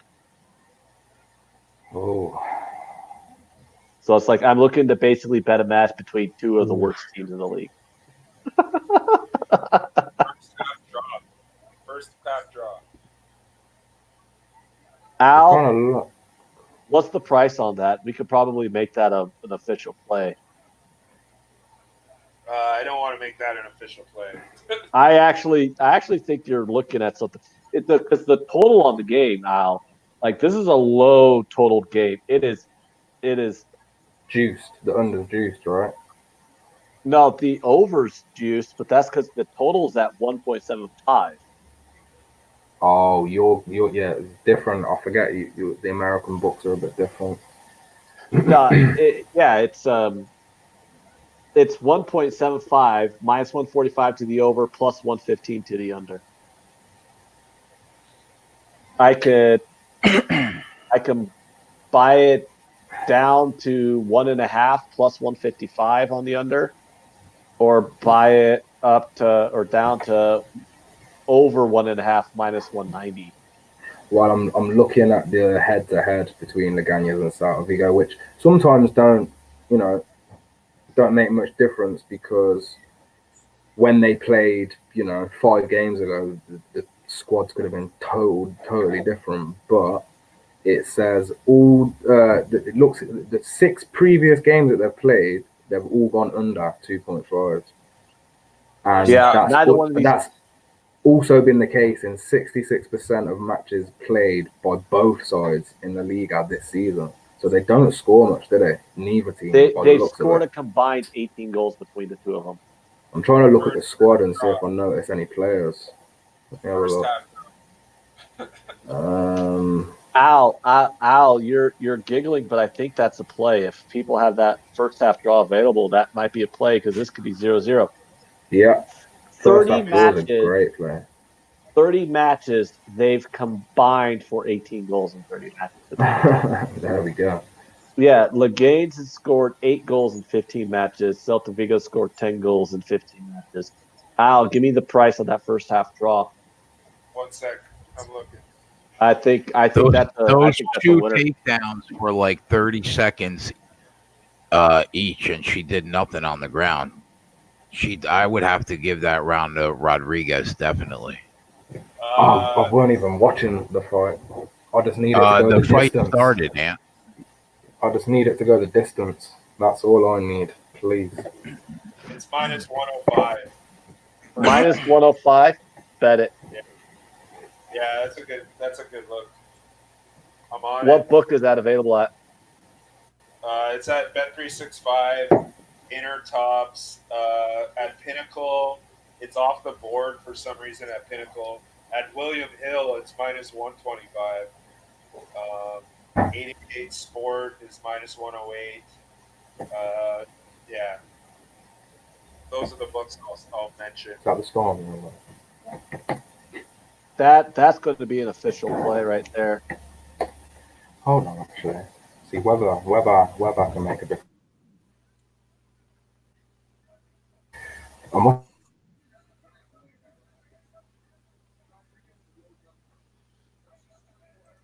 Your mic went out again.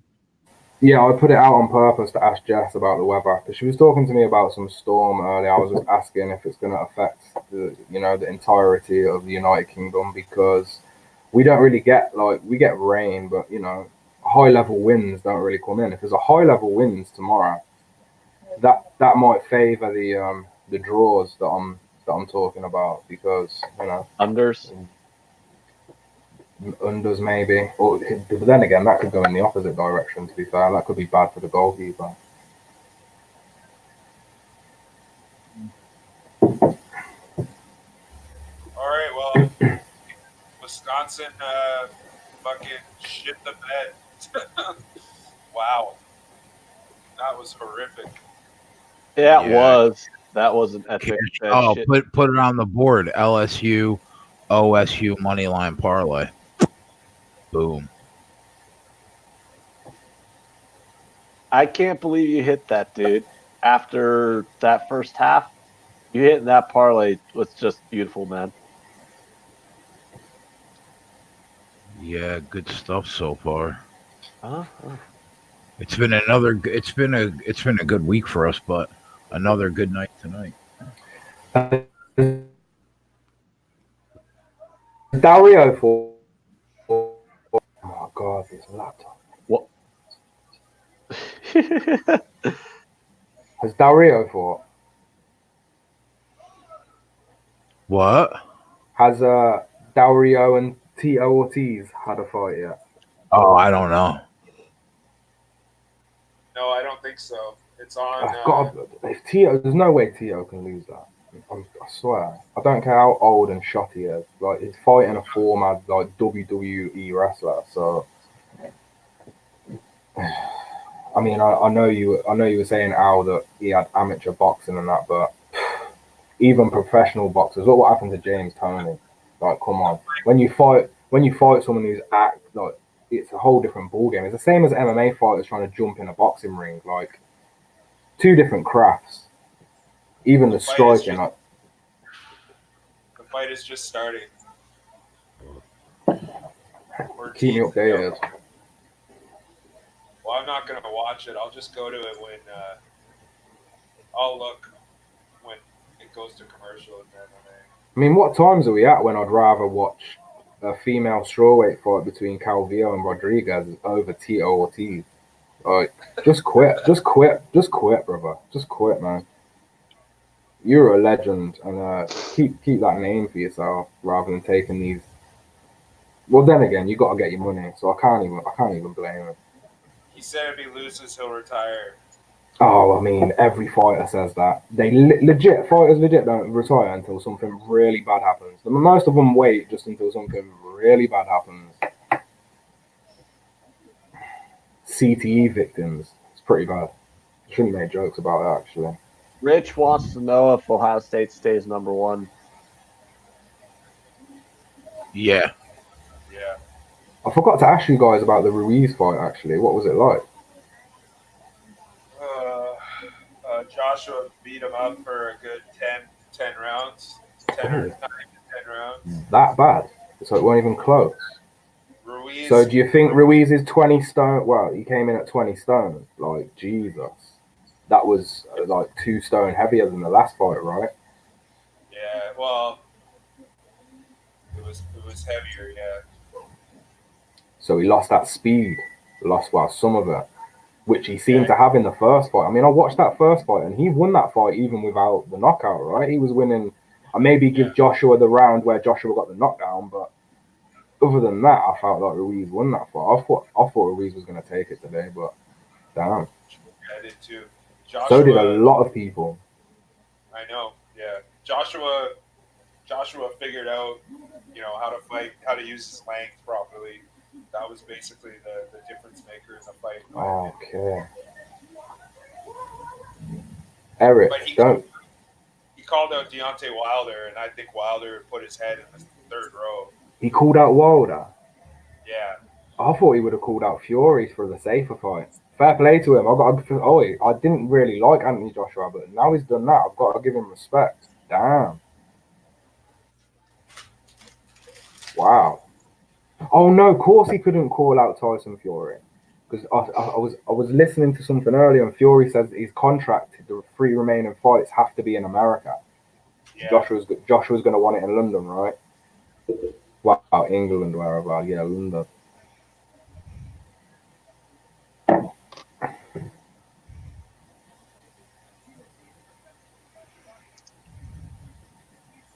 Usman or Covington? Jay, who you taking? I don't know. The price is really tempting on Covington, man.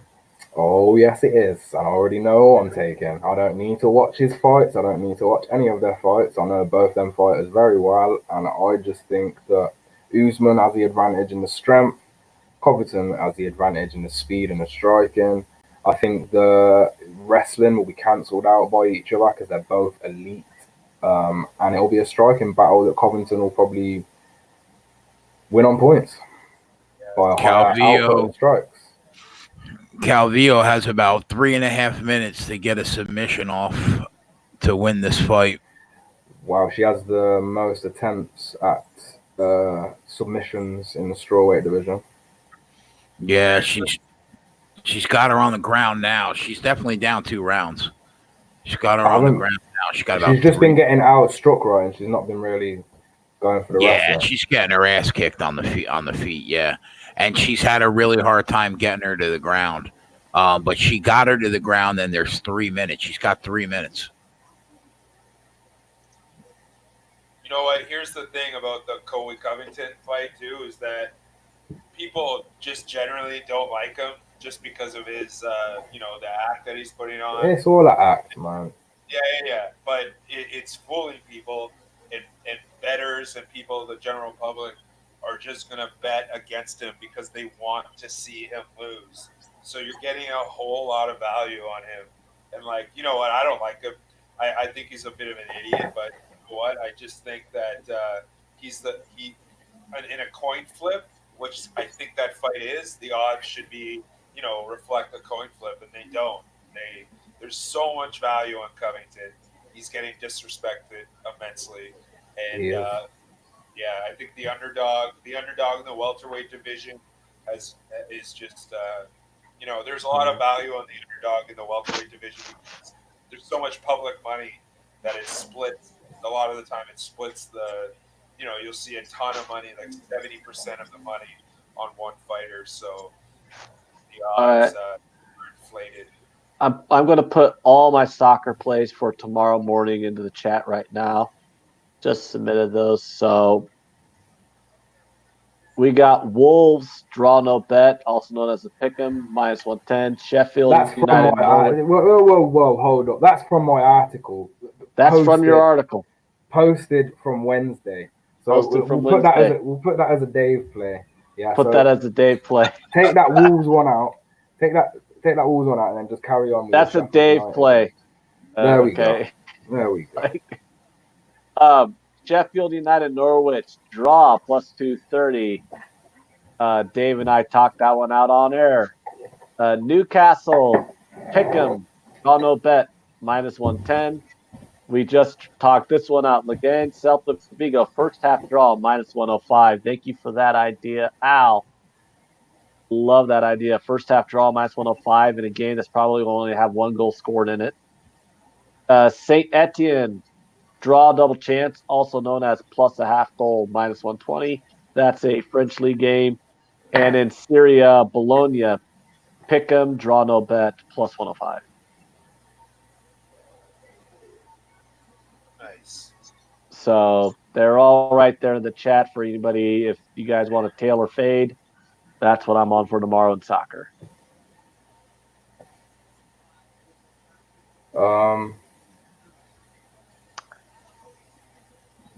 I don't know. Do you like Wolves as much as I do this year? Because you and I both seem to pretty much find a way to find ourselves on Wolverhampton every single game, either draw no bet or on the draw or on the under or something. I love them. Well,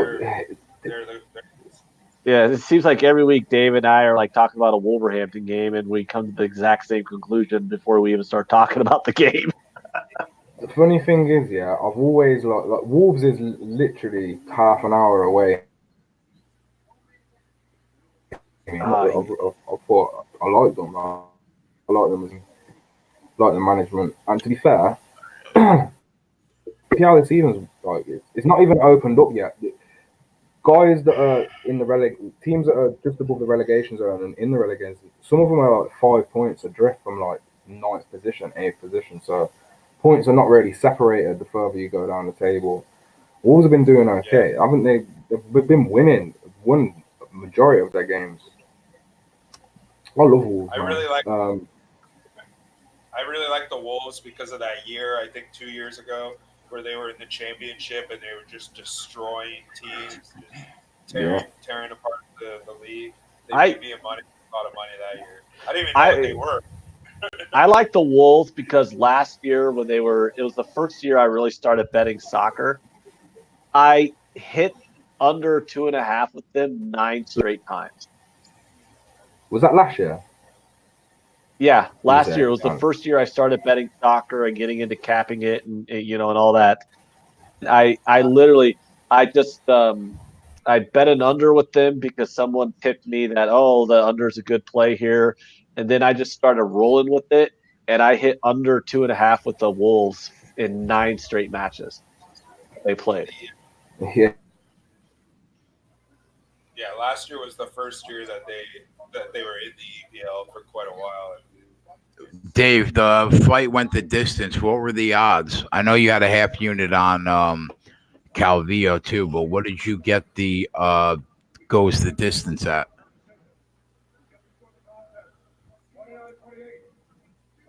Dave's frozen in time.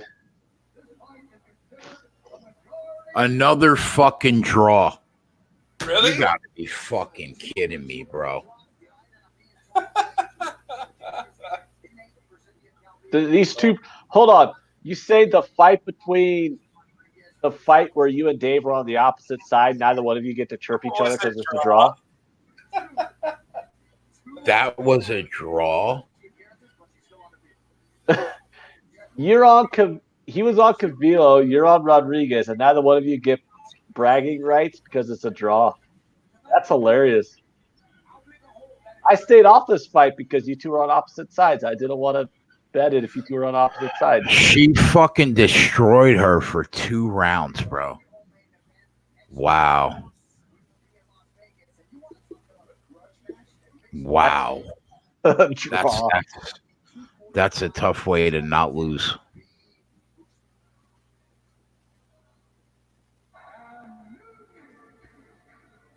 Chris Brady screenshotted the plays. All right, Chris. Awesome. Wow.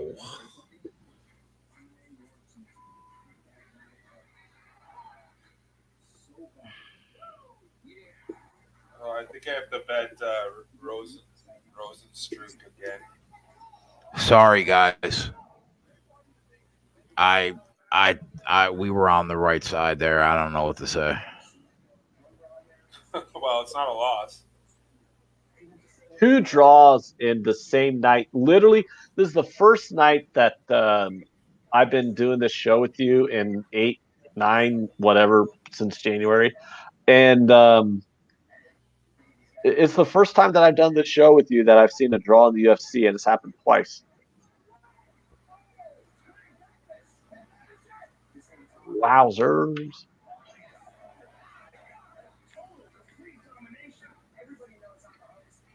We got one more fight, right?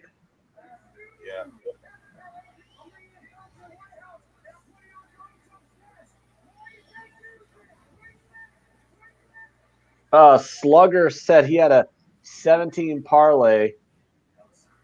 That those 2 draws took his odds way down. But better than a loss. That's true, Slugger. It is better than a loss. Now I'm just gonna put another unit on Rosenstruck for spite.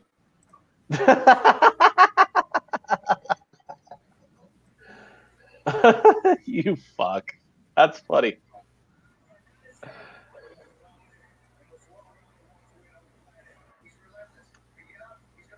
Sure would be nice if this bookie's website would go ahead and grade my Clemson future.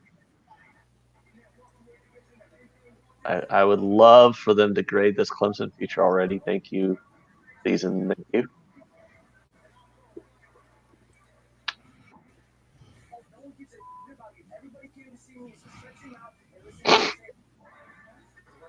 Rosenstruck minus 150 now.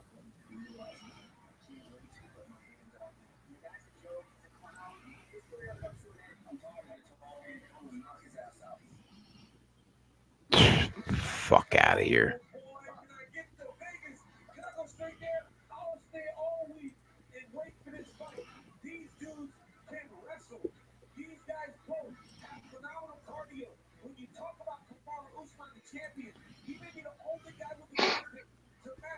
A draw. How do they grade it a draw? How do you even get a draw?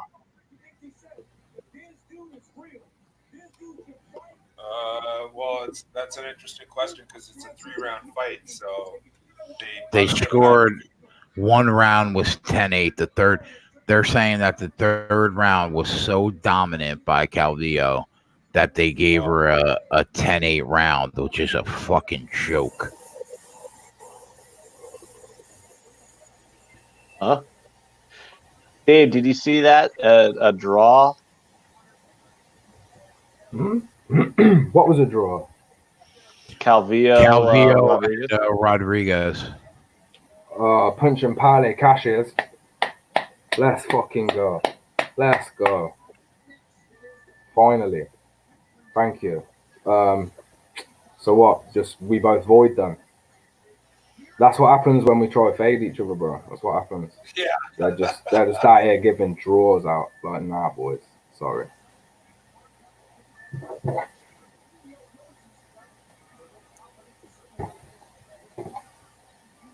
Well, you know what? I'm gonna feel a lot better when Alistair Overeem gets knocked the fuck out. So am I, because that I bet two UFC bets, Jay. Simon, who lost, and now this Rosenstruck feller. So I sure hope Rosenstruck wins. Fuck. No shit, man. That's what we all hope. We're all on that. I don't even know anyone. I ain't got the chat up. I need to get the chat back. But is anyone on Overeem? I mean, I don't think there is anyone. I think some Should I put another unit on Rosenstruck for Spike, Jay? Just to wow. Rosenstruck's minus 145 now. I bet him at minus 120. I bet him at plus Didn't, 110. You bet him at plus 110, you cheeky cunt. Didn't Clint and Nick bet or pick? Who? Yeah, the competition. Yeah, they're on Overeem. Yeah. Should I just take Rosenstruck in round one at plus 230? It's a bad number because I got like 350. You already bet it? No, I'm thinking about it though. It looks like the guy that's training Overeem could fight Rosenstruck better than Overeem can.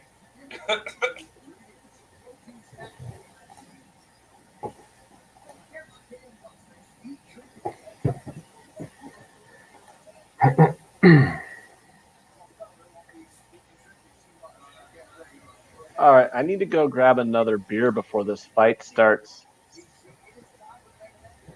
I'm sure you got time. Okay.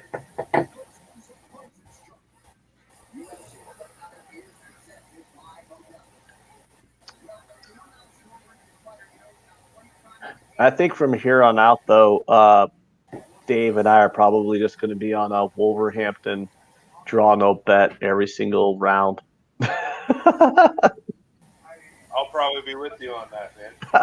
I mean, they draw or they win. They've only lost like one time or two times all season. Even in Europa League, they've done well too. Yeah. Like they've had one horrible loss where they gave up like 5 goals to Chelsea, but other than that game, they've looked like a pretty good team.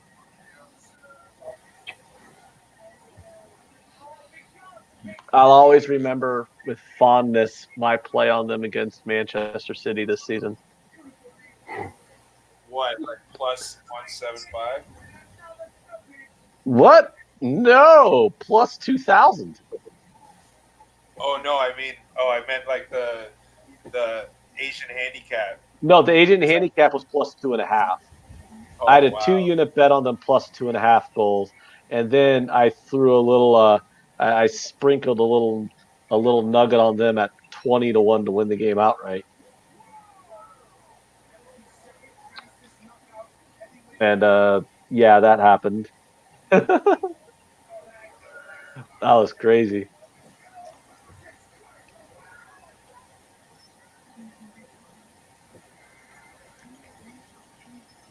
I have a lot of money on Rosenstruck now.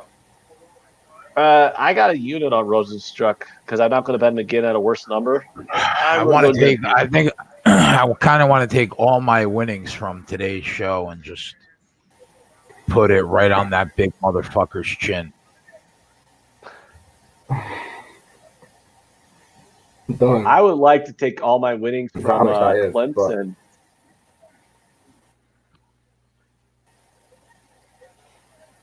I like to take all that Clemson money and put it on Nunez, but this fucking website hasn't graded that goddamn ACC championship future yet.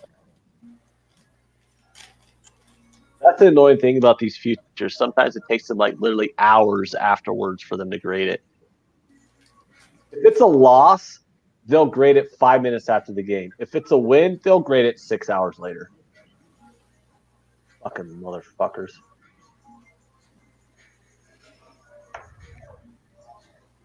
What I hate is that it cashes out your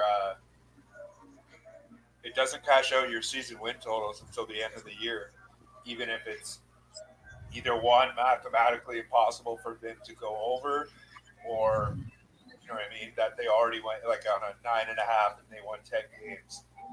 You have to wait till the end of the year for that cash. Oh yeah, that sucks too. Like I have some season win totals that have already gone over, and I have some season win totals that's mathematically impossible for them not to go under, and I gotta wait all goddamn year for that money. Just give me my money, you sons of bitches. Gimme. I'm surprised. I have two really terrible futures that I bet. I bet the Broncos over 7.5 wins. That was stupid. That could technically still cash, though. Oh well, then maybe it wasn't stupid. Let's hope they go 8-8 then. Go out. They have to win their next 4, so I have to bet against them. I should bet against them today. No, you're just not gonna win that bet. And They're not then gonna New win 4 in a row. And then I have New Orleans under 10.5. Oh, that's a loser. It might not be. No, that's a They need loser. one more. Nah, New Orleans is going like 14-2.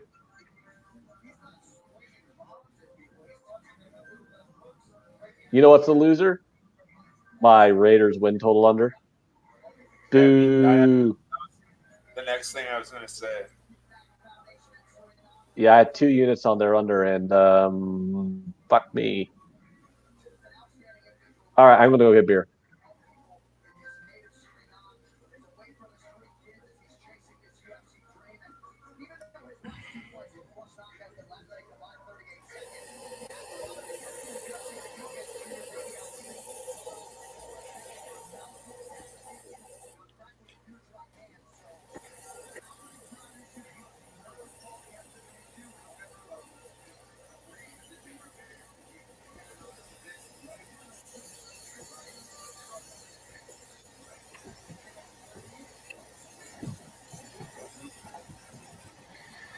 Whew.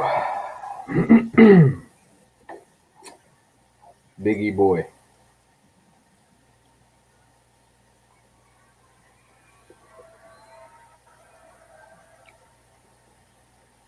Yeah, I'm gonna grab a drink real quick. I'll be right back. Cool, bro. Rich G is killing me right now. Give the fighter with hard nips on the walk any day. Jesus Christ, Rich.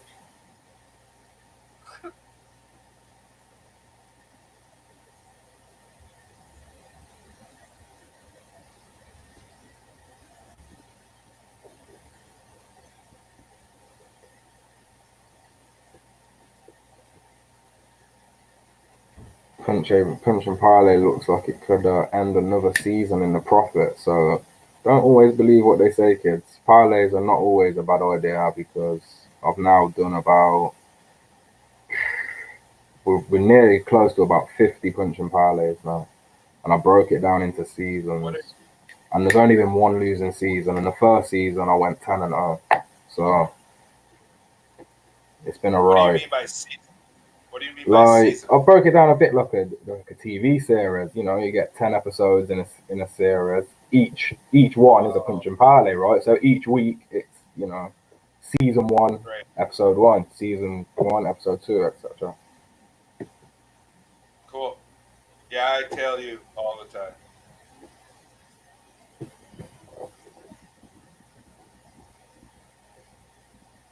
I have all my days winning on Rise and Strike.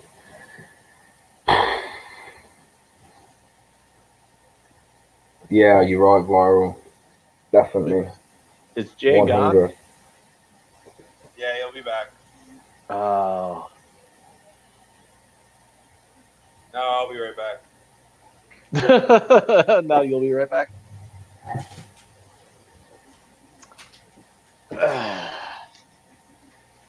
So Jay's gone, so now I need to know. Dave, you let me know your opinion on this. Yeah. Did Epstein hang himself? It's not the main event's about to start, and you can't get me on this now. You can't get me on this. Is Prince Andrew a nonce?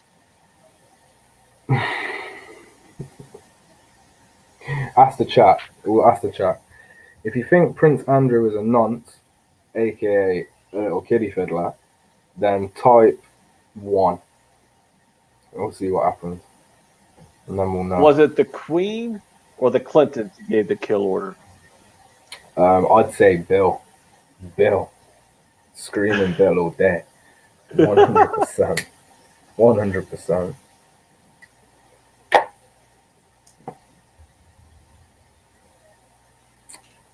The Reem. Highest striking accuracy in UFC history at 73.8%. Finished 40 out of his 44 wins. 23 knockouts, 17 submissions. Former Strikeforce heavyweight champion. Yeah, that was a long time ago there. Never quite got there in the UFC. But if he beats Rosenstrike right now, who knows? One more win for the Reem and we might see him against Stipe or whoever will be holding that heavyweight strap at the time.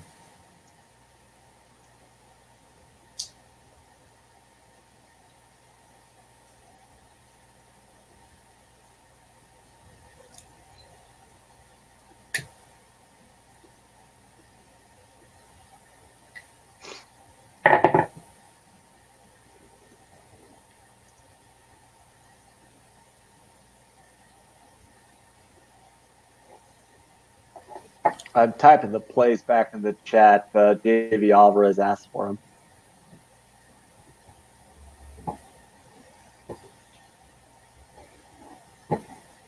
Here we go. I'm gonna have to ignore the chat because some of you guys are gonna be ahead of me and be screaming the results in the chat. Jesus. Let's go. Let's go, Biggie boy. I need Rosenstruck badly. Very badly. It shouldn't be that way, Al. You know better. It's not a big deal.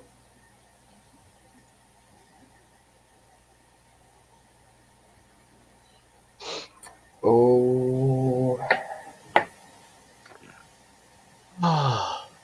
Where's Jay? Where's Jay? Is Jay really? He ain't gone and done something silly, has he? Can't be missing this main event. Sumner wants to know about Sassuolo to win and both teams to score plus 330.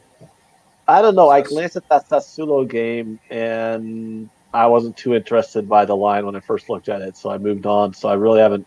I've already forgotten what the spread on that game was. Against Sevilla? No, Sassuolo wouldn't be playing Sevilla. Sassuolo's in Syria. Here, I'll pull it up. Cagliari. Okay. Oh, Sassuolo and Cagliari. Sassuolo's. You're already getting plus 140 for a Sassuolo win. Why would you need to combine that with anything to get extra odds?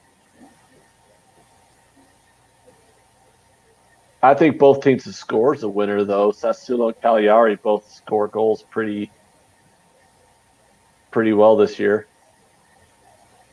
Yeah, that's why I didn't like the game, because it's lined like a coin flip, and I think it's a coin flip, and it's a high total. Maybe if you get like an Alex Classic on it at even odds, that'd probably be a way to go. Maybe stay away from the winners market, though, because I don't see an edge on that on the outright. But an Alex Classic at even money odds would probably be worth it.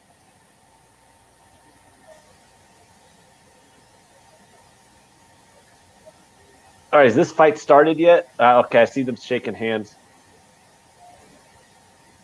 Damn, these are two big motherfuckers. Yep. He didn't want to shake his hand. Ooh. Which one are we fading here? Which one's Rosenstrike? Reem. Oh man.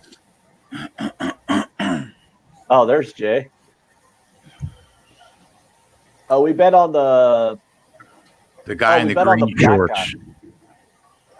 Okay, we bet on the black guy, so we're fading the South African or the guy from the Netherlands or wherever the fuck. Yeah. He's from England, but he claims to be. He represents the Netherlands. I mean, aren't all European countries kind of the same? He's afraid, bro, to get hit by this. I can smell fear. I can smell fear.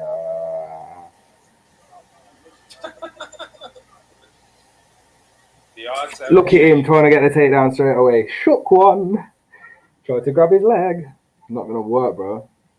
Look how thick them legs. Look at them thick legs on Rose and Strike. Jeez. Oh, Pick them up. Oi.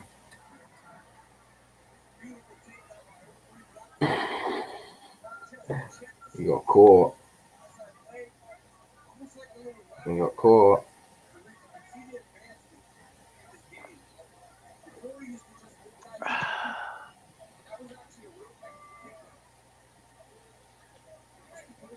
this fight is the reason why I like watching lightweights. It's true. They're more entertaining. Like, female fights are way more entertaining than this. It's just two big lumbering dudes, and you know eventually one was going to get knocked out. But until that knockout happens, it's just kind of boring.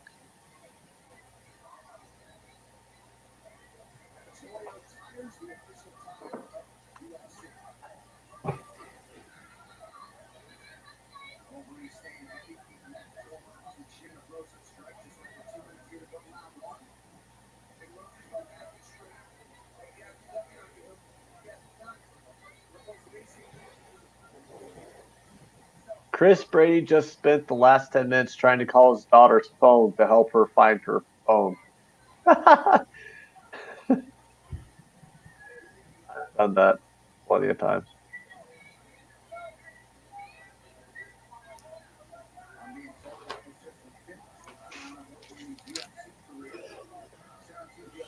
That was the 5th takedown of Overeem's career.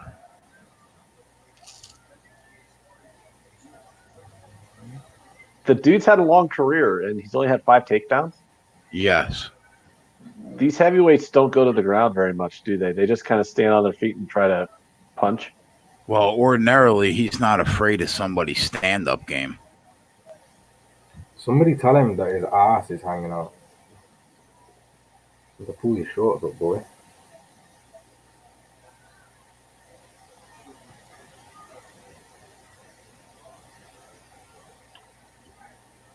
Whose ass is hanging out? So both their shorts are pulled up and on my screen. Oh, fuck. Yeah, that's full crack. That is full crack, guys. I mean, is ESPN even allowed to air that? They got to blur that out.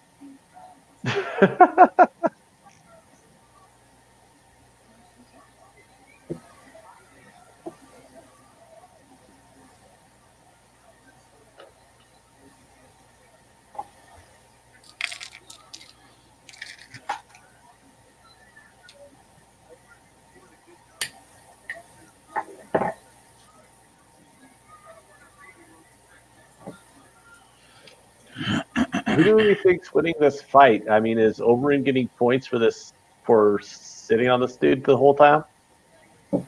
Yeah, he won the round. Okay. Is the round over on your stream? Just ended. So you're like 40 seconds ahead of me then.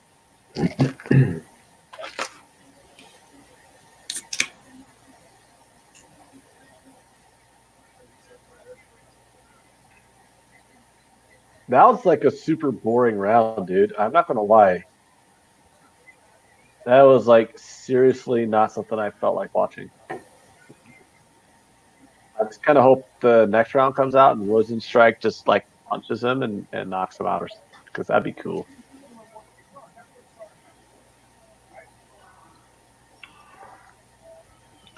Nah, he doesn't look bad, headshot. He just got taken down and couldn't get up, buddy. Viper says it doesn't matter who won the round because the fight's We're not so going the good. distance. We're all right. I had to mute it because I didn't, just in case I didn't want no spoilers. But yeah. So round one Overeem, but that I don't know, man. I don't even know what to make of it. Like, is he going to be able to do that? Is he going to do that for 25 minutes to avoid striking? How long's Rosen's strike going to last with that going on? Because just doing that for one round is going to seriously tire the boy out.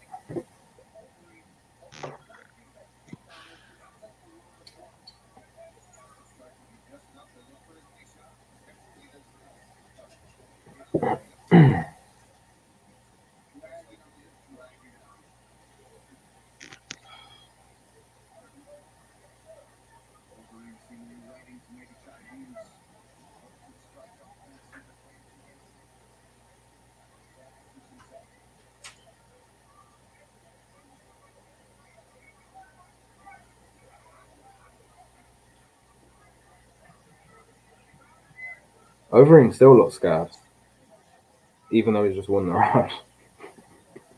Well, yeah. Well, Viper says it doesn't matter who wins the rounds because the fight's not going the distance anyways.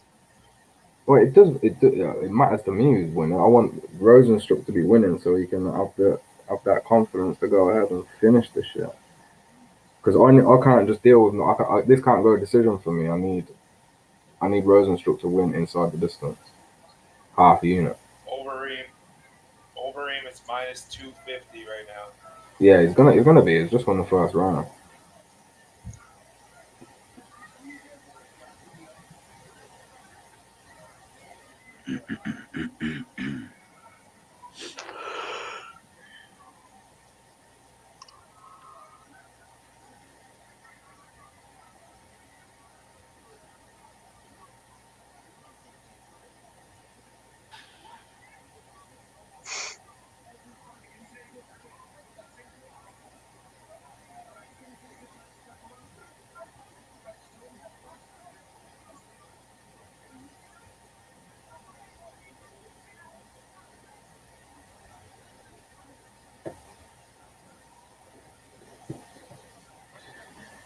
Yeah, this is this is Ngannou and Miocic too. That's what this is. I'm not gonna lie. I'm very bored watching this fight. I guess fear will make you do that. Fear will make you hug a man, so he can't hit you. Yeah, they're doing booing. something. They're booing because they just want to see a knockout, and everyone in the crowd's probably put their freaking wages on Rosenstruck. Have some respect, man. Oh, what's Overeem gonna do? Just stand there and get knocked out? Probably not.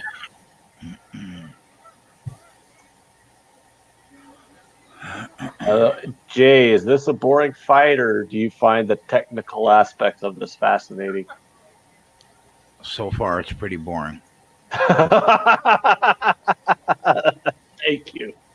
I didn't want you to come at me with some like MMA nerd bullshit where you're going, well, actually, they're trying, getting him up against the cage is a fascinating aspect of his strategy. No, this shit's putting me to sleep. These motherfuckers are like two massive sons of bitches. Yeah, that's right, referee. Break them up. Let's get some fucking fists going, guys. There we go. Come on. Throw some fucking punches, you goddamn sons of bitches. And someone tell Rosenstrike to pull his goddamn pants up. His ass crack starts halfway up his back. It starts. Yeah, that's a big ass.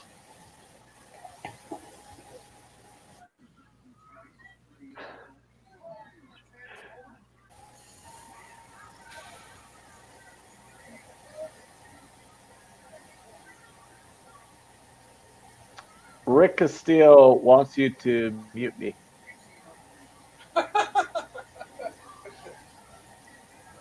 Apparently, it's really good TV to watch all four of us just stare at our TV, not saying anything for like 35-second stretches.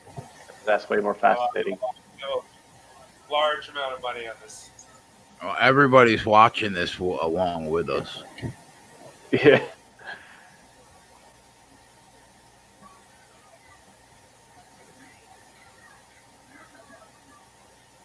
All right. We pick up the pace here in this fight. I don't know where you guys are at. I'm sure Jay probably already has the round over with. I think we won that round. Well, Rosenstruck is now minus 102, and Overeem is minus 120. So that's the difference in the first round and the second round.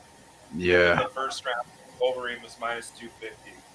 Well, I'll tell you what, like the last couple minutes of the second round were definitely the most entertaining parts of the fight. If Overeem gets comfortable standing in the pocket with him, that's going to be really bad fucking news for Overeem.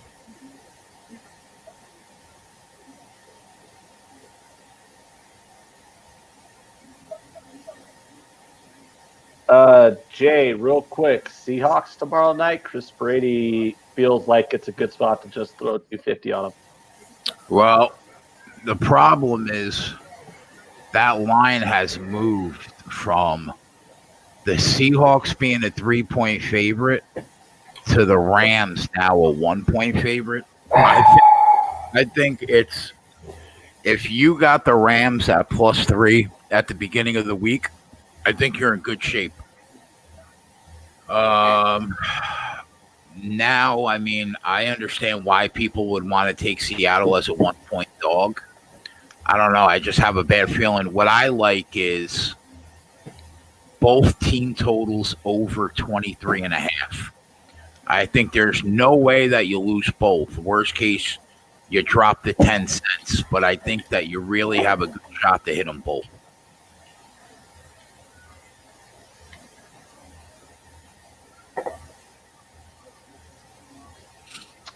Rams, Seahawks. So if you like both team totals over 23.5, why don't you just say bet the over? Because there's no guarantee the over comes in. I think there's a really good chance that at least one team gets over 23.5. So that way you're pushing and it's not a loss in case the score's 31-10.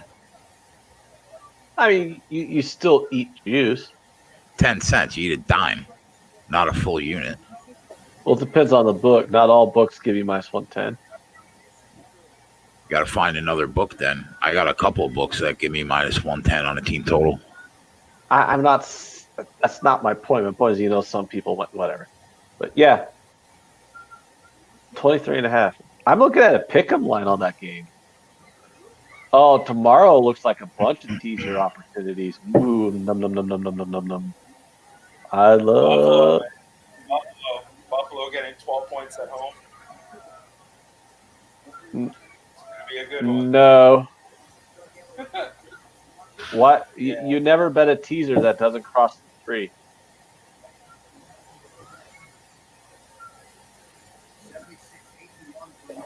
At least I don't. Jay knows me, though. I'm very disciplined. I only bet teasers on very specific numbers, and I never stray from that strategy.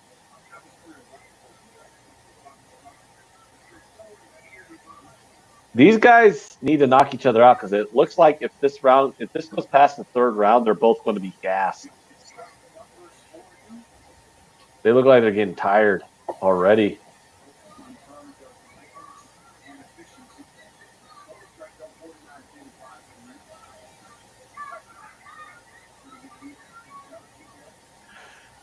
I don't think anything that Overeem's hit Rosenstruck with has really damaged him. I don't know. Maybe when they were on the ground and he was taking punches. The line hasn't moved since this round started. Oh, now it has. Overeem minus 154. Fuck. Minus 169. Boom, I got a teaser for you, Al.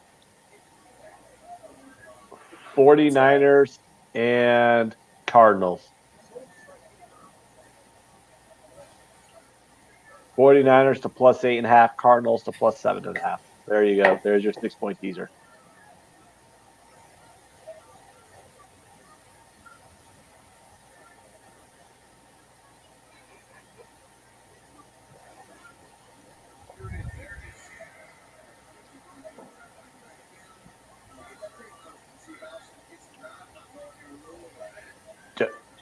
AW says I'm wearing my Lucky Eagles sweater. This is it's just a black Oh, shirt. we're in trouble.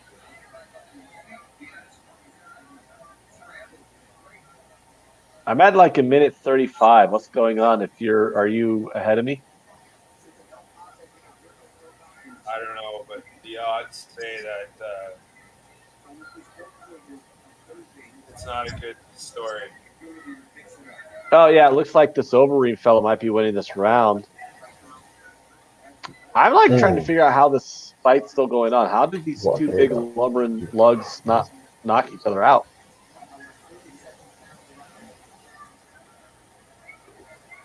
Was that the 6th takedown of his career, Jay? Yeah.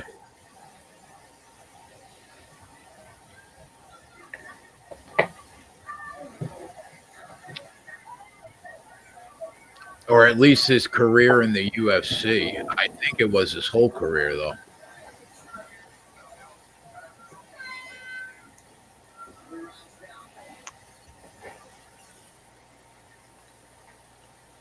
Overeem is now minus 525. I think Rosenstrike just needs to go in and like punch him or something, you know? That's my expert analysis on this fight. That's the reason why Jay brought in Dave Betts for these and wants me to shut up.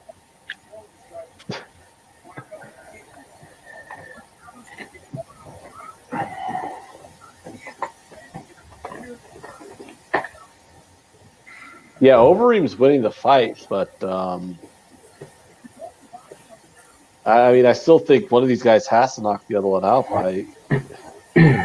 Is this really going to go the distance, or are we going to knock out the next 2 rounds, guys? I don't know, man. He's not as aggressive as he normally is. I don't know why. Oh, maybe he's on the take. Reem's not leaving his chin out at all. His defense has been up every single round. He's been trying to throw punches for his block. His guard's been there, mate, protecting him. So I'd say 2-1 over him, right? Yeah, that sounds about right. I mean, I'm not a good MMA official scorer, but I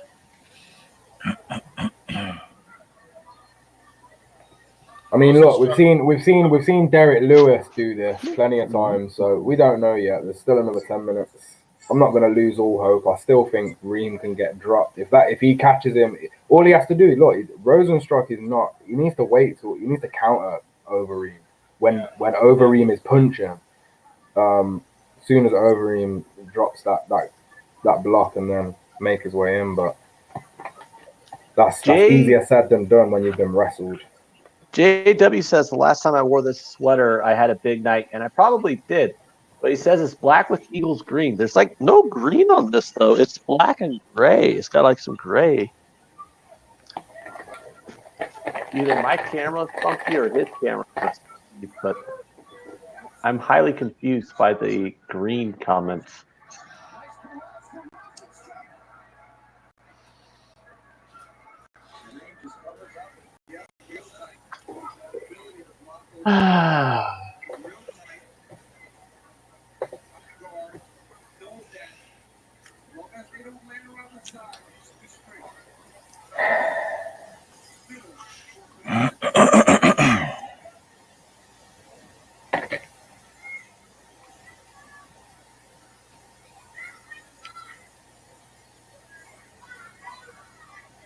All right, this 4th round, are they going to knock each other out or what? Let's go. Hey, there we go. Hey, look at that. He's throwing some shit. Yeah, let's go. Let's go, Roger Strike. You punch that motherfucker. Oh. Biggie boy. Let's go, Biggie boy. But Reams, mate. You know what? You should have gone to the body more. I think he's been headhunting a lot, and Reams' guard's been there. Reams got big ass hands, man. So he can block. You can block them temples. You can block that chin well. So it's all well and good throwing a punch, but if it's blocked, it's gonna take a lot away, you know. And his guard's been there, man.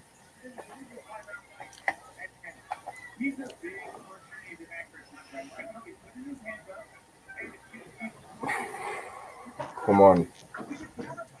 I'm getting excited now, guys. I want this fight to. Let's go. God, like, how long ago do we got to start this dude ask? and Overeem's too tired to get that takedown now. See how slow his entries are. What? That was the slowest. Like anyone could have read that like a mile off. Yeah, Connor says they both look gassed. Yeah, and you know who I prefer in a gas match? The better striker. So let's go Rosenstrike.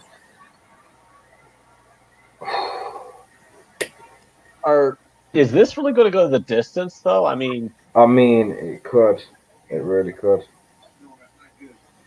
It's crazy to think that. He's definitely winning this round. Yeah, for sure. Yeah. So this third, if it goes to the fifth round, it means everything then, because I would have it. I would have it 2 rounds apiece right now going into the fifth. Me too. Yeah, I agree. Although Reem's been there with the takedowns and like a little bit of grappling, top control. Go, punch. There are too many spoilers. I'm gonna have to mute him, motherfucker. Oh, sorry, I just got excited. There was some action. It's the same combination he threw last. Yeah, I mean, he just Overeem is fucking. What's he been doing? Just spamming blocks in the gym for the past fucking year. He's blocking so many bombs. I swear to God. Overeem's hands are gonna be sore as fuck tomorrow.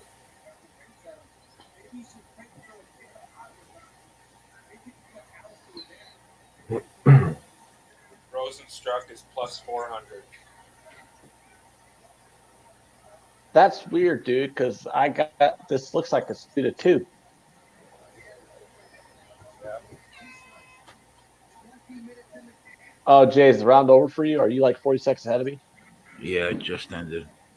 Yeah, because I heard the buzzer from your TV, so.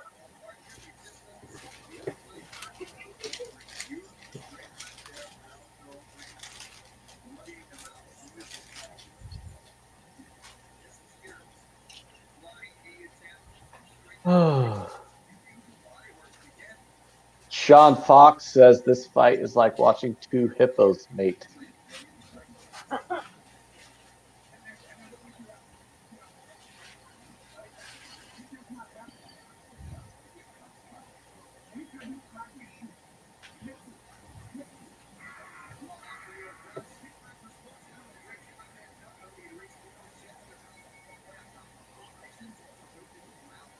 Rosenstruck Kevin, going for that.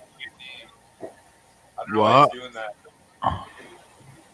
Rosenstruck keeps going for that same combination with the flank. And Overeem's just like.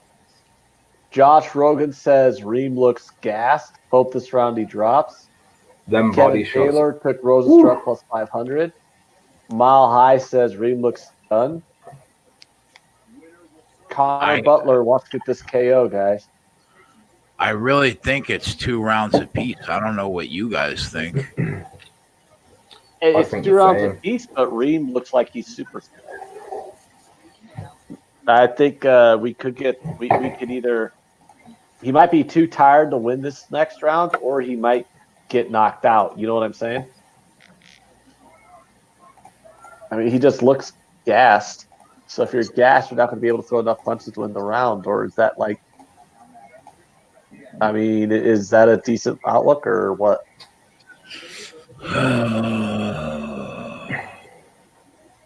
I love Jay's elongated size.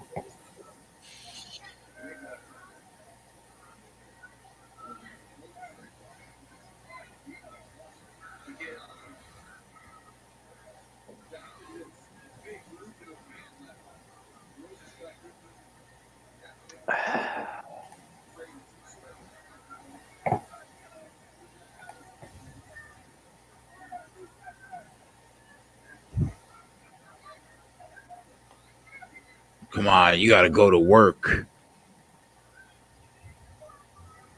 Don't say that. Monday you'll come before I know it. All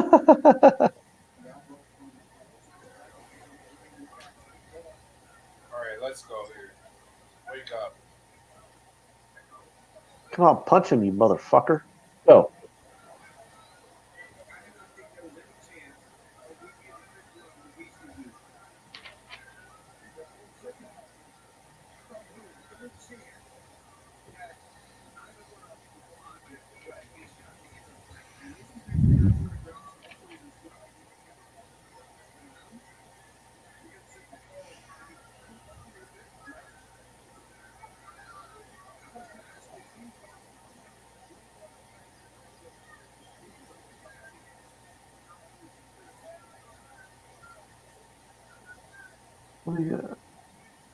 Where are you at, Jay? I'm at like 3:15.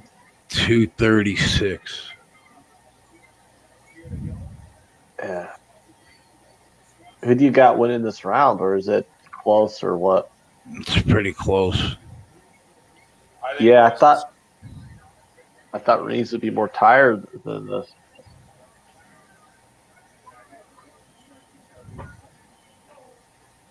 How does the heavyweight fight that's 5 rounds go the distance? Yeah, that's surprising. What price could you gotten on fight goes the distance? Like plus 200? No, like 11-1. It was 11-1 to go to the distance? Yeah, it was minus 800 for it not to go the distance. Holy shit.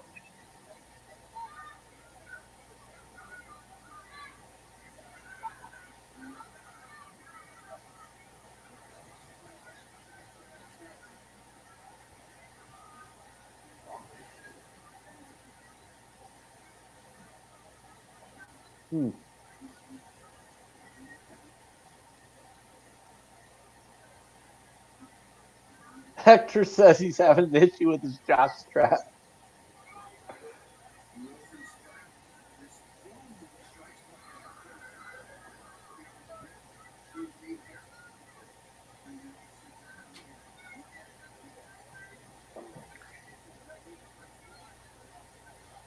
We might be in trouble here. Where are you at, Al? 145. Okay, I think about like 10 seconds ahead of you then. So Jay's even farther ahead. Hell, the fight's already probably over on Jay's stream. 35 seconds. I think I give this round a Rosenstruck. Do you agree with that, Jay, or what do you Yeah. think? Are we going to win this 3-2 to decision then? I don't know. I hope so, man. I would like so because I only bet the money line. I didn't get no fancy bullshit. I just said minus 120 on Rosenstruck. That's what I'll do. He dropped him! No, he He did. dropped him! No! Dropped him! No! No way! Shut up! Shut up! I haven't seen it. Hold on. Let me look. It has to be at the end. I'm at like 34 seconds and it's still nothing. When does he drop him? I'm at 25 seconds. His fucking lip is hanging off his face, bro. What with like I'm at 15 seconds, still nothing. His lip is hanging off his face, bro. All right, Should I stand up and take a bow? Oh! Holy shit!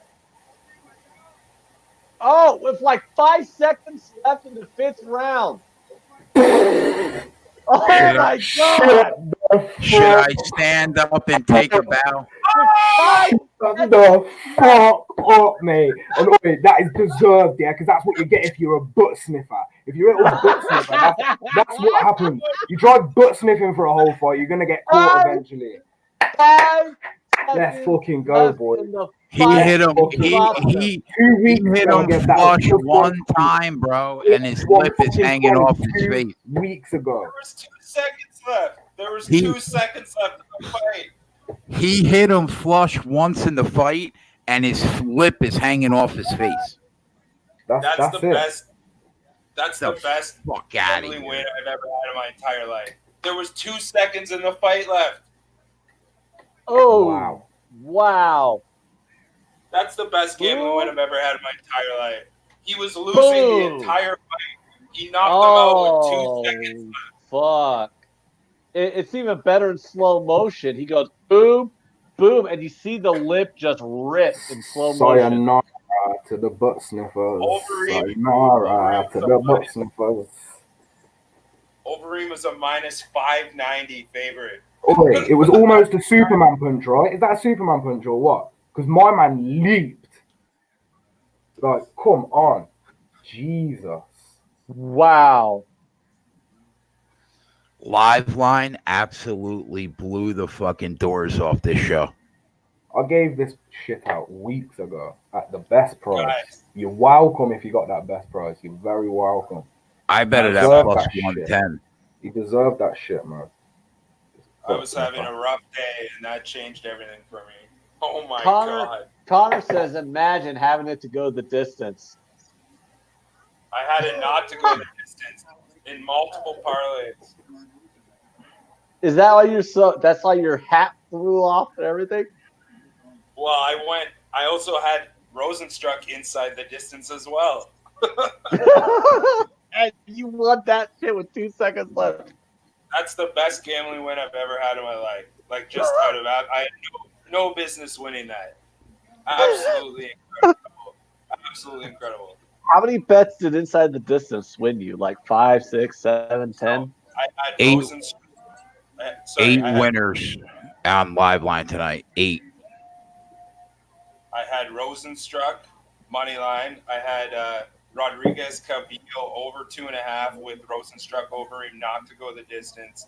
I had Ladd with Overeem Rosenstruck not to go the distance.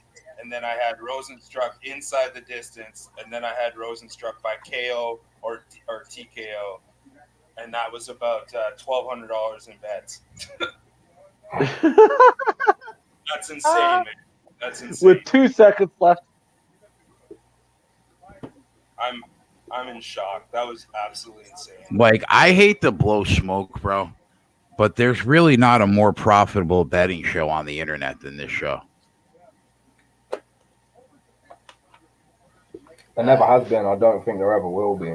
To be Like, quite honest. I sound like an asshole when I say that, but I I don't mean, want to come be on. that guy. But there really isn't. No show, no matter what channel it's on. No. Biggie boy Ngannou. Let's go. We've been doing wanna this, see Jay. On we did it on our old channel, and then we got picked up by SBR. But I mean, there was a reason why SBR picked us up. I mean, we've been doing this shit since fucking January. I mean, we have people in our SBR chat now who's been with us since we started on our own channel back in fucking January. There's a reason why we went from talking to 3 people to talking to, 200 people on our own channel in the manner of like 4 months. Hey, the Flames won in regulation as well. We're up like 60 units, bro. Oh, Flames won a regulation? Yeah, they were down 2-0. They won 4-3. Book that one too. Al gave that out.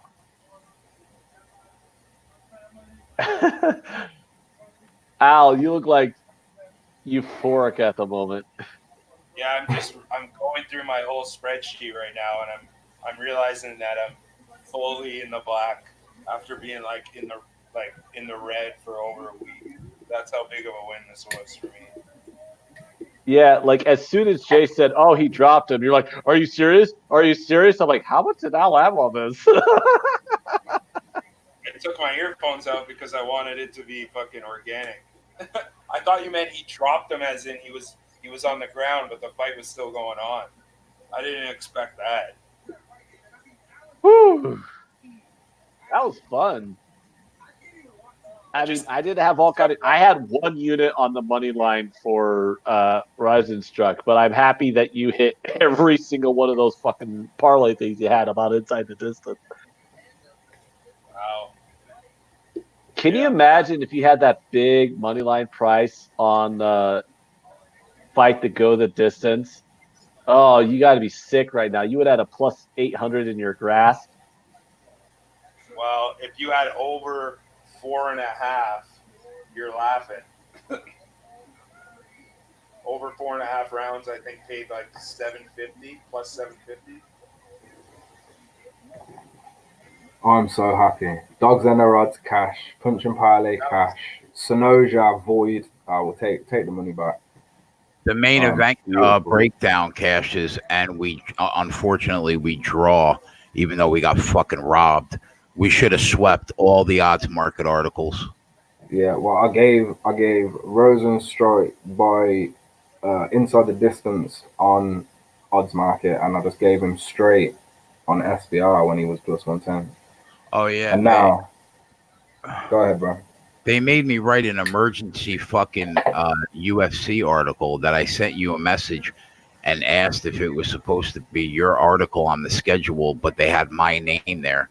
And they asked me to do it last minute on Saturday morning or Friday, yesterday. Which article? A main event breakdown.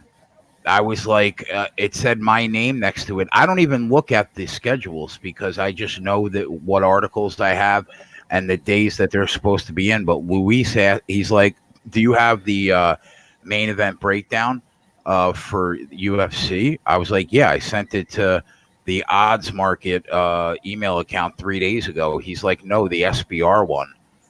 I was like, I've never written a UFC article for SBR ever. I don't know. The first look, the world was already. Are you on about for the event that's just happened or next week? No, this one that just happened tonight. So I had to write one like at the last minute. You picked Rosenstrike, didn't you? Of course, yeah. I did it on my odds market article too, and we talked about it on the show on with Flash too. Rich G in the chat. He says it was 4-0 Overeem on all three cards. Was it? Wow. That's just, I mean, these refs are fucking retarded. The judges. Four on what planet? Like, what fight are you watching? What are they smoking? That's how Marina Rodriguez gets chipped out of a fucking draw.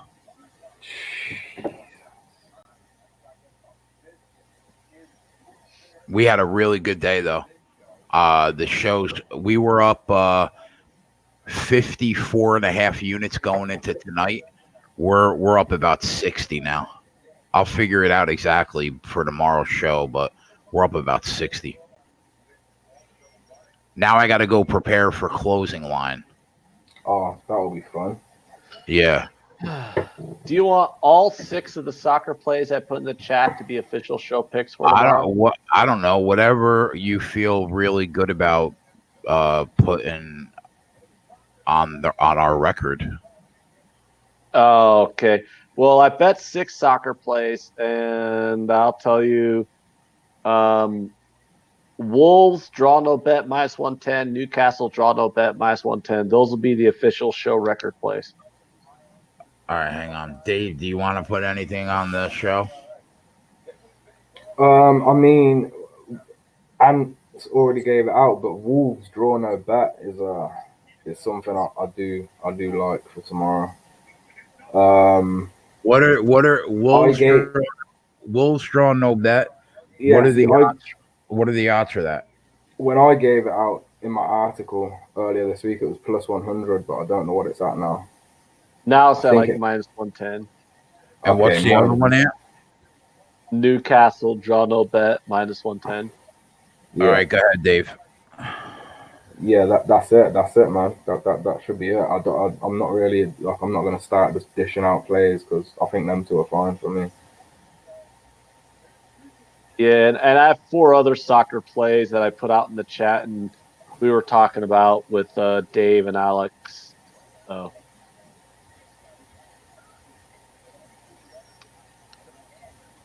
there we go. All right, boys, we're getting out of here. It's been a long day. It's like old school. 10 hours we've been on. Oh my God, has it been 10 fucking hours? Yeah, 3:00 in the afternoon. It's 1:00 in the morning.